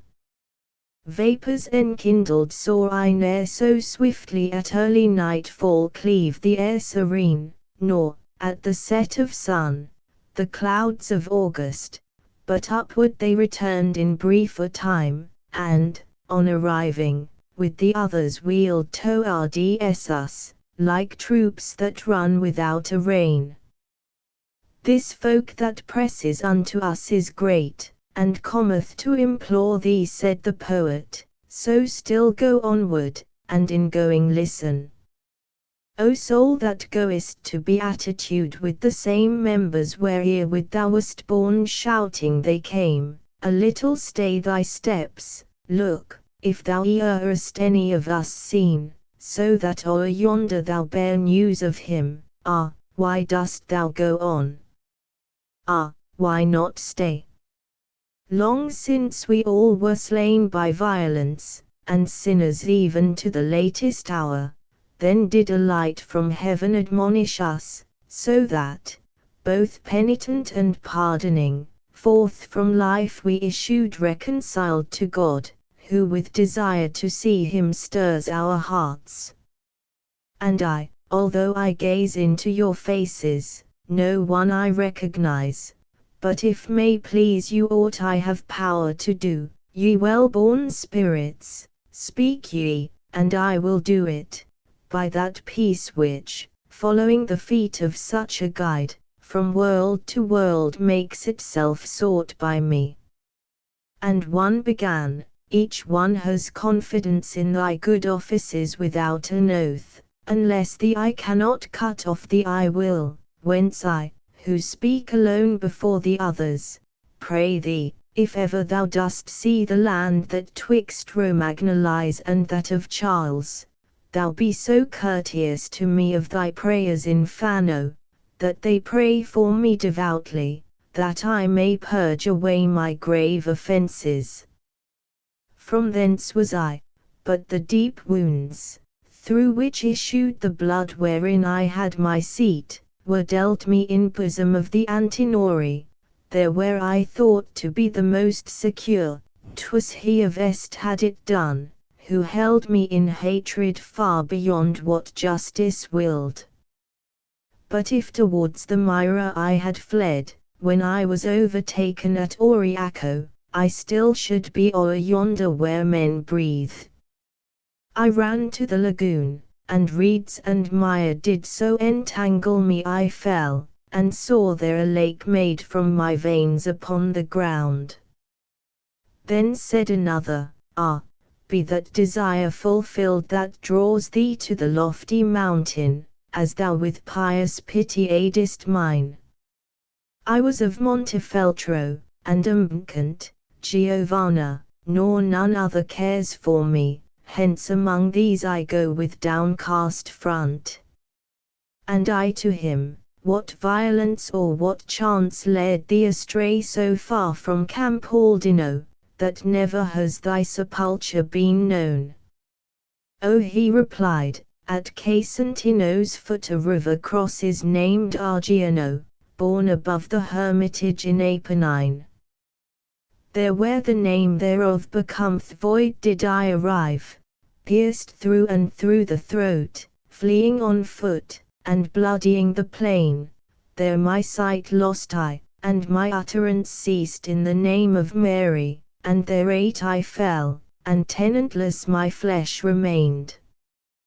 Truth will I speak, repeat it to the living, God's angel took me up, and he of hell shouted, O thou from heaven, why dost thou rob me? Thou bearest away the eternal part of him, for one poor little tear, that takes him from me, but with the rest I'll deal in other fashion. Well knowest thou how in the air is gathered that humid vapour which to water turns, soon as it rises where the cold doth grasp it. He joined that evil will, which I seeks evil, to intellect, and moved the mist and wind by means of power, which his own nature gave. Thereafter, when the day was spent, the valley from Pratamagno to the great yoke covered with fog, and made the heaven above intent, so that the pregnant air to water changed, down fell the rain, and to the gullies came weight of it earth tolerated not, and as it mingled with the mighty torrents, towards the royal river with such speed it headlong rushed, that nothing held it back. My frozen body near unto its outlet the robust Argian found, and into Arno thrust it, and loosened from my breast the cross I made of me. When agony o'ercame me, it rolled me on the banks and on the bottom, then with its booty covered and begirt me. Ah, when thou hast returned unto the world, and rested thee from thy long journeying after the second followed the third spirit, do thou remember me who am the Pia, Sienna made me, unmade me Merema, he knoweth it, who had encircled first, espousing me, my finger with his gem.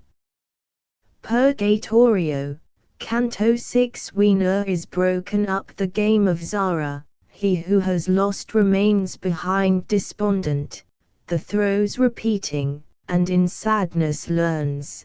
The people with the other all depart, one goes in front, and one behind doth pluck him, and at his side one brings himself to mind, he pauses not, and this and that one hears.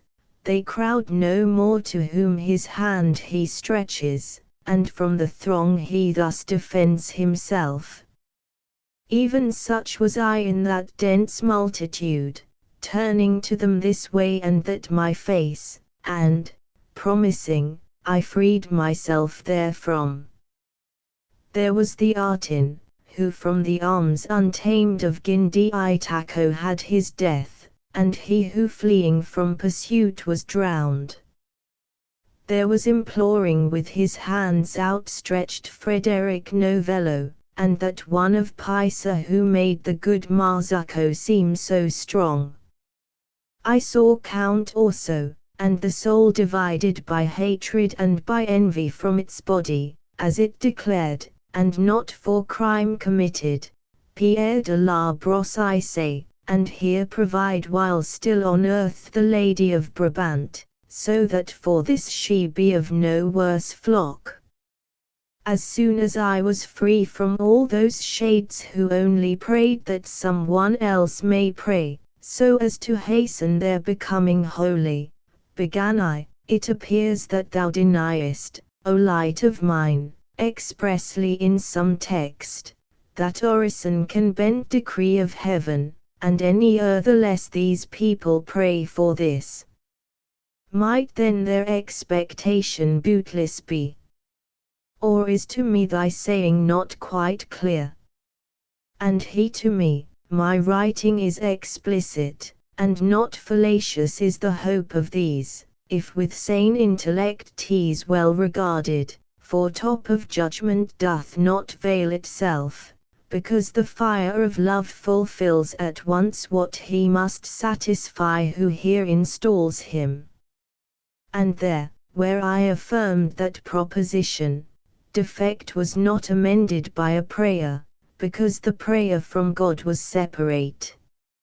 Verily, in so deep a questioning do not decide, unless she tell it thee, who light twixt truth and intellect shall be. I know not if thou understand, I speak of Beatrice, her shalt thou see above, smiling and happy, on this mountain's top. And I, good leader, let us make more haste, for I no longer tire me as before, and see, now the hill a shadow casts. We will go forward with this day, he answered, as far as now is possible for us, but otherwise the fact is than thou thinkest. Ere thou art up there, thou shalt see return him, who now hides himself behind the hill, so that thou dost not interrupt his rays. But yonder there behold, a soul that stationed all alone is looking hitherward, it will point out to us the quickest way.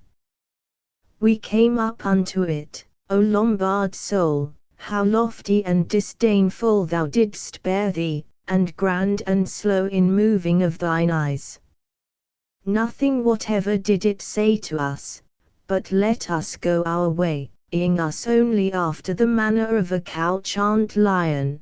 Still near to it Virgilius drew, entreating that it would point us out the best ascent, and it replied not unto his demand, but of our native land and of our life it questioned us, and the sweet guide began, Mantua, and the shade, all in itself recluse, rose towards him from the place where first it was, saying, O Mantuan, I am Sordello of thine own land, and one embraced the other. Ah! Servile Italy, grief's hostelry. A ship without a pilot in great tempest. No lady thou of provinces, but brothel. That noble soul was so impatient, only at the sweet sound of his own native land, to make its citizen glad welcome there, and now within thee are not without war thy living ones, and one doth gnaw the other of those whom one wall and one fosse shut in. Search, wretched one, all round about the shores thy seaboard, and then look within thy bosom, if any part of thee enjoyeth peace. What boots it, that for thee Justinian the bridle mend, if empty be the saddle? Without this the shame would be the less. Ah! People, thou that oughtest to be devout, and to let Caesar sit upon the saddle, if well thou hearest what God teacheth thee, behold how fell this wild beast has become, being no longer by the spur corrected, since thou hast laid thy hand upon the bridle. O German Albert, who abandonest her that has grown recalcitrant and savage, and oughtest to bestride her saddle-bow, may a just judgment from the stars down fall upon thy blood, and be it new and open, that thy successor may have fear thereof, because thy father and thyself have suffered, by greed of those transalpine lands distrained, the garden of the empire to be waste. Come and behold Montecchi and Capelletti, Monaldi and Philipschi, careless man. Those sad already, and these doubt depressed. Come, cruel one. Come and behold the oppression of thy nobility, and cure their wounds, and thou shalt see how safe is Santa Fiora. Come and behold thy Rome, that is lamenting, widowed, alone, and day and night exclaims, My Caesar, why hast thou forsaken me? Come and behold how loving are the people, and if for us no pity moveth thee, come and be made ashamed of thy renown. And if it lawful be, O Jove supreme, who upon earth for us wast crucified, are thy just eyes averted otherwhere? Or preparation is 't, that, in the abyss of thine own counsel, for some good thou makest from our perception utterly cut off? For all the towns of Italy are full of tyrants, and becometh a Marcellus each peasant churl who plays the partisan. My Florence, well mayst thou contented be with this digression, which concerns thee not, thanks to thy people who such forethought take. Many at heart have justice, but shoot slowly, that unadvised they come not to the bow, but on their very lips thy people have it. Many refuse to bear the common burden, but thy solicitous people answereth without being asked, and crieth, I submit. Now be thou joyful, for thou hast good reason, thou affluent, thou in peace, thou full of wisdom. If I speak true, the event conceals it not. Athens and Lacedaemon, they who made the ancient laws, and were so civilized, made towards living well a little sign compared with thee, who makest such fine spun provisions, that to middle of November reaches not what thou in October spinnest. How oft, within the time of thy remembrance, laws, money, offices, and usages hast thou remodelled, and renewed thy members.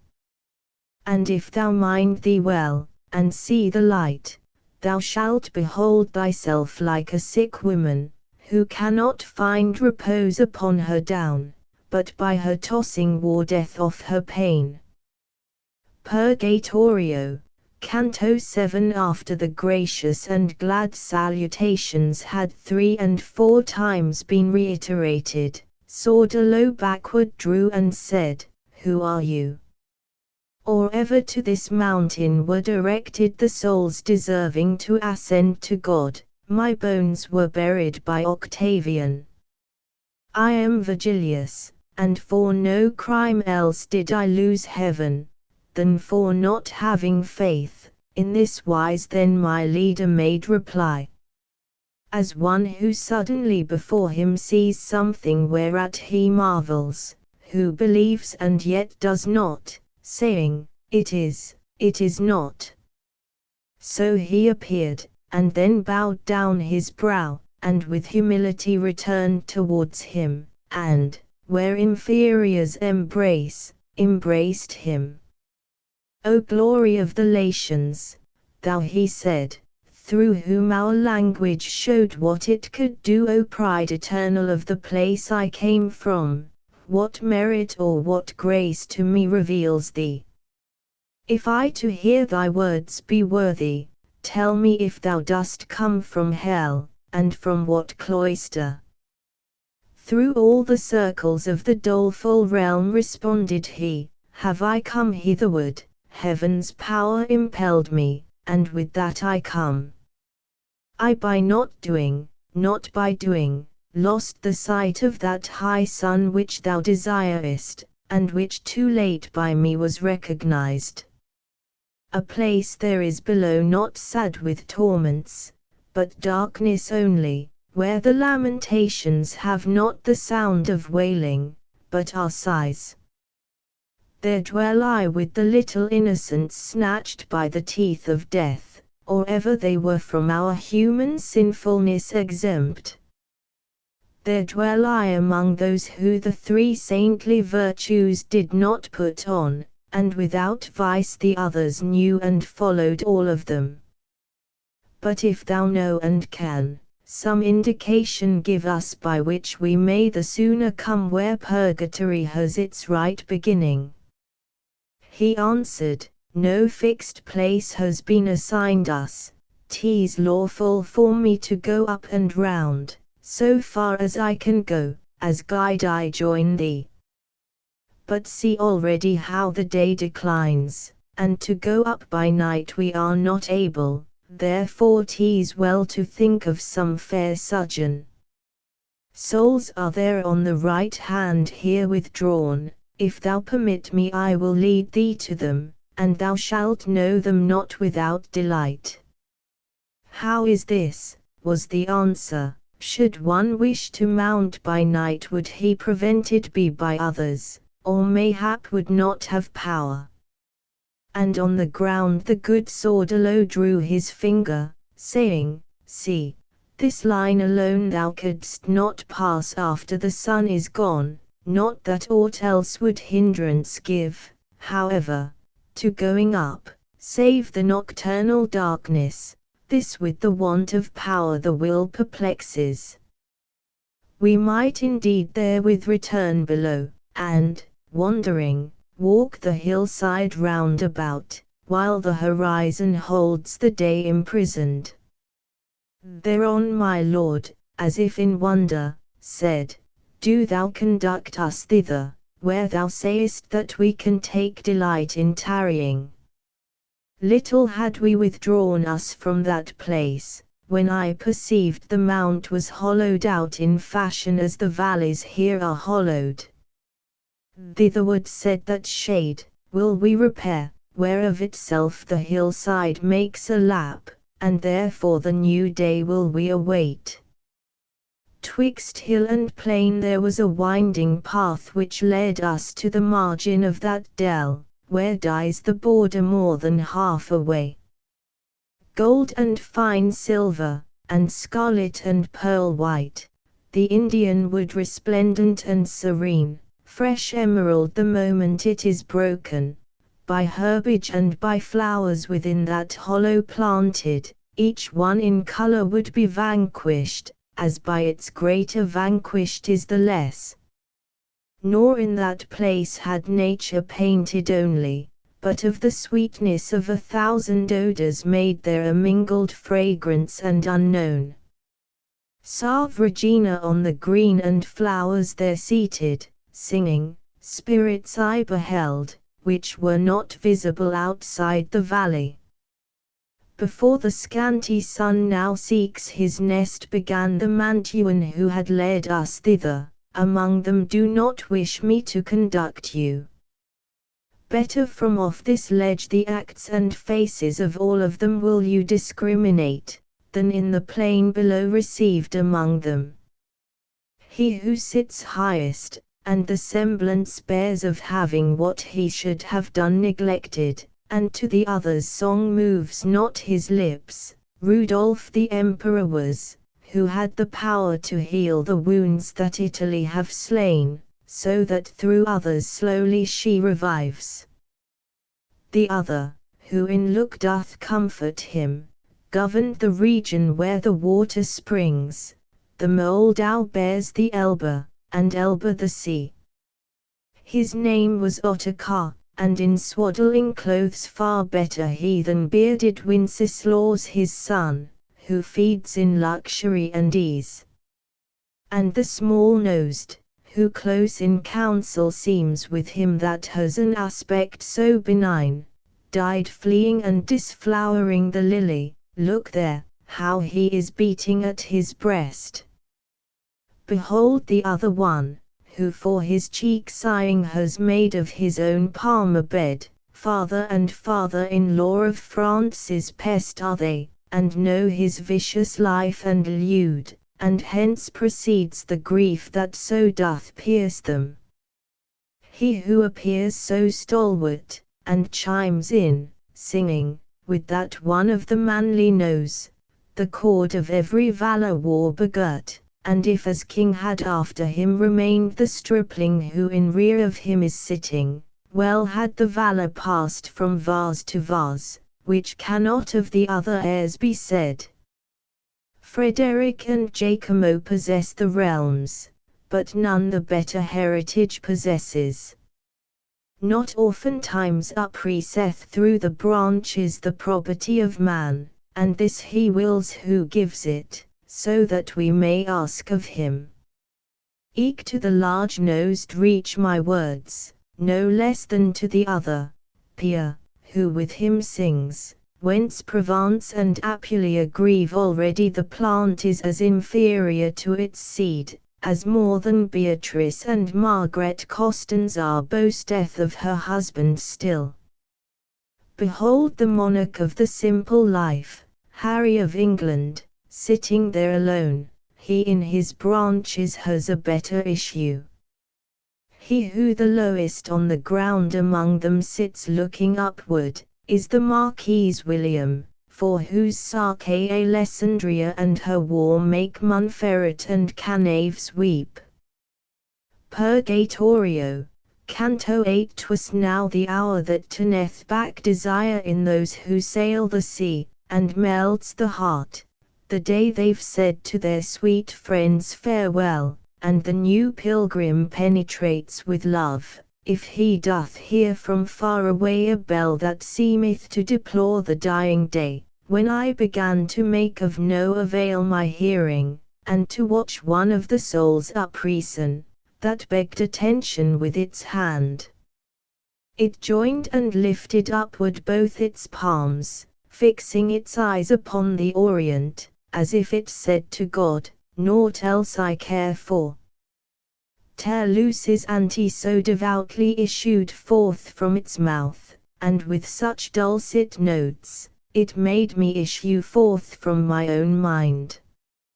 And then the others, sweetly and devoutly, accompanied it through all the hymn entire, having their eyes on the supernal wheels. Here, reader, fix thine eyes well on the truth, for now indeed so subtile is the veil, surely to penetrate within is easy. I saw that army of the gentle born there afterward in silence upward gaze, as if in expectation, pale and humble, and from on high come forth and down descend. I saw two angels with two flaming swords, truncated and deprived of their points. Green as the little leaflets just now born their garments were, which, by their verdant pinions beaten and blown abroad, they trailed behind. One just above us came to take his station, and one descended to the opposite bank, so that the people were contained between them. Clearly in them discerned I the blonde head, but in their faces was the eye bewildered, as faculty confounded by excess. From Mary's bosom both of them have come, Sordello said, as guardians of the valley against the serpent, that will come anon. Whereupon I, who knew not by what road, turned round about, and closely drew myself, utterly frozen, to the faithful shoulders. And once again Sordello, now descend we mid the grand shades, and we will speak to them, right pleasant will it be for them to see you. Only 3 steps I think that I descended, and was below, and saw one who was looking only at me, as if he fain would know me. Already now the air was growing dark, but not so that between his eyes and mine it did not show what it before locked up. Towards me he moved, and I towards him did move, noble Judge Nino. How it me delighted, when I beheld thee not among the damned. No greeting fair was left unsaid between us. Then asked he, How long is it since thou camest o'er the far waters to the mountain's foot? Oh, said I to him, through the dismal places I came this morn, and am in the first life, albeit the other, going thus, I gain. And on the instant my reply was heard. He and Sordello both shrank back from me, like people who are suddenly bewildered. One to Virgilius, and the other turned to one who sat there, crying, Up, Caredu! Come and behold what God in grace has willed.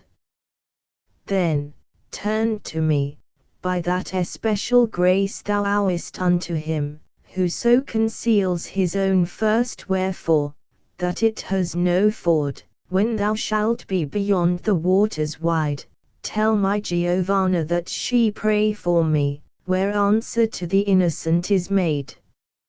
I do not think her mother loves me more, since she has laid aside her wimple white, which she, unhappy, needs must wish again.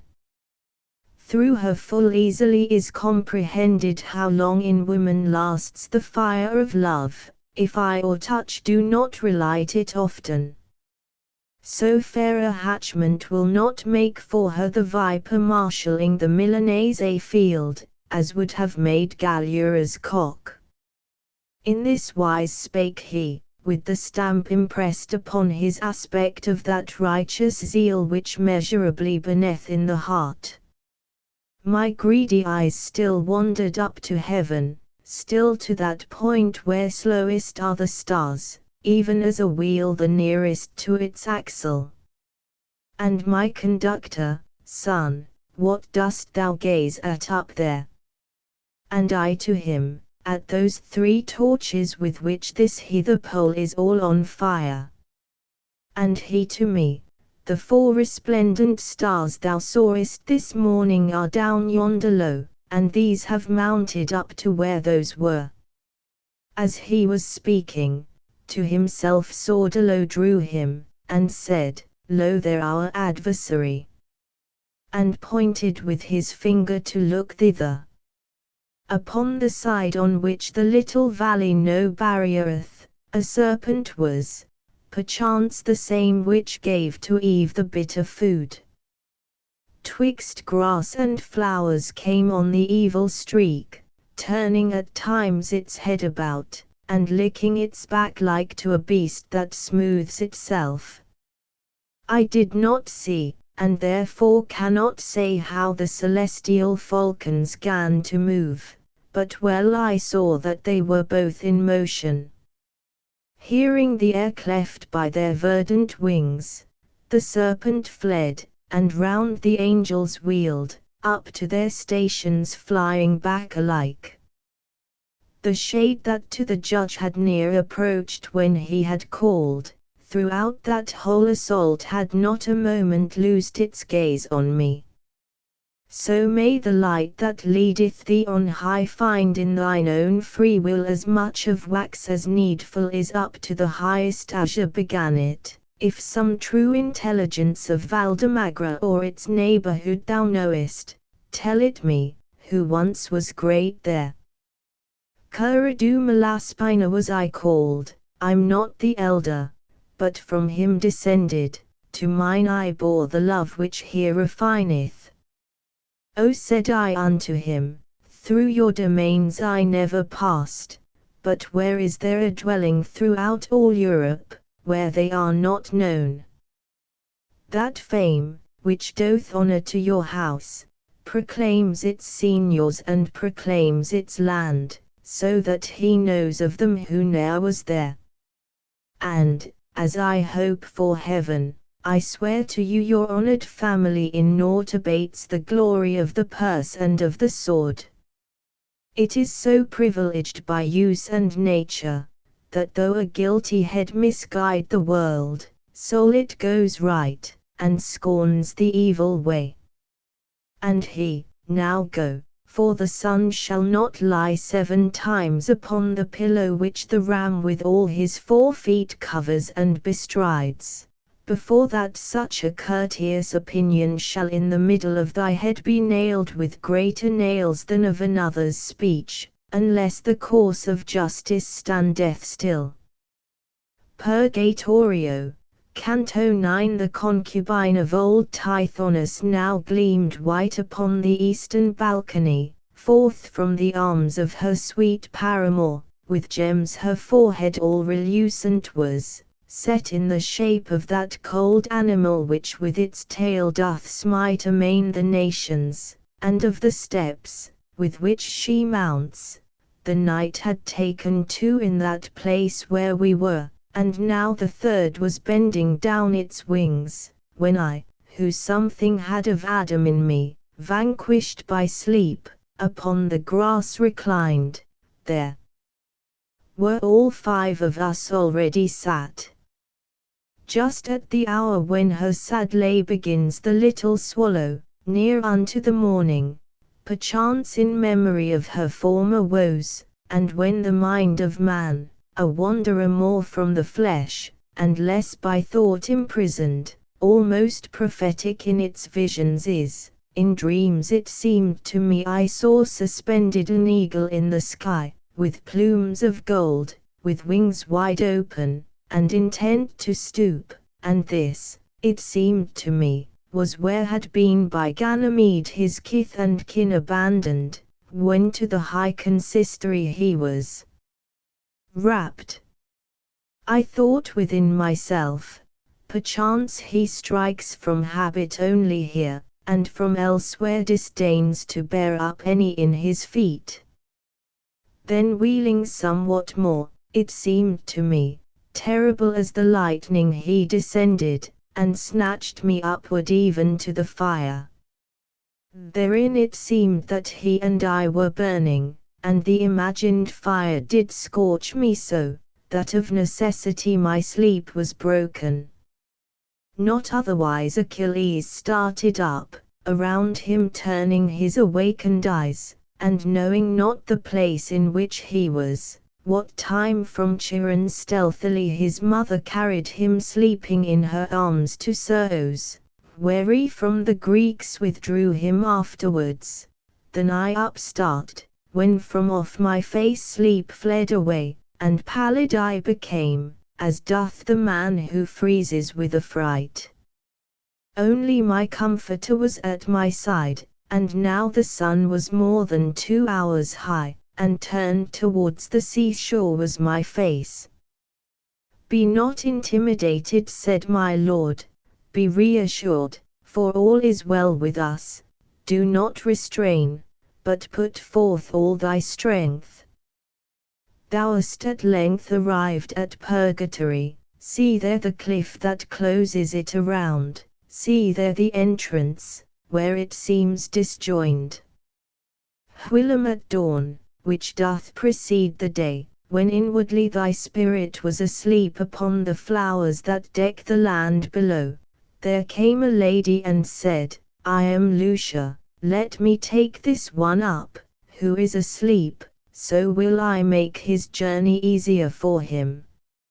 Sordalo and the other noble shapes remained, she took thee, and, as day grew bright, upward she came, and I upon her footsteps. She laid thee here, and first her beauteous eyes that open entrance pointed out to me, then she and sleep together went away. In guise of one whose doubts are reassured, and who to confidence his fear doth change, after the truth has been discovered to him, so did I change, and when without disquiet my leader saw me, up along the cliff he moved, and I behind him, tow-rode the height. Reader, thou seest well how I exalt my theme, and therefore if with greater art I fortify it, marvel not thereat. Nearer approached we, and were in such place, that there, where first appeared to me a rift like to a crevice that disparts a wall, I saw a portal, and 3 stairs beneath, diverse in colour, to go up to it, and a gatekeeper, who yet spake no word. And as I opened more and more mine eyes, I saw him seated on the highest stair, such in the face that I endured it not.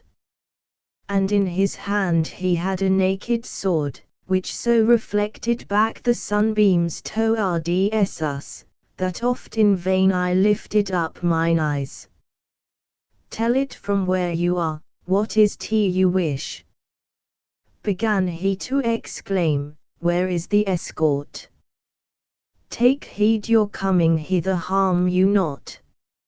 A lady of heaven, with these things conversant my master answered him, but even now said to us, thither go, there is the portal. And may she speed your footsteps in all good again, began the courteous janitor, come forward then unto these stairs of ours. Thither did we approach, and the first stair was marble white, so polished and so smooth, I mirrored myself therein as I appear. The second, tinct of deeper hue than purse, was of a calcined and uneven stone, cracked all asunder lengthwise and across. The third, that uppermost rests massively, porphyry seemed to me, as flaming red as blood that from a vein is spurting forth. Both of his feet was holding upon this the angel of God, upon the threshold seated, which seemed to me a stone of diamond.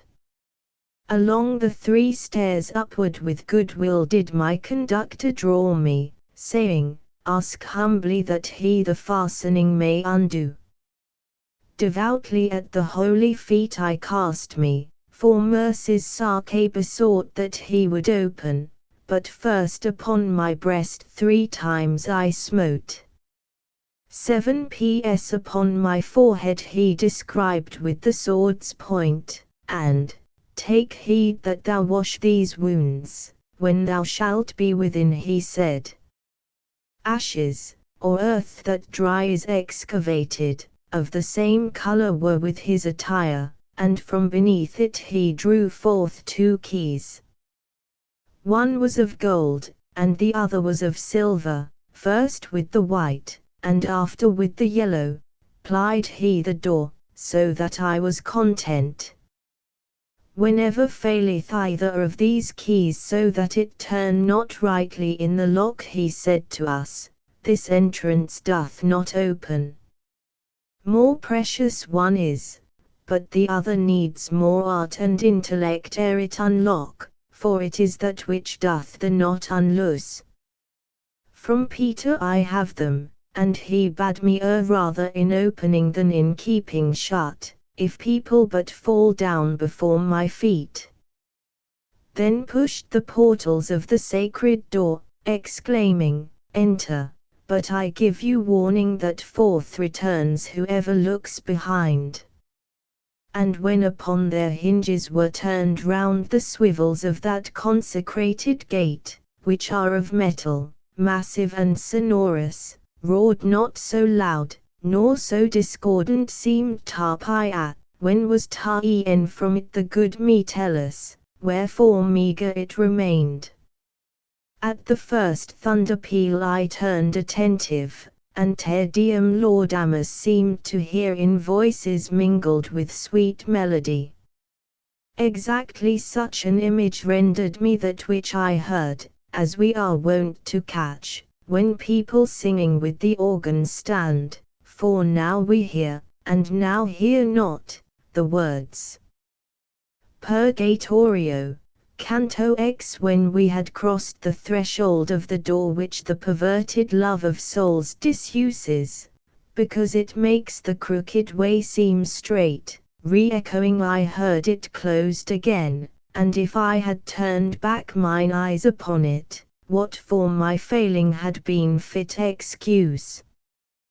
We mounted upward through a rifted rock, which undulated to this side and that, even as a wave receding and advancing.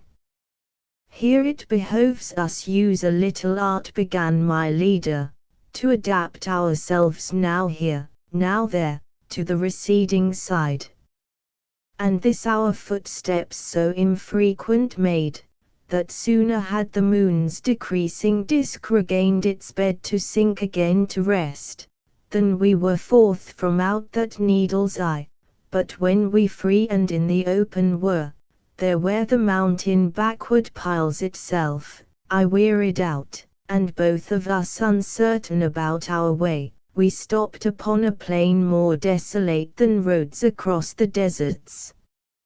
From where its margin borders on the void, to foot of the high bank that ever rises, a human body 3 times told would measure, and far as eye of mine could wing its flight, now on the left, and on the right flank now, the same this cornice did appear to me. Thereon our feet had not been moved as yet, when I perceived the embankment round about, which all right of ascent had interdicted, to be of marble white, and so adorned with sculptures, that not only Polycletus, but nature's self, had there been put to shame. The angel, who came down to earth with tidings of peace, that had been wept for many a year, and opened heaven from its long interdict, in front of us appeared so truthfully there sculptured in a gracious attitude, he did not seem an image that is silent. One would have sworn that he was saying, Ave, for she was there in effigy portrayed who turned the key to ope the exalted love, and in her mien this language had impressed, Ecce ancilla dear as distinctly as any figure stamps itself in wax. Keep not thy mind upon one place alone, the gentle master said, who had me standing upon that side where people have their hearts, whereat I moved mine eyes, and I beheld in rear of Mary, and upon that side where he was standing who conducted me, another story on the rock imposed, wherefore I passed Virgilius and drew near, so that before mine eyes it might be set. There sculptured in the self-same marble were the cart and oxen, drawing the holy ark, wherefore one dreads an office not appointed. People appeared in front, and all of them in 7 choirs divided, of 2 senses made one say no the other, yes, they sing. Likewise unto the smoke of the frankincense, which there was imaged forth, the eyes and nose were in the yes and no discordant made. Preceded there the vessel Benedict, dancing with girded loins, the humble psalmist, and more and less than king was he in this. Opposite, represented at the window of a great palace, Michael looked upon him, even as a woman scornful and afflicted. I moved my feet from where I had been standing, to examine near at hand another story, which after Michael glimmered white upon me. There the high glory of the Roman prince was chronicled, whose great beneficence moved Gregory to his great victory. 'Tis of the Emperor Trajan I am speaking, and a poor widow at his bridal stood, in attitude of weeping and of grief. Around about him seemed it thronged and full of cavaliers, and the eagles in the gold above them visibly in the wind were moving. The wretched woman in the midst of these seemed to be saying, Give me vengeance, Lord, for my dead son, for whom my heart is breaking. And he to answer her, Now wait until I shall return.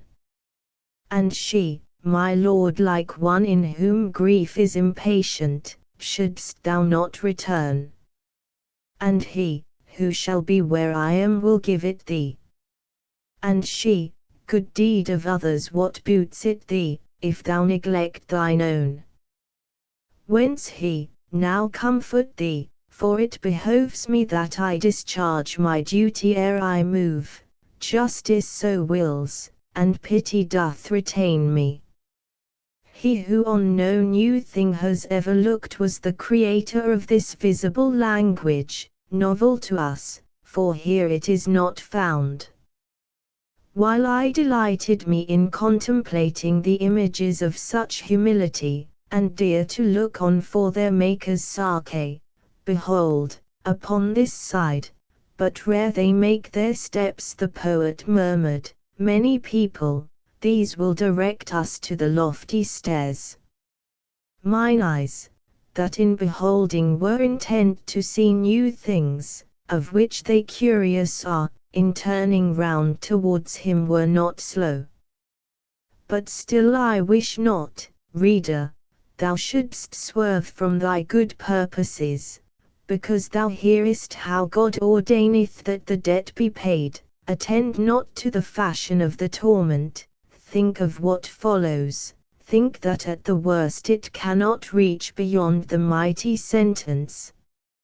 Master, began I, that which I behold moving towards us seems to me not persons, and what I know not, so in sight I waver.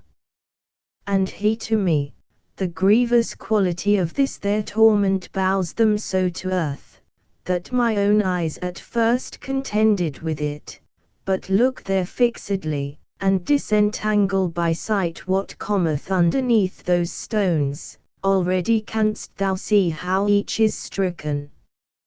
O ye proud Christians! Wretched, weary ones!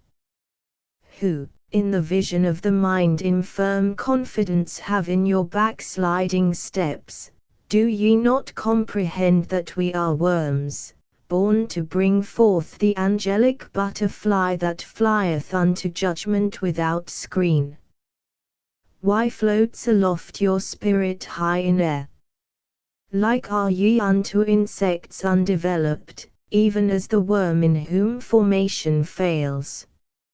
As to sustain a ceiling or a roof, in place of corbel, oftentimes a figure is seen to join its knees unto its breast, which makes of the unreal real anguish arise in him who sees it. Fashioned thus beheld I those, when I had ta'en good heed. True is it, they were more or less bent down, according as they more or less were laden, and he who had most patience in his looks weeping did seem to say, I can no more.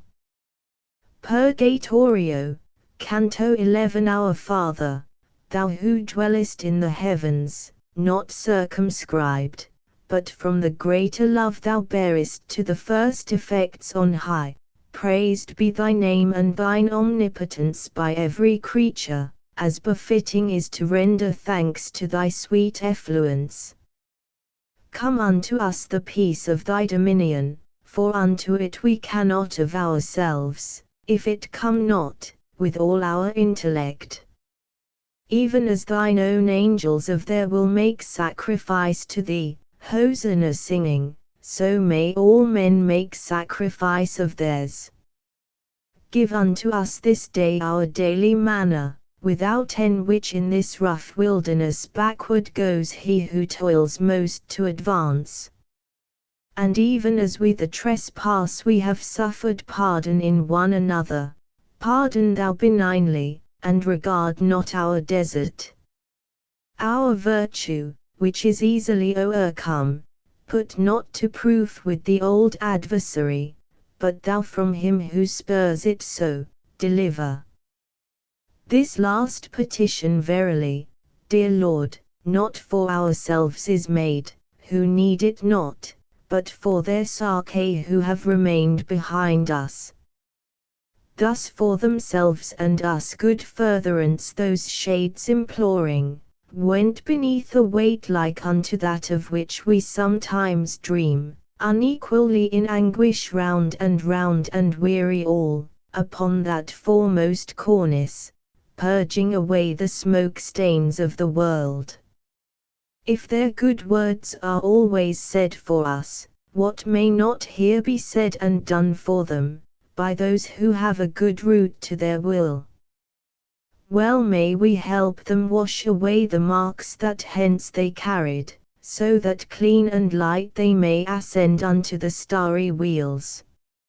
Ah, so may pity and justice you disburden soon, that ye may have power to move the wing, that shall uplift you after your desire, show us on which hand to road the stairs the way is shortest, and if more than one the passes, point us out that which least abruptly falls, for he who cometh with me, through the burden of Adam's flesh wherewith he is invested, against his will is chary of his climbing. The words of theirs which they returned to those that he whom I was following had spoken, it was not manifest from whom they came, but it was said, to the right hand come with us along the bank, and ye shall find a pass possible for living person to ascend. And were I not impeded by the stone, which this proud neck of mine doth subjugate, whence I am forced to hold my visage down, him, who still lives and does not name himself, would I regard, to see if I may know him and make him piteous unto this burden. Elation was I, and born of a great Tuscan, Guglielmo Aldobrandeschi was my father, I know not if his name were ever with you. The ancient blood and deeds of gallantry of my progenitors so arrogant made me that, thinking not upon the common mother, all men I held in scorn to such extent I died therefore, as know the Sienese, and every child in Campanatico. I am Ometu, and not to me alone has pride done harm, but all my kith and kin has with it dragged into adversity. And here must I this burden bear for it till God be satisfied, since I did not among the living, here among the dead. Listening I downward bent my countenance, and one of them, not this one who was speaking, twisted himself beneath the weight that cramps him, and looked at me, and knew me, and called out, keeping his eyes laboriously fixed on me, who all bowed down was going with them. Oh, asked I him, art thou not Odorisei, Agabio's honor, and honor of that art which is in Paris called illuminating? Brother, said he, more laughing are the leaves touched by the brush of Franco Bolognese, all his the honor now, and mine in part. In sooth I had not been so courteous while I was living, for the great desire of excellence, on which my heart was bent. Here of such pride is paid the forfeiture, and yet I should not be here, were it not that, having power to sin, I turned to God. O thou vain glory of the human powers, how little green upon thy summit lingers, if 't be not followed by an age of grossness. In painting Cimabue thought that he should hold the field, now Giotto has the cry, so that the other's fame is growing dim. So has one Guido from the other taken the glory of our tongue, and he perchance is born, who from the nest shall chase them both. Naught is this mundane rumour but a breath of wind, that comes now this way and now that, and changes name, because it changes side. What fame shalt thou have more, if old peel off from thee thy flesh, than if thou hadst been dead before thou left the Papo and the Dindi ere pass 1,000 years, which is a shorter space to the etern, than twinkling of an eye unto the circle that in heaven wheels slowest.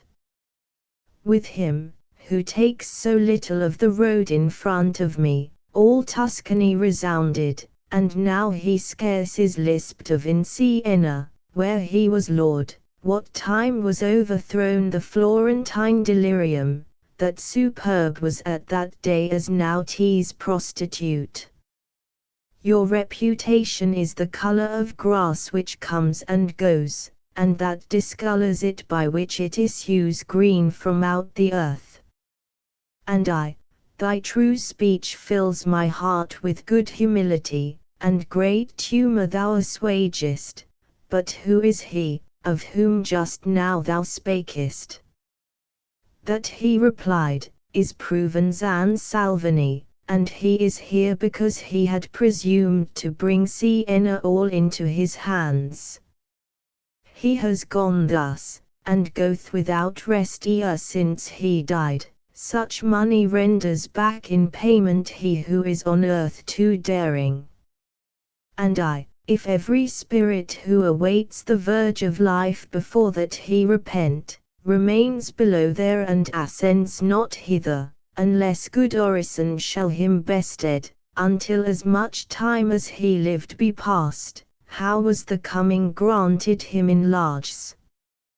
When he in greatest splendour lived, said he, freely upon the Campo of Siena, all shame being laid aside, he placed himself, and there to draw his friend from the duress which in the prison house of Charles he suffered, he brought himself to tremble in each vein. I say no more, and know that I speak darkly, yet little time shall pass before thy neighbours will so demean themselves that thou canst gloss it. This action has released him from those confines. Purgatorio, Canto 12 abreast, like oxen going in a yoke, I with that heavy-laden soul went on, as long as the sweet pedagogue permitted, but when he said, leave him, and onward pass, for here 'tis good that with the sail and oars, as much as may be, each push on his bark, upright, as walking wills it, I redressed my person, notwithstanding that my thoughts remained within me downcast and abashed. I had moved on, and followed willingly the footsteps of my master, and we both already showed how light of foot we were, when unto me he said, cast down thine eyes, 'twere well for thee, to alleviate the way, to look upon the bed beneath thy feet, as, that some memory may exist of them, above the buried dead their tombs in earth bear sculptured on them what they were before, whence often there we weep for them afresh, from pricking of remembrance, which alone to the compassionate doth set its spur, so saw I there, but of a better semblance in point of artifice, with figures covered waiter as pathway from the mount projects. I saw that one who was created noble more than all other creatures, down from heaven flaming with lightnings fall upon one side. I saw Briareus smitten by the dart celestial, lying on the other side, heavy upon the earth by mortal frost. I saw Thymbraeus, Pallas saw, and Mars, still clad in armour round about their father, gaze at the scattered members of the giants. I saw, at foot of his great labour, Nimrod, as if bewildered, looking at the people who had been proud with him in Sina. O Niobe! With what afflicted eyes the eye beheld upon the pathway traced, between thy 7 and 7 children slain. O Saul! How fallen upon thy proper sword didst thou appear there lifeless in Gilbo, that felt thereafter neither rain nor dew. O mad Arachne! So I thee beheld e'en then half spider, sad upon the shreds of fabric wrought in evil hour for thee. O Rehoboam! No more seems to threaten thine image there, but full of consternation a chariot bears it off, when none pursues. Displayed more o'er the adamantine pavement how unto his own mother made Alcmaeon on costly appear the luckless ornament, displayed how his own sons did throw themselves upon Sennacherib within the temple, and how, he being dead, they left him there, displayed the ruin and the cruel carnage that Tamiris wrought, when she to Cyrus said, "Blood didst thou thirst for, and with blood I glut thee." Displayed how routed fled the Assyrians after that Holofernes had been slain, and likewise the remainder of that slaughter. I saw their Troy in ashes and in caverns, O Ilion. Thee, how abject and debased, displayed the image that is there discerned. Whoe'er of pencil master was or style, that could portray the shades and trays which there would cause each subtile genius to admire. Dead seemed the dead, the living seemed alive, better than I saw not who saw the truth, all that I trod upon while bowed I went.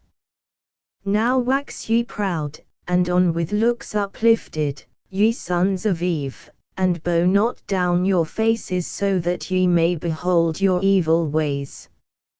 More of the mount by us was now encompassed, and far more spent the circuit of the sun, than had the mind preoccupied imagined, when he, who ever watchful in advance was going on, began, "Lift up thy head, 'tis no more time to go thus meditating.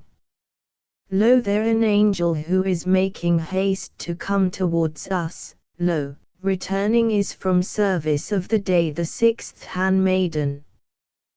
With reverence thine acts and looks adorn, so that he may delight to speed us upward, think that this day will never dawn again." I was familiar with his admonition ever to lose no time, so on this theme he could not unto me speak covertly. Towards us came the being beautiful vested in white, and in his countenance such as appears the tremulous morning star. His arms he opened, and opened then his wings. "Come," said he, "near at hand here are the steps, and easy from henceforth is the ascent." At this announcement few are they who come. O human creatures, born to soar aloft, why fall ye thus before a little wind? He led us on to where the rock was cleft, there smote upon my forehead with his wings, then a safe passage promised unto me. As on the right hand, to ascend the mount where seated is the church that laudeth it o'er the well-guided, above Rubicant, the bold abruptness of the ascent is broken by stairways that were made there in the age when still were safe the ledger and the stave. Thus attempered is the bank which falls sheer downward from the second circle there, but on this side and that the high rock graze. As we were turning thitherward our persons, Beati Pauperes Spiritu voices sang in such wise that speech could tell it not. Ah me! How different are these entrances from the infernal! For with anthems here one enters, and below with wild laments. We now were hunting up the sacred stairs, and it appeared to me by far more easy than on the plain it had appeared before. Whence I, my master, say, what heavy thing has been uplifted from me, so that hardly aught of fatigue is felt by me in walking? He answered, when the PS which have remained still on thy face almost obliterate shall wholly, as the first is, be erased, thy feet will be so vanquished by good will, that not alone they shall not feel fatigue, but urging up will be to them delight.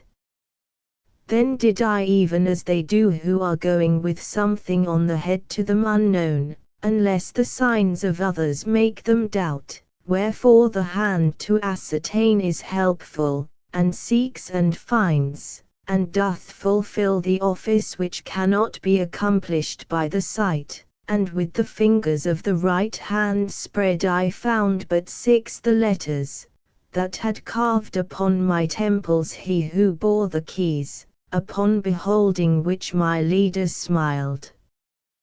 Purgatorio, Canto 13. We were upon the summit of the stairs, wherefore the second time is cut away the mountain, which ascending shriveth all. There in like manner doth a cornice bind the hill all round about, as does the first, save that its arc more suddenly is curved. Shade is there none, nor sculpture that appears, so seems the bank, and so the road seems smooth, with but the livid colour of the stone. If to inquire we wait for people here, the poet said, I fear that peradventure too much delay will our election have.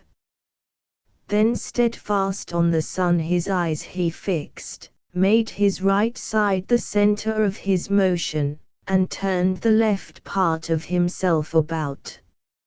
O thou sweet light, with trust in whom I enter upon this novel journey, do thou lead us, said he, as one within here should be led.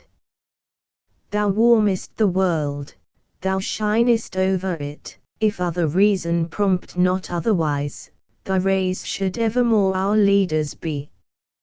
As much as here is counted for a mile, so much already there had we advanced in little time, by dint of ready will, and towards us there were heard to fly, albeit they were not visible, spirits uttering unto love's table courteous invitations. The first voice that passed onward in its flight, vinum non habent, said in accents loud, and went reiterating it behind us. And ere it wholly grew inaudible because of distance, passed another, crying, I am Orists, and it also stayed not. O said I, Father, these, what voices are they? And even as I asked, behold the third, saying, Love those from whom ye have had evil. And the good master said, This circle scourges the sin of envy, and on that account are drawn from love the lashes of the scourge. The bridle of another sound shall be, I think that thou wilt hear it, as I judge, before thou comest to the pass of pardon. But fix thine eyes athwart the air right steadfast, and people thou wilt see before us sitting, and each one close against the cliff is seated. Then wider than at first mine eyes I opened, I looked before me, and saw shades with mantles not from the colour of the stone diverse. And when we were a little farther onward, I heard a cry of, Mary, pray for us. A cry of, Michael, Peter, and all saints. I do not think there walketh still on earth a man so hard, that he would not be pierced with pity at what afterward I saw. For when I had approached so near to them that manifest to me their acts became, drained was I at the eyes by heavy grief. Covered with sackcloth vile they seemed to me, and one sustained the other with his shoulder, and all of them were by the bank sustained.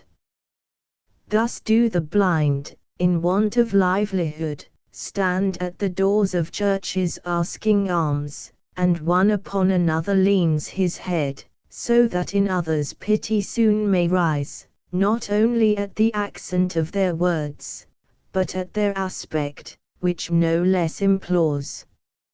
And as unto the blind the sun comes not, so to the shades, of whom just now I spake, heaven's light will not be bounteous of itself, for all their lids an iron wire transpierces, and sews them up, as to a spark while 'tis done, because it will not quiet stay. To me it seemed, in passing, to do outrage, seeing the others without being seen, wherefore I turned me to my counsel sage. Well knew he what the mute one wished to say, and therefore waited not for my demand, but said, Speak, and be brief, and to the point. I had Virgilius upon that side of the embankment from which one may fall, since by no border 'tis engelanded. Upon the other side of me I had the shades devout, who through the horrible seam pressed out the tears so that they bathed their cheeks. To them I turned me, and, O people, certain began I, of beholding the high light, which your desire has solely in its care, so may grace speedily dissolve the scum upon your consciences, that limpidly through them descend the river of the mind. Tell me, for dear 'twill be to me and gracious, if any soul among you here is Latian, and 'twill perchance be good for him I learn it. O brother mine, each one is citizen of one true city, but thy meaning is, who may have lived in Italy a pilgrim. By way of answer this I seemed to hear a little farther on than where I stood, whereat I made myself still nearer heard. Among the rest I saw a shade that waited in aspect, and should any one ask how, its chin it lifted upward like a blind man. Spirit, I said, who stoopest to ascend, if thou art he who did reply to me, make thyself known to me by place or name. Cenes was I, it replied, and with the others here recleanse my guilty life, weeping to him to lend himself to us. Sapient I was not, although I Sapia was called, and I was at another's harm more happy far than at my own good fortune. And that thou mayst not think that I deceive thee, hear if I was as foolish as I tell thee. The arc already of my years descending, my fellow citizens near Untucle were joined in battle with their adversaries, and I was praying God for what he willed. Routed were they, and turned into the bitter passes of flight, and I, the chase beholding, a joy received unequalled by all others, so that I lifted upward my bold face crying to God, henceforth I fear thee not as did the blackbird at the little sunshine.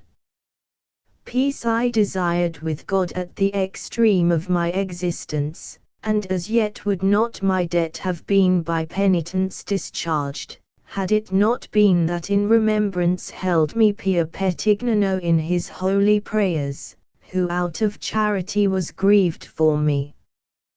But who art thou, that into our conditions questioning goest, and dost thine eyes unbound as I believe, and breathing dost discourse?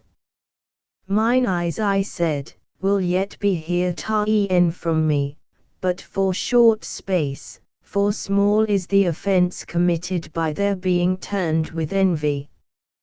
Far greater is the fear, wherein suspended my soul is, of the torment underneath, for even now the load down their weighs on me. And she to me, who led thee, then, among us up here, if to return below thou thinkest. And I, he who is with me, and speaks not, and living am I, therefore ask of me, Spirit elect, if thou wouldst have me move o'er yonder yet my mortal feet for thee. Oh, this is such a novel thing to hear, she answered, that great sign it is God loves thee, therefore with prayer of thine sometimes assist me. And I implore, by what thou most desirest, if e'er thou treadest the soil of Tuscany, well with my kindred reinstate my fame. Them wilt thou see among that people vain who hope in Talamone, and will lose their more hope than in discovering the Diana, but there still more the admirals will lose. Purgatorio, Canto 14. Who is this one that goes about our mountain, or ever death has given him power of flight, and opes his eyes and shuts them at his will? I know not who, but know he's not alone. Ask him thyself, for thou art nearer to him, and gently, so that he may speak, accost him. Thus did two spirits, leaning towards each other, discourse about me there on the right hand, then held supine their faces to address me. And said the one, O soul, that, fastened still within the body, towards the heaven art going, for charity console us, and declare whence comest and who art thou, for thou makest us as much to marvel at this grace of thine as must a thing that never yet has been. And I, through midst of Tuscany there wanders a streamlet that is born in Foltrina, and not 100 miles of course suffice it, from thereupon do I this body bring. To tell you who I am were speech in vain, because my name as yet makes no great noise. If well thy meaning I can penetrate with intellect of mine, then answered me he who first spake, thou speakest of the Arno. And said the other to him, why concealed this one the appellation of that river, even as a man doth of things horrible?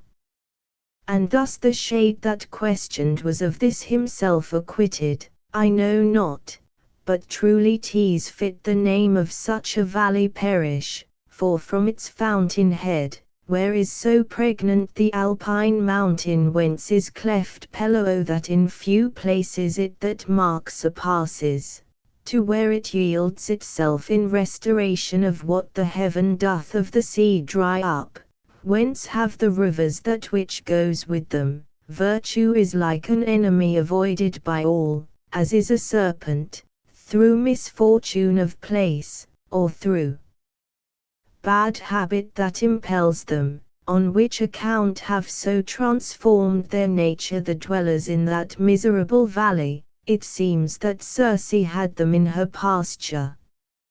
Mid ugly swine, of acorns worthier than other food for human use created, it first directeth its impoverished way.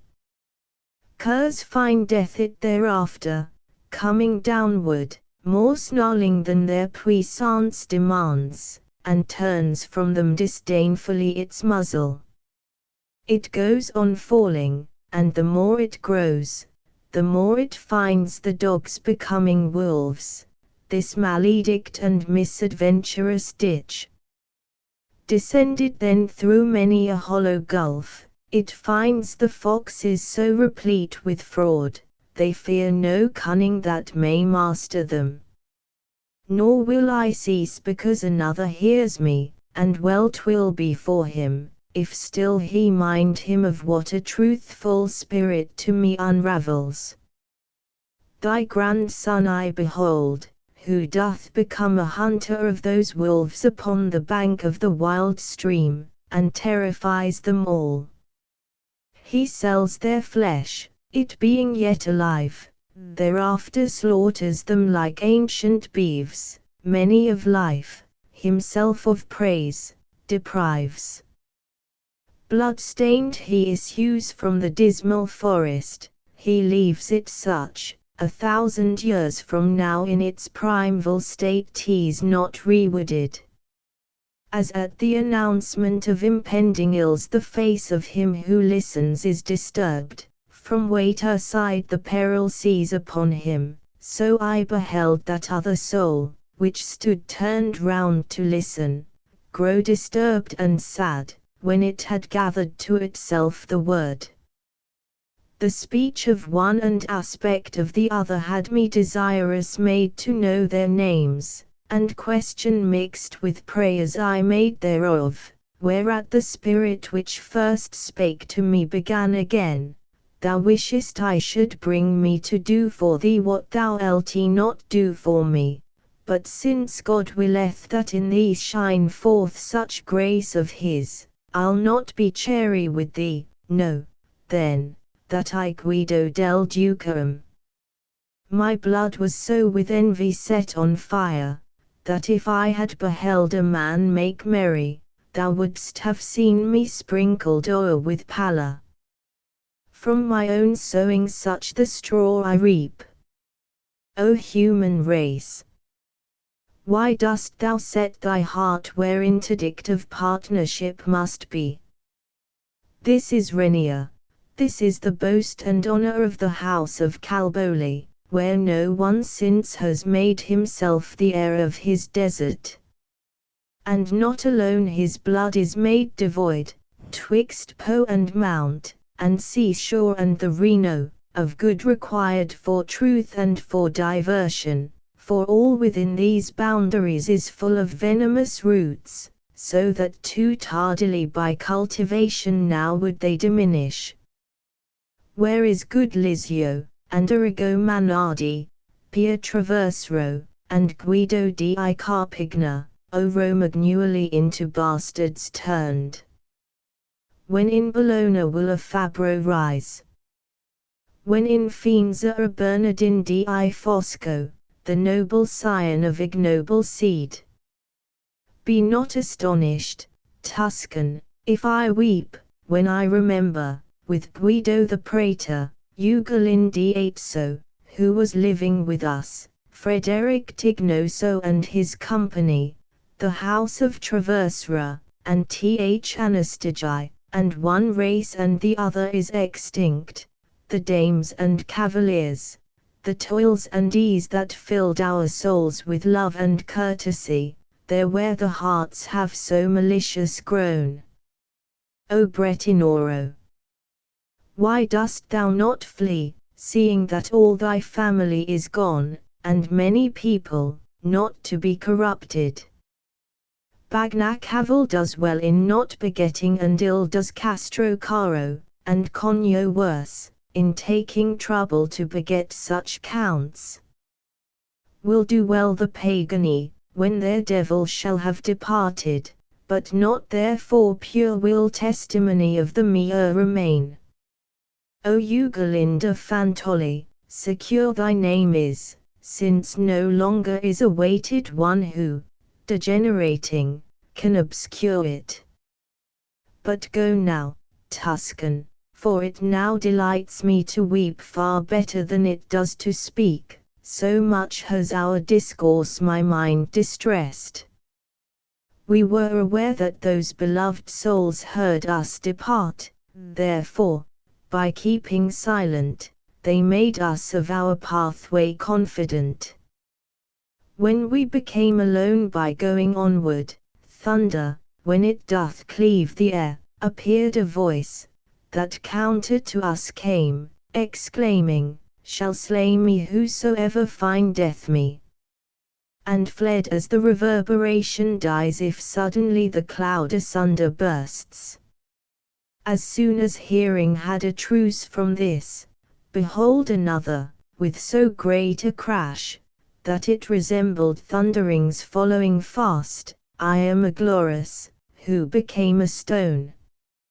And then, to press myself close to the poet, I backward, and not forward, took a step. Already on all sides the air was quiet, and said he to me, that was the hard curb that ought to hold a man within his bounds, but you take in the bait so that the hook of the old adversary draws you to him, and hence availeth little curb or call. The heavens are calling you, and wheel around you, displaying to you their eternal beauties, and still your eye is looking on the ground, whence he, who all discerns, chastises you.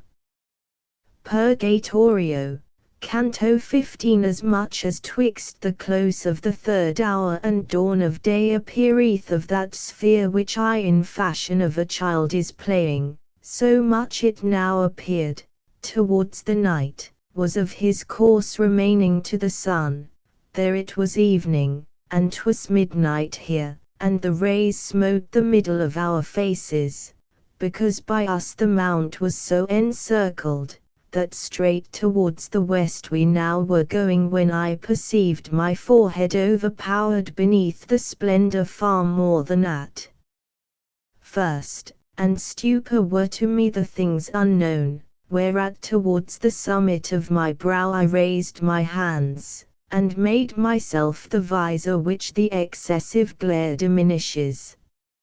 As when from off the water, or a mirror, the sunbeam leaps unto the opposite side, ascending upward in the self-same measure that it descends, and deviates as far from falling of a stone in line direct, as demonstrate experiment and art, so it appeared to me that by a light refracted there before me I was smitten, on which account my sight was swift to flee. What is that, Father sweet, from which I cannot so fully screen my sight that it avail me, said I, and seems towards us to be moving? Marvel thou not, if dazzle thee as yet the family of heaven. He answered me, an angel 'tis, who comes to invite us upward. Soon will it be, that to behold these things shall not be grievous, but delightful to thee, as much as nature fashioned thee to feel. When we had reached the angel Benedict, with joyful voice he said, Here enter into stairway far less steep than are the others. We mounting were, already thence departed, and Beati Misericords was behind us sung, Rejoice, thou that o'ercomest.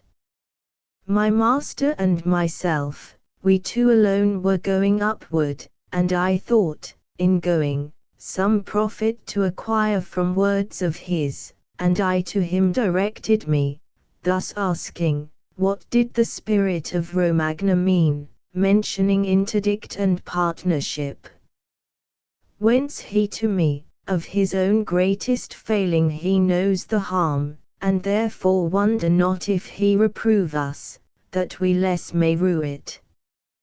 Because are thither pointed your desires, whereby companionship each share is lessened, envy doth ply the bellows to your size. But if the love of the supernal sphere should upwardly direct your aspiration, there would not be that fear within your breast, for there, as much the more as one says ours, so much the more of good each one possesses, and more of charity in that cloister burns. I am more hungering to be satisfied, I said, than if I had before been silent, and more of doubt within my mind I gather. How can it be, that boon distributed the more possessors can more wealthy make therein, than if by few it be possessed? And he to me, because thou fixest still thy mind entirely upon earthly things, thou pluckest darkness from the very light. That goodness infinite and ineffable which is above there, runneth unto love, as to a lucid body comes the sunbeam. So much it gives itself as it finds ardor, so that as far as charity extends, o'er it increases the eternal valor. And the more people thitherward aspire, more are there to love well, and more they love there, and, as a mirror, one reflects the other. And if my reasoning appease thee not, thou shalt see Beatrice, and she will fully take from thee this and every other longing. Endeavor, then, that soon may be extinct, as are the two already, the 5 wounds that close themselves again by being painful. Even as I wished to say, thou dost appease me, I saw that I had reached another circle, so that my eager eyes made me keep silence. There it appeared to me that in a vision ecstatic on a sudden I was wrapped, and in a temple many persons saw, and at the door a woman, with the sweet behavior of a mother, saying, Son, why in this manner hast thou dealt with us? Lo, sorrowing, thy father and myself were seeking for thee, and as here she ceased, that which appeared at first had disappeared. Then I beheld another with those waters adown her cheeks which grief distills whenever from great disdain of others it is born, and saying, if of that city thou art Lord, for whose name was such strife among the gods, and whence doth every science scintillate, avenge thyself on those audacious arms that clasped our daughter, O Pisistratus. And the Lord seemed to me benign and mild to answer her with aspect temperate, what shall we do to those who wish us ill, if he who loves us be by us condemned? Then saw I people hot in fire of wrath, with stones a young man slaying, clamorously still crying to each other, kill him, kill him. And him I saw bow down, because of death that weighed already on him, to the earth, but of his eyes made ever gates to heaven, imploring the high Lord, in so great strife, that he would pardon those his persecutors, with such an aspect as unlocks compassion.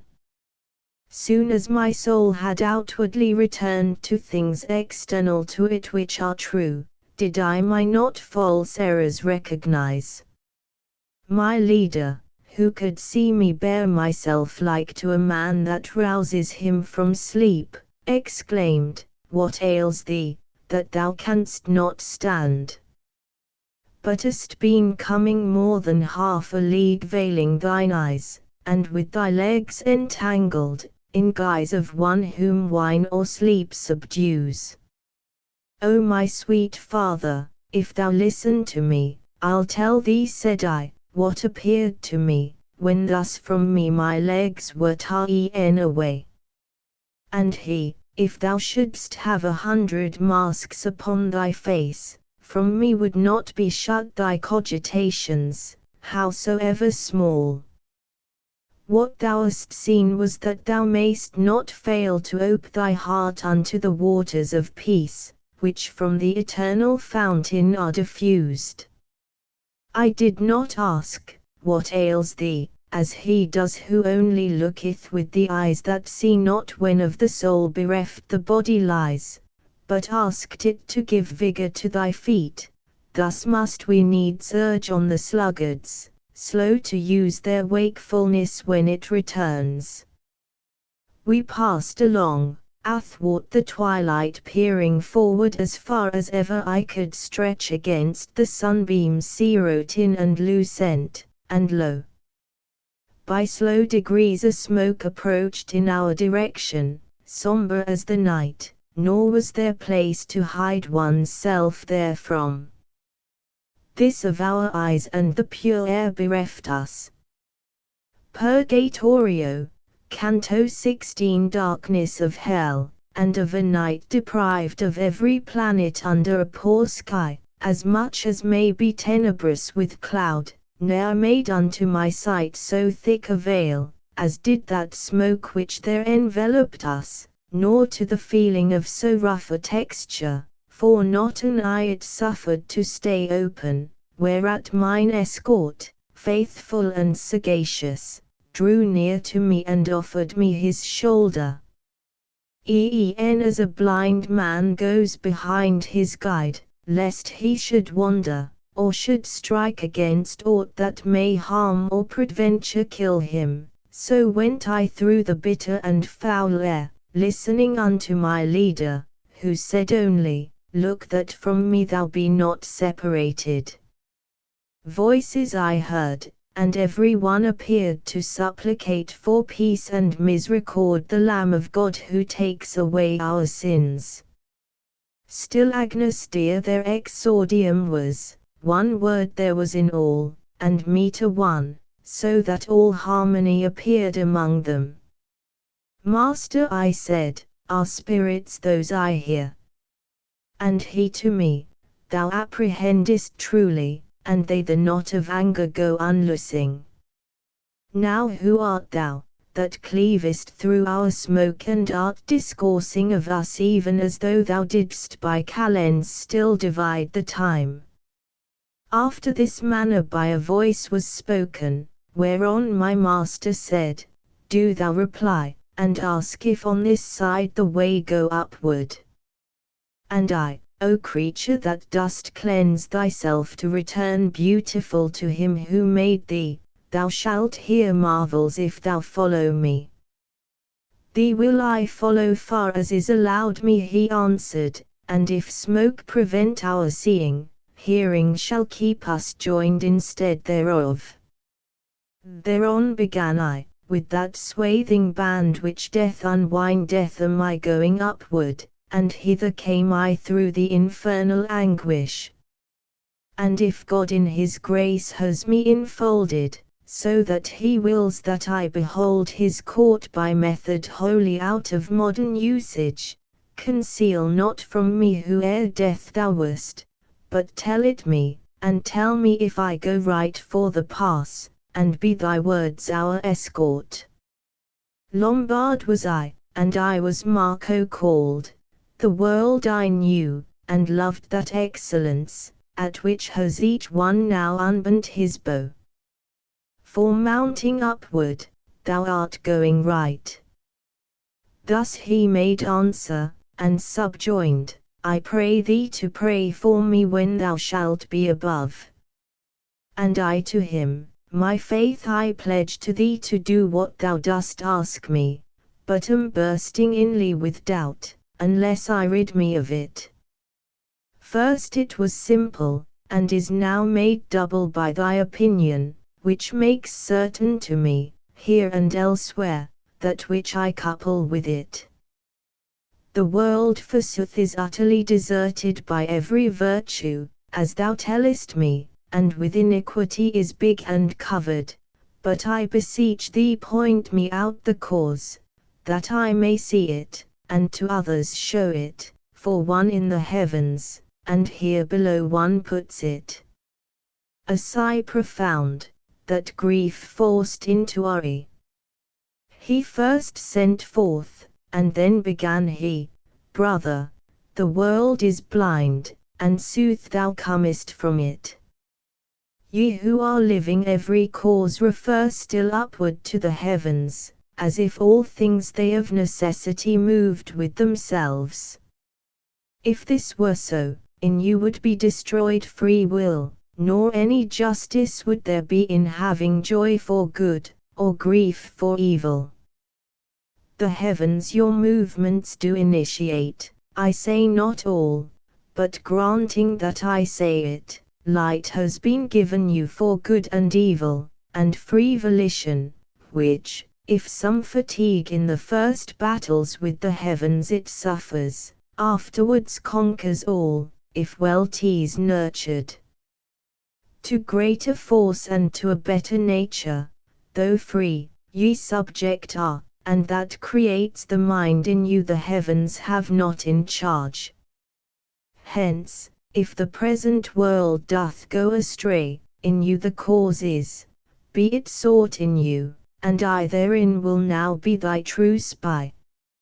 Forth from the hand of him, who fondles it before it is, like to a little girl weeping and laughing in her childish sport, issues the simple soul, that nothing knows, save that, proceeding from a joyous maker, gladly it turns to that which gives it pleasure.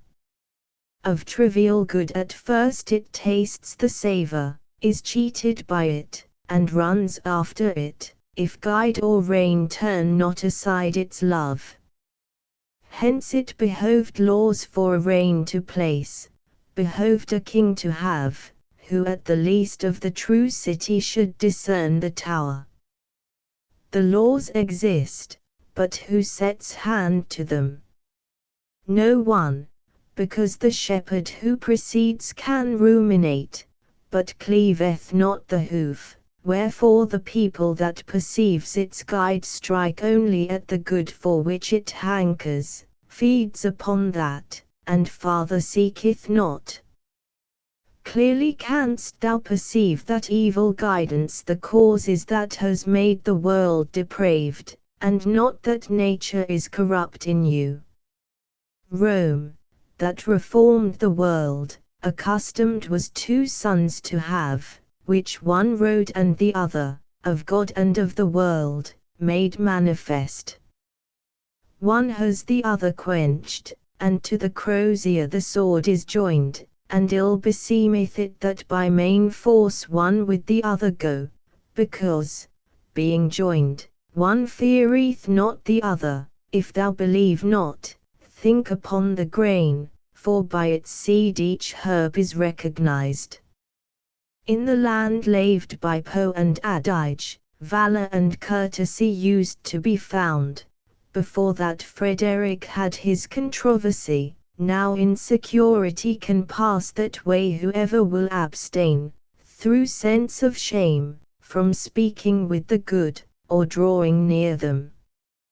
True, 3 old men are left, in whom upbrids the ancient age the new, and late they deem it that God restore them to the better life, Curadu the Palazzo, and good Garado, and Guido the Castel, who better named is, in fashion of the French, the simple Lombard. Say thou henceforward that the Church of Rome, confounding in itself 2 governments, falls in the mire, and soils itself and burden. O Marco mine, I said, thou reasonest well, and now discern I why the sons of Levi have been excluded from the heritage.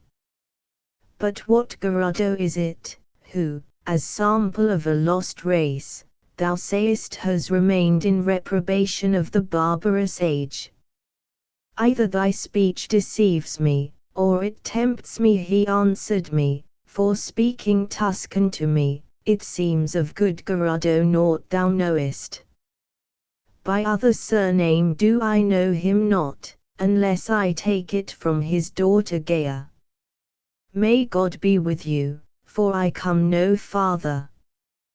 Behold the dawn, that through the smoke rays out, already whitening, and I must depart. Yonder the angel is, ere he appear. Thus did he speak, and would no farther hear me. Purgatorio, Canto 17. Remember, reader, if e'er in the Alps a mist o'ertook thee, through which thou couldst see not otherwise than through its membrane mole, how, when the vapors humid and condensed begin to dissipate themselves, the sphere of the sun feebly enters in among them, and thy imagination will be swift in coming to perceive how I re-saw the sun at first, that was already setting. Thus, to the faithful footsteps of my master mating mine own, I issued from that cloud to raise already dead on the low shores. O thou, imagination, that dost steal us so from without sometimes, that man perceives not, although around may sound 1,000 trumpets, who moveth thee, if sense impel thee not? Moves thee a light, which in the heaven takes form, by self, or by a will that downward guides it. Of her impiety, who changed her form into the bird that most delights in singing, in my imagining appeared the trace, and upon my mind was so withdrawn within itself, that from without there came nothing that then might be received by it. Then reigned within my lofty fantasy one crucified, disdainful and ferocious in countenance, and even thus was dying. Around him were the great Ahasuerus, Esther his wife, and the just Mordecai, who was in word and action so entire. And even as this image burst asunder of its own self, in fashion of a bubble in which the water it was made of fails, there rose up in my vision a young maiden bitterly weeping, and she said, O Queen, why hast thou wished in anger to be naught? Thou est slain thyself, Lavinia not to lose, now hast thou lost me, I am she who mourns, mother, at thine heir at another's ruin. As sleep is broken, when upon a sudden new light strikes in upon the eyelids closed, and broken quivers ere it dieth wholly, so this imagining of mine fell down as soon as the effulgence smote my face, greater by far than what is in our wont. I turned me round to see where I might be, when said a voice, Here is the passage up, which from all other purposes removed me, and made my wish so full of eagerness to look and see who was it that was speaking. It never rests till meeting face to face, but as before the sun, which quells the sight, and in its own excess its figure veils, even so my power was insufficient here. This is a spirit divine, who in the way of going up directs us without asking, and who with his own light himself conceals. He does with us as man doth with himself, for he who sees the need, and waits the asking, malignly leans already towards denial. Accord we now our feet to such inviting, let us make haste to mount ere it grow dark, for then we could not till the day return. Thus my conductor said, and I and he together turned our footsteps to a stairway, and I, as soon as the first step I reached, near me perceived a motion as of wings, and fanning in the face, and saying, Beati pacifici who are without ill anger. Already over us were so uplifted the latest sunbeams, which the night pursues, that upon many sides the stars appeared. O manhood mine, why dost thou vanish so? I said within myself, for I perceived the vigor of my legs was put in truce. We at the point were where no more ascends the stairway upward, and were motionless, even as a ship, which at the shore arrives, and I gave heed a little, if I might hear aught whatsoever in the circle new, then to my master turned me round and said, Say, my sweet father, what delinquency is purged here in the circle where we are? Although our feet may pause, pause not thy speech.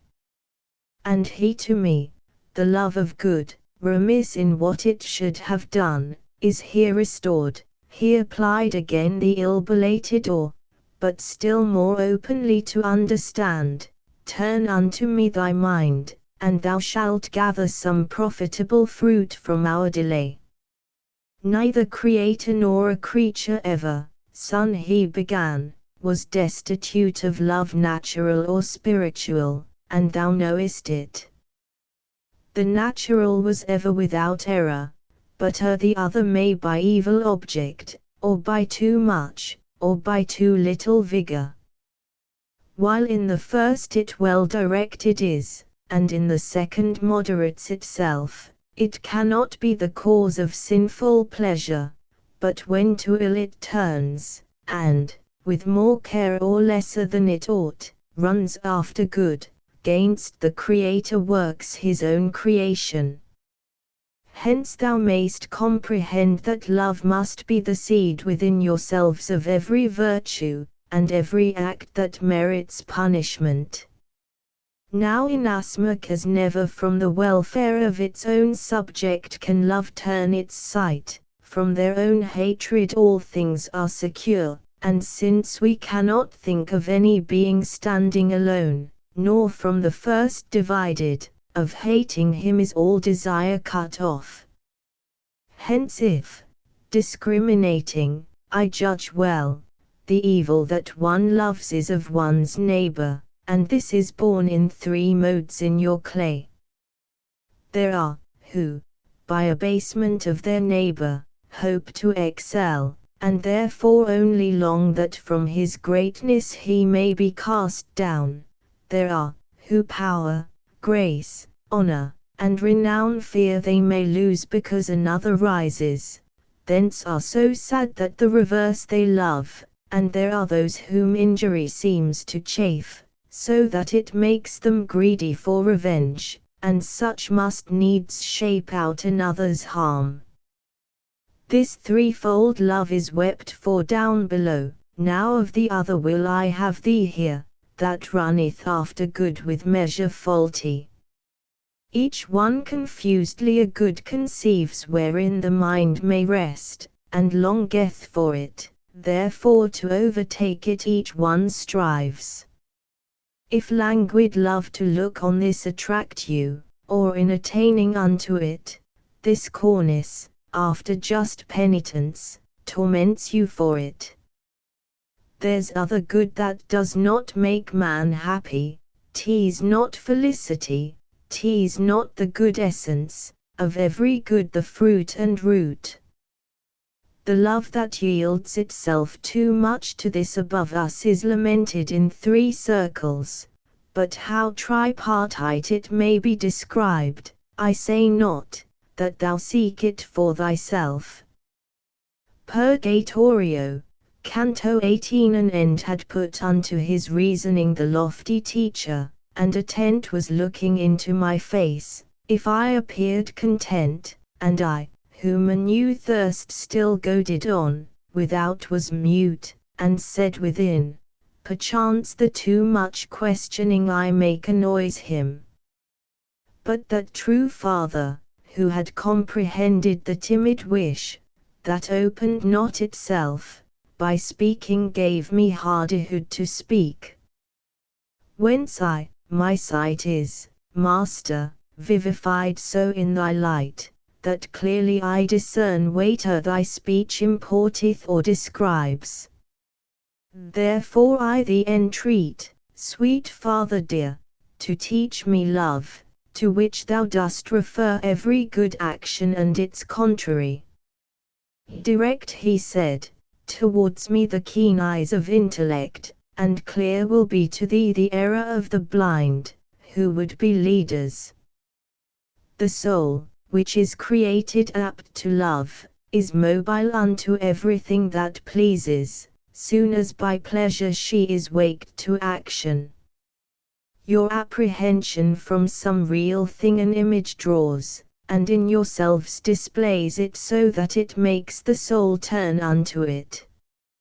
And if, when turned, towards it she incline, love is that inclination, it is nature, which is by pleasure bound in you anew, then even as the fire doth upward move by its own form, which to ascend is born, where longest in its matter it endures, so comes the captive soul into desire, which is a motion spiritual, and ne'er rests until she doth enjoy the thing beloved.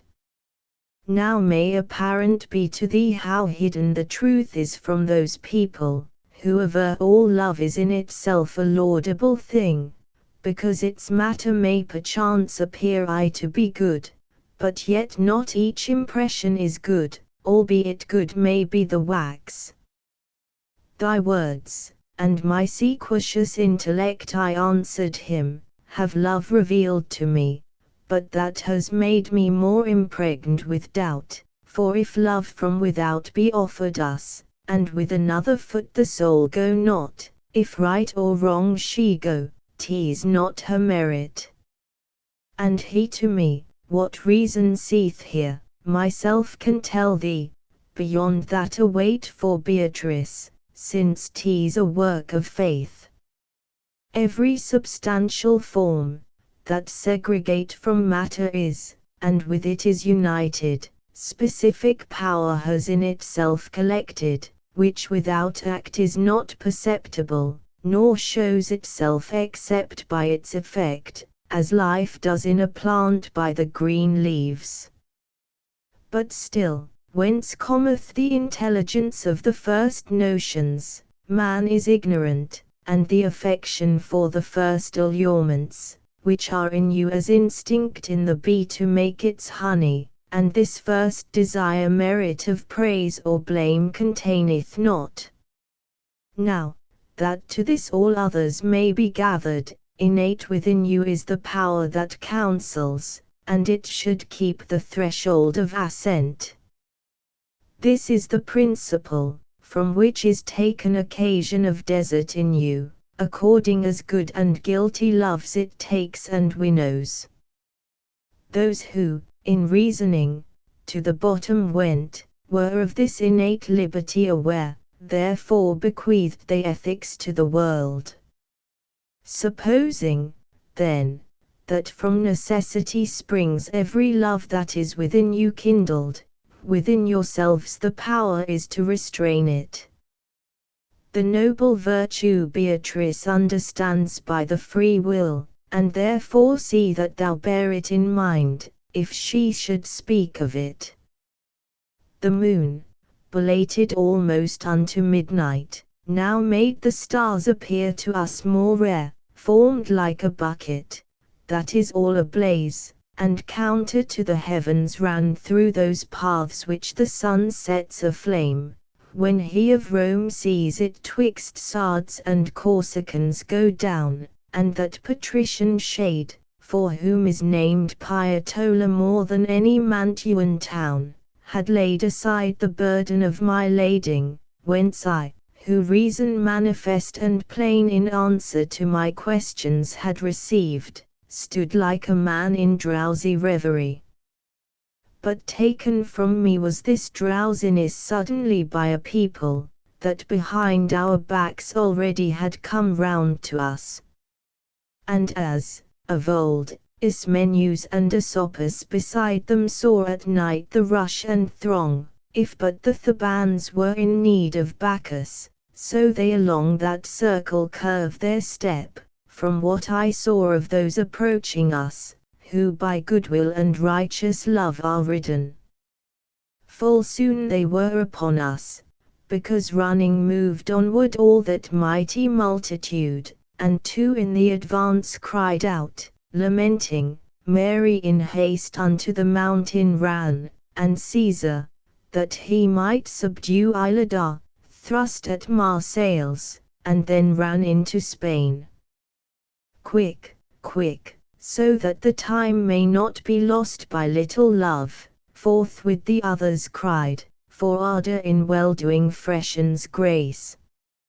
O folk, in whom an eager fervour now supplies perhaps delay and negligence, put by you in well-doing, through lukewarmness, this one who lives, and truly I lie not, would fain go up, if but the sun relight us, so tell us where the passage nearest is. These were the words of him who was my guide, and some one of those spirits said, Come on behind us, and the opening shalt thou find, so full of longing are we to move onward, that stay we cannot, therefore pardon us, if thou for churlishness our justice take. I was San Zeno's abbot at Verona, under the empire of good Barbarossa, of whom still sorrowing Milan holds discourse, and he has one foot in the grave already, who shall ere long lament that monastery, and sorry be of having there had power, because his son, in his whole body sick, and worse in mind, and who was evil born, he put into the place of its true pastor. If more he said, or silent was, I know not, he had already passed so far beyond us, but this I heard, and to retain it pleased me. And he who was in every need my succor said, Turn thee hitherward, see two of them come fastening upon slothfulness their teeth. In rear of all they shouted, Sooner were the people dead to whom the sea was opened, than their inheritors the Jordan saw, and those who the fatigue did not endure unto the issue, with Anchises' son, themselves to life without end glory offered. Then when from us so separated were those shades, that they no longer could be seen, within me a new thought did entrance find, whence others many and diverse were born, and so I lapsed from one into another, that in a reverie mine eyes I closed, and meditation into dream transmuted. Purgatorio, Canto 19. It was the hour when the diurnal heat no more can warm the coldness of the moon, vanquished by earth, or peradventure Saturn, when geomancers their fortuna major see in the orient before the dawn rise by a path that long remains not dim. There came to me in dreams a stammering woman, squint in her eyes, and in her feet distorted, with hands deceived and of sallow hue. I looked at her, and as the sun restores the frigid members which the night benumbs, even thus my gaze did render voluble her tongue, and made her all erect thereafter in little while, and the lost countenance as love desires it so in her did colour.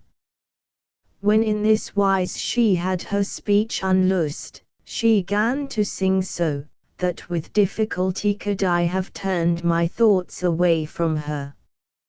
I am, she sang, I am the siren sweet who mariners amid the main unman, so full am I of pleasantness to hear. I drew Ulysses from his wandering way unto my song, and he who dwells with me seldom departs, so wholly I content him. Her mouth was not yet closed again, before appeared a lady saintly and alert close at my side to put her to confusion. Virgilius, O Virgilius, who is this? Sternly she said, and he was drawing near with eyes still fixed upon that modest one. She seized the other and in front laid open, rending her garments, and her belly showed me. This waked me with the stench that issued from it. I turned mine eyes, and good Virgilius said, At least thrice have I called thee, rise and come, find we the opening by which thou mayst enter. I rose, and full already of high day were all the circles of the sacred mountain, and with the new sun at our back we went. Following behind him, I my forehead bore like unto one who has it laden with thought, who makes himself the half-arch of a bridge, when I heard say, Come, here the passage is spoken in a manner gentle and benign, such as we hear not in this mortal region. With open wings, which of a swan appeared, upward he turned us who thus spake to us, between the two walls of the solid granite. He moved his pinions afterwards and fanned us, affirming those qui l'ouvrent to be blessed, for they shall have their souls with comfort filled. What aileth thee, that I to earth thou gazest? To me my guide began to say, we both somewhat beyond the angel having mounted. And I, with such misgiving makes me go a vision new, which bends me to itself, so that I cannot from the thought withdraw me. Didst thou behold, he said, that old enchantress, whose soul above us henceforth is lamented? Didst thou behold how man is freed from her? Suffice it thee, and smite earth with thy heels, thine eyes lift upward to the lure, that whirls the eternal King with revolutions vast. Even as the hawk, that first his feet surveys, then turns him to the call and stretches forward, through the desire of food that draws him thither, such I became, and such, as far as cleaves the rock to give a way to him who mounts, went on to where the circling doth begin. On the fifth circle when I had come forth, people I saw upon it who were weeping, stretched prone upon the ground, all downward turned. Adhusit pavimento anima me, I heard them say with sighings so profound, that hardly could the words be understood. O ye elect of God, whose sufferings justice and hope both render less severe, direct ye us towards the high ascents. If ye are come secure from this prostration, and wish to find the way most speedily, let your right hands be evermore outside. Thus did the poet ask, and thus was answered by them somewhat in front of us, whence I in what was spoken divined the rest concealed, and unto my Lord's eyes mine eyes I turned, whence he assented with a cheerful sign to what the sight of my desire implored. When of myself I could dispose at will, above that creature did I draw myself, whose words before had caused me to take note, saying, O Spirit, in whom weeping ripens that without which to God we cannot turn, suspend a while for me thy greater care. Who wast thou, and why are your backs turned upwards? Tell me, and if thou wouldst that I procure thee anything there whence living I departed. And he to me, wherefore our backs the heaven turns to itself, no shalt thou, but beforehand seest quod ego fui successor Petri. Between Seistri and Giaveri descends a river beautiful, and of its name the title of my blood its summit makes. A month and little more essayed I how weighs the great cloak on him from Maya who keeps it, for all the other burdens seem a feather. Tardy, woe is me, was my conversion, but when the Roman shepherd I was made, then I discovered life to be a lie. I saw that there the heart was not at rest, nor farther in that life could one ascend, whereby the love of this was kindled in me.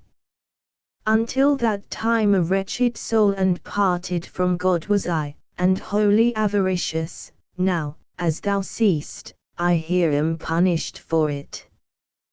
What avarice does is here made manifest in the purgation of these souls converted, and no more bitter pain the mountain has. Even as our eye did not uplift itself aloft, being fastened upon earthly things, so justice here has merged it in the earth. As avarice had extinguished our affection for every good, whereby was action lost, so justice here doth hold us in restraint, bound and imprisoned by the feet and hands, and so long as it pleases the just Lord shall we remain immovable and prostrate. I on my knees had fallen, and wished to speak, but even as I began, and he was ware, only by listening, of my reverence, what cause he said, has downward bent thee thus. And I to him, for your own dignity, standing, my conscience stung me with remorse. Straighten thy legs, and upward raise thee, brother, he answered, err not, fellow servant am I with thee and with the others to one power. If he err that holy, evangelic sound, which saith nec nubant thou hast heard, well canst thou see why in this wise I speak. Now go. No longer will I have thee linger, because thy stay doth incommode my weeping, with which I ripen that which thou hast said. On earth I have a grandchild named Alighieri, good in herself, unless indeed our house malevolent may make her by example, and she alone remains to me on earth. Purgatorio. Canto XX ill strives the will against a better will, therefore, to pleasure him, against my pleasure I drew the sponge not saturate from the water. Onward I moved, and onward moved my leader, through vacant places, skirting still the rock, as on a wall close to the battlements, for they that through their eyes pour drop by drop the malady which all the world pervades, on the other side too near the verge approach.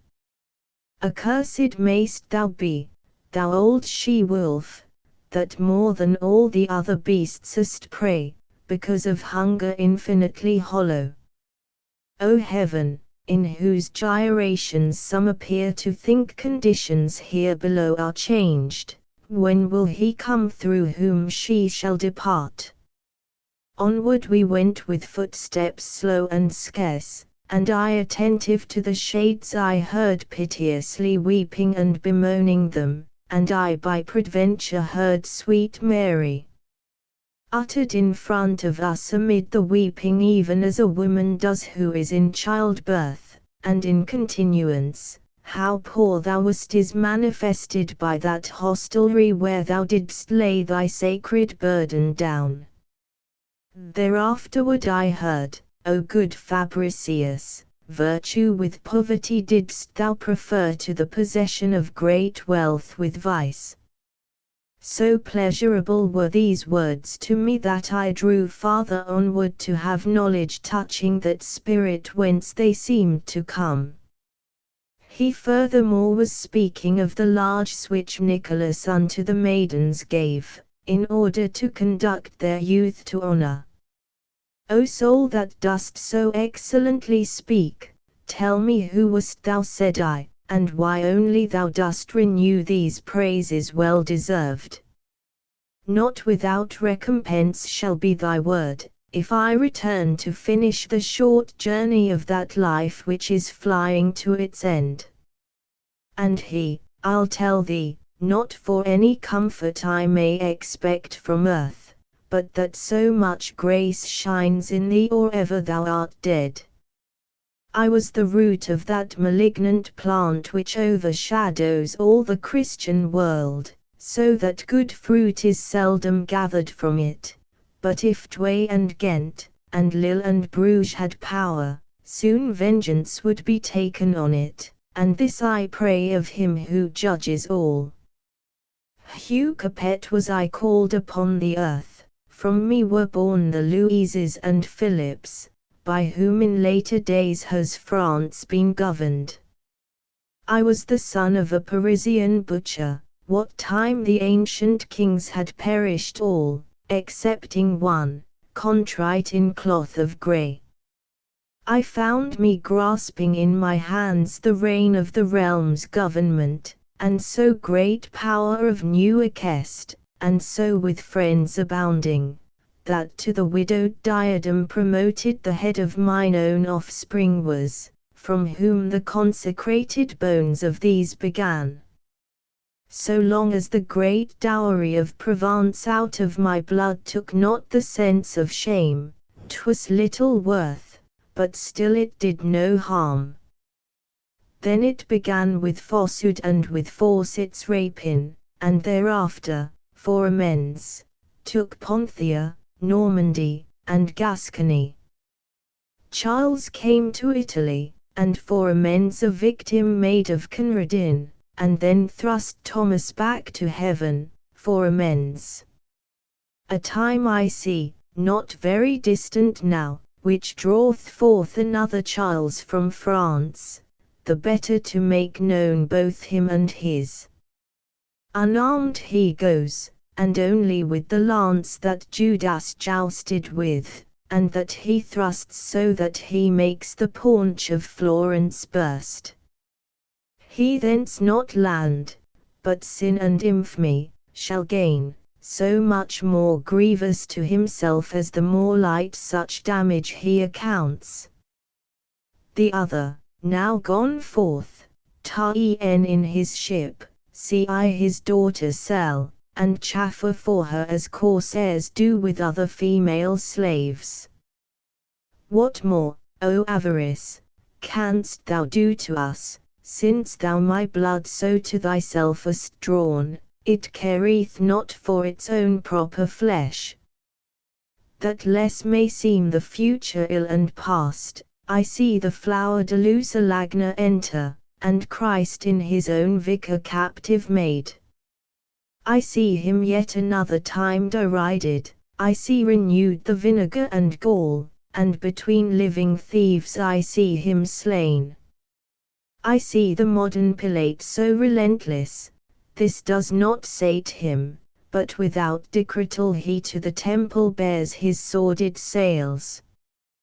When, O my Lord, shall I be joyful made by looking on the vengeance which, concealed, makes sweet thine anger in thy secrecy?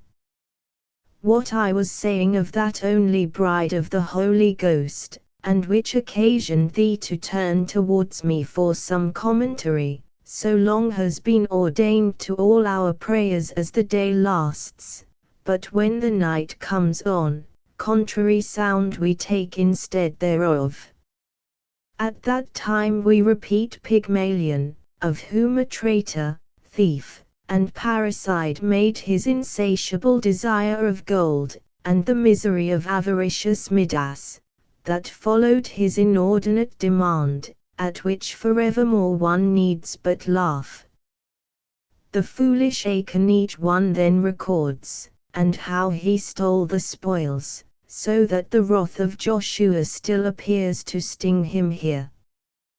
Then we accuse Sapphira with her husband, we laud the hoof-beats Heliodorus had, and the whole mount in infamy encircles Polymnestor who murdered Polydorus.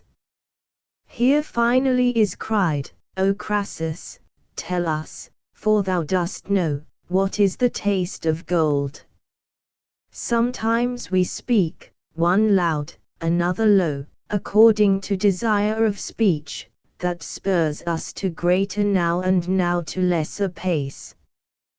But in the good that here by day is talked of, Iruhile alone I was not, yet near by no other person lifted up his voice.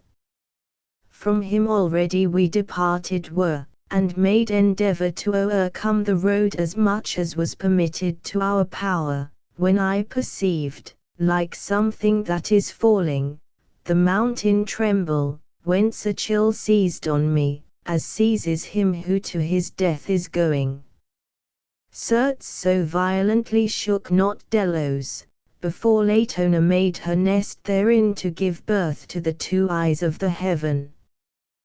Then upon all sides there began a cry, such that the master drew himself towards me, saying, Fear not, while I am guiding thee. Gloria in excelsis Deo all were saying, from what near I comprehended, where it was possible to hear the cry. We paused immovable and in suspense, even as the shepherds who first heard that song, until the trembling ceased, and it was finished. Then we resumed again our holy path, watching the shades that lay upon the ground, already turned to their accustomed plaint. No ignorance ever with so great a strife had rendered me importunate to know, if erreth not in this my memory, as meditating then I seemed to have, nor out of haste to question did I dare, nor of myself I there could aught perceive, so I went onward timorous and thoughtful. Purgatorio, Canto XXI. The natural thirst, that ne'er is satisfied excepting with the water for whose grace the woman of Samaria besought, put me in travail, and haste goaded me along the encumbered path behind my leader, and I was pitying that righteous vengeance, and lo! In the same manner as Luke writeth that Christ appeared to two upon the way from the sepulchral cave already risen, a shade appeared to us, and came behind us, down gazing on the prostrate multitude, nor were we ware of it, until it spake, saying, My brothers, may God give you peace. We turned us suddenly, and Virgilius rendered to him the countersign thereto conforming.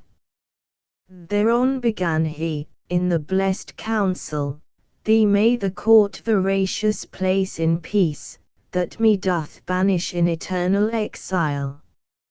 How said he, and the while we went with speed, if ye are shades whom God deigns not on high, who up his stairs so far has guided you? And said my teacher, if thou note the marks which this one bears, and which the angel traces, well shalt thou see he with the good must reign.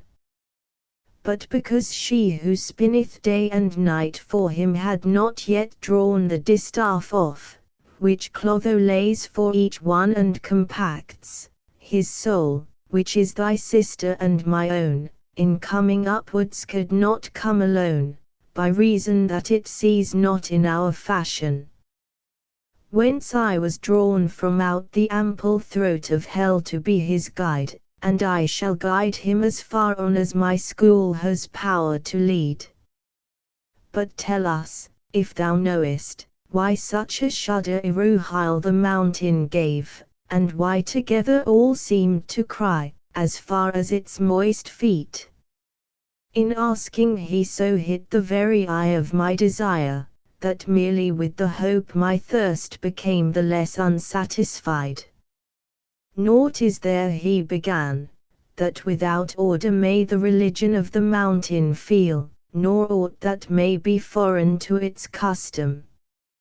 Free is it here from every permutation, what from itself heaven in itself receiveth can be of this the cause, and naught beside, because that neither rain, nor hail, nor snow, nor dew, nor hoarfrost any higher falls than the short, little stairway of 3 steps.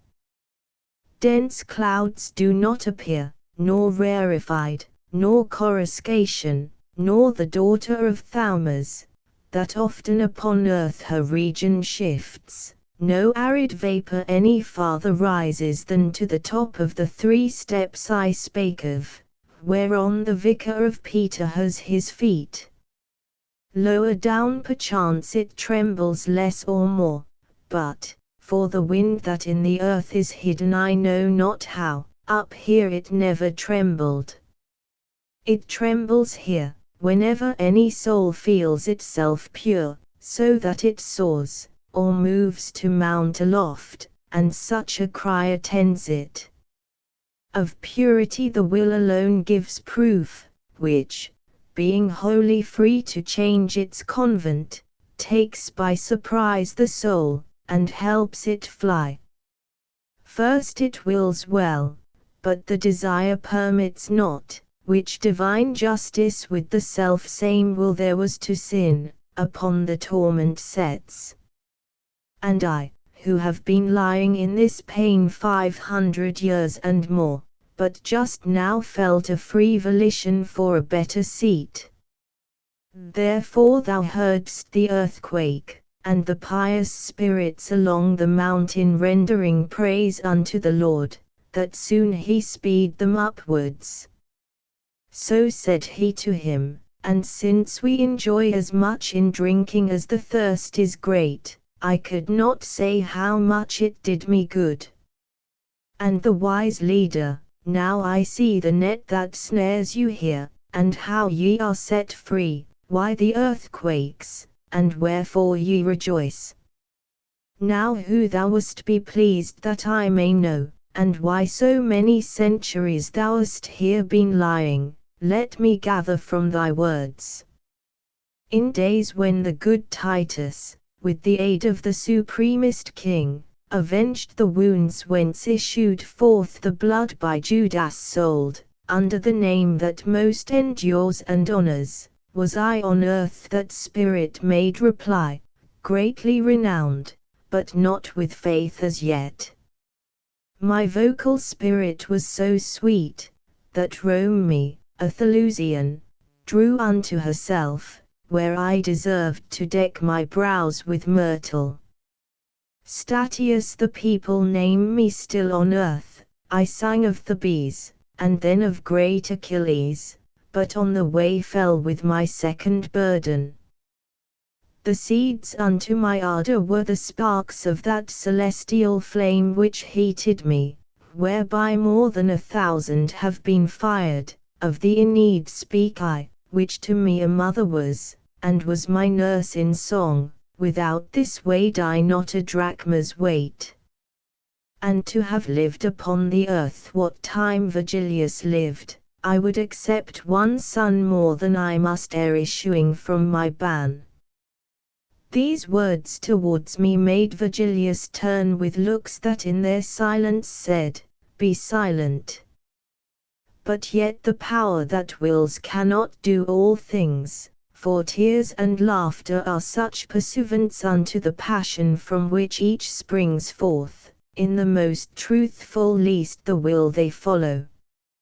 I only smiled, as one who gives the wink, whereat the shade was silent, and it gazed into mine eyes, where most expression dwells, and, as thou well mayst consummate a labour so great, it said, Why did thy face just now display to me the lightning of a smile?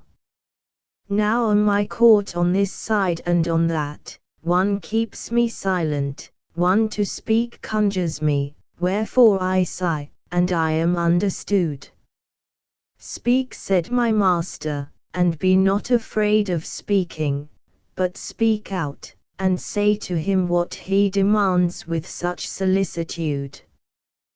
Whence thou peradventure marvellest, O antique spirit, at the smile I gave, but I will have more wonder seize upon thee. This one, who guides on high these eyes of mine, is that Virgilius, from whom thou didst learn to sing aloud of men and of the gods. If other cause thou to my smile imputedst, abandon it as false, and trust it was those words which thou hast spoken concerning him. Already he was stooping to embrace my teacher's feet, but he said to him, Brother, do not, for shade thou art, and shade beholdest. And he uprising, Now canst thou the sum of love which warms me to thee comprehend, when this our vanity I disremember, treating a shadow as substantial thing. Purgatorio, Canto XXII. Already was the angel left behind us, the angel who to the sixth round had turned us, having erased one mark from off my face. And those who have injustice their desire had said to us, Beati in their voices, with Sijo and without more ended it.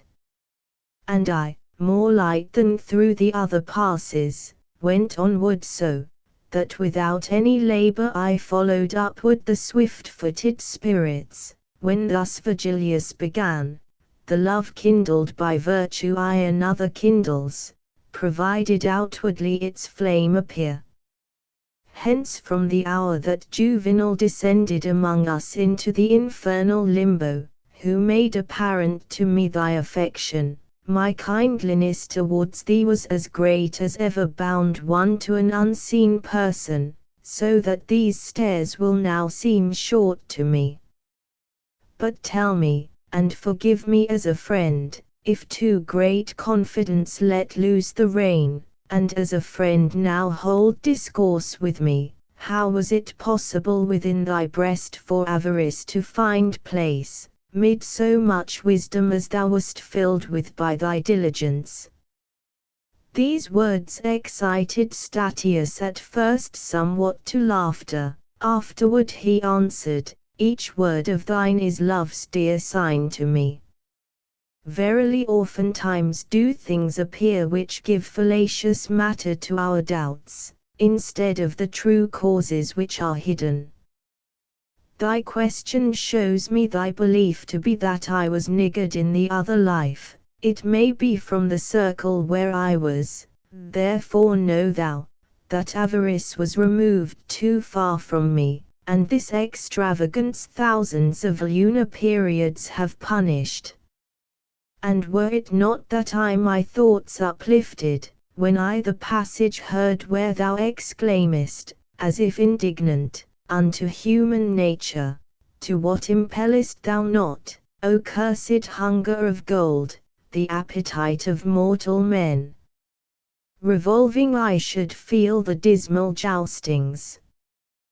Then I perceived the hands could spread too wide their wings in spending, and repented me as well of that as of my other sins, How many with shorn hair shall rise again because of ignorance, which from this sin cuts off repentance living and in death? And know that the transgression which rebuts by direct opposition any sin together with it here its verdure dries. Therefore if I have been among that folk which mourns its avarice, to purify me, for its opposite has this befallen me. Now when thou sangest the relentless weapons of the twofold affliction of Jocasta the singer of the songs bucolic said, from that which Clio there with thee preludes, it does not seem that yet had made thee faithful that faith without which no good works suffice. If this be so, what candles or what sun scattered thy darkness so that thou didst trim thy sails behind the fisherman thereafter? And he to him, thou first directedst me towards Parnassus, in its grots to drink, and first concerning God didst me enlighten. Thou didst as he who walketh in the night, who bears his light behind, which helps him not, but weary makes the persons after him, when thou didst say, the age renews itself, justice returns, and man's primeval time, and a new progeny descends from heaven.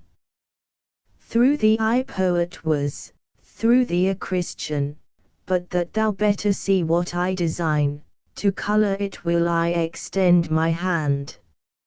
Already was the world in every part pregnant with the true creed, disseminated by messengers of the eternal kingdom, and thy assertion, spoken of above, with the new preachers was in unison, whence I to visit them the custom took. Then they became so holy in my sight, that, when Domitian persecuted them, not without tears of mine were their laments, and all the while that I on earth remained, them I befriended, and their upright customs made me disparage all the other sects. And ere I led the Greeks unto the rivers of Thebes, in poetry, I was baptized, but out of fear was covertly a Christian, for a long time professing paganism, and this lukewarmness caused me the fourth circle to circuit round more than 4 centuries. Thou, therefore, who hast raised the covering that hid from me whatever good I speak of, while in ascending we have time to spare, tell me, in what place is our friend Terentius, Caecilius, Plautus, Varro? If thou knowest, tell me if they are damned, and in what alley. These, Perseus and myself, and others many replied my leader, with that Grecian are whom more than all the rest the Muses suckled, in the first circle of the prison blind. Ofttimes we of the mountain hold discourse which has our nurses ever with itself. Euripides is with us, Antiphon, Simonides, Agavo, and many other Greeks who of old their brows with laurel decked. There some of thine own people may be seen, Antigone, Diphile and Argia, and there is men mournful as of old. There she is seen who pointed out Langia, there is Tyesias' daughter, and there Thetis, and there Didamia with her sisters. Silent already were the poets both, attent once more in looking round about, from the ascent and from the walls released, and 4 handmaidens of the day already were left behind, and at the pole the 5th was pointing upward still its burning horn. What time my guide? I think that towards the edge our dexter shoulders it behoves us turn, circling the mount as we are wont to do. Thus in that region custom was our ensign, and we resumed our way with less suspicion for the assenting of that worthy soul they in advance went on, and I alone behind them, and I listened to their speech, which gave me lessons in the art of song. But soon their sweet discourses interrupted a tree which midway in the road we found, with apples sweet and grateful to the smell. And even as a fir tree tapers upward from bough to bough, so downwardly did that, I think, in order that no one might climb it. On that side where our pathway was enclosed fell from the lofty rock a limpid water, and spread itself abroad upon the leaves. The poets twain unto the tree drew near, and from among the foliage a voice cried, "Of this food ye shall have scarcity." Then said, more thoughtful Mary was of making the marriage feast complete and honorable, than of her mouth which now for you responds, and for their drink the ancient Roman women with water were content, and Daniel disparaged food, and understanding won. The primal age was beautiful as gold, acorns it made with hunger savorous, and nectar every rivulet with thirst. Honey and locusts were the aliments that fed the Baptist in the wilderness, whence he is glorious, and so magnified as by the Evangel is revealed to you. Purgatorio, Canto 23. The while among the verdant leaves mine eyes I riveted, as he is wont to do who wastes his life pursuing little birds, my more than father said unto me, Son, come now, because the time that is ordained us more usefully should be apportioned out. I turned my face and no less soon my steps unto the sages, who were speaking so they made the going of no cost to me, and lo, were heard a song and a lament, labia me, domin in fashion such that delight and dolence it brought forth. O my sweet father, what is this I hear? Began I, and he answered, shades that go perhaps the not unloosing of their debt. In the same way that thoughtful pilgrims do, who, unknown people on the road o'ertaking, turn themselves round to them, and do not stop, even thus, behind us with a swifter motion coming and passing onward, gazed upon us a crowd of spirits silent and devout. Each in his eyes was dark and cavernous, pallid in face, and so emaciate that from the bones the skin did shape itself. I do not think that so temerest rind caderisic than have been withered up by famine, when most fear he had of it.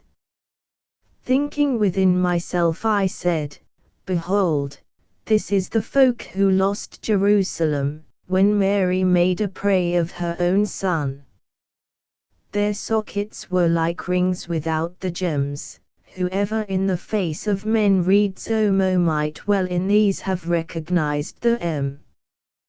Who would believe the odor of an apple, begetting longing, could consume them so, and that of water, without knowing how?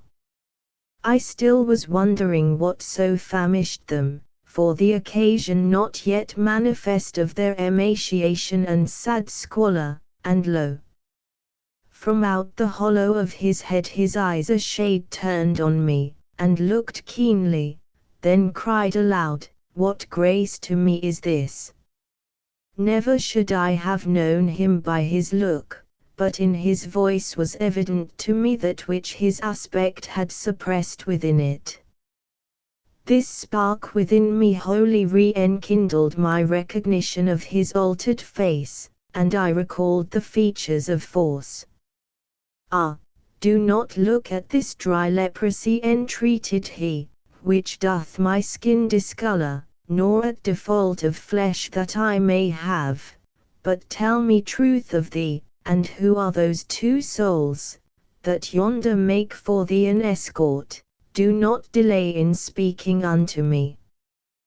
That face of thine, which dead I once bewept, gives me for weeping now no less a grief, I answered him, beholding it so changed. But tell me, for God's sake, what thus denudes you? Make me not speak while I am marveling, for ill speaks he who's full of other longings. And he to me, from the eternal counsel falls power into the water and the tree behind us left, whereby I grow so thin. All of this people who lamenting sing, for following beyond measure appetite in hunger and thirst are here re-sanctified. Desire to eat and drink enkindles in us the scent that issues from the apple tree, and from the spray that sprinkles o'er the verdure, and not a single time alone, this ground encompassing, is refreshed our pain, I say our pain, and ought to say our solace, for the same wish doth lead us to the tree which led the Christ rejoicing to say Eli when with his veins he liberated us.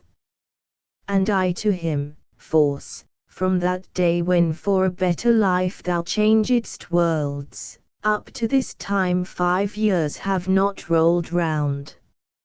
If sooner were the power exhausted in thee of sinning more, than thee the hour surprised of that good sorrow which to God reweds us, how hast thou come up hitherward already?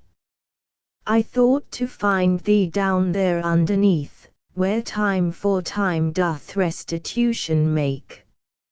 And he to me, thus speedily has led me to drink of the sweet wormwood of these torments, my Nella with her overflowing tears. She with her prayers devout and with her sighs has drawn me from the coast where one awaits, and from the other circles set me free. So much more dear and pleasing is to God my little widow, whom so much I loved, as in good works she is the more alone, for the Barbagia of Sardinia by far more modest in its women is than the Barbagia I have left her in. O brother sweet, what wilt thou have me say? A future time is in my sight already, to which this hour will not be very old, when from the pulpit shall be interdicted to the unblushing womankind of Florence to go about displaying breast and paps. What savages were ye, what Saracens, who stood in need, to make them covered go, of spiritual or other discipline. But if the shameless women were assured of what swift heaven prepares for them, already wide open would they have their mouths to howl, for if my foresight here deceive me not, they shall be sad ere he has bearded cheeks who now is hushed to sleep with lullaby. O brother, now no longer hide thee from me, see that not only I, but all these people are gazing there, where thou dost veil the sun. Whence I to him, if thou bring back to mind what thou with me hast been and I with thee, the present memory will be grievous still. Out of that life he turned me back who goes in front of me, 2 days agone when round the sister of him yonder showed herself and to the sun I pointed. Through the deep night of the truly dead has this one led me, with this true flesh, that follows after him. Thence his encouragements have led me up, ascending and still circling round the mount that you doth straighten, whom the world made crooked. He says that he will bear me company, till I shall be where Beatrice will be. There it behoves me to remain without him. This is Virgilius, who thus says to me and him I pointed at. The other is that shade for whom just now shook every slope your realm, that from itself discharges him. Purgatorio, canto xiv nor speech the going, nor the going that slackened, but talking we went bravely on, even as a vessel urged by a good wind. And shadows, that appeared things doubly dead, from out the sepulchres of their eyes betrayed wonder at me, aware that I was living. And I, continuing my colloquy, said, "Peradventure he goes up more slowly than he would do, for other people's sake. But tell me, if thou knowest, where is Picarda? Tell me if any one of note I see among this folk that gazes at me so." My sister, who, twixt beautiful and good, I know not which was more, triumphs rejoicing already in her crown on high Olympus. So said he first, and then, "'Tis not forbidden to name each other here, so milked away is our resemblance by our dieting." This pointing with his finger, is Bnei Giunta, of Lucca, and that face beyond him there, more peaked than the others, has held the Holy Church within his arms, from Tours was he, and purges by his fasting Bolsners eels and the Vernaccia wine. He named me many others one by one, and all contented seemed at being named, so that for this I saw not one dark look. I saw for hunger bite the empty air Ubaldin dalla Pilla, and Boniface, who with his crook had pastured many people. I saw Messer Marcius, who had leisure once at Forli for drinking with less dryness, and he was one who ne'er felt satisfied.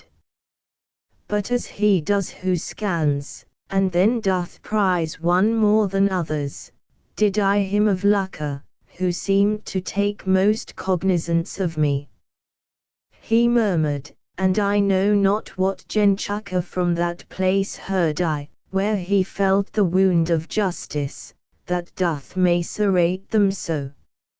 "O soul," I said, "that seemest so desirous to speak with me, do so that I may hear thee, and with thy speech appease thyself and me. A maid is born, and wears not yet the veil," began he, "who to thee shall pleasant make my city, howsoever men may blame it. Thou shalt go on thy way with this prevision, if by my murmuring thou hast been deceived, true things hereafter will declare it to thee. But say if him I here behold, who forth evoked the new invented rhymes, beginning, ladies, that have intelligence of love. And I to him, one am I, who, whenever love doth inspire me, note, and in that measure which he within me dictates, singing go. O brother, now I see, he said, the knot which me, the notary, and Gitton held short of the sweet new style that now I hear. I do perceive full clearly how your pens go closely following after him who dictates, which with our own forsooth came not to pass, and he who sets himself to go beyond, no difference sees from one style to another, and as if satisfied, he held his peace.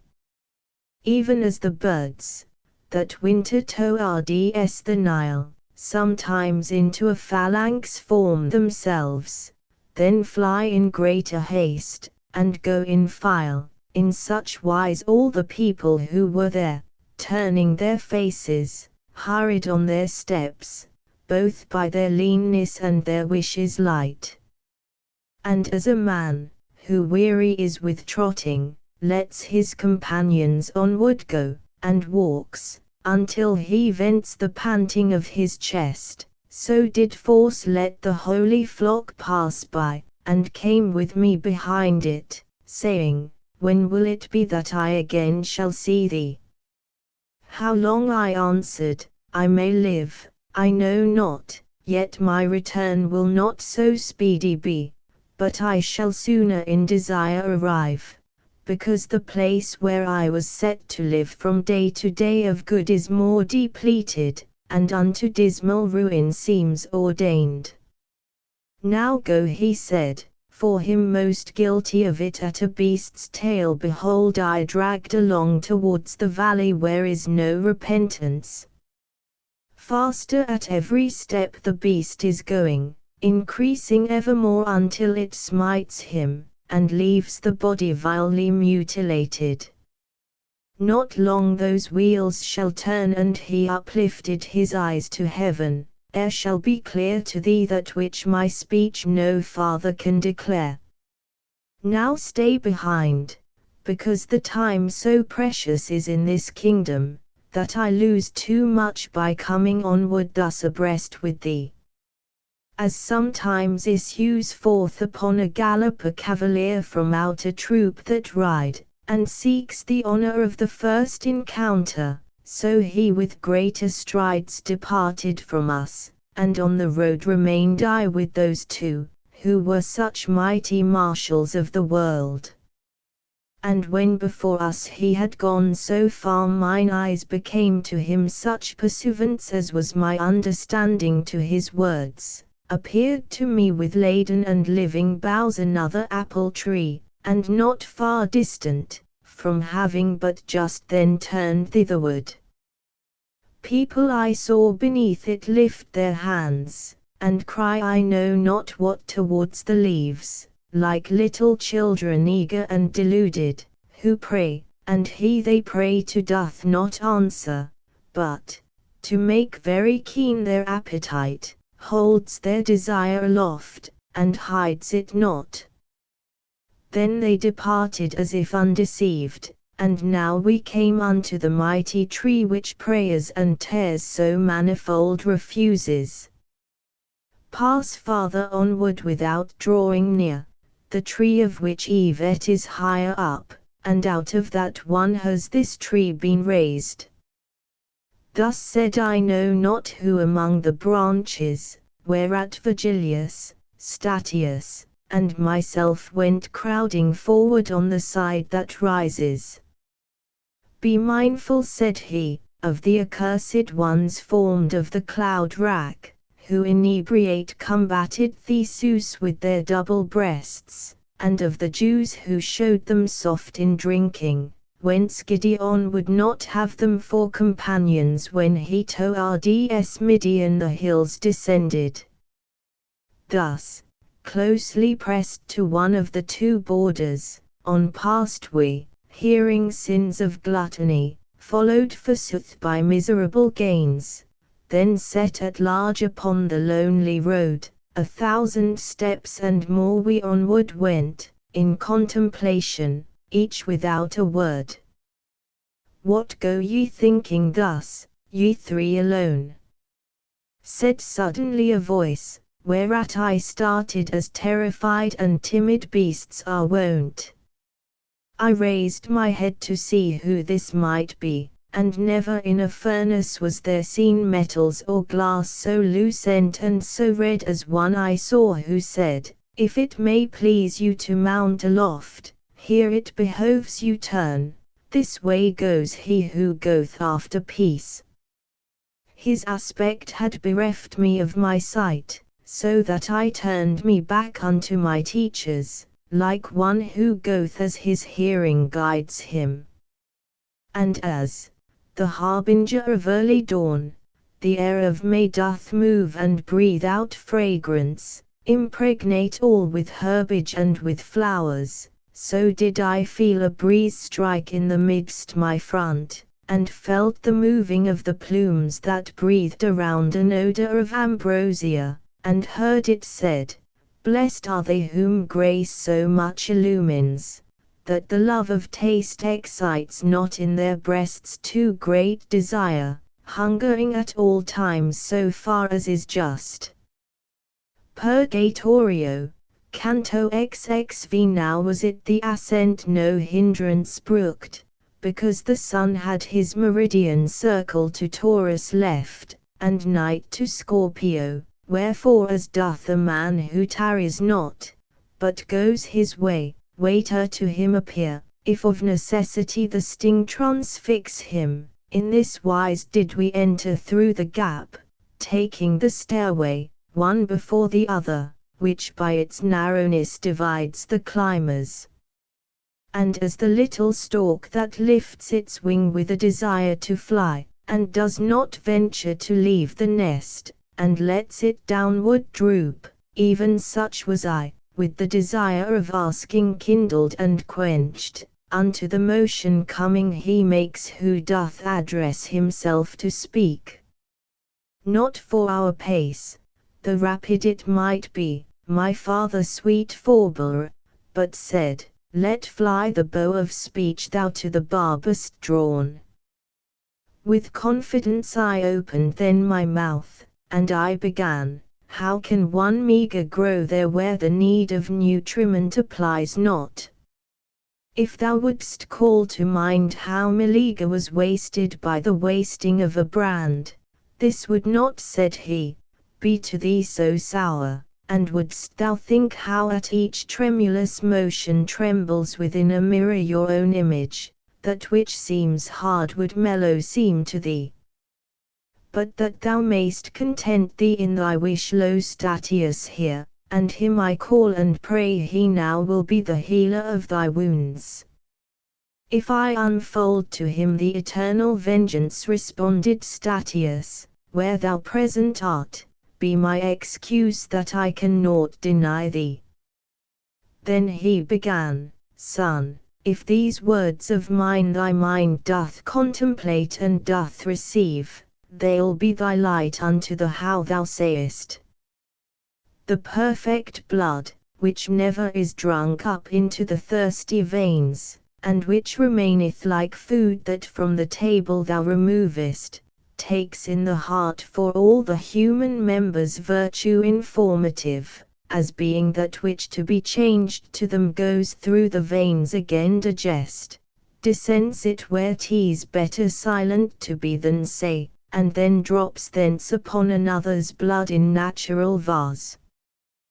There one together with the other mingles, one to be passive meant, the other active by reason of the perfect place it springs from, and being conjoined, begins to operate, coagulating first, then vivifying what for its matter it had made consistent. The active virtue, being made a soul as of a plant, in so far different, this on the way is, that arrived already, then works so much, that now it moves and feels like a sea fungus, and then undertakes to organize the powers whose seed it is. Now, Son, dilates and now distends itself the virtue from the generator's heart, where nature is intent on all the members. But how from animal it man becomes thou dost not see as yet. This is a point which made a wiser man than thou once are so far, that in his doctrines separate he made the soul from possible intellect, for he no organ saw by this assumed. Open thy breast unto the truth that's coming, and know that, just as soon as in the fetus the articulation of the brain is perfect, the primal motor turns to it well pleased at so great art of nature, and inspires a spirit new with virtue all replete, which what it finds there active doth attract into its substance, and becomes one soul, which lives, and feels, and on itself revolves. And that thou less may wonder at my word, behold the sun's heat, which becometh wine, joined to the juice that from the vine distills. Whenever lachesis has no more thread, it separates from the flesh, and virtually bears with itself the human and divine. The other faculties are voiceless all, the memory, the intelligence, and the will in action far more vigorous than before. Without a pause it falleth of itself in marvelous way on one shore or the other, there of its roads it first is cognizant. Soon as the place there circumscribeth it, the virtue informative rays round about, as, and as much as, in the living members. And even as the air, when full of rain, by alien rays that are therein reflected, with divers colors shows itself adorned, so there the neighbouring air doth shape itself into that form which doth impress upon it virtually the soul that has stood still. And then in manner of the little flame, which followeth the fire where'er it shifts, after the spirit followeth its new form. Since afterwards it takes from this its semblance, it is called shade, and thence it organizes thereafter every sense, even to the sight. Thence is it that we speak, and thence we laugh, thence is it that we form the tears and sighs, that on the mountain thou mayhapest heard. According as impress us our desires and other affections, so the shade is shaped, and this is cause of what thou wonderest at. And now unto the last of all the circles had we arrived, and to the right hand turned, and were attentive to another care. There the embankment shoots forth flames of fire, and upward doth the cornice breathe a blast that drives them back, and from itself sequesters. Hence we must needs go on the open side, and one by one, and I did fear the fire on this side, and on that the falling down. My leader said, along this place one ought to keep upon the eyes a tightened rein, seeing that one so easily might Summi Deus clementia in the bosom of the great burning chanted then I heard, which made me no less eager to turn round, and spirits saw I walking through the flame, wherefore I looked to my own steps and theirs apportioning my sight from time to time. After the close which to that hymn is made, aloud they shouted, Virum non conosco, then recommenced the hymn with voices low. This also ended, cried they, to the wood Diana ran, and drove forth Hellas therefrom, who had of Venus felt the poison. Then to their song returned they, then the wives they shouted, and the husbands who were chaste, as virtue and the marriage vow imposes. And I believe that them this mode suffices, for all the time the fire is burning them, with such care is it needful, and such food, that the last wound of all should be closed up. Purgatorio, Canto XXVI. While on the brink thus one before the other we went upon our way, oft the good master said, Take thou heed, suffice it that I warn thee.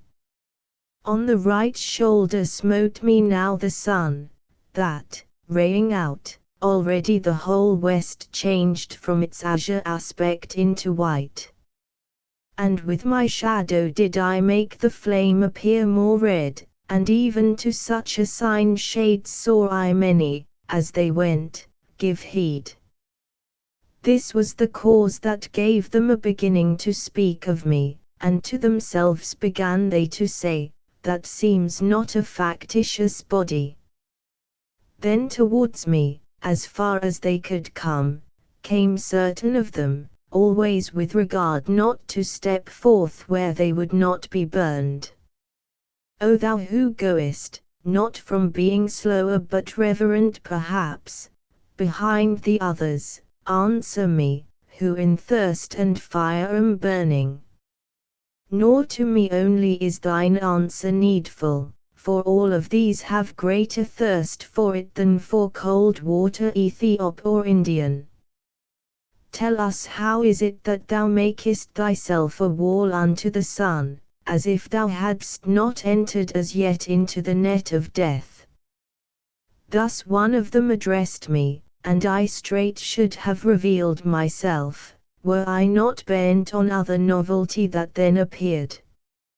For through the middle of the burning road there came a people face to face with these, which held me in suspense with gazing at them.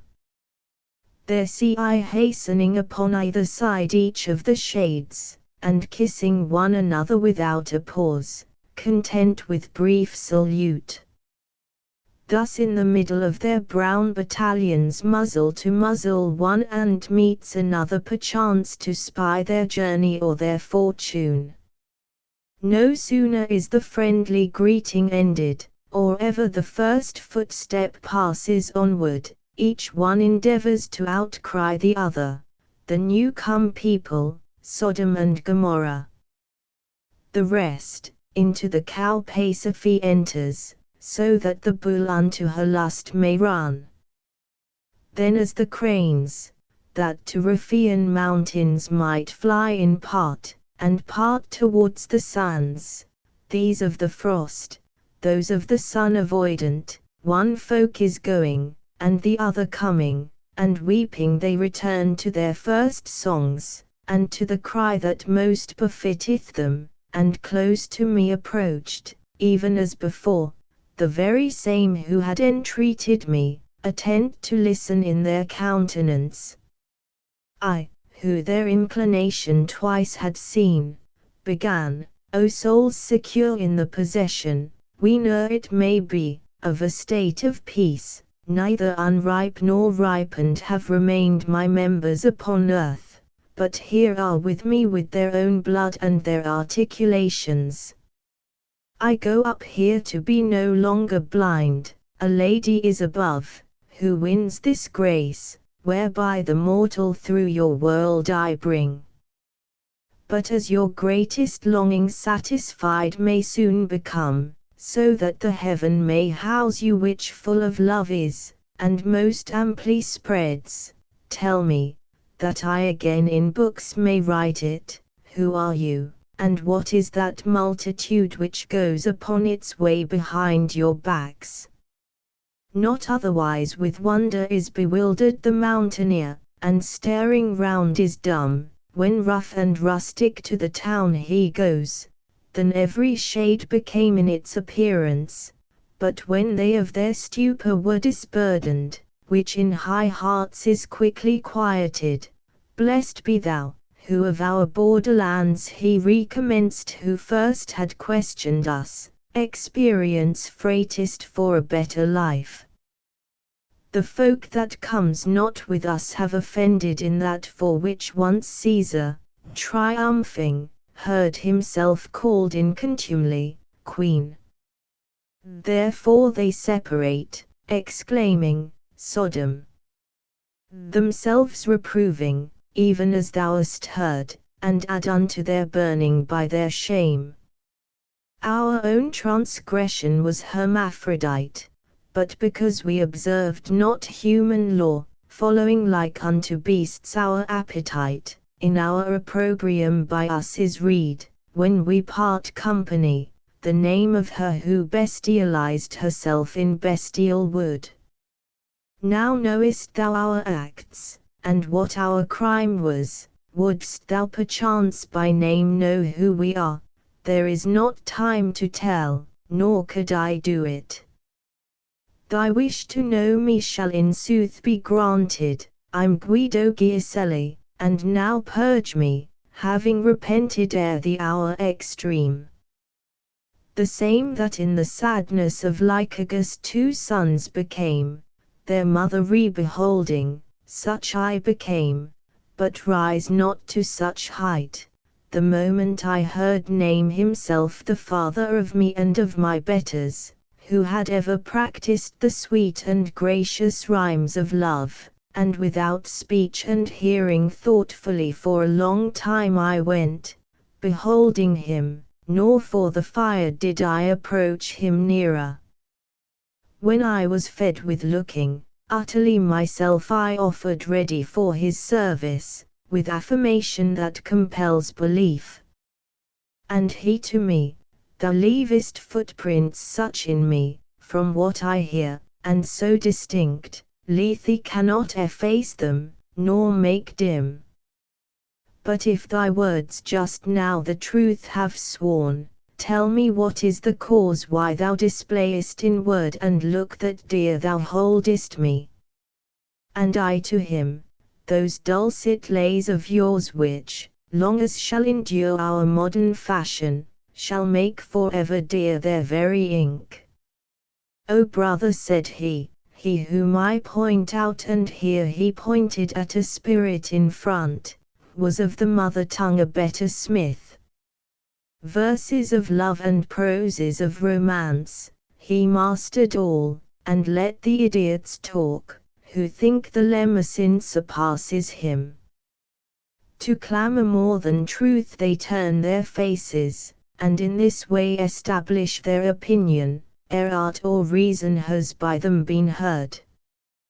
Thus many ancients with Giton did, from cry to cry still giving him applause, until the truth has conquered with most persons. Now, if thou hast such ample privilege, 'tis granted thee to go unto the cloister wherein is Christ the abbot of the college, to him repeat for me a paternoster, so far as needful to us of this world, where power of sinning is no longer ours. Then, to give place perchance to one behind, whom he had near, he vanished in the fire as fish in water going to the bottom. I moved a little towards him, pointed out, and said that to his name my own desire an honourable place was making ready. He of his own free will began to say, "Tan amabilis vostra cortesdemon, qum puscni viela vos cobria, jus arnort, cupla e vi shantan, consiros via la passada fola, e via jausen lojon question espedinan. Ara vos pricpa aquella vela, q vos condus lsom de la scalina, so venga vos a tempra mardola." Then hid him in the fire that purifies them.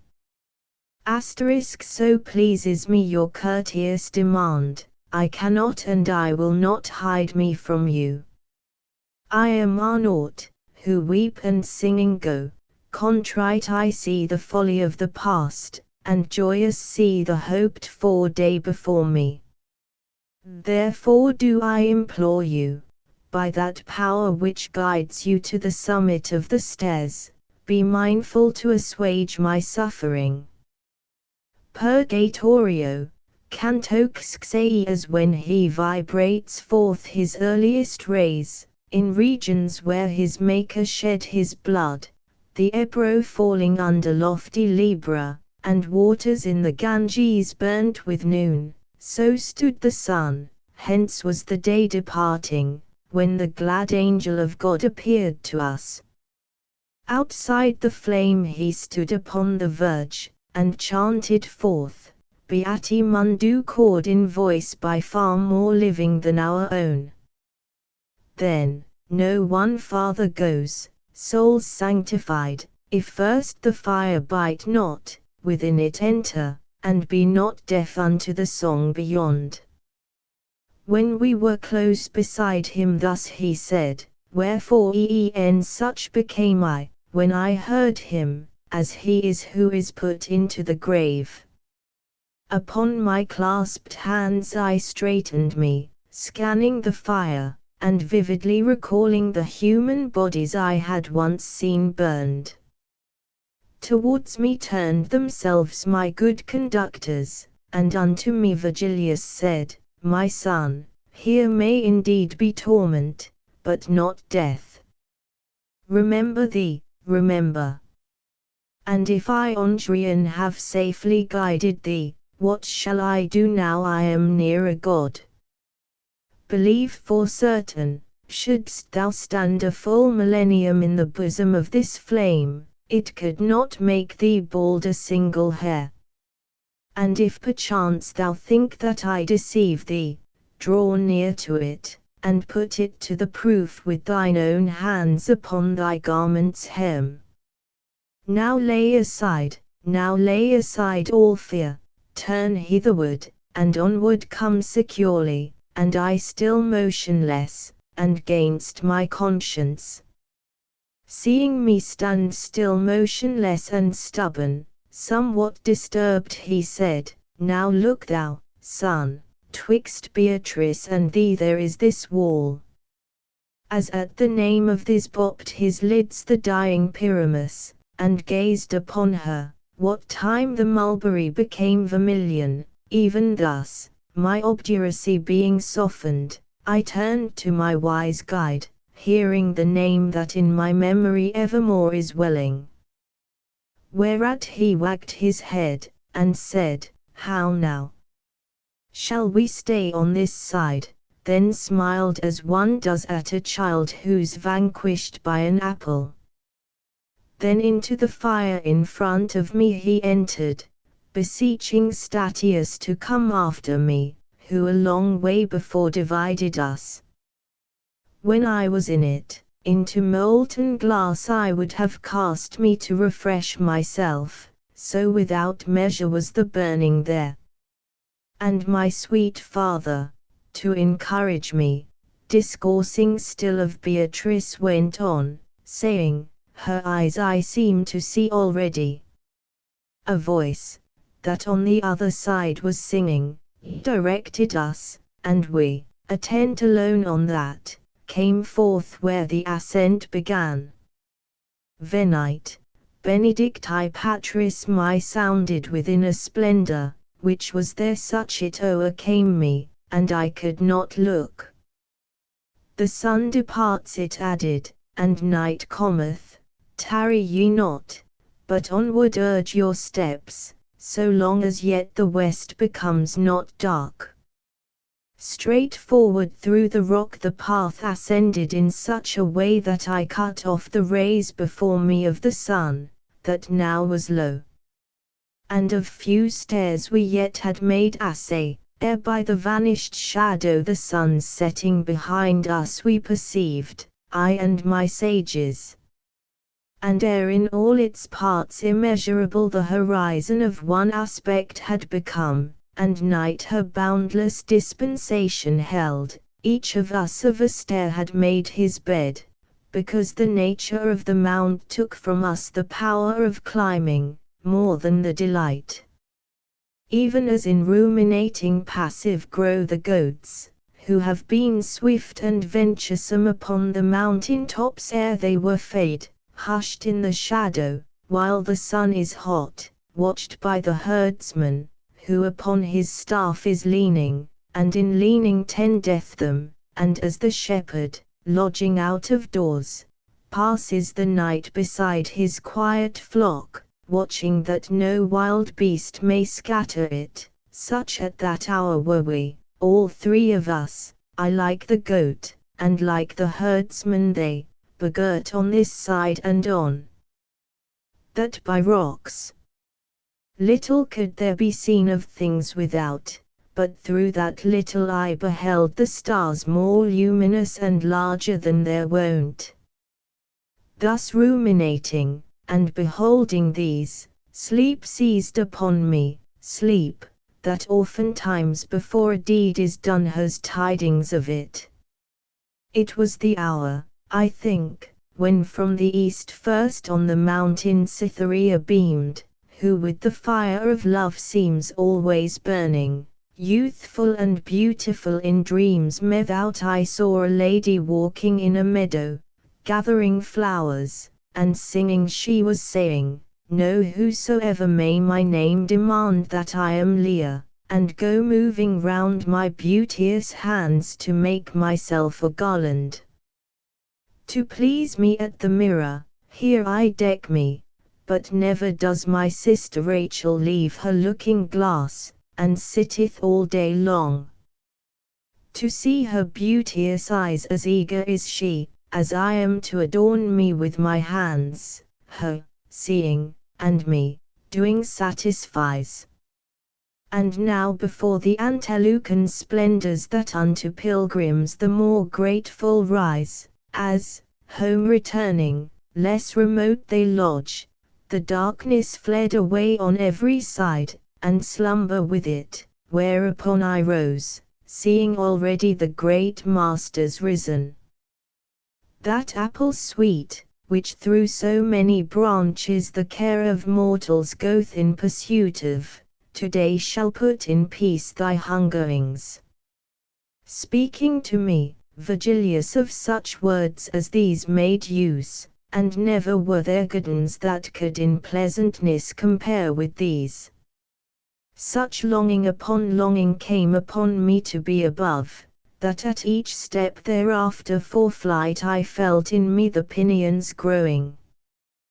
When underneath us was the stairway all run o'er, and we were on the highest step, Virgilius fastened upon me his eyes, and said, "The temporal fire and the eternal sun, thou hast seen, and to a place art come whereof myself no farther I discern. By intellect and art I here have brought thee, take thine own pleasure for thy guide henceforth, beyond the steep ways and the narrow art thou. Behold the sun, that shines upon thy forehead, behold the grass, the flowerets, and the shrubs which of itself alone this land produces. Until rejoicing come the beauteous eyes which weeping caused me to come unto thee, thou canst sit down, and thou canst walk among them. Expect no more or word or sign from me, free and upright and sound is thy free will, and error were it not to do its bidding, thee o'er thyself I therefore crown and mitre." Purgatorio, Canto 8, eager already to search in and round the heavenly forest, dense and living green, which tempered to the eyes the new-born day, without any more delay I left the bank, taking the level country slowly, slowly over the soil that everywhere breathes fragrance. A softly breathing air, that no mutation had in itself, upon the forehead smote me no heavier blow than of a gentle wind, whereat the branches, lightly tremulous, did all of them bow downward toward that side where its first shadow casts the holy mountain, yet not from their upright directions swayed, so that the little birds upon their tops should leave the practice of each art of theirs, but with full ravishment the hours of prime, singing, received they in the midst of leaves, that ever bore a burden to their rhymes, such as from branch to branch goes gathering on through the pine forest on the shore of Georsea, when Aeolus unlooses the sirocco. Already my slow steps had carried me into the ancient wood so far, that I could not perceive where I had entered it. And lo! my further course a stream cut off, which toward the left hand with its little waves bent down the grass that on its margins sprang. All waters that on earth most limpid are would seem to have within themselves some mixture compared with that which nothing doth conceal, although it moves on with a brown current under the shade perpetual, that never ray of the sun lets in, nor of the moon. With feet I stayed, and with mine eyes I passed beyond the rivulet, to look upon the great variety of the fresh May. And there appeared to me, even as appears suddenly something that doth turn aside through very wonder every other thought, a lady all alone, who went along singing and culling floweret after floweret, with which her pathway was all painted over. Ah, beauteous lady, who in rays of love dost warm thyself, if I may trust to looks, which the heart's witnesses are wont to be, may the desire come unto thee to draw near to this river's bank, I said to her, so much that I might hear what thou art singing. Thou makest me remember where and what Proserpina that moment was when lost her mother her, and she herself the spring. As turns herself, with feet together pressed and to the ground, a lady who is dancing, and hardly puts one foot before the other, on the vermilion and the yellow flowerets she turned towards me, not in other wise than maiden who her modest eyes casts down, and my entreaties made to be content, so near approaching, that the dulcet sound came unto me together with its meaning as soon as she was where the grasses are. Bathed by the waters of the beauteous river, to lift her eyes she granted me the boon. I do not think there shone so great a light under the lids of Venus, when transfixed by her own sun, beyond his usual custom. Erect upon the other bank she smiled, bearing full many colours in her hands, which that high land produces without seed. Apart 3 paces did the river make us, but Hellespont, where Xerxes passed across, a curb still to all human arrogance, more hatred from Lenda did not suffer for rolling between Cistus and Abydos, than that from me, because it opt not then. Ye are newcomers, and because I smile began she, peradventure, in this place elect to human nature for its nest, some apprehension keeps you marvelling, but the psalm delectasty giveth light which has the power to uncloud your intellect. And thou who foremost art, and didst entreat me, speak, if thou wouldst hear more, for I came ready to all thy questionings, as far as needful. The waters, said I, and the forest's sound, are combating within me my new faith in something which I heard opposed to this. Whence she, I will relate how from its cause proceedeth that which maketh thee to wonder, and purge away the cloud that smites upon thee. The good supreme, soul in itself delighting, created man good, and this goodly place gave him as hansel of eternal peace. By his default short while he sojourned here, by his default to weeping and to toil he changed his innocent laughter and sweet play. That the disturbance which below is made by exhalations of the land and water, which far as may be follow after heat, might not upon mankind wage any war. This mount ascended towards the heaven so high, and is exempt from there where it is locked. Now since the universal atmosphere turns in a circuit with the primal motion unless the circle is broken on some side, upon this height, that all is disengaged in living ether, doth this motion strike and make the forest sound, for it is dense, and so much power the stricken plant possesses that with its virtue it impregns the air, and this, revolving, scatters it around, and yonder earth, according as 'tis worthy in self or in its clim, conceives and bears of divers qualities the divers trees. It should not seem a marvel then on earth, this being heard, whenever any plant without seed manifest there taketh root. And thou must know, this holy table-land in which thou art is full of every seed, and fruit has in it never gathered there. The water which thou seest springs not from vein restored by vapor that the cold condenses, like to a stream that gains or loses breath, but issues from a fountain safe and certain, which by the will of God as much regains as it discharges, open on 2 sides. Upon this side with virtue it descends, which takes away all memory of sin, on that, of every good deed done restores it.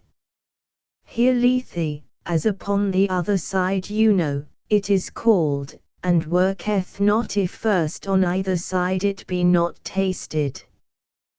This every other savour doth transcend, and notwithstanding slaked so far may be thy thirst, that I reveal to thee no more. I'll give thee a corollary still in grace, nor think my speech will be to thee less dear if it spread out beyond my promise to thee. Those who in ancient times have feigned in song the age of gold and its felicity, dreamed of this place perhaps upon Parnassus. Here was the human race in innocence, here evermore was spring, and every fruit, this is the nectar of which each one speaks. Then backward did I turn me wholly round unto my poets, and saw that with a smile they had been listening to these closing words. Then to the beautiful lady turned mine eyes. Purgatorio, Canto 6 singing like unto an enamoured lady she, with the ending of her words, continued, Beati quorum tecta sunt peccata. And even as nymphs, that wandered all alone among the sylvan shadows, sedulous one to avoid and one to see the sun, she then against the stream moved onward, going along the bank, and I abreast of her, her little steps with little steps attending. Between her steps and mine were not 100, when equally the margins gave a turn, in such a way, that to the east I faced. Nor even thus our way continued far before the lady wholly turned herself unto me, saying, Brother, look and listen. And lo! A sudden lustre ran across on every side athwart the spacious forest, such that it made me doubt if it were lightning. But since the lightning ceases as it comes, and that continuing brightened more and more, within my thought I said, What thing is this? And a delicious melody there ran along the luminous air, whence holy zeal made me rebuke the hardihood of Eve, for there where earth and heaven obedient were, the woman only, and but just created, could not endure to stay neath any veil, underneath which had she devoutly stayed, I sooner should have tasted those delights ineffable, and for a longer time. While mid such manifold first fruits I walked of the eternal pleasure all enwrapped, and still solicitous of more delights, in front of us like an enkindled fire became the air beneath the verdant boughs, and the sweet sound as singing now was heard. O virgins sacrosanct! If ever hunger, vigils, or cold for you I have endured, the occasion spurs me their reward to claim.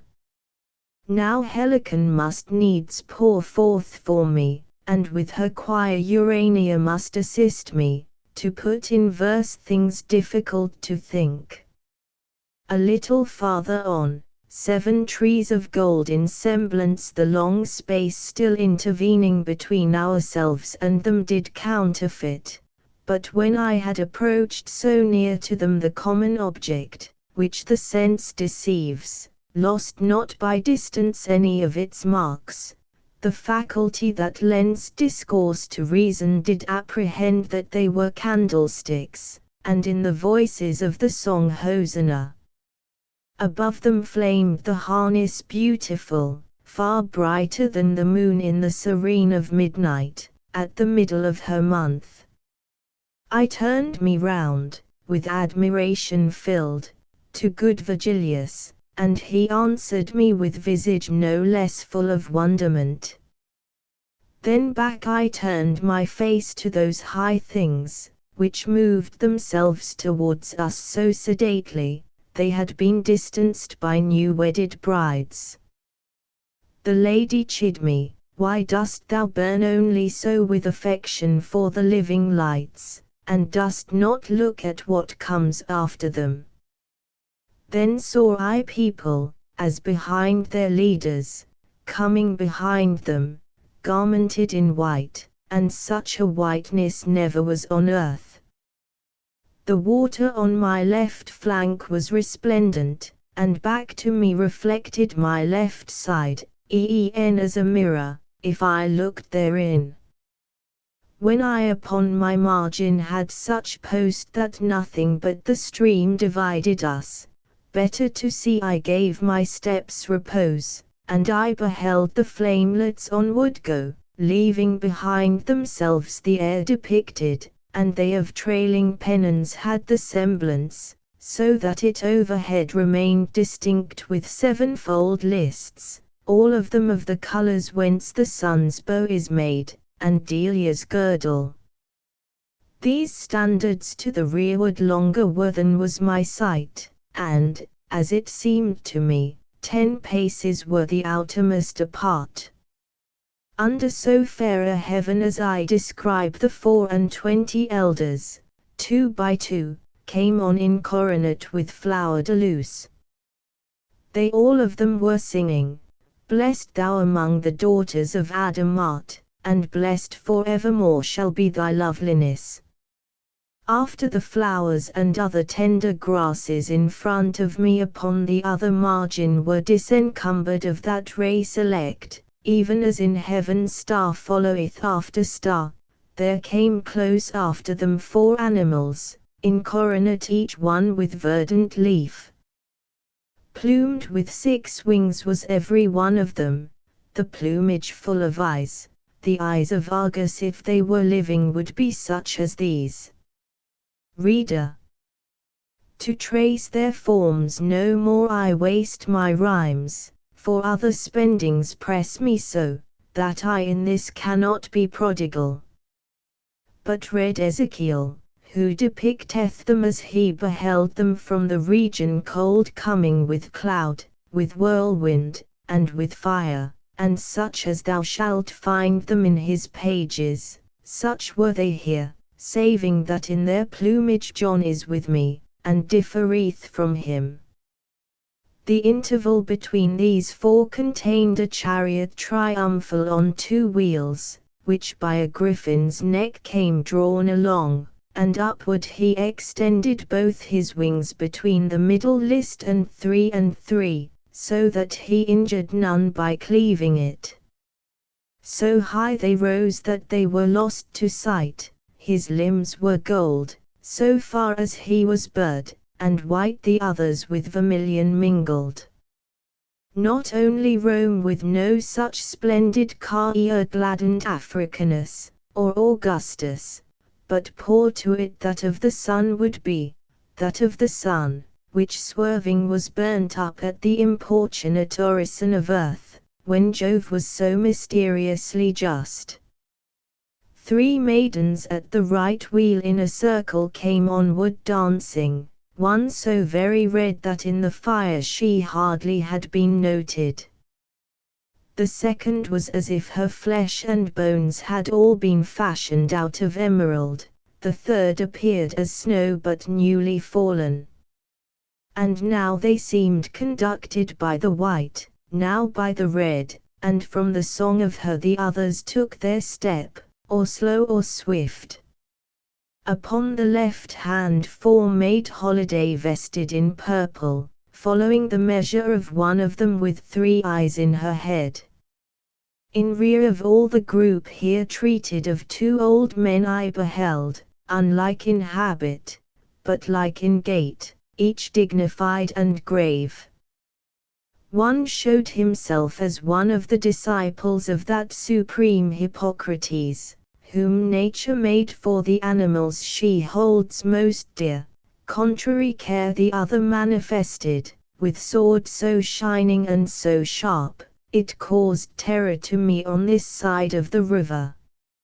Thereafter 4 I saw of humble aspect, and behind all an aged man alone walking in sleep with countenance acute.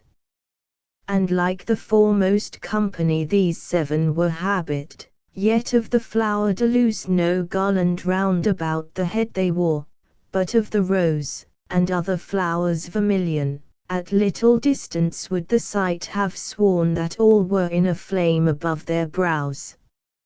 And when the car was opposite to me thunder was heard, and all that folk august seemed to have further progress interdicted, therewith the vanward ensigns standing still. Purgatorio, Canto XXX. When the septentrion of the highest heaven, which never either setting new or rising, nor veil of other cloud than that of sin, and which made every one therein aware of his own duty, as the lower makes whoever turns the helm to come to port, motionless halted. The voracious people, that came at first between it and the Griffin, turned themselves to the car, as to their peace. And one of them, as if by heaven commissioned, singing, Veni, sponsor, de Libano, shouted 3 times, and all the others after. Even as the blessed at the final summons shall rise up quickened each one from his cavern, uplifting light the reinvested flesh, so upon that celestial chariot 100 rows ad vocem tantissinis ministers and messengers of life eternal. They all were saying, Benedictus qui venus, and, scattering flowers above and round about, manibus odate lilia plenis.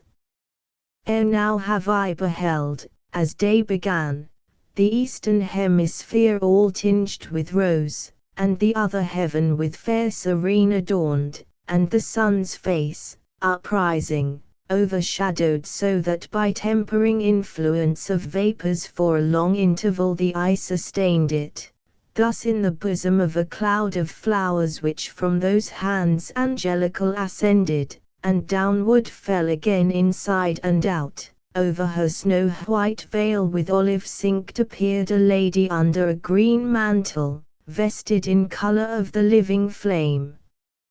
And my own spirit, that already now so long a time had been, that in her presence trembling with awe it had not stood abashed, without more knowledge having by mine eyes, through occult virtue that from her proceeded of ancient love the mighty influence felt. As soon as on my vision smote the power sublime, that had already pierced me through ere from my boyhood I had yet come forth, to the left hand I turned with that reliance with which the little child runs to his mother, when he has fear, or when he is afflicted, to say unto Virgilius, not a drachm of blood remains in me, that does not tremble, I know the traces of the ancient flame. But us Virgilius of himself deprived had left, Virgilius, sweetest of all fathers, Virgilius, to whom I for safety gave me, nor whatsoever lost the ancient mother availed my cheeks now purified from dew, that weeping they should not again be darkened. Dante, because Virgilius has departed, do not weep yet, do not weep yet a while, for by another sword thou needest must weep. En as an admiral, who on poop and prow comes to behold the people that are working in other ships, and cheers them to well-doing, upon the left-hand border of the car, when at the sound I turned of my own name, which of necessity is here recorded, I saw the lady, who Iruhile appeared veiled underneath the angelic festival, direct her eyes to me across the river. Although the veil, that from her head descended, encircled with the foliage of Minerva, did not permit her to appear distinctly, in attitude still royally majestic continued she, like unto one who speaks, and keeps his warmest utterance in reserve, look at me well, in sooth I'm Beatrice. How didst thou deign to come unto the mountain? Didst thou not know that man is happy here? Mine eyes fell downward into the clear fountain, but, seeing myself therein, I sought the grass, so great a shame did weigh my forehead down. As to the sun the mother seems superb, so she appeared to me, for somewhat bitter tasteth the savour of severe compassion. Silent became she, and the angels sang suddenly, in te, Domin, spravi, but beyond Pades meres did not pass. Even as the snow among the living rafters upon the back of Italy congeals, blown on and drifted by Sclavonian winds, and then, dissolving, trickles through itself we near the land that loses shadow breathes, so that it seems a fire that melts a taper. Thus was I without a tear or sigh, before the song of those who sing forever after the music of the eternal spheres. But when I heard in their sweet melodies compassion for me, more than had they said, "O wherefore, Lady, dost thou thus upbraid him?" The ice, that was about my heart congealed, to air and water changed, and in my anguish through mouth and eyes came gushing from my breast. She, on the right-hand border of the car still firmly standing, to those holy beings thus her discourse directed afterwards: "Ye keep your watch in the eternal day, so that nor night nor sleep can steal from you one step the ages make upon their path. Therefore my answer is with greater care, that he may hear me who is weeping yonder, so that the sin and dole be of one measure. Not only by the work of those great wheels, that destine every seed unto some end, according as the stars are in conjunction, but by the large of celestial graces, which have such lofty vapors for their reign that near to them our sight approaches not, such had this man become in his new life potentially, that every righteous habit would have made admirable proof in him. But so much more malignant and more savage becomes the land untilled and with bad seed, the more good earthly vigor it possesses. Some time did I sustain him with my look, revealing unto him my youthful eyes. I led him with me turned in the right way. As soon as ever of my second age I was upon the threshold and changed life. Himself from me he took and gave to others. When from the flesh to spirit I ascended, and beauty and virtue were in me increased, I was to him less dear and less delightful, and into ways untrue he turned his steps, pursuing the false images of good, that never any promises fulfill, nor prayer for inspiration me availed, by means of which in dreams and otherwise I called him back, so little did he heed them. So low he fell, that all appliances for his salvation were already short, save showing him the people of perdition. For this I visited the gates of death, and unto him, who so far up has led him, my intercessions were with weeping borne. God's lofty fiat would be violated, if Lethe should be passed, and if such viands should tasted be, without any scot of penitence, that gushes forth in tears.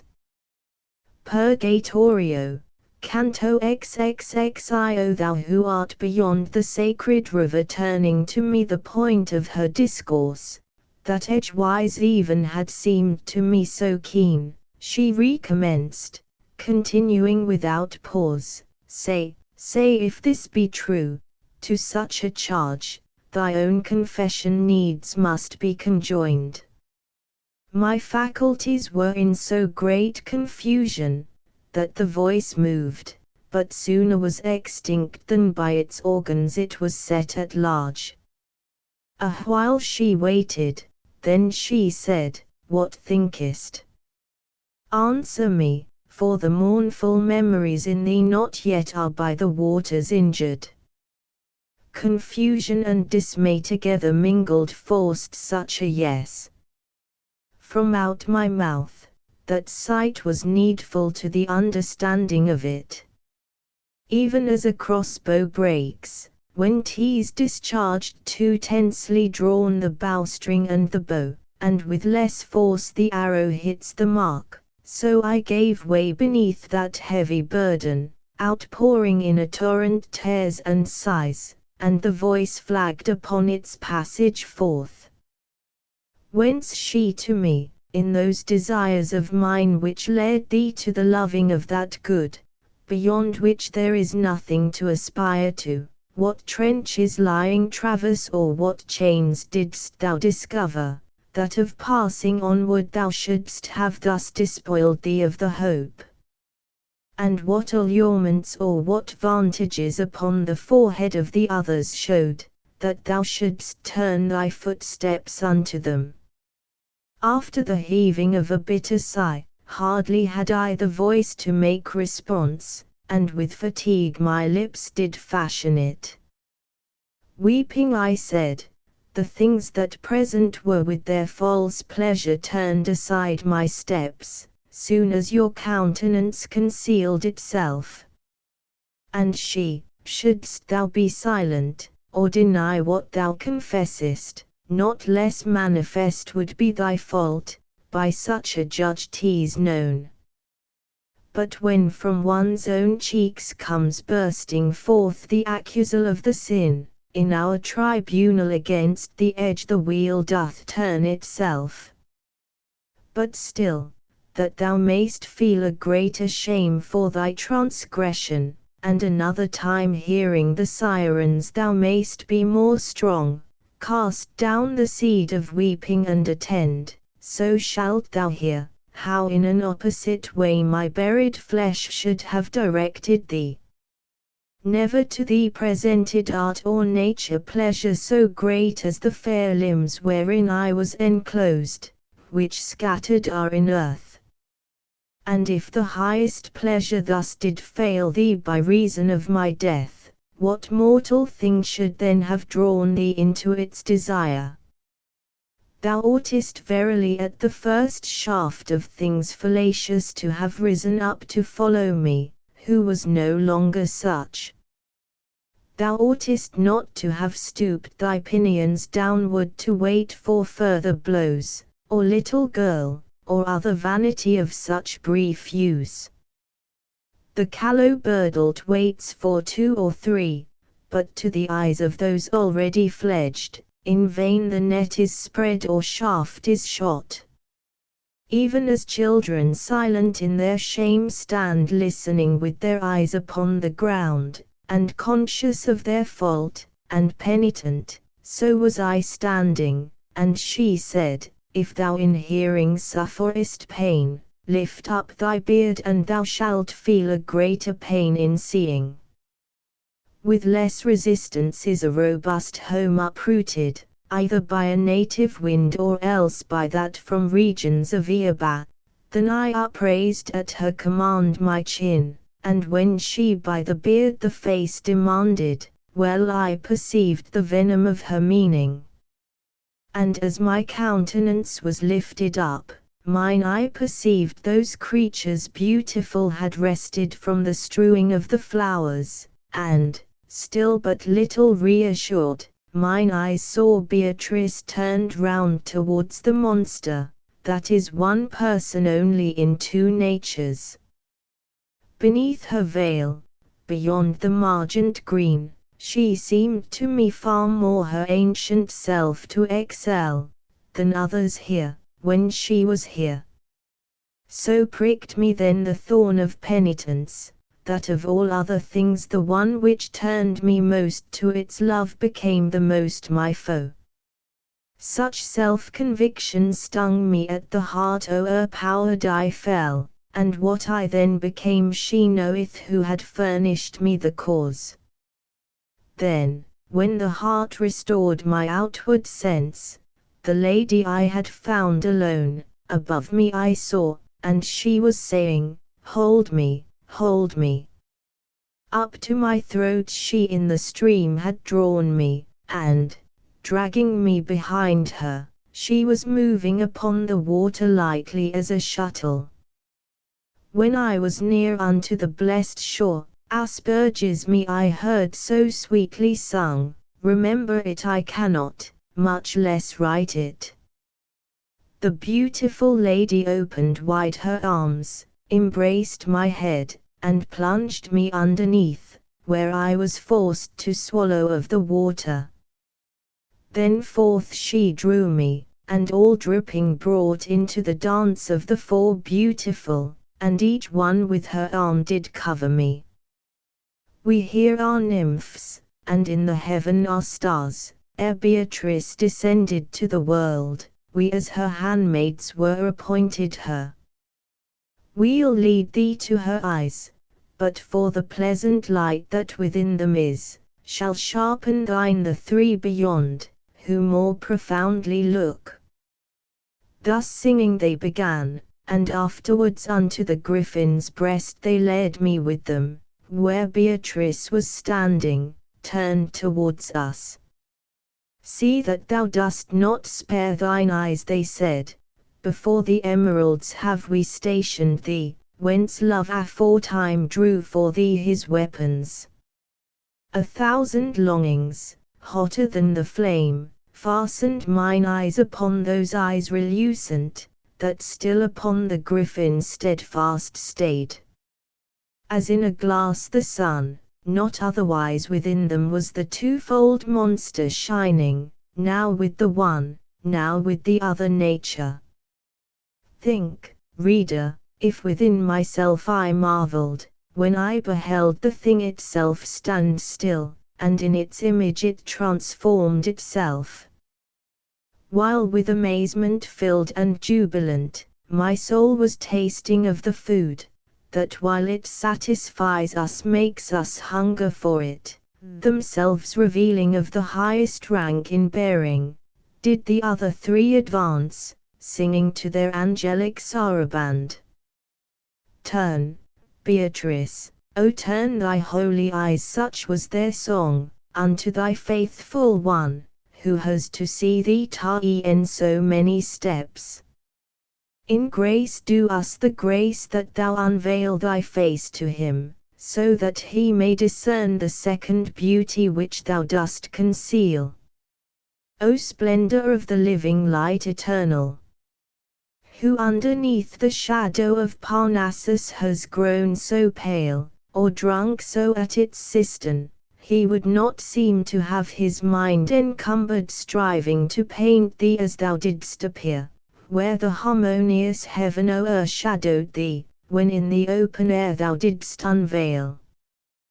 Purgatorio, canto xxi. So steadfast and attentive were mine eyes in satisfying their desenile thirst, that all my other senses were extinct, and upon this side and on that they had walls of indifference, so the holy smile drew them unto itself with the old net when forcibly my sight was turned away towards my left hand by those goddesses, because I heard from them too intently.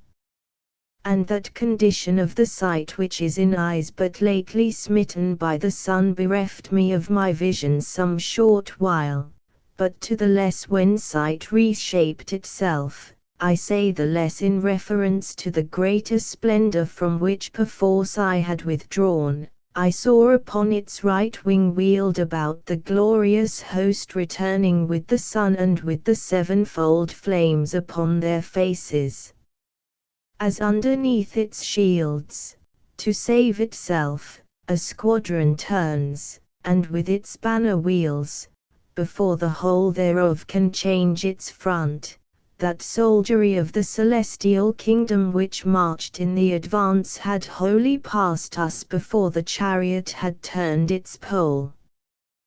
Then to the wheels the maidens turned themselves, and the griffin moved his burden benedict, but so that not a feather of him fluttered. The lady fair who drew me through the ford followed with Statius and myself the wheel which made its orbit with the lesser arc. So passing through the lofty forest, vacant by fault of her who in the serpent trusted, angelic music made our steps keep time. Perchance as great a space had in 3 flights an arrow loosened from the string o'erpast, as we had moved when Beatrice descended.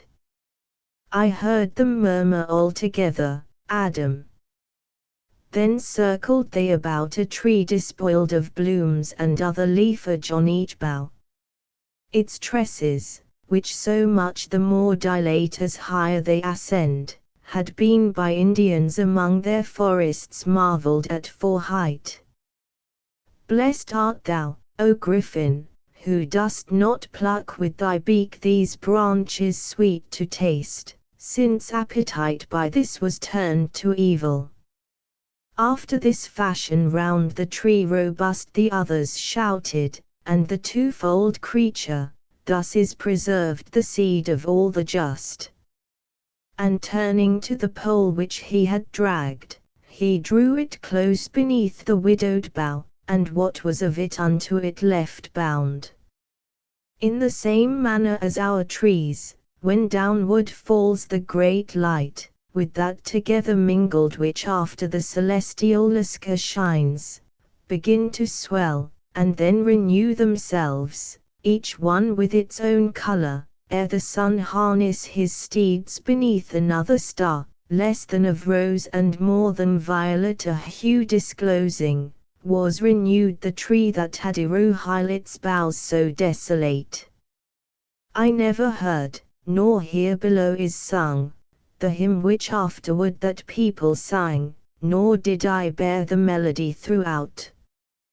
Had I the power to paint how fell asleep those eyes compassionless, of Syrinx hearing, those eyes to which more watching cost so dear, even as a painter who from model paints I would portray how I was lulled asleep, he may, who well can picture drowserhood.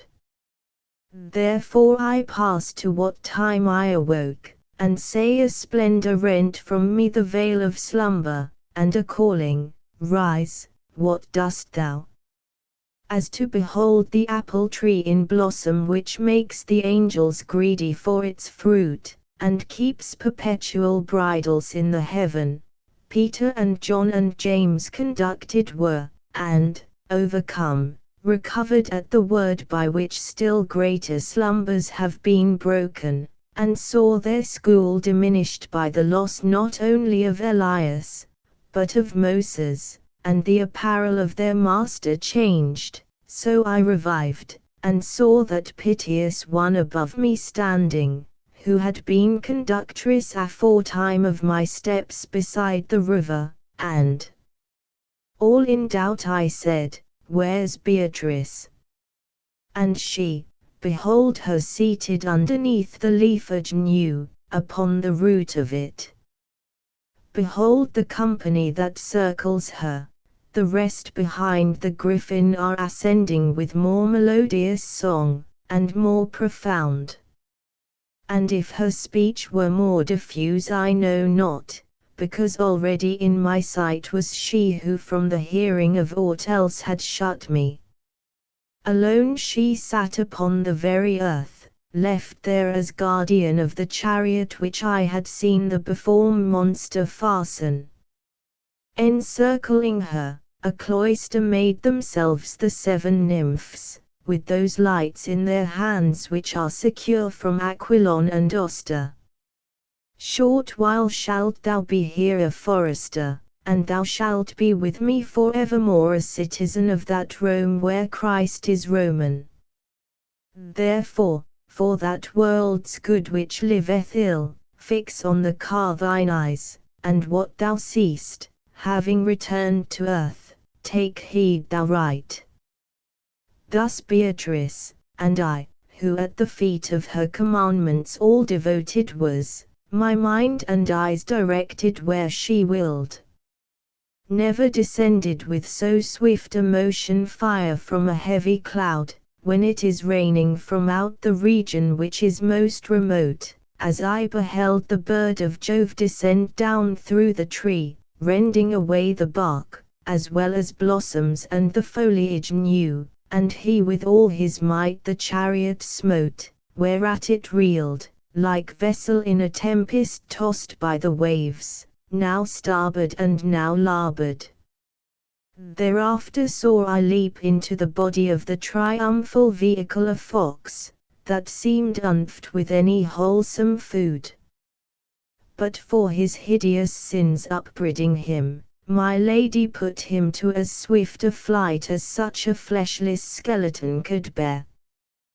Then by the way that it before had come, into the chariot's chest I saw the eagle descend, and leave it feathered with his plumes.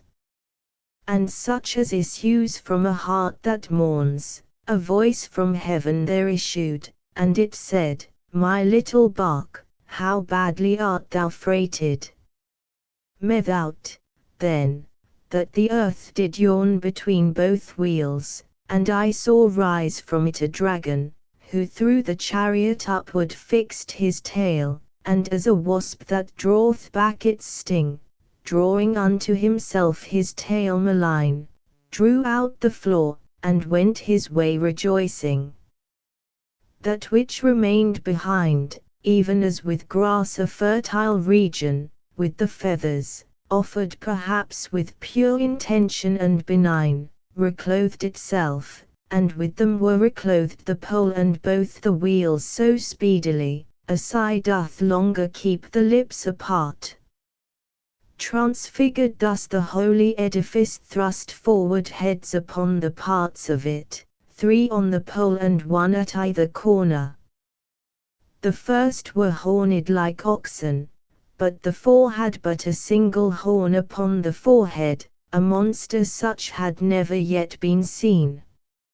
Firm as a rock upon a mountain high, seated upon it, there appeared to me a shameless whore, with eyes swift glancing round, and, as if not to have her taken from him, upright beside her I beheld a giant, and ever and anon they kissed each other. But because she her wanton, roving eye turned upon me, her angry paramour did scourge her from her head unto her feet. Then full of jealousy, and fierce with wrath, he loosed the monster, and across the forest dragged it so far, he made of that alone a shield unto the whore and the strange beast. Purgatorio, Canto XXXII Deus Vena und Gens alternating now 3, now 4, melodious psalmody. The maidens in the midst of tears began, and Beatrice, compassionate and sighing, listened to them with such a countenance, that scarce more changed was Mary at the cross. But when the other virgins place had given for her to speak, uprisen to her feet with colour as of fire, she made response, Modicum, it non vide baptismi, it iterum my sisters predilect, modicum, it vos vide baptismi. Then all the 7 in front of her she placed, and after her, by beckoning only, moved me and the lady and the sage who stayed. So she moved onward, and I do not think that her 10th step was placed upon the ground, when with her eyes upon mine eyes she smote, and with a tranquil aspect, Come more quickly to me she said, that, if I speak with thee, to listen to me thou mayst be well placed. As soon as I was with her as I should be, she said to me, Why, brother, dost thou not venture to question now, in coming with me? As unto those who are too reverential, speaking in presence of superiors, who drag no living utterance to their teeth, it me befell, that without perfect sound began I, my necessity, Madonna, you know, and that which therein to is good. And she to me, of fear and bashfulness henceforward I will have thee strip thyself, so that thou speak no more as one who dreams. Know that the vessel which the serpent broke was, and is not, but let him who is guilty think that God's vengeance does not fear a sop.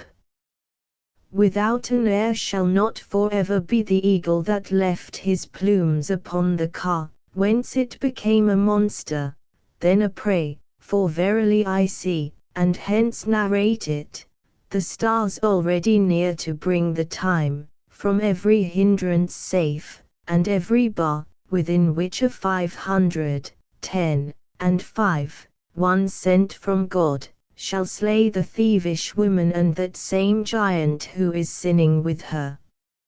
And peradventure my dark utterance, like Themis and the Sphinx, may less persuade thee, since, in their mode, it clouds the intellect, but soon the facts shall be the naiads who shall this difficult enigma solve, without destruction of the flocks and harvests.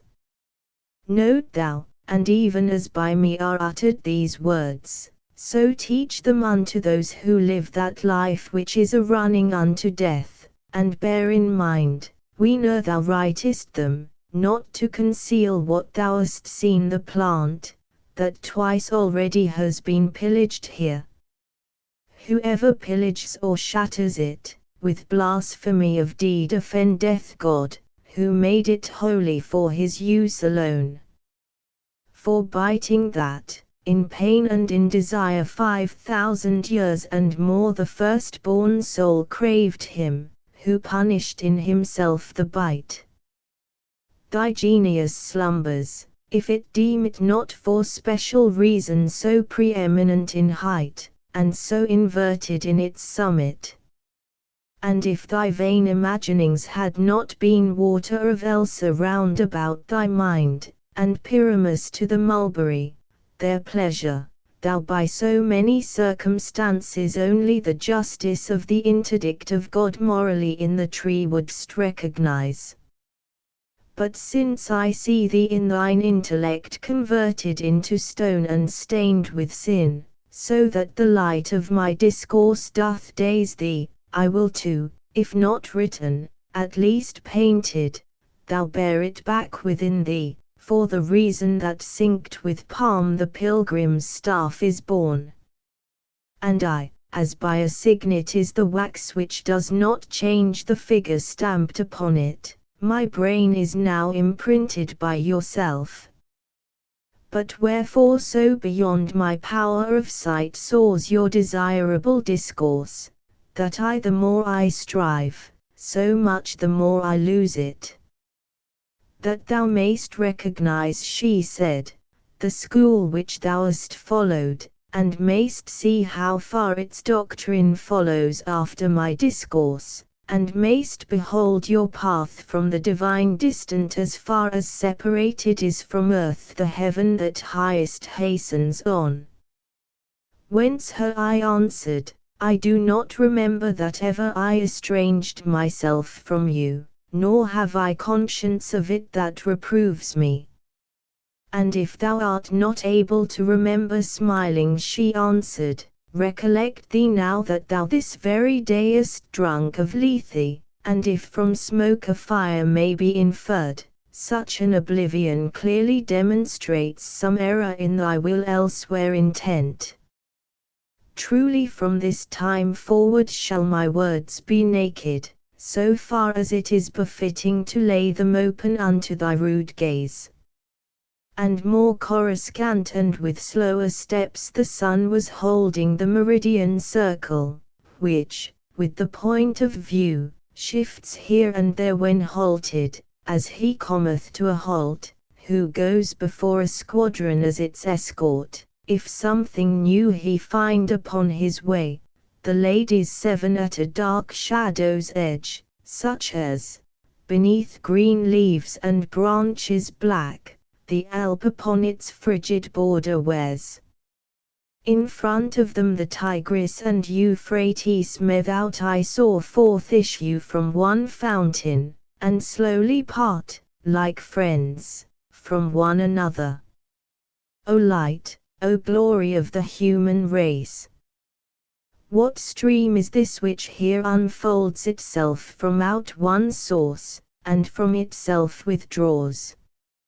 For such a prayer, 'twas said unto me, pray Matilda that she tell thee, and here answered, as one does who doth free himself from blame, the beautiful lady, this and other things were told to him by me, and sure I am the water of Lethe has not hid them from him. And Beatrice, perhaps a greater care, which oftentimes our memory takes away, has made the vision of his mind obscure. But you know, behold, that yonder rises, lead him to it, and, as thou art accustomed, revive again the half-dead virtue in him. Like gentle soul, that maketh no excuse, but makes its own will of another's will as soon as by a sign it is disclosed, even so, when she had taken hold of me, the beautiful lady moved, and unto Statius said, in her womanly manner, Come with him. If, reader, I possessed a longer space for writing it, I yet would sing in part of the sweet draught that ne'er would satiate me, but inasmuch as full are all the leaves made ready for this second canticle, the curb of art no farther lets me go. From the most holy water I returned regenerate, in the manner of new trees that are renewed with a new foliage, pure and disposed to mount unto the stars. Paradiso, Paradiso, canto I. The glory of him who moveth everything doth penetrate the universe, and shine in one part more and in another less.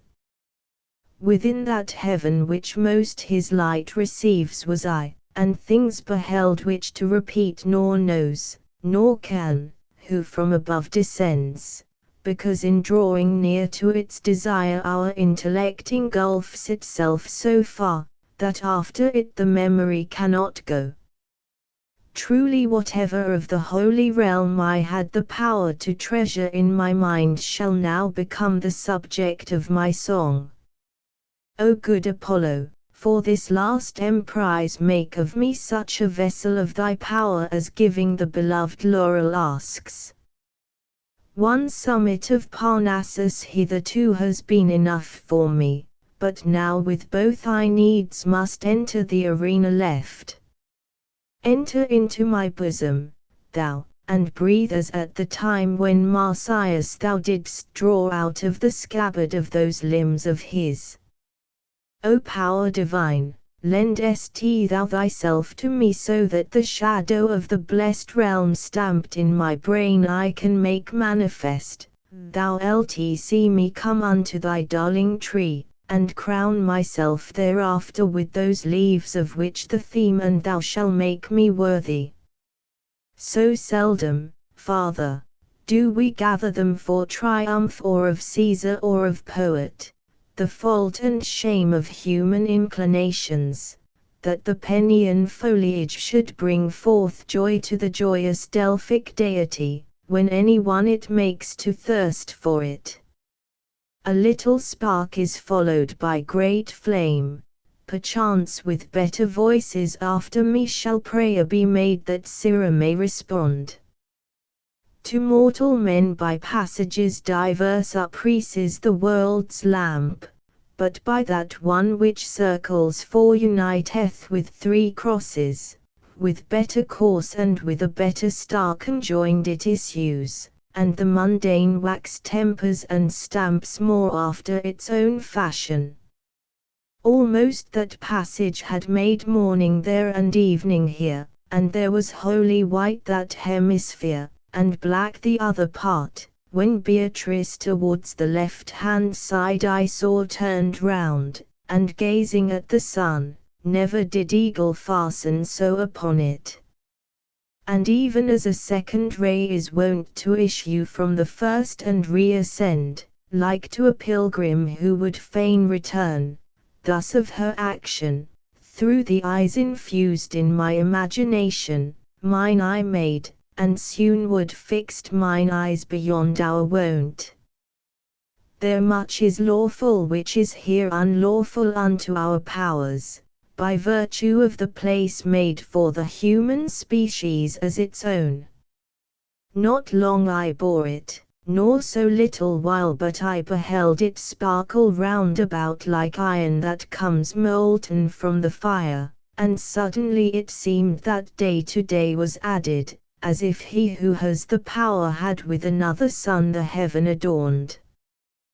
With eyes upon the everlasting wheels stood Beatrice all intent, and I, on her fixing my vision from above removed, such at her aspect inwardly became as Glaucus, tasting of the herb that made him peer of the other gods beneath the sea. To represent transhumanize in words impossible were, the example, then, suffice him for whom grace the experience reserves. If I was merely what of me thou newly createdst, love who governest the heaven, thou knowest, who didst lift me with thy light. When now the wheel, which thou dost make eternal desiring thee, made me attentive to it by harmony thou dost modulate and measure, then seemed to me so much of heaven enkindled by the sun's flame, that neither rain nor river e'er made a lake so widely spread abroad.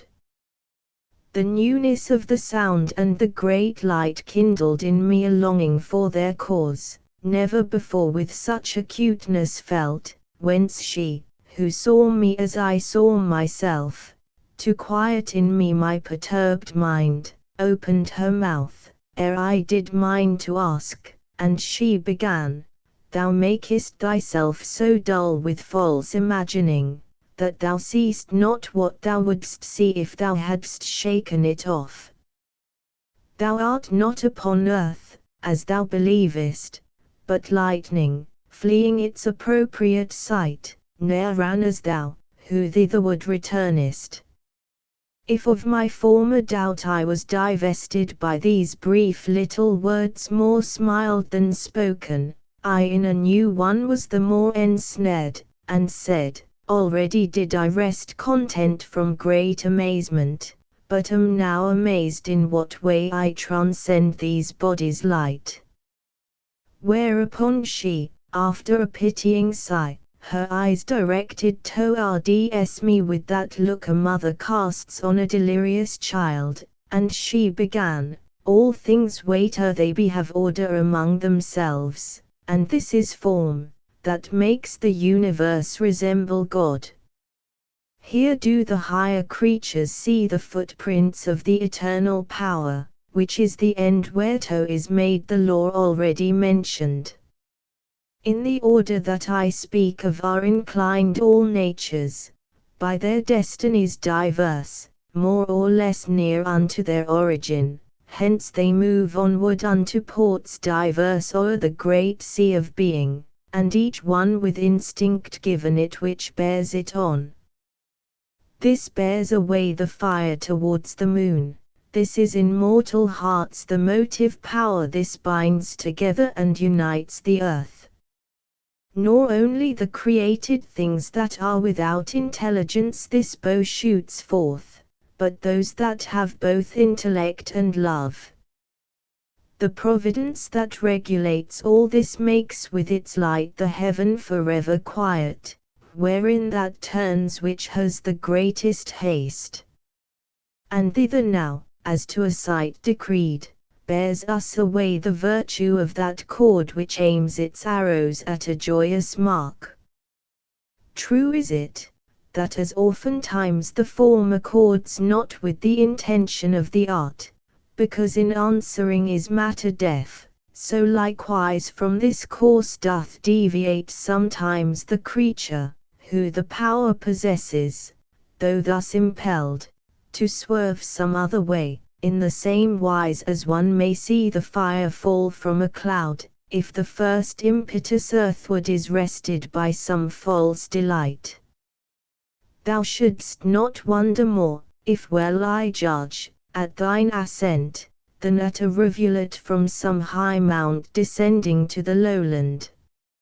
Marvel it would be in thee, if deprived of hindrance, thou wert seated down below, as if on earth the living fire were quiet. Thereat she heavenward turned again her face. Paradiso, Canto 2. O ye, who in some pretty little boat, eager to listen, have been following behind my ship, that singing sails along, turn back to look again upon your shores, Do not put out to sea, lest peradventure, in losing me, you might yourselves be lost. The sea I sail has never yet been passed, Minerva breathes, and pilots me Apollo, and Muses 9 point out to me the bears. Ye are the few who have the neck uplifted betimes to th bread of angels upon which one liveth here and grows not sated by it. Well may you launch upon the deep salt sea your vessel, keeping still my wake before you upon the water that grows smooth again. Those glorious ones who unto Colchos passed were not so wonderstruck as you shall be, when Jason they beheld a ploughman made. The concreated and perpetual thirst for the realm deiform did bear us on, as swift almost as ye the heavens behold.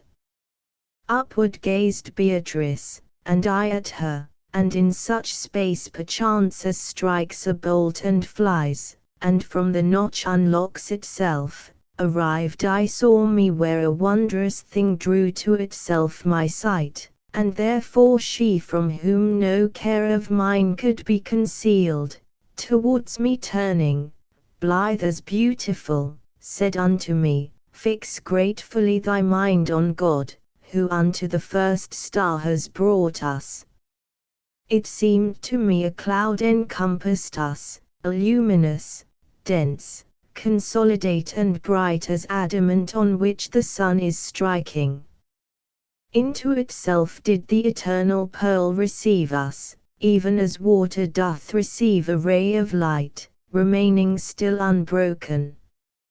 If I was body, and we here conceive not how one dimension tolerates another, which needs must be if body enter body, more the desire should be enkindled in us that essence to behold, wherein is seen how God and our own nature were united. There will be seen what we receive by faith, not demonstrated, but self-evident in guise of the first truth that man believes. I made reply, Madonna, as devoutly as most I can do I give thanks to him who has removed me from the mortal world. But tell me what the dusky spots may be upon this body, which below on earth make people tell that fabulous tale of Cain.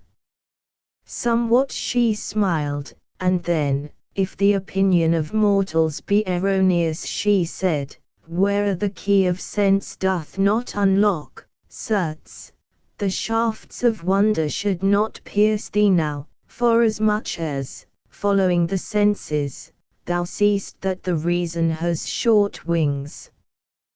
But tell me what thou thinkest of it thyself. And I, what seems to us up here diverse, is caused, I think, by bodies rare and dense. And she, right truly shalt thou see immersed in error thy belief, if well thou hearest the argument that I shall make against it. Lights many the eighth sphere displays to you which in their quality and quantity may noted be of aspects different. If this were caused by rare and dense alone, one only virtue would there be in all or more or less diffused, or equally. Virtues diverse must be perforce the fruits of formal principles, and these, save one, of course would by thy reasoning be destroyed. Besides, if rarity were of this dimness the cause thou askest, either through and through this planet thus attenuate were of matter, or else, as in a body is apportioned the fat and lean, so in like manner this would in its volume interchange the leaves. Were it the former, in the sun's eclipse it would be manifest by the shining through of light, as through aught tenuous interfused. This is not so, hence we must scan the other, and if it chance the other I demolish, then falsified will thy opinion be. But if this rarity go not through and through, there needs must be a limit, beyond which its contrary prevents the further passing, and thence the foreign radiance is reflected, even as a colour cometh back from glass, the which behind itself concealeth lead. Now thou wilt say the sunbeam shows itself more dimly there than in the other parts, by being there reflected farther back. From this reply experiment will free thee if e'er thou try it, which is wont to be the fountain to the rivers of your arts. 3 mirrors shalt thou take, and 2 remove alike from thee, the other more remote between the former 2 shall meet thine eyes. Turn towards these, cause that behind thy back be placed a light, illuming the 3 mirrors and coming back to thee by all reflected. Though in its quantity be not so ample the image most remote, there shalt thou see how it perforce is equally resplendent. Now, as beneath the touches of warm rays naked the subject of the snow remains both of its former colour and its cold, thee thus remaining in thy intellect, will I inform with such a living light, that it shall tremble in its aspect to thee. Within the heaven of the divine repose revolves a body, in whose virtue lies the being of whatever it contains. The following heaven, that has so many eyes, divides this being by essences diverse, distinguished from it, and by it contained. The other spheres, by various differences, all the distinctions which they have within them dispose unto their ends and their effects. Thus do these organs of the world proceed, as thou perceivest now, from grade to grade, since from above they take, and act beneath. Observe me well, how through this place I come unto the truth thou wishest, that hereafter thou mayst alone know how to keep the forward the power and motion of the holy spheres, as from the artisan the hammer's craft, forth from the blessed motors must proceed. The heaven, which lights so manifold make fair, from the intelligence profound, which turns it, the image takes, and makes of it a seal. And even as the soul within your dust through members different and accommodated to faculties diverse expands itself, so likewise this intelligence diffuses its virtue multiplied among the stars, itself revolving on its unity. Virtue diverse doth a diverse alloyage make with the precious body that it quickens, in which, as life in you, it is combined. From the glad nature whence it is derived, the mingled virtue through the body shines, even as gladness through the living pupil. From this proceeds water from light to light appeareth different, not from dense and rare. This is the formal principle that produces, according to its goodness, dark and bright. Paradiso, Canto 3. That sun, which erst with love my bosom warmed, of beauteous truth had unto me discovered, by proving and reproving, the sweet aspect. And, that I might confess myself convinced and confident, so far as was befitting, I lifted more erect my head to speak. But there appeared a vision, which withdrew me so close to it, in order to be seen, that my confession I remembered not. Such as through polished and transparent glass, or waters crystalline and undisturbed, but not so deep as that their bed be lost, come back again the outlines of our faces so feeble, that a pearl on forehead white comes not less speedily unto our eyes. Such saw I many faces prompt to speak, so that I ran in error opposite to that which kindled love twixt man and fountain. As soon as I became aware of them, esteeming them as mirrored semblances, to see of whom they were. Mine eyes I turned, and nothing saw, and once more turned them forward direct into the light of my sweet guide, who smiling kindled in her holy eyes. Marvel thou not, she said to me, because I smile at this thy puerile conceit, since on the truth it trusts not yet its foot, but turns thee, as 'tis wont, on emptiness. True substances are these which thou beholdest, here relegate for breaking of some vow. Therefore speak with them, listen and believe, for the true light, which giveth peace to them, permits them not to turn from it their feet. And I unto the shade that seemed most wishful to speak directed me, and I began, as one whom too great eagerness bewilders, O well-created spirit, who in the rays of life eternal dost the sweetness taste which being untasted ne'er is comprehended, grateful 'twill be to me, if thou content me both with thy name and with your destiny. Whereat she promptly and with laughing eyes, our charity doth never shut the doors against a just desire, except as one who wills that all her court be like herself. I was a virgin sister in the world, and if thy mind doth contemplate me well, the being more fair will not conceal me from thee, but thou shalt recognize I am Picarda, who, stationed here among these other blessed, myself am blessed in the slowest sphere.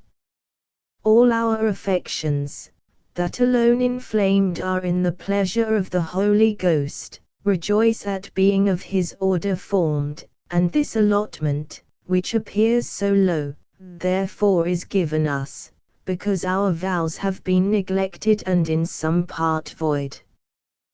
Whence I to her, in your miraculous aspects there shines I know not what of the divine, which doth transform you from our first conceptions. Therefore I was not swift in my remembrance, but what thou tellest me now aids me so, that the refiguring is easier to me. But tell me, ye who in this place are happy, are you desirous of a higher place, to see more or to make yourselves more friends? First with those other shades she smiled a little, thereafter answered me so full of gladness, she seemed to burn in the first fire of love. Brother, our will is quieted by virtue of charity, that makes us wish alone for what we have, nor gives us thirst for more. If to be more exalted we aspired, discordant would our aspirations be unto the will of him who here secludes us, which thou shalt see finds no place in these circles, if being in charity is needful here, and if thou lookest well into its nature, nay, 'tis essential to this blessed existence to keep itself within the will divine, whereby our very wishes are made one, so that, as we are station above station throughout this realm, to all the realm 'tis pleasing, as to the King, who makes his will our will, and his will is our peace. This is the sea to which is moving onward whatsoever it doth create, and all that nature makes. Then it was clear to me how everywhere in heaven is paradise, although the grace of good supreme there reign not in one measure. But as it comes to pass, if one food sates, and for another still remains the longing, we ask for this, and that decline with thanks. Thus did I, with gesture and with word, to learn from her what was the web wherein she did not ply the shuttle to the end. A perfect life and merit high in heaven a lady o'er us, said she, by whose rule down in your world they vest and veil themselves, that until death they may both watch and sleep beside that spouse who every vow accepts, which charity conformeth to his pleasure. To follow her, in girlhood from the world I fled, and in her habit shut myself, and pledged me to the pathway of her sect. Then men accustomed unto evil more than unto good, from the sweet cloister tore me. God knows what afterward my life became. This other splendor, which to thee reveals itself on my right side, and is enkindled with all the illumination of our sphere, what of myself I say applies to her. A nun was she, and likewise from her head was ta'en the shadow of the sacred wimple. But when she too was to the world returned against her wishes and against good usage, of the heart's veil she never was divested. Of great Costanza this is the effulgence, who from the second wind of Swabia brought forth the third and latest puissance. Thus unto me she spake, and then began Ave Maria singing, and in singing vanished, as through deep water something heavy. My sight, that followed her as long a time as it was possible, when it had lost her turned round unto the mark of more desire, and wholly unto Beatrice reverted, but she such lightnings flashed into mine eyes, that at the first my sight endured it not, and this in questioning more backward made me. Paradiso, Canto 4. Between two viands, equally removed and tempting, a free man would die of hunger ere either he could bring unto his teeth. So would a lamb between the ravenings of two fierce wolves stand fearing both alike, and so would stand a dog between two does.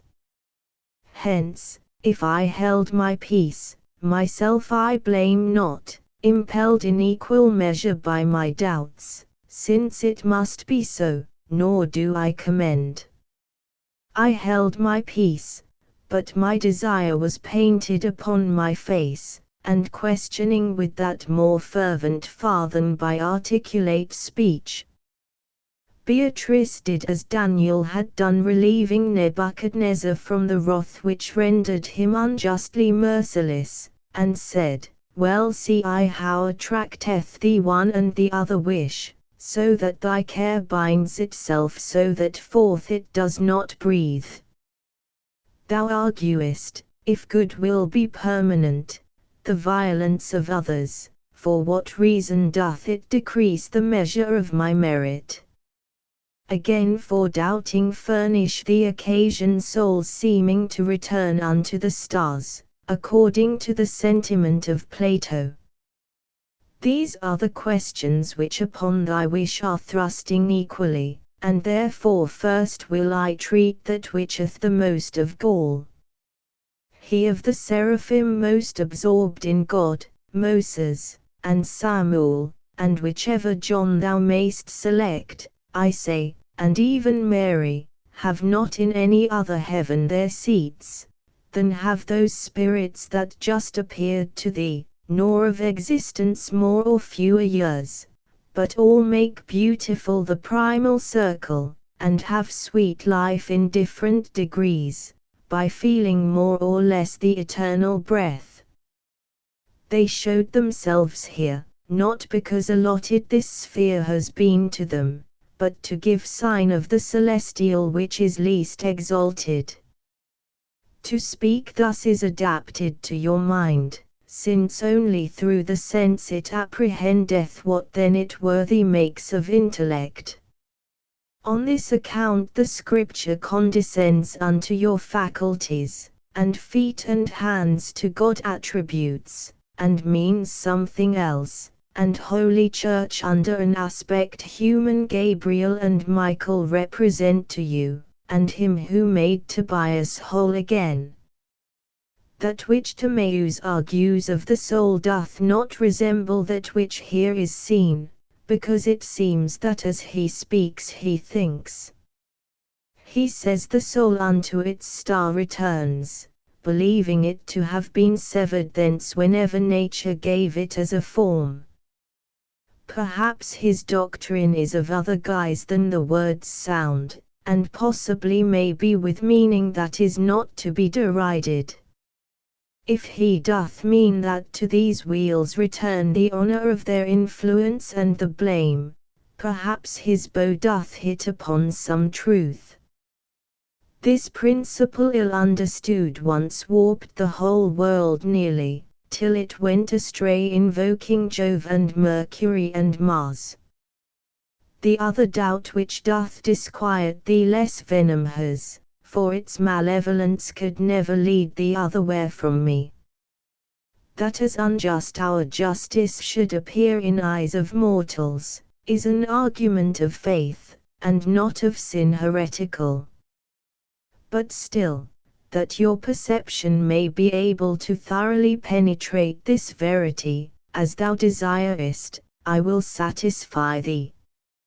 If it be violence when he who suffers cooperates not with him who uses force, these souls were not on that account excused, for will is never quenched unless it will, but operates as nature doth in fire if violence 1,000 times distort it.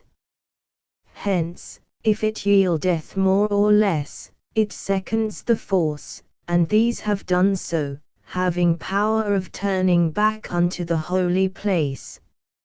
If their will had been perfect, like to that which Lawrence fast upon his gridiron held, and Mutius made severe to his own hand, it would have urged them back along the road whence they were dragged, as soon as they were free, but such a solid will is all too rare. And by these words, if thou hast gathered them as thou shouldst do, the argument is refuted that would have still annoyed thee many times. But now another passage runs across before thine eyes, and such that by thyself thou couldst not thread it ere thou wouldst be weary. I have for certain put into thy mind that soul beatified could never lie, for it is near the primal truth, and then thou from Picarda mightst have heard Costans are kept affection for the veil, so that she seemeth here to contradict me.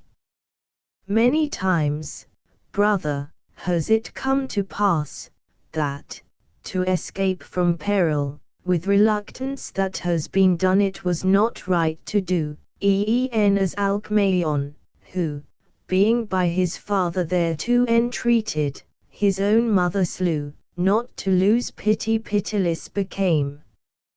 At this point I desire thee to remember that force with will commingles, and they cause that the offences cannot be excused. Will absolute consenteth not to evil, but in so far consenteth as it fears, if it refrain, to fall into more harm. Hence when Picarda uses this expression, she meaneth the will absolute, and I the other, so that both of us speak truth. Such was the flowing of the holy river that issued from the fount whence springs all truth, this put to rest my wishes one and all. O love of the first lover, O divine said I forthwith, whose speech inundates me and warms me so, it more and more revives me, my own affection is not so profound as to suffice in rendering grace for grace, let him, who sees and can, thereto respond. Well I perceive that never sated is our intellect unless the truth illume it, beyond which nothing true expands itself. It rests therein, as wild beast in his lair, when it attains it, and it can attain it, if not, then each desire would frustrate be. Therefore springs up, in fashion of a shoot, doubt at the foot of truth, and this is nature, which to the top from height to height impels us. This doth invite me, this assurance give me with reverence, Lady, to inquire of you another truth, which is obscure to me. I wish to know if man can satisfy you for broken vows with other good deeds, so that in your balance they will not be light. Beatrice gazed upon me with her eyes full of the sparks of love, and so divine, that, overcome my power, I turned my back and almost lost myself with eyes downcast. Paradiso, Canto V. If in the heat of love I flame upon thee beyond the measure that on earth is seen, so that the valor of thine eyes I vanquish, marvel thou not thereat, for this proceeds from perfect sight, which as it apprehends to the good apprehended moves its feet. Well I perceive how is already shining into thine intellect the eternal light, that only seen enkindles always love, and if some other thing your love seduce, 'tis nothing but a vestige of the same, ill understood, which there is shining through. Thou fain wouldst know if with another service for broken vow can such return be made as to secure the soul from further claim. This canto thus did Beatrice begin, and, as a man who breaks not off his speech, continued thus her holy argument, the greatest gift that in his large God creating made, and unto his own goodness nearest conformed, and that which he doth prize most highly, is the freedom of the will, where with the creatures of intelligence both all and only were and are endowed.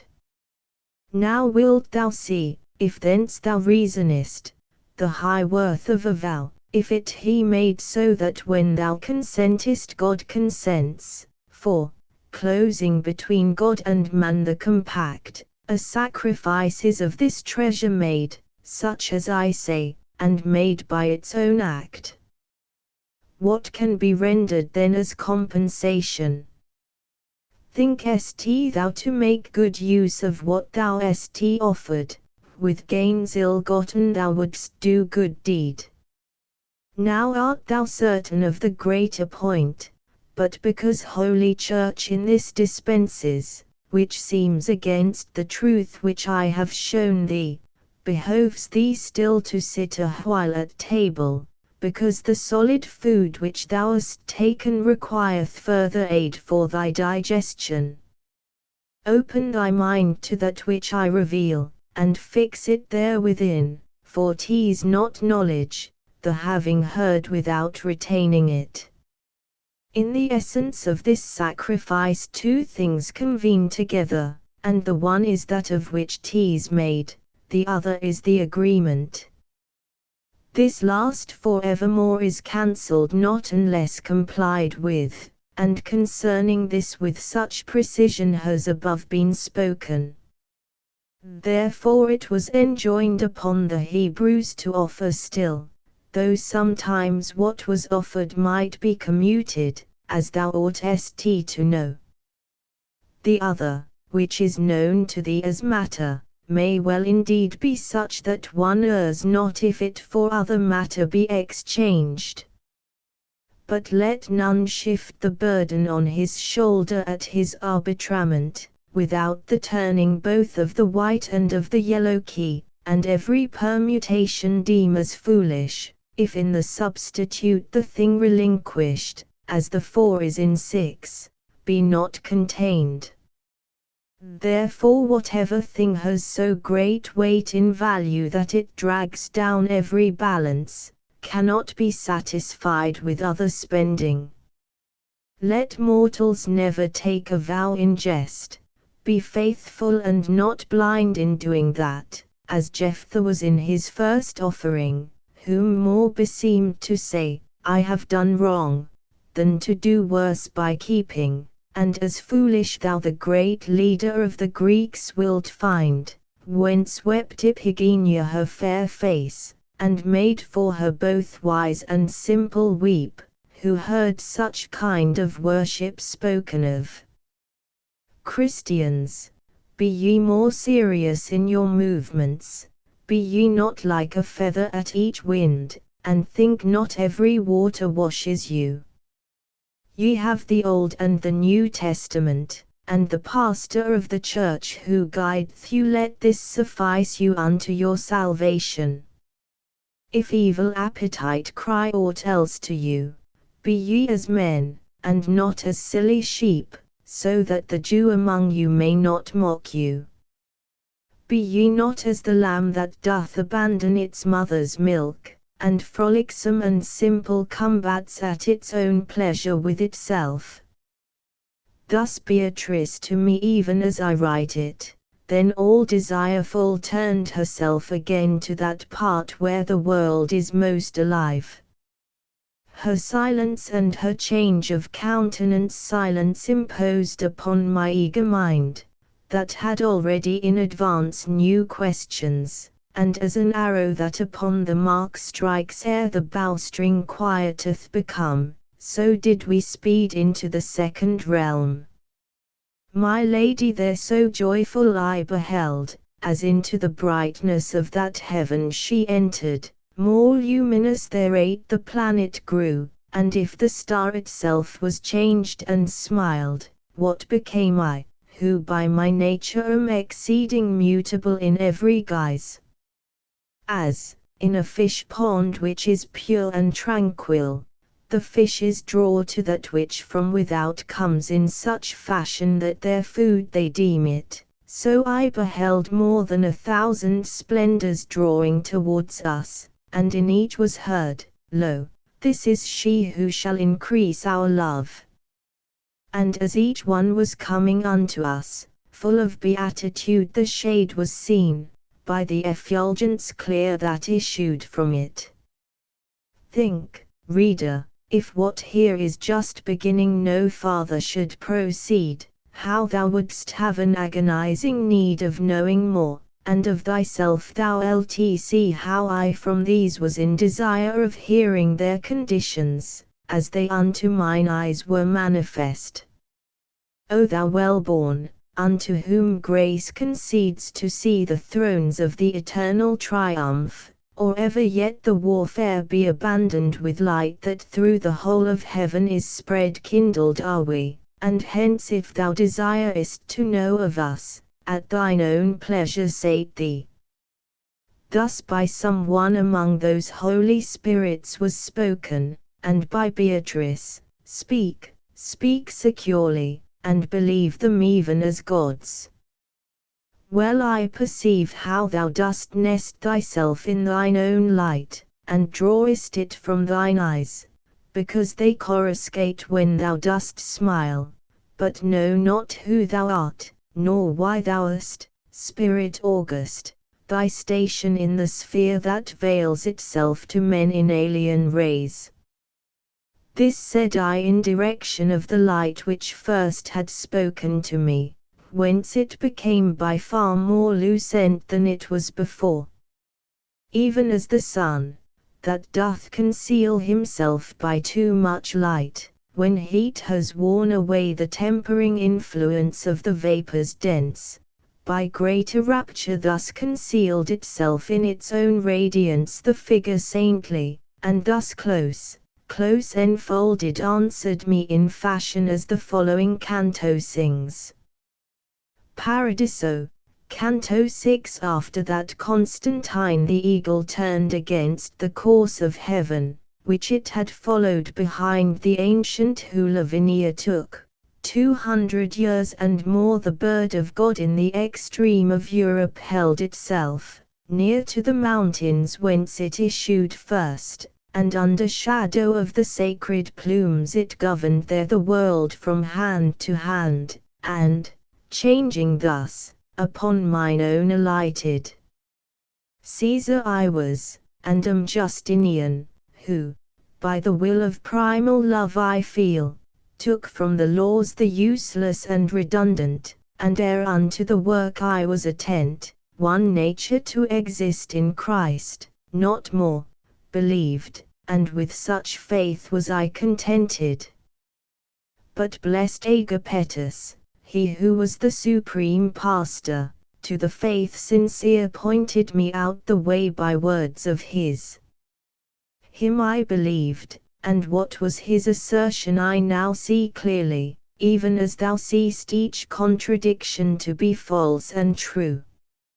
As soon as with the church I moved my feet, God in his grace it pleased with this high task to inspire me, and I gave me wholly to it, and to my Belisarius I commended the arms, to which was heaven's right hand so joined it was a signal that I should repose.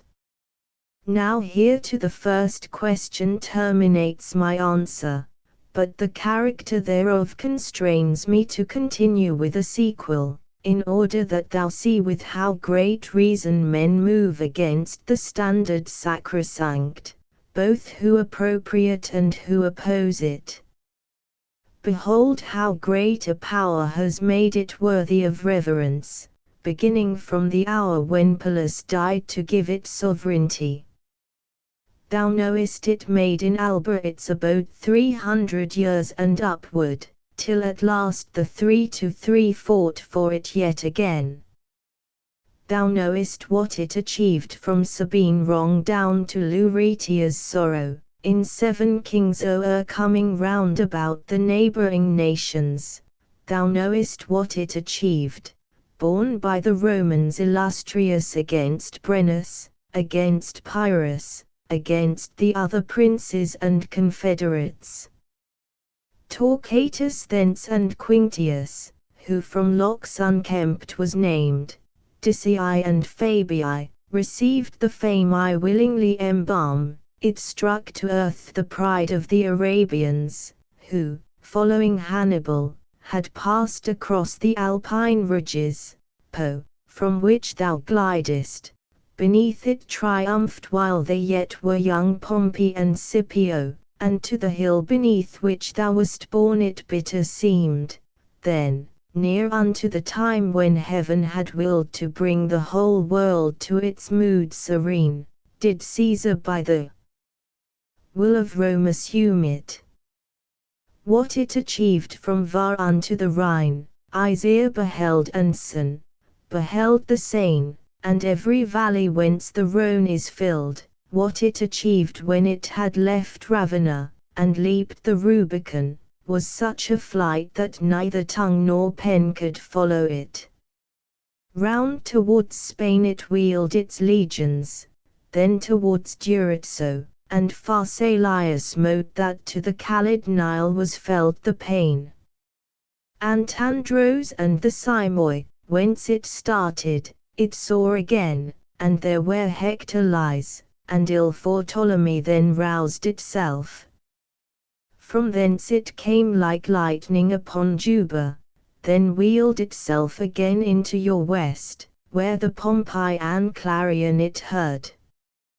From what it wrought with the next standard-bearer Brutus and Cassius howl in hell together, and Modena and Perugia dolent were, still doth the mournful Cleopatra weep because thereof, who, fleeing from before it, took from the adder sudden and black death. With him it ran even to the Red Sea shore, with him it placed the world in so great peace, that unto Janus was his temple closed. But what the standard that has made me speak achieved before, and after should achieve throughout the mortal realm that lies beneath it, becometh in appearance mean and dim, if in the hand of the third Caesar seen with eye unclouded and affection pure, because the living justice that inspires me granted it, in the hand of him I speak of, the glory of doing vengeance for its wrath. Now here attend to what I answer thee. Later it ran with Titus to do vengeance upon the vengeance of the ancient sin. And when the tooth of Lombardy had bitten the Holy Church, then underneath its wings did Charlemagne victorious succour her. Now hast thou power to judge of such as those whom I accused above, and of their crimes, which are the cause of all your miseries. To the public standard one the yellow lilies opposes, the other claims it for a party, so that 'tis hard to see which sins the most.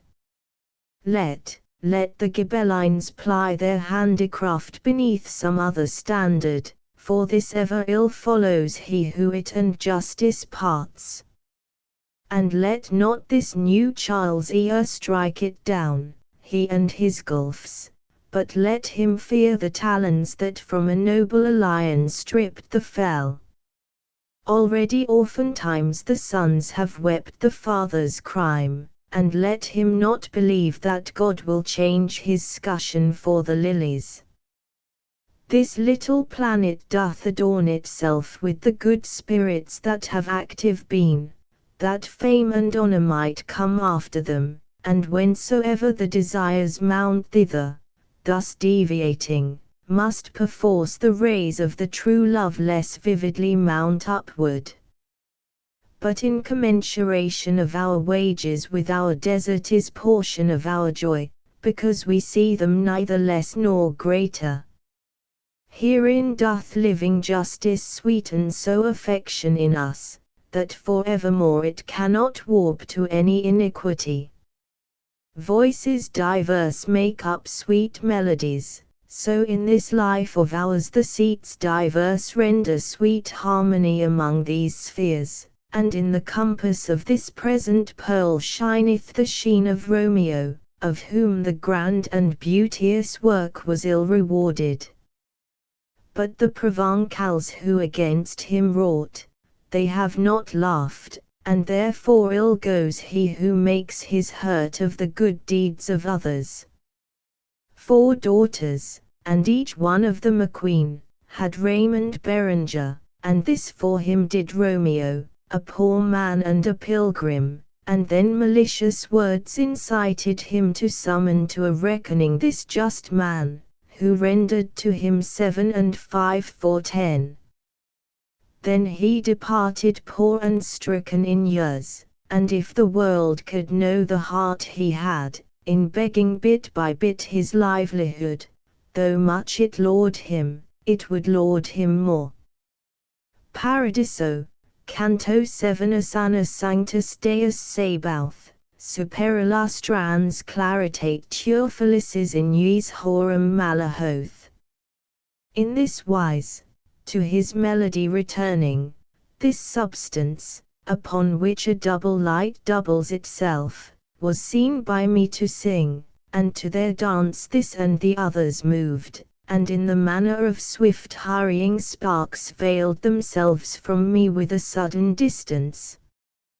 Doubting was I, and saying, tell her within me, tell her saying, tell my lady who slakes my thirst with her sweet effluences, and yet that reverence which doth lord it over the whole of me only by bee and ice, bowed me again like unto one who drowses. Short while did Beatrice endure me thus, and she began, lighting me with a smile such as would make one happy in the fire, according to infallible advisement, after what manner a just vengeance justly could be avenged has put thee upon thinking, but I will speedily thy mind unloose, and do thou listen, for these words of mine of a great doctrine will a present make thee. By not enduring on the power that wills curb for his good, that man who ne'er was born, damning himself damned all his progeny, whereby the human species down below lay sick for many centuries in great error, till to descend it pleased the word of God to where the nature, which from its own maker estranged itself, he joined to him in person by the sole act of his eternal love. Now unto what is said direct thy sight, this nature when united to its maker, such as created, was sincere and good, but by itself alone was banished forth from paradise, because it turned aside out of the way of truth and of its life. Therefore the penalty the cross held out, if measured by the nature thus assumed, none ever yet with so great justice stung, and none was ever of so great injustice, considering who the person was that suffered, within whom such a nature was contracted. From one act therefore issued things diverse. To God and to the Jews one death was pleasing, earth trembled at it and the heaven was opened. It should no longer now seem difficult to thee, when it is said that a just vengeance by a just court was afterward avenged. But now do I behold thy mind entangled from thought to thought within a knot, from which with great desire it waits to free itself. Thou sayest, well discern I what I hear, but it is hidden from me why God willed for our redemption only this one mode. Buried remaineth, brother, this decree unto the eyes of every one whose nature is in the flame of love not yet adult. Verily, inasmuch as at this mark one gazes long and little is discerned, wherefore this mode was worthiest will I say. Goodness divine, which from itself doth spurn all envy, burning in itself so sparkles that the eternal beauties it unfolds. Water from this immediately distills hers afterwards no end, for ne'er removed is its impression when it sets its seal. Water from this immediately rains down is wholly free, because it is not subject unto the influences of novel things. The more conformed thereto, the more it pleases, for the blessed ardour that irradiates all things in that most like itself is most vivacious. With all of these things has advantaged been the human creature, and if one be wanting, from his nobility he needs must fall. 'Tis sin alone which doth disfranchise him, and render him unlike the good supreme, so that he little with its light is blanched, and to his dignity no more returns, unless he fill up where transgression empties with righteous pains for criminal delights. Your nature when it sinned so utterly in its own seed, out of these dignities even as out of paradise was driven, nor could itself recover, if thou notest with nicest subtlety, by any way, except by passing one of these two fords, either that God through clemency alone had pardon granted, or that man himself had satisfaction for his folly made. Fix now thine eye deep into the abyss of the eternal counsel, to my speech as far as may be fastened steadfastly. Man in his limitations had not power to satisfy, not having power to sink in his humility obeying then, far as he disobeying thought to rise, and for this reason man has been from power of satisfying by himself excluded. Therefore it God behoved in his own ways man to restore unto his perfect life, I say in one, or else in both of them. But since the action of the doer is so much more grateful, as it more presents the goodness of the heart from which it issues, goodness divine, that doth imprint the world, has been contented to proceed by each and all its ways to lift you up again, nor twixt the first day and the final night such high and such magnificent proceeding by one or by the other was or shall be, for God more bounteous was himself to give to make man able to uplift himself, than if he only of himself had pardoned. And all the other modes were insufficient for justice, were it not the Son of God himself had humbled to become incarnate. Now, to fill fully each desire of thine, return I to elucidate one place, in order that thou there mayst see as I do. Thou sayst, I see the air, I see the fire, the water, and the earth, and all their mixtures come to corruption, and short while endure, and these things notwithstanding were created. Therefore if that which I have said were true, they should have been secure against corruption. The angels, brother, and the land sincere in which thou art created may be called just as they are in their entire existence, but all the elements which thou hast named, and all those things which out of them are made, by a created virtue are informed. Created was the matter which they have, created was the informing influence within these stars that round about them go. The soul of every brute and of the plants by its potential temperament attracts the ray and motion of the holy lights, but your own life immediately inspires supreme beneficence, and enamors it so with herself, it evermore desires her. And thou from this mayst argue furthermore your resurrection, if thou think again how human flesh was fashioned at that time when the first parents both of them were made. Paradiso, Canto 8. The world used in its peril to believe that the fair Cypria delirious love rayed out, in the third episcopal turning. Wherefore not only unto her paid honor of sacrifices and of votive cry the ancient nations in the ancient era, but both Dian honored they and Cupid, that as her mother, this one as her son, and said that he had sat in Dido's lap, and they from her, whence I beginning took the denomination of the star that woos the sun, now following, now in front. I was not ware of our ascending to it, but of our being in it gave full faith my lady whom I saw more beauteous grow. And as within a flame a spark is seen, and as within a voice discerned, when one is steadfast, and one comes and goes, within that light beheld I other lamps move in a circle, speeding more and less, methinks in measure of their inward vision.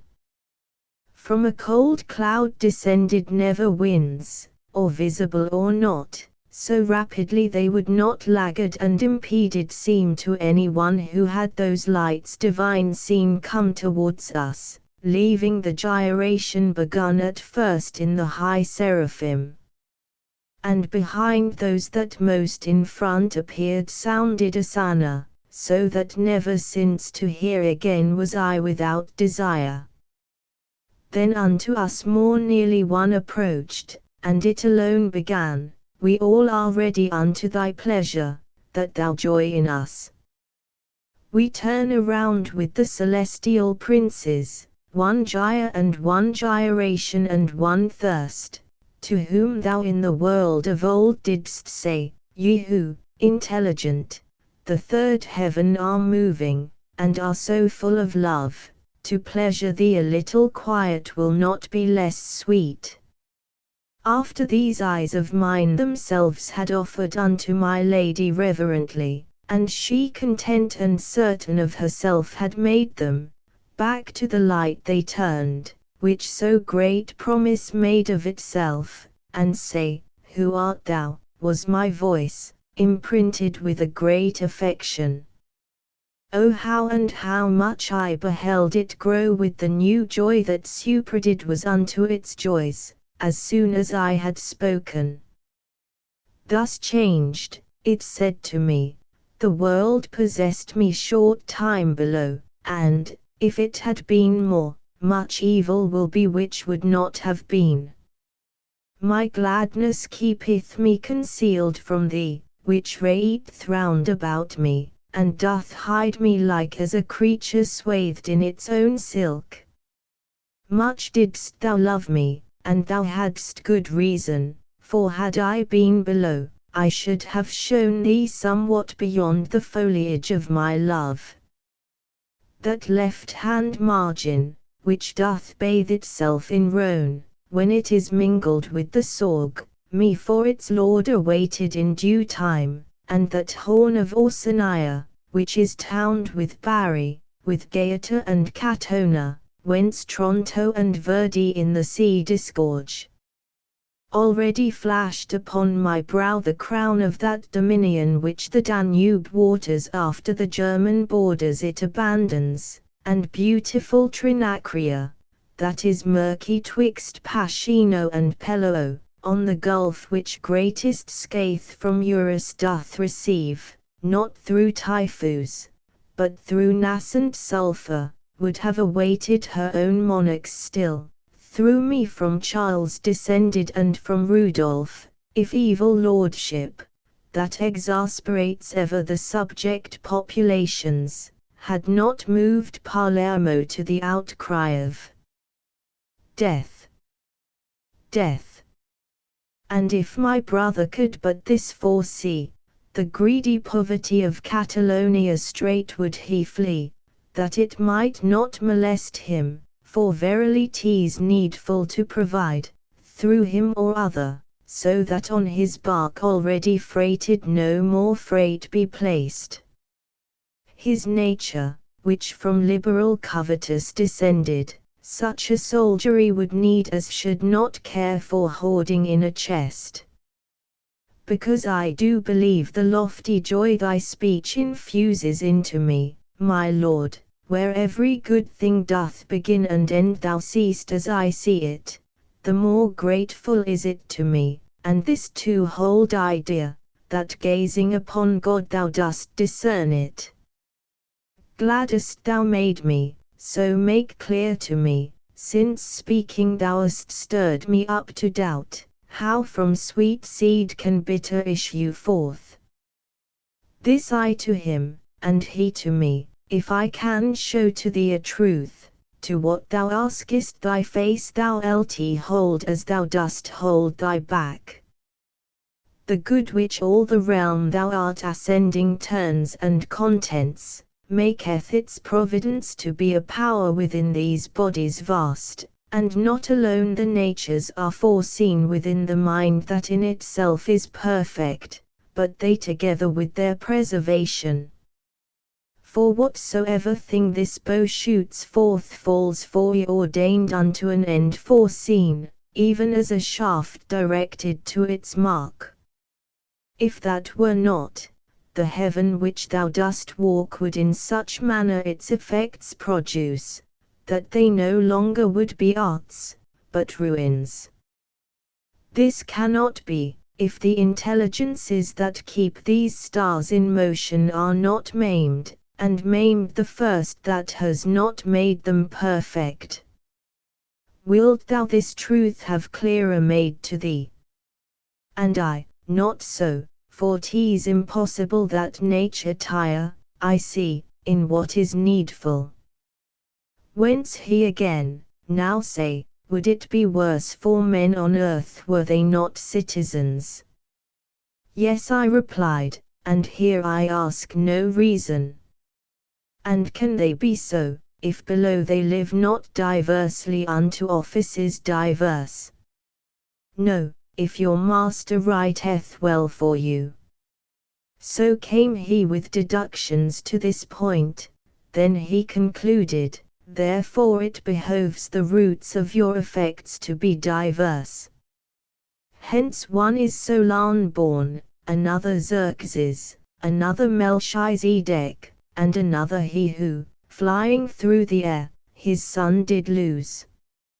Revolving nature, which a signet is to mortal wax, doth practice well her art, but not one indistinguish from another.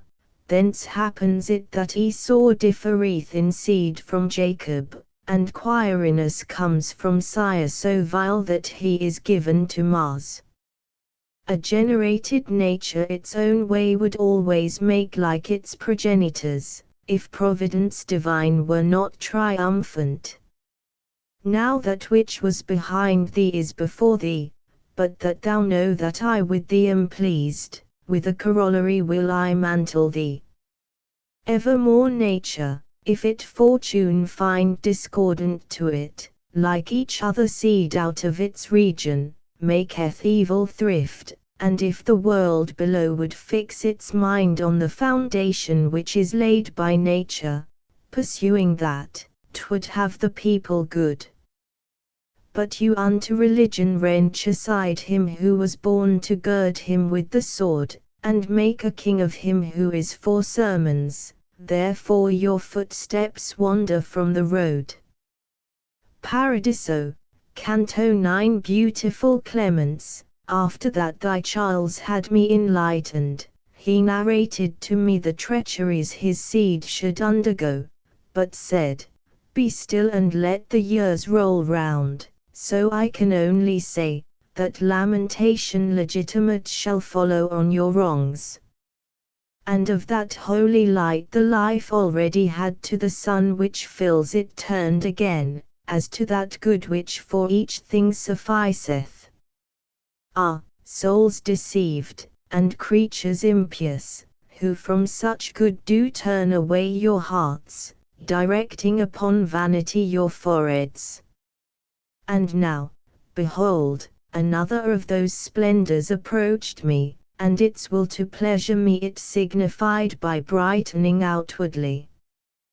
The eyes of Beatrice, that fastened were upon me, as before, of dear assent to my desire assurance gave to me.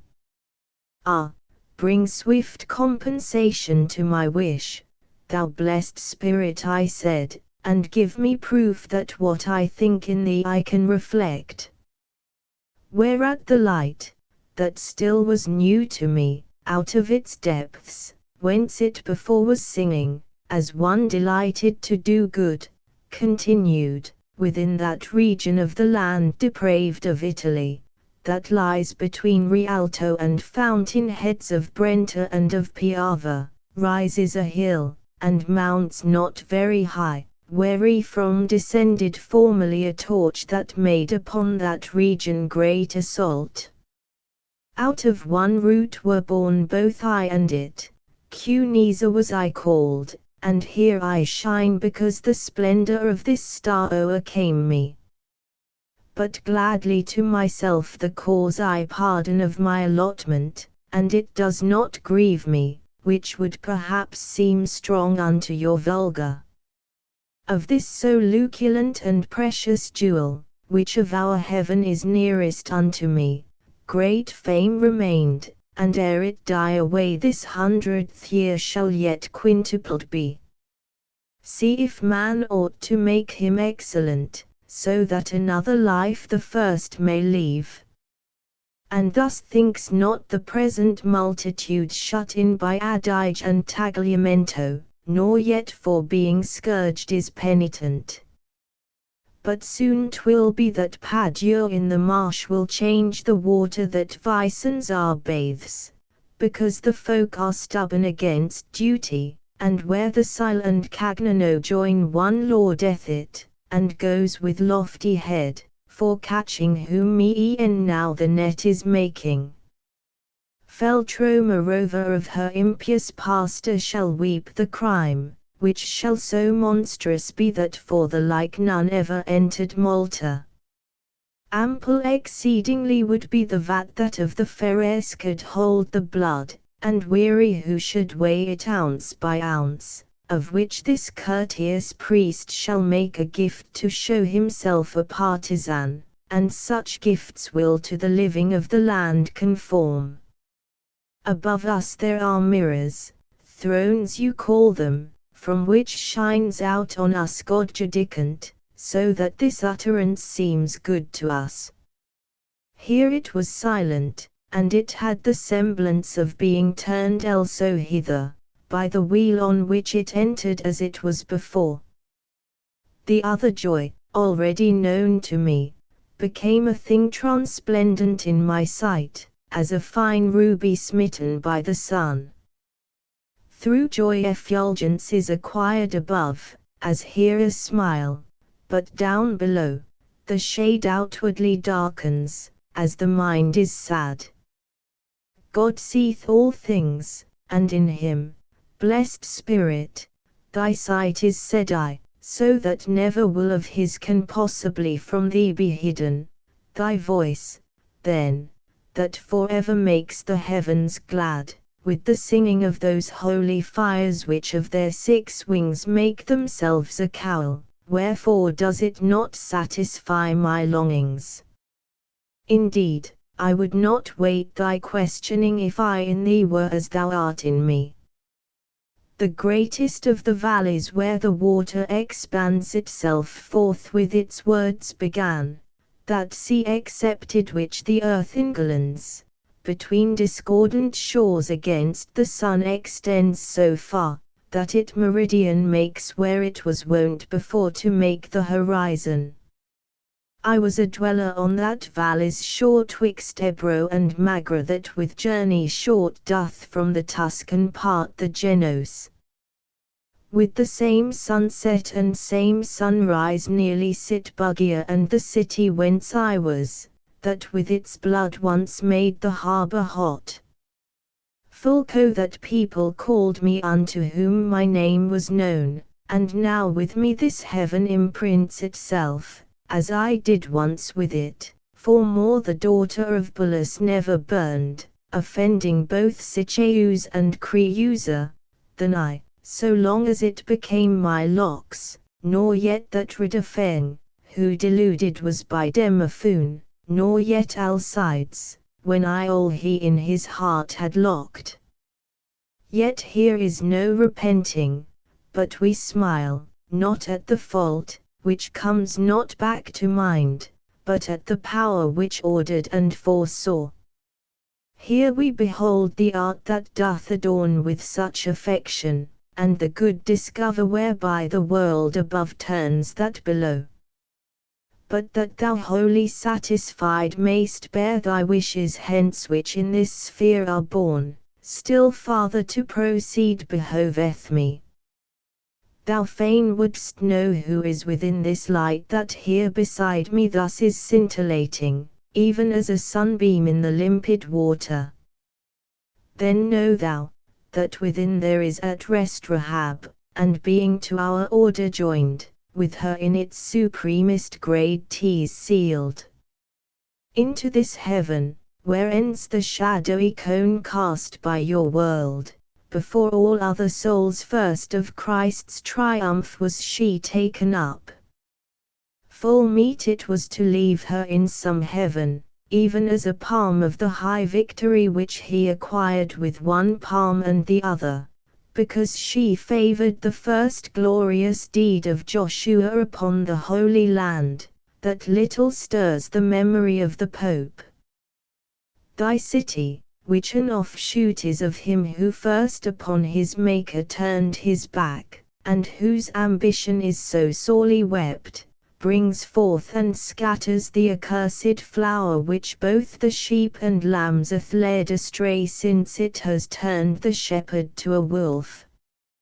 For this the Evangel and the mighty doctors are derelict, and only the decretals so studied that it shows upon their margins. On this are Pope and Cardinals intent, their meditations reach not Nazareth, there where his pinions Gabriel unfolded, but Vatican and the other parts elect of Rome, which have a cemetery been unto the soldiery that followed Peter shall soon be free from this adultery. Paradiso, Canto X looking into his Son with all the love which each of them eternally breathes forth, the primal and unutterable power waiter before the mind or eye revolves with so much order made, there can be none who this beholds without enjoying him. Lift up then, reader, to the lofty wheels with me thy vision straight unto that part where the one motion on the other strikes, and there begin to contemplate with joy that master's art, who in himself so loves it that never doth his eye depart therefrom. Behold how from that point goes branching off the oblique circle, which conveys the planets, to satisfy the world that calls upon them, and if their pathway were not thus inflected, much virtue in the heavens would be in vain, and almost every power below here dead. If from the straight line distant more or less were the departure, much would wanting be above and underneath of mundane order. Remain now, reader, still upon thy bench, in thought pursuing that which is foretasted, if thou wouldst jocund be instead of weary. I've set before thee, henceforth feed thyself, for to itself diverteth all my care that theme whereof I have been made the scribe. The greatest of the ministers of nature, who with the power of heaven the world imprints and measures with his light the time for us, with that part which above is called to mind conjoined, along the spirals was revolving, where each time earlier he presents himself, and I was with him, but of the ascending I was not conscious, saving as a man of a first thought is conscious ere it come, and Beatrice, she who is seen to pass from good to better, and so suddenly that not by time her action is expressed, how lucent in herself must she have been. And what was in the sun, wherein I entered, apparent not by colour but by light, though I call on genius, art, and practice, cannot so tell that it could be imagined, believe one can, and let him long to see it. And if our fantasies too lowly are for altitude so great, it is no marvel, since o'er the sun was never I could go. Such in this place was the fourth family of the High Father, who forever sates it, showing how he breathes forth and how begets. And Beatrice began, give thanks unto the Son of Angels, who to this sensible one has raised thee by his grace. Never was heart of mortal so disposed to worship, nor to give itself to God with all its gratitude was it so ready, as at those words did I myself become, and all my love was so absorbed in him, that in oblivion Beatrice was eclipsed. Nor this displeased her, but she smiled at it so that the splendor of her laughing eyes my single mind on many things divided. Lights many saw I, vivid and triumphant, make us a center and themselves a circle, more sweet in voice than luminous in aspect. Thus girt about the daughter of Latona we sometimes see, when pregnant is the air, so that it holds the thread which makes her zone. Within the court of heaven, whence I return, are many jewels found, so fair and precious they cannot be transported from the realm, and of them was the singing of those lights. Who takes not wings that he may fly up thither, the tidings thence may from the dumb await. As soon as singing thus those burning suns had round about us whirled themselves 3 times, like unto stars neighbouring the steadfast poles, ladies they seemed, not from the dance released, but who stop short, in silence listening till they have gathered the new melody. And within one I heard beginning, when the radiance of grace, by which is kindled true love, and which thereafter grows by loving, within thee multiplied is so resplendent that it conducts thee upward by that stair, where without reascending none descends, who should deny the wine out of his vial unto thy thirst, in liberty were not except as water which descends not seaward. Fain wouldst thou know with what plants is enflowered this garland that encircles with delight the lady fair who makes thee strong for heaven. Of the lambs was I of the holy flock which Dominic conducteth by a road where well one fattens if he strayeth not. He who is nearest to me on the right my brother and master was, and he Albertus is of Cologne, I Thomas of Aquinum. If thou of all the others wouldst be certain, follow behind my speaking with thy sight upward along the blessed garland turning. That next effulgence issues from the smile of Gratian, who assisted both the courts in such wise that it pleased in paradise. The other which nearby adorns our choir, that Peter was who, as the poor widow, offered his treasure unto Holy Church. The fifth light, that among us is the fairest, breathes forth from such a love, that all the world below is greedy to learn tidings of it. Within it is the lofty mind, where knowledge so deep was put, that, if the true be true, to see so much there never rose a second. Thou seest next the lustre of that taper, which in the flesh below looked most within the angelic nature and its ministry. Within that other little light is smiling the advocate of the Christian centuries, out of whose rhetoric Augustine was furnished. Now if thou trainest thy mind's eye along from light to light pursuant of my praise, with thirst already of the eighth thou waitest. By seeing every good therein exalts the sainted soul, which the fallacious world makes manifest to him who listeneth well. The body whence 'twas hunted forth is lying down in Silduro, and from martyrdom and banishment it came unto this peace.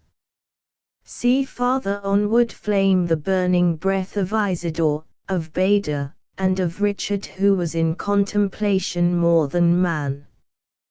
This, whence to me returneth thy regard, the light is of a spirit unto whom in his grave meditations death seemed slow. It is the light eternal of Sigia, who, reading lectures in the street of straw, did syllogize invidious verities. Then, as a horologe that calleth us what time the bride of God is rising up with matins to her spouse that he may love her, wherein one part the other draws and urges, ting, ting, resounding with so sweet a note, that swells with love the spirit well disposed, thus I beheld the glorious wheel move round, and render voice to voice, in modulation and sweetness that cannot be comprehended, excepting there where joy is made eternal. Paradiso, Canto 11. O thou insensate care of mortal men, how inconclusive are the syllogisms that make thee beat thy wings in downward flight. One after laws and one to aphorisms was going, and one following the priesthood, and one to reign by force or sophistry, and one in theft, and one in state affairs, one in the pleasures of the flesh involved wearied himself, one gave himself to ease, when I, from all these things emancipate, with Beatrice above there in the heavens with such exceeding glory was received. When each one had returned unto that point within the circle where it was before, it stood as in a candlestick a candle, and from within the effulgence which at first had spoken unto me, I heard begin smiling while it more luminous became, even as I am kindled in its ray, so, looking into the eternal light, the occasion of thy thoughts I apprehend. Thou doubtest, and wouldst have me to receive in language so extended and so open my speech, that to thy sense it may be plain, where just before I said, where well one fattens, and where I said, there never rose a second, and here 'tis needful we distinguish well. The providence, which governeth the world with counsel, wherein all created vision is vanquished ere it reach unto the bottom, so that towards her own beloved might go the bride of him who, uttering a loud cry, espoused her with his consecrated blood, self-confident and unto him more faithful, 2 princes did ordain in her behoof, which on this side and that might be her guide. The one was all Sraphical in ardour, the other by his wisdom upon earth a splendor was of light cherubical. One will I speak of, for of both is spoken in praising one, whichever may be taken, because unto one end their labors were. Between Tupano and the stream that falls down from the hill elect of blessed Ubald, a fertile slope of lofty mountain hangs, from which Perugia feels the cold and heat through Portasole, and behind it weep Guildo and Nocera their grievous yoke. From out that slope, there where it breaketh most its steepness, rose upon the world a sun as this one does sometimes from out the Ganges. Therefore let him who speaketh of that place, say not Assai, for he would say little, but Orient, if he properly would speak. He was not yet far distant from his rising before he had begun to make the earth some comfort from his mighty virtue feel. For he in youth his father's wrath incurred for certain dame, to whom, as unto death, the gate of pleasure no one doth unlock, and was before his spiritual court it coram patra unto her united, then day by day more fervently he loved her. She, reft of her first husband, scorned, obscure, 1,100 years and more, waited without a suitor till he came. Naught it availed to hear, that with Amyclus found her unmoved at sounding of his voice he who struck terror into all the world, naught it availed being constant and undaunted, so that, when Mary still remained below, she mounted up with Christ upon the cross. But that too darkly I may not proceed, Francis and poverty for these two lovers take thou henceforward in my speech diffuse.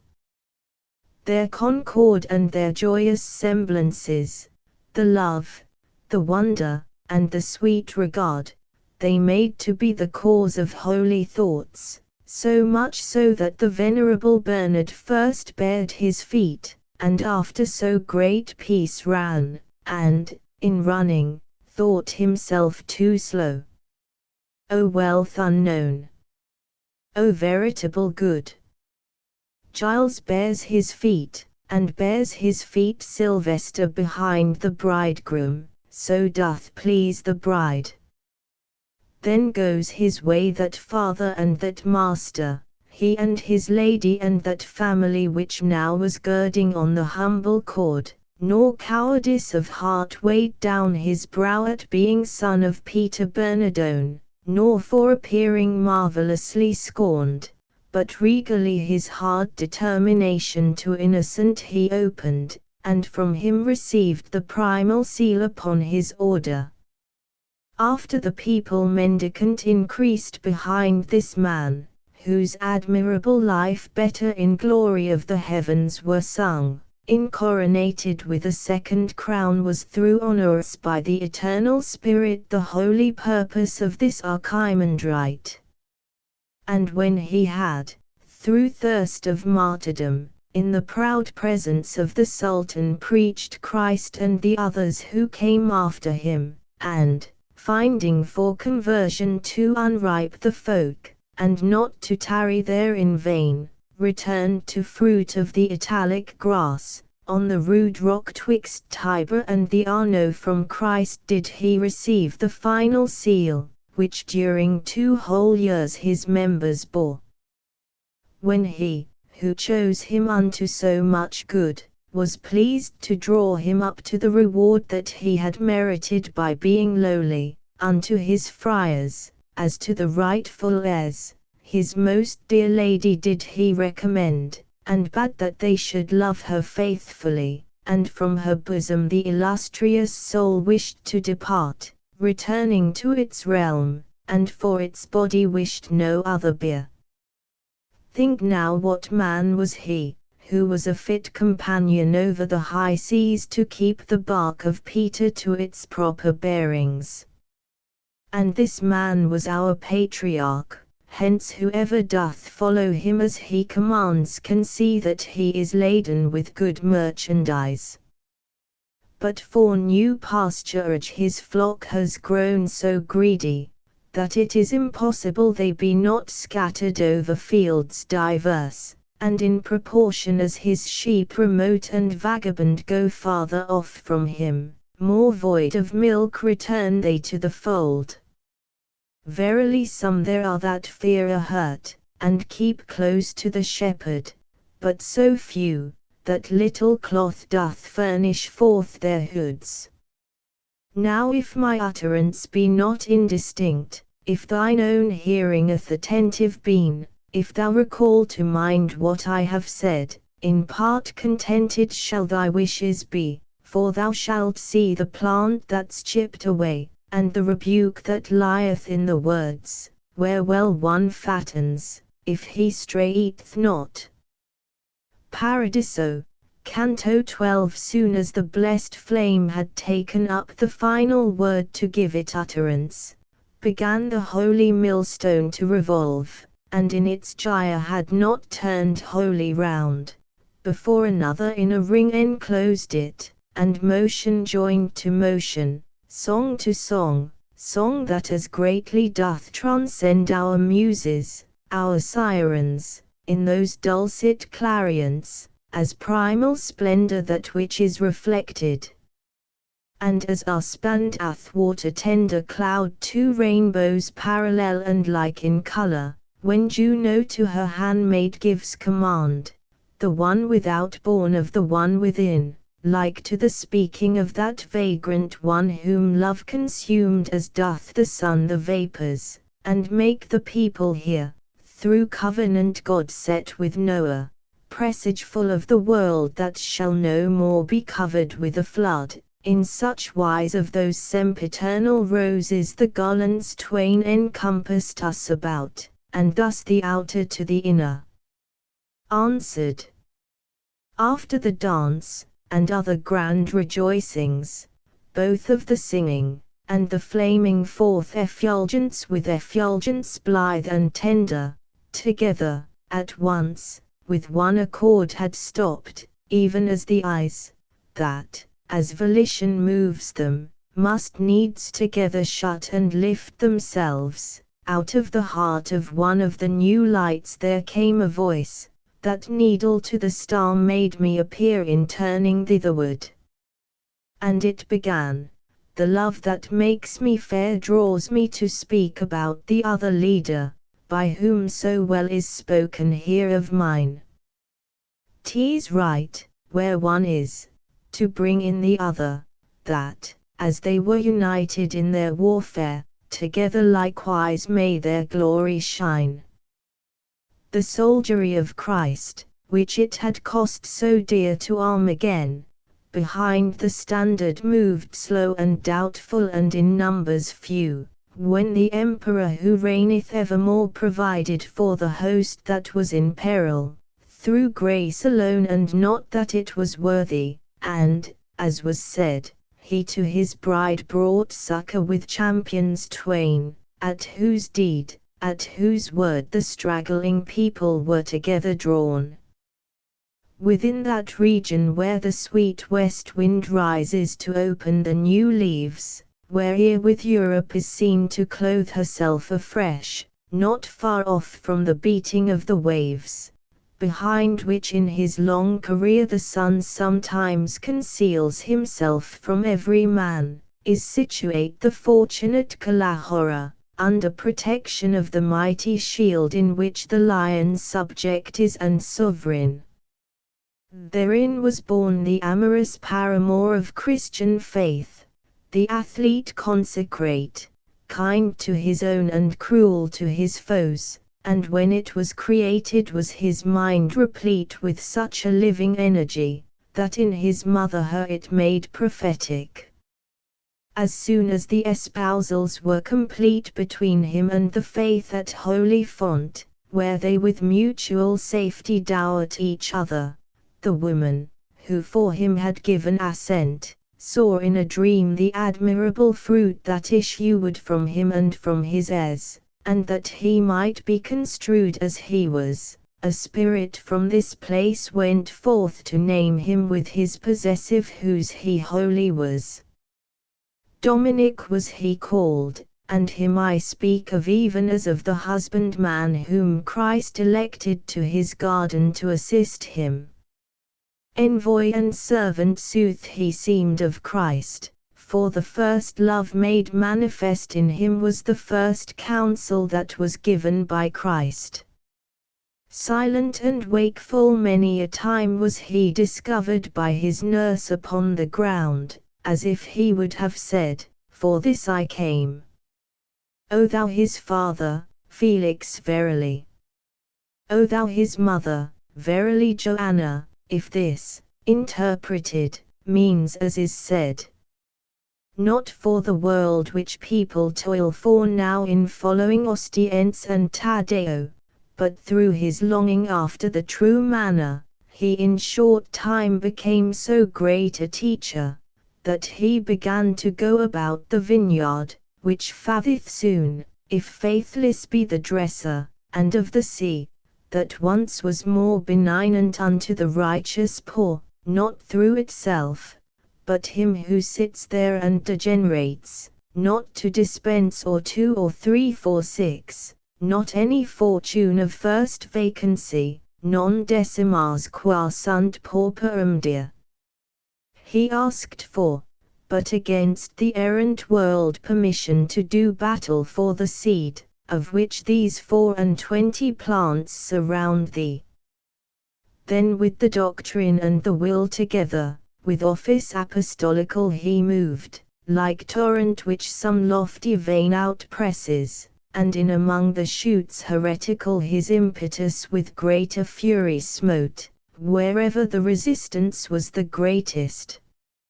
Of him were made thereafter divers runnels, whereby the garden Catholic is watered, so that more living its plantations stand. If such the one wheel of the bigger was, in which the Holy Church itself defended and in the field its civic battle won, truly full manifest should be to thee the excellence of the other, unto whom Thomas so courteous was before my coming. But still the orbit, which the highest part of its circumference made, is derelict, so that the mould is where was once the crust. His family, that had straightforward moved with feet upon his footprints, are turned round so that they set the point upon the heel. And sooner where they will be of the harvest of this bad husbandry, when shall the tares complain the granary is taken from them? Yet say I, he who searcheth leaf by leaf our volume through, would still some page discover where he could read, I am as I am wont. 'Twill not be from Casale nor Aquasparta, from whence comes such unto the written word that one avoids it, and the other narrows. Bonaventure of Bagnorigio's life am I, who always in great offices postponed considerations sinister. Here are Illuminato and Agostino, who of the first barefooted beggars were that with the cord the friends of God became. Hugh of Saint Victor is among them here, and Peter Mangida, and Peter of Spain, who down below in volumes 12 is shining, Nathan the seer, and Metropolitan Chrysostom, and Anselmus, and Donatus who deigned to lay his hand to the first art. Here is Rubanus, and beside me here shines the Calabrian abbot Joachim, he with the spirit of prophecy endowed. To celebrate so great a paladin have moved me the impassioned courtesy and the discreet discourses of Friar Thomas, and with me they have moved this company. Paradiso, Canto 13. Let him imagine, who would well conceive what now I saw, and let him while I speak retain the image as a steadfast rock, the 15 stars, that in their divers regions the sky enliven with a light so great that it transcends all clusters of the air. Let him the wane imagine unto which our vault of heaven sufficeth night and day, so that in turning of its pole it fails not. Let him the mouth imagine of the horn that in the point beginneth of the axis round about which the primal wheel revolves, to have fashioned of themselves two signs in heaven, like unto that which Minos' daughter made, the moment when she felt the frost of death, and one to have its rays within the other, and both to whirl themselves in such a manner that one should forward go, the other backward, and he will have some shadowing forth of that true constellation and the double dance that circled round the point at which I was, because it is as much beyond our wont, as swifter than the motion of the Gienna moveth the heaven that all the rest outspeeds. There sang they neither Bacchus, nor Apollo, but in the divine nature persons three, and in one person the divine and human. The singing and the dance fulfilled their measure, and unto us those holy lights gave need, growing in happiness from care to care. Then broke the silence of those saints concordant the light in which the admirable life of God's own mendicant was told to me, and said, now that one straw is trodden out, now that its seed is garnered up already, sweet love invites me to thresh out the other. Into that bosom, thou believest, whence was drawn the rib to form the beauteous cheek whose taste to all the world is costing dear, and into that which, by the lance transfixed, before and since, such satisfaction made that it weighs down the balance of all sin, waiter of light it has to human nature been lawful to possess, was all infused by the same power that both of them created, and hence at what I said above dost wonder, when I narrated that no second had the good which in the fifth light is enclosed. Now ope thine eyes to what I answer thee, and thou shalt see thy creed and my discourse fit in the truth as center in a circle. That which can die, and that which dieth not, are nothing but the splendor of the idea which by his love our Lord brings into being, because that living light, which from its fount effulgent flows, so that it disunites not from him nor from the love in them enshrined, through its own goodness reunites its rays in nine subsistences, as in a mirror, itself eternally remaining one.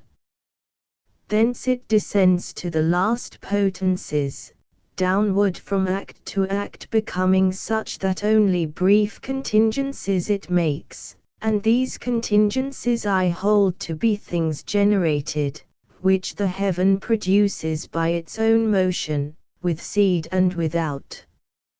Neither their wax, nor that which tempers it, remains immutable, and hence beneath the ideal signet more and less shines through. Therefore it happens, that the self-same tree after its kind bears worse and better fruit, and ye are born with characters diverse. If in perfection tempered were the wax, and were the heaven in its supremest virtue, the brilliance of the seal would all appear, but nature gives it ever more deficient, in the like manner working as the artist, who has the skill of art and hand that trembles. If then the fervent love, the vision clear, of primal virtue do dispose and seal, perfection absolute is there acquired. Thus was of old the earth created worthy of all and every animal perfection, and thus the Virgin was impregnate made, so that thine own opinion I commend, that human nature never yet has been, nor will be, what it was in those two persons. Now if no farther forth I should proceed, then in what way was he without a peer? would be the first beginning of thy words. But, that may well appear what now appears not, think who he was, and what occasion moved him to make request, when it was told him, Ask. I've not so spoken that thou canst not see clearly he was a king who asked for wisdom, that he might be sufficiently a king. 'Twas not to know the number in which are the motors here above, or if necess with a contingent necess make, non siest der primum motum s, or if in semicircle can be made triangle so that it have no right angle. Whence, if thou notest this and what I said, a regal prudence is that peerless seeing in which the shaft of my intention strikes. And if on rose thou turnest thy clear eyes, thou lt see that it has reference alone to kings who are many, and the good are rare. With this distinction take thou what I said, and thus it can consist with thy belief of the first Father and of our delight. And lead shall this be always to thy feet, to make thee, like a weary man, move slowly both to the yes and no thou seest not, for very low among the fools is he who affirms without distinction, or denies, as well in one as in the other case, because it happens that full often bends current opinion in the false direction, and then the feelings bind the intellect. Far more than uselessly he leaves the shore, since he returneth not the same he went, who fishes for the truth, and has no skill, and in the world proofs manifest thereof Parmenides, Melissus, Brisus are, and many who went on and knew not whither. Thus did Sabellius, Arius, and those fools who have been even as swords unto the Scriptures in rendering distorted their straight faces. Nor